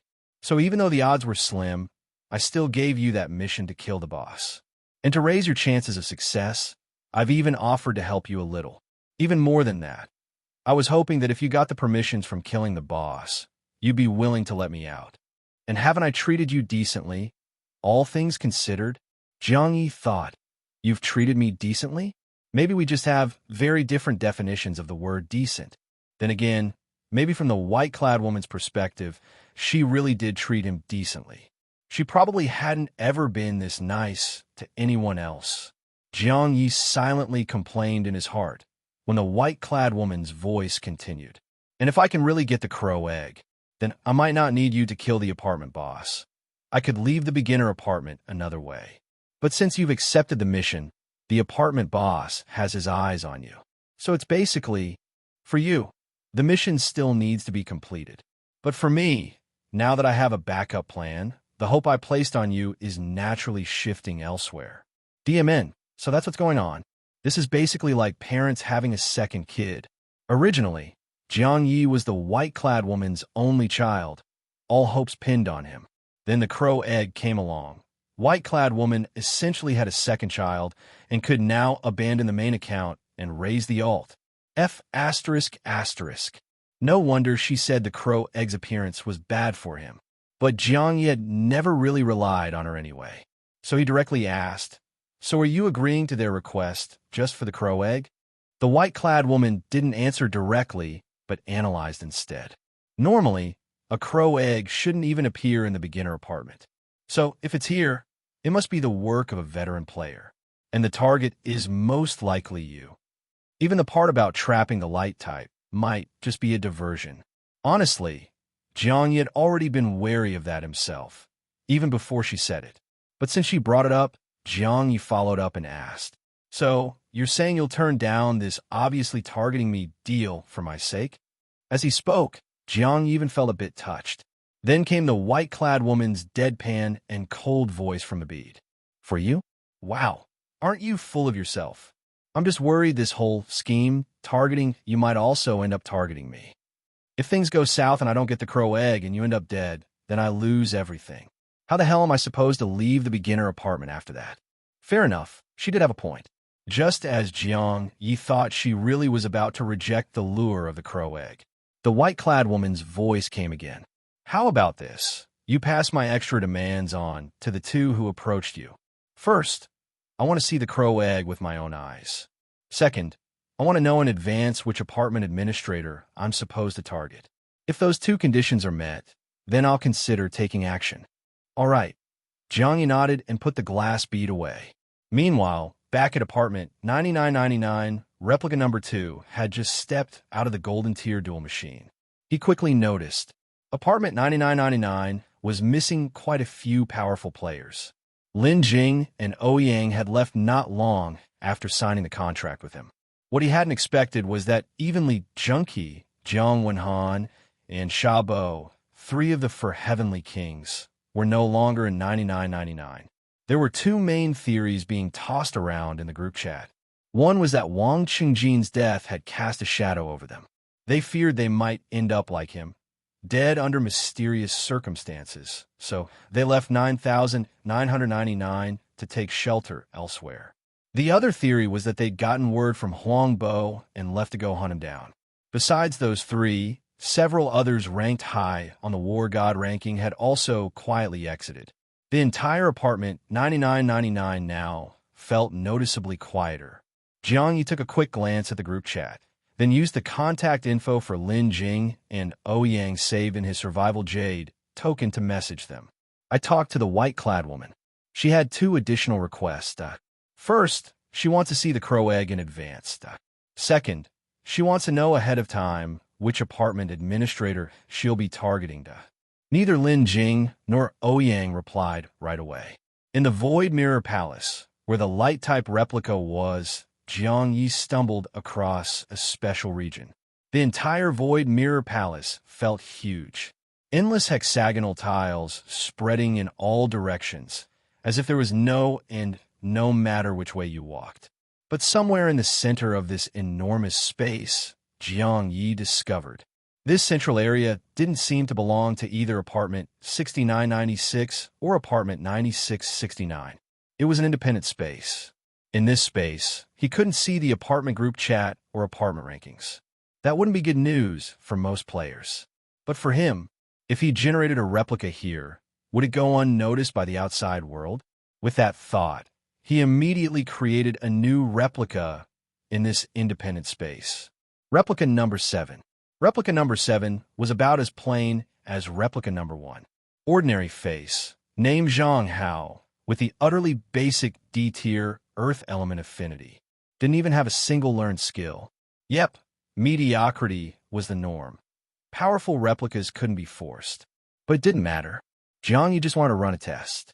So replica number 7 stayed in the central independent zone of the Void Mirror Palace. The light-type replica, on the other hand, used light and shadow escape and sped toward apartment 6996. Halfway there, he noticed, sure enough, there was no player named Zhang Hao listed among the members of apartment 6996. However, the name Huang Bo quickly appeared on the 6,996 members list. And soon, the group chat buzzed with messages. Huang Bo shown up in our apartment again. He must still be inside the Void Mirror Palace. Just left the central zone and entered the 6,996 side. D*MN. Huang Bo disappeared again. Probably went back to the central zone. Jiang Ye skimmed the chat and noticed. Apartment 6996 had a noticeably large player base, and many of them were high-level, most likely actual game players. Seems quite a few had come across apartments specifically to hunt him down. So not just Lin Jing. Plenty of other top players knew he was hiding in the Void Mirror Palace. Jiang Ye didn't pay it much mind and launched toward apartment 9669 instead. When he entered the 9669 area, the group chat and ranking board popped up again. And just like 6996, Zhang Hao didn't appear in the 9669 member list either. The ranking board was packed with strong players too, probably more hunters coming for him. With a thought, Jiang Ye didn't turn back. He continued flying, using light and shadow escape, toward the exit of the Void Mirror Palace, which was, in fact, room 6996 of apartment 9669. Sure enough, the whole room 6996, which should have been a normal apartment room, was now transformed into a pitch-black environment. And in the darkness, a sudden burst of light became extremely eye-catching. Right then, the entire room 6996 erupted with player shouts. Light! Light! Quick! Jiang Ye couldn't see clearly how many people were there due to the limited vision. But judging by the voices, there had to be at least a dozen. While casually casting a holy light judgment, he prepared to use light and shadow escape again to retreat into the void mirror palace. But in the pitch black, he must have hit something. Suddenly a wave of dizziness struck his brain. And in the next moment, he was forced out of light and shadow escape and returned to human form. At the same time, an ecstatic voice roared by his ear. Ha ha ha! Kill on-site reward. It's mine. Mine. Kill on-site reward. Yours? Jiang Ye thought to himself.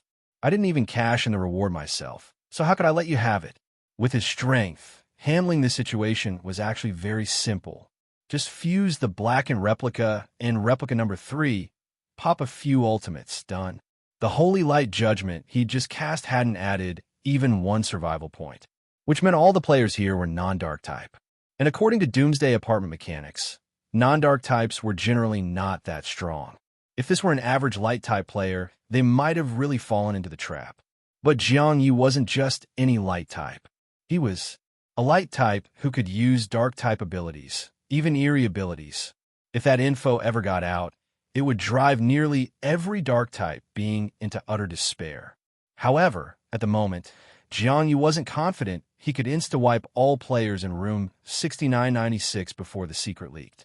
So after weighing the pros and cons, he didn't go for a fused replica counterattack. Instead, he chose a more secure option, replica swap. And just like that, in nearly an instant, replica number 6, light type, and replica number 7, the trash one, switched places. The light type replica instantly returned to the center of the void mirror palace, that independent zone which belonged neither to apartment 6996 nor 9669. After all his bloody rampages, Jiang Ye had come to terms with his replicas. He used to rush to the rooftop to rescue replica number 1 when the white-clad woman trapped him. Now he understood clearly. Some trash replicas were expendable. More than that, they had to be sacrificed, because the number of replicas his main body could manage was limited. Back when his stats were weak, even just 3 replicas had been a strain. Only after consuming a full batch of silver tier attribute fruits and massively boosting his stats could he maintain more. So that idea of doubling replicas daily was purely theoretical. In reality, he had a factor in the main body's attributes, which meant trash replicas that drained his resources weren't worth keeping. With that thought in mind, the light-type replica pulled out the dice of fate that Chung Kun had pawned off. If he could roll a crown symbol and boost his luck stat, he might be able to generate a few powerful replicas. And now, his replicas shared the main body skills. Not just practical ones like replica fusion, but also the life-saving skill replica substitution. Every replica had inherited it, which meant, barring accidents, if any replica suddenly died, the weakest trash replica would take the hit thanks to replica substitution. The only concern now was the skull symbol on the dice of fate, the one that meant instant death. Was that death level covered by replica substitution? As he pondered, the light type casually generated 3 more replicas. With that, his replica count finally hit double digits, 10 total. And as expected, the 3 newly created ones were average across the board. One had a D-tier stamina boost, one had a C-tier with element affinity. The best of the bunch had a C-tier spatial element affinity, but sadly no skills. Wait, that's not a downside. If it were an ordinary player, lacking an initial skill would make early development extremely difficult. But Jiang Ye was no ordinary player now. Each of his replicas came with a powerful army of others to back them up. No spatial skill with a C-tier affinity? Easy, just dump skill scrolls on him. Thanks to the nature of replica fusion, any skill 1 replica had was effectively usable by all. If he could roll up something like Blink or Spatial Blade with that spatial affinity, it would boost the entire replica network. And thanks to replica number 2's quick battle win yielding 12.8 billion, he had more money than he knew what to do with. So, 10 silver tier skill scrolls, plus a whopping 100 silver tier attribute fruits, all went into the replica's shared space. The spatial replica didn't rush to use the skill scrolls. Instead, the light-type replica carefully tossed the dice of fate into the air. But the moment he did, he suddenly got nervous. Not because he was scared of dying, but because replica number 7, now in room 6996 of apartment 9669, had just picked up new information. Based on his current strength across all replicas, if replica substitution activated, the one to die in his place would surely be replica number 7, Jiang Ye. But right now, Jiang Ye, after the replica swap, he was now standing in the pitch-black room 6996, exactly where the light type had stood. A complete trash at level 0, in a chaos-filled environment surrounded by powerhouses. He should have been killed instantly. But what surprised Jiang Ye was, in the dark room 6996, his vision was severely limited. He could hardly see anyone. Yet the players guarding the room seemed to have come prepared. They had items that allowed them to see in the dark. And so, the moment they saw him, they shouted, "Wait a sec. Why does Huang Bo suddenly look different? No, that's not Huang Bo. Check the apartment member list and ranking board. Huang Bo's no longer in our apartment. He escaped? But how?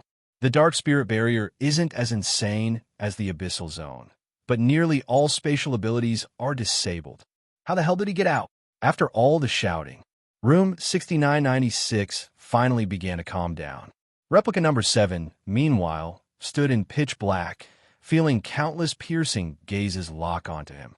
In this eerie silence, a cool voice finally spoke from the darkness. "Jiang Ye, level 0, D-tier, Earth Element Affinity. No skills, no survival points. He's a complete trash."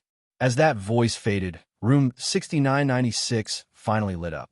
And under the identity of Jiang Ye finally got a clear view of the room. There were 8 people besides him. A middle-aged man and woman, looking like a couple. For young people, 3 men and 1 woman.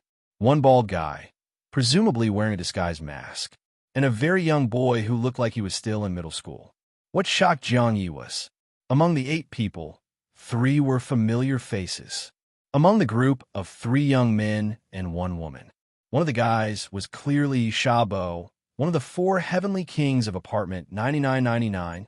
That name was way too unique. Jiang Ye had remembered it well. Aside from that, that girl was clearly the red handkerchief woman who'd previously fought Yang Wenchao and later even challenged Lin Jing. Only now, she looked like a regular female college student with no sign of any red handkerchief on her body. But what shocked Jiang Ye the most? Among the 3 young men, one of them was actually someone he knew, Lu Shun. That's right, the same Lu Shun who awakened a C-tier ability and learned a C-tier skill among their classmates. The one who joked in the group chat during the early days about peeing 3 meters against the wind. The same Lu Shun who was a big shot at school, nicknamed Lu God by their classmates. Jiang Ye never would have thought he'd see Lu Shun here, in room 6996 of apartment 9669, in a very team trying to surround and kill the light type. Honestly, after Xing Man died, he hadn't paid much attention to what was going on in apartment 1010. He'd focused most of his energy on apartment 9999 and the dual rooms. After all, judging by how his classmates were doing, no one other than Yang Wenchao could really stir things up. And even if someone did manage to stir something up, it should have been Wang Lingling, the one with the S-tier dark-type ability. Dark-type abilities were inherently stronger than non-dark ones. If Wang Lingling had grown stronger, she definitely wouldn't be weak. But her biggest issue was that everyone in her environment was a familiar face, and she seemed to have never made up her mind to grow stronger through killing. With someone like Wang Lingling around, even if her classmates wanted to do something crazy, they wouldn't dare. That's why Jiang Ye had concluded. In the whole of apartment 1010, aside from Yang Wenchao, none of his classmates could make big waves. But who would have thought he'd see Lu Shun in a completely different apartment? The real kicker. How did he even cross apartments? And how did he end up mixing with a group of top players? Just going by his C-tier ability, there's no way. So, did Lu Shun also master glyph pattern abilities? No, that can't be right. If he had, he'd have become a dark-type being. And earlier, Jiang Ye had used Holy Light Judgment in room 6996. If Lu Shun had really turned into a dark-type being with glyph abilities, he would have been killed by that light-type skill on the spot. Plus, Dark-type beings shouldn't be willing to corner a light-type in the first place. But wait, Jiang Ye suddenly had another realization. That red handkerchief woman who had fought Lin Jing earlier, wasn't she also a dark-type being? During her fight with Lin Jing, she had indeed displayed strange and eerie techniques. And according to her own words, she'd survived the ring instance. How could she not be a dark-type being? Even the Black and Replica had once speculated that the red handkerchief woman was likely possessed by a powerful reincarnated Eerie. In Jiang Ye's mind, there was at least a 99% chance she was a dark-type being. But now she was here too. The latest intel from Replica number 7 had Jiang Ye reeling internally, filled with suspicion. Still, under the watchful eyes of so many, Replica number 7 didn't dare show anything. He just pressed himself tightly against a black curtain, wearing a terrified expression, like a small fry in fear and despair before a bunch of big shots. Naturally, the powerful players noticed nothing unusual. That middle-aged couple was the first to question him. "What's going on with you? Wasn't Huang Bo just standing here? Why'd he suddenly turn into you?" Jiang Ye had been ready to sacrifice Replica number 7, but now he wanted more intel. So Zhang Hao showed a panicked, frightened look and stammered. "I don't know. I have no idea. I just ran into that Huang Bo earlier. I thought I was done for, but he didn't kill me. He did something to me. I don't know what it was, and then I just suddenly appeared here." The implication of his words was obvious. The middle-aged couple quickly followed his lead and speculated. Huang Bo must have used some kind of item to set an anchor on you in advance, so he could switch places in a crisis. And this switch actually bypassed the Dark Spirit Barrier's ban on spatial teleportation. They spoke with authority. It was clear they were powerful. But Jiang Ye had a new question on his mind. Back in apartment 9999, he noticed almost all strong players in Doomsday Apartments seemed young. Then he realized people who liked games were usually younger. Middle schoolers, high schoolers, some kids who dropped out. Beyond that, it was mostly college students who had more free time. The average middle-aged demographic rarely touched these youth-targeted games. So in the newbie apartments, the players who rose quickly were almost always young. Yet now, here were a pair of very strong middle-aged players. What was their deal? As Jiang Ye pondered this, Shabo, from apartment 9999, picked up where the couple left off and said grimly, "If that's true, then this is seriously bad news. That guy can turn into light. That's already trouble. Now he can switch places with someone else, even bypassing spatial locks. Under these conditions, even sealing off the apartment might not be enough to contain him." But the couple looked calm. One of them analyzed further. That kind of broken item must be single use. He can't be swapping endlessly. Shabo let out a sigh of relief, only to hear the couple add in a serious tone, "But he might also have a one-time resurrection item. Looks like the kill on-site reward isn't going to be easy to claim after all." All 8 of them looked grim. Then, the boy who looked like a junior high student suddenly piped up. "That light-type kid's being hunted the moment he shows up. So where's he getting all these busted one-time use items? Could he have some kind of powerful backer? The way all those dark-type veterans are going after him. Is there more to this?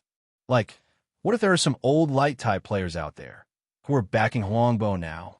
Jiang Ye couldn't help but admire the kid's imagination. The rest of the group didn't immediately respond. But Lu Shun suddenly turned to look at him and casually said, "To be honest, more than Huangbo using some broken item to swap with his Zhang Hao. I actually suspect this Zhang Hao is Huangbo. He must have used some ridiculous disguise item to mask his identity. The *MN. Well played. Truly worthy of the flamboyant Lu God." He opened his mouth and dropped a bomb, and the moment that heavy hitter landed, it immediately made one of the 3 young men, the only one Jiang didn't recognize, gaze at him with bloodshot eyes. That look like he wanted to tear him apart and devour him alive.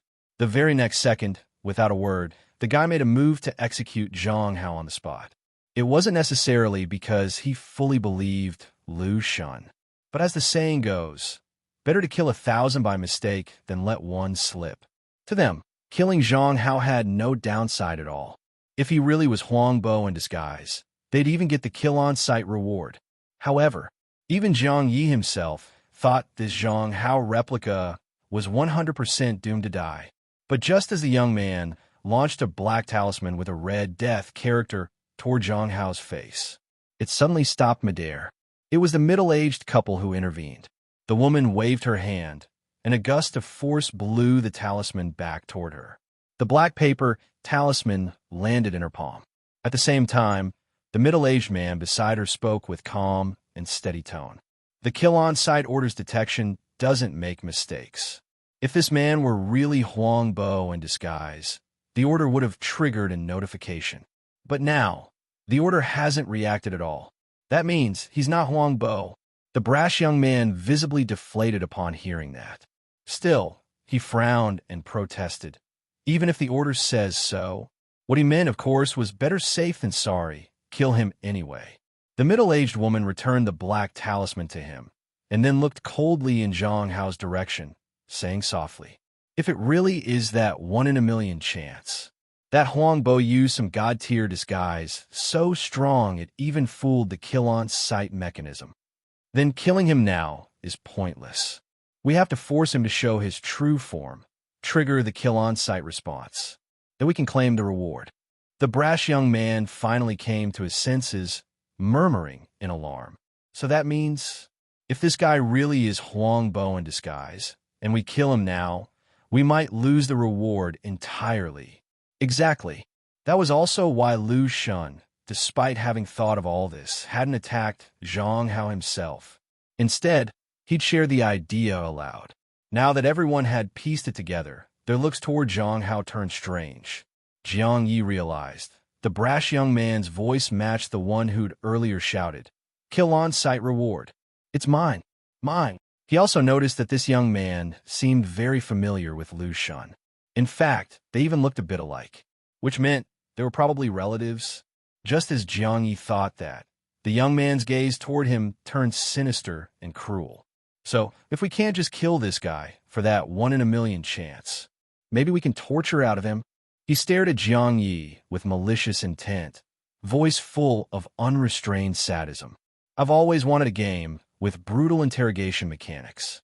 Too bad the ones on the market never went that far. Well, now I get to try the real thing." This brat clearly had real power, and he was genuinely arrogant. This time, the middle-aged couple didn't stop him. Instead, the woman activated a compass in her hand. Moments later, faint sounds of electricity and flowing water filled the air. Room 6996, which had briefly been lit, plunged into darkness again. From Jiang Hao's point of view, his field of vision once more went pitch black. It was clear the middle-aged couple was being cautious, preparing for the worst, in case he really was a disguised light type. But then, in the couple's night vision perspective, they saw it clearly. This level, zero trash, Jiang Hao suddenly pixelated, turned into a mosaic of blurred pixels, and within less than 0.1 seconds, vanished into thin air. The other 6 night vision-equipped players also saw this, but their eyesight wasn't sharp enough to notice the pixelation effect. They just saw Jiang Hao vanish and exclaimed, "What the hell? Jiang Hao really was Huang Bo in disguise? Did he escape using some god-tier ability? Where the hell is he getting all these OP tools? Especially that arrogant young man." His shocked and furious voice was laced with disbelief. But then, from amidst the chaos, the middle-aged man's voice cut through the dark, firm and cold. "It wasn't an escape." "What? Not an escape? Then what was it?" "It was erasure. I saw it clearly. Just now, Jiang Hao was erased on the spot by some god-tier method." His voice was low and heavy. Under night vision, his face looked especially grim. The brash young man was stunned, eyes filled with disbelief. "Erasure? But who erased him? What about the kill-on-sight reward? Who does it go to?" This time, it was the sharp-eyed Lu Shun who replied quickly. "The kill-on-sight order is still active. Huang Bo's not dead." The young man looked even more dumbfounded. The middle-aged couple echoed Lu Shun's analysis. "This really is strange. Even in the whole Doomsday Apartment, items with the power to erase are incredibly rare. And based on how erasure works, Jiang Hao is definitely dead. But if he's dead and the kill on-site order is still in effect, that proves he wasn't Huang Bo. But what doesn't make sense is, if he wasn't Huang Bo, why was he erased? Lu Shun, quick-witted, asked the middle-aged man for confirmation. Can you be certain erasure means guaranteed death? Could it be? No, the man cut him off firmly. Not just in the newbie apartment, in the entire Doomsday Apartment. Aside from the Divine Bird, no one can come back from erasure. So Jiang Hao's death is unquestionable. And since he died, but the kill on-site order remains, it's basically confirmed he wasn't Huang Bo. Hearing that, Lu Shun speculated further. Then I suspect Jiang Hao wasn't lying. Huang Bo really did implant some broken item on him. But that item must have had a side effect when switching positions. Jiang Hao's erasure was likely one such side effect. Huang Bo himself might be weakened right now from using it. The middle-aged couple's eyes lit up at Lu Shun's reasoning. Indeed, side effects from overpowered items were a common thing in the Doomsday Apartment. And now that they thought back, before he was erased, Jiang Hao had shown zero signs he expected it, which made sense, because Jiang Ye himself hadn't seen it coming. The dice of fate had actually landed on the skull symbol. At that moment, the light-type replica was frozen in fear. He really felt the arrival of the Grim Reaper. Luckily, within a split second, replica substitution triggered. The one who died wasn't the light-type replica, but replica number 7, Jiang Hao, far away in apartment 9669. The manner of death matched exactly with Skull, instant death. He only experienced the terror of dying. The actual death process lasted less than 0.1 seconds, so there wasn't even much pain. Still, it was a shame. A replica had been wasted. More importantly, now that replica number 7 was gone, he'd lost his window into room 6996 completely. Who knew how those top players would interpret his sudden death? Actually, did they even realize he was dead? Maybe, since his body had vanished, they'd just assume he escaped? Didn't matter. As long as Jiang Ye never generated new Jiang Hao, then that identity was as good as dead. The light-type replica still hoped to roll a crown from the dice of fate to create higher-quality replicas. So, he threw the dice of fate once again. Meanwhile, back in apartment 1010, replica number 1 quickly opened the apartment group chat, which was made up almost entirely of his former classmates. But what he noticed was that 1010's group chat had grown eerily quiet. Occasionally, a classmate would say something, but the messages were immediately met with dead silence. After thinking for a bit, Jiang Ye guessed the reason.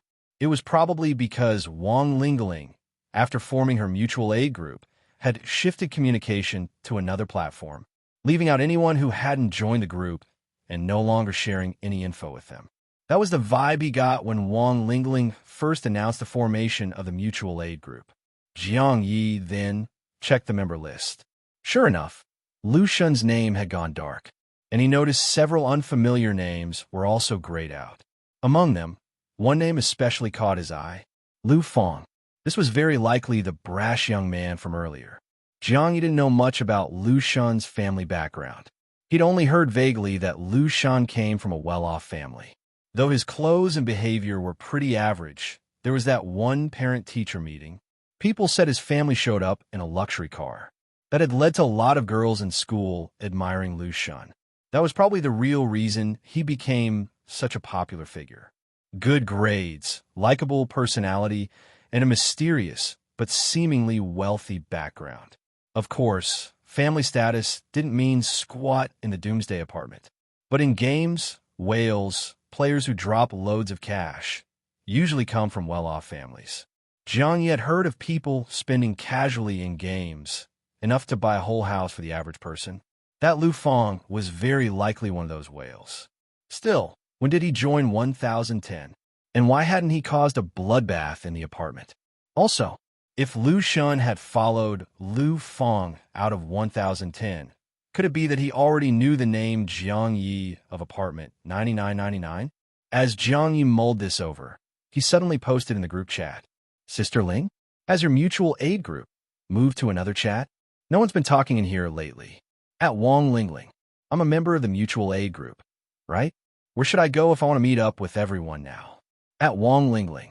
2 messages in a row, tagging Wong Lingling, without mentioning Lu Shun. He just implied that he wanted to rejoin the group meetup. But Wong Lingling didn't respond right away. Instead, after a while, Yang Xiaoman replied, Sister Ling is in her personal instance. Things with the mutual aid group are complicated right now. Sharing the meetup location in the group chat might not be appropriate. In other words, she was rejecting his request to rejoin. But Jiang Ye didn't give up and sent another message. If sharing the location here isn't convenient, how about we meet in the lobby on the first floor? Then you could take me to the meetup spot. Meanwhile, a few other group members also chimed in, saying they wanted to join the mutual aid group too. But Yang Xiaoman didn't reply again. Not to Jiang Ye, and not to the others either. Back over in apartment 9999, replica number 2 finally received a reply from Lin Jing. The administrator we need the white-clad woman to deal with is from apartment 4444. Also, the crow egg is stored in the underground graveyard of apartment 4444 on B1. All we have is footage. Once the white-clad woman kills the 4444 administrator, she'll gain access to the graveyard and can easily retrieve the crow egg. Apartment 4444's underground graveyard. Jiang Ye had asked one XIN before about extreme dark-type environments. This one had come up. But now came the real issue. His light-type replica was clearly in the Void Mirror Palace. Yet Lin Jing was asking to seal apartment 4444. As expected, his earlier suspicion had been spot on. Lin Jing and Ouyang were up to something. Jiang Ye immediately relayed these 3 messages to the white-clad woman via the glass bead. At the same time, he messaged Lin Jing. Something doesn't add up here. Did you guys plant the crow egg in the underground graveyard yourselves? Lin Jing replied right away. Ouyang made arrangements with the 4444 administrator. The crow egg was placed in the graveyard by him. We did it as a precaution. After all, we never had the white-clad woman sign a contract with us. If she just wants to take the crow egg and not follow through, we'd lose everything. So we placed the crow egg in the underground graveyard. Only the administrator has the authority to access it. If she refuses to kill the admin and tries to use other means to get it, Ouyang will immediately alert the admin about the egg. At that point, if she still wants it, she'll have to kill the admin and claim the access rights. It was a fair explanation. Jiang Ye replied, you guys really covered all the angles. But what a coincidence, huh? The apartment where the light type is staying just happens to have an underground graveyard, letting you use that to keep the white-clad woman from simply taking the crow egg. That line was clearly loaded with subtext. He wasn't sure whether Lin Jing would pick up on it or choose to explain further. But then, surprisingly, Lin Jing replied a moment later. While we were chasing the light type, we ran into a player named Lu Shun. Is he one of your classmates? Hello, everyone. As we wrap up this video, I want to share a quick note. I have a Patreon account. If you'd like to support me and enjoy on-demand audiobooks, you can become a Patreon member. Alternatively, you can check out my Google Drive link, which has 500+ novel audiobooks available through my Ko-fi or Patreon shop. I appreciate your support.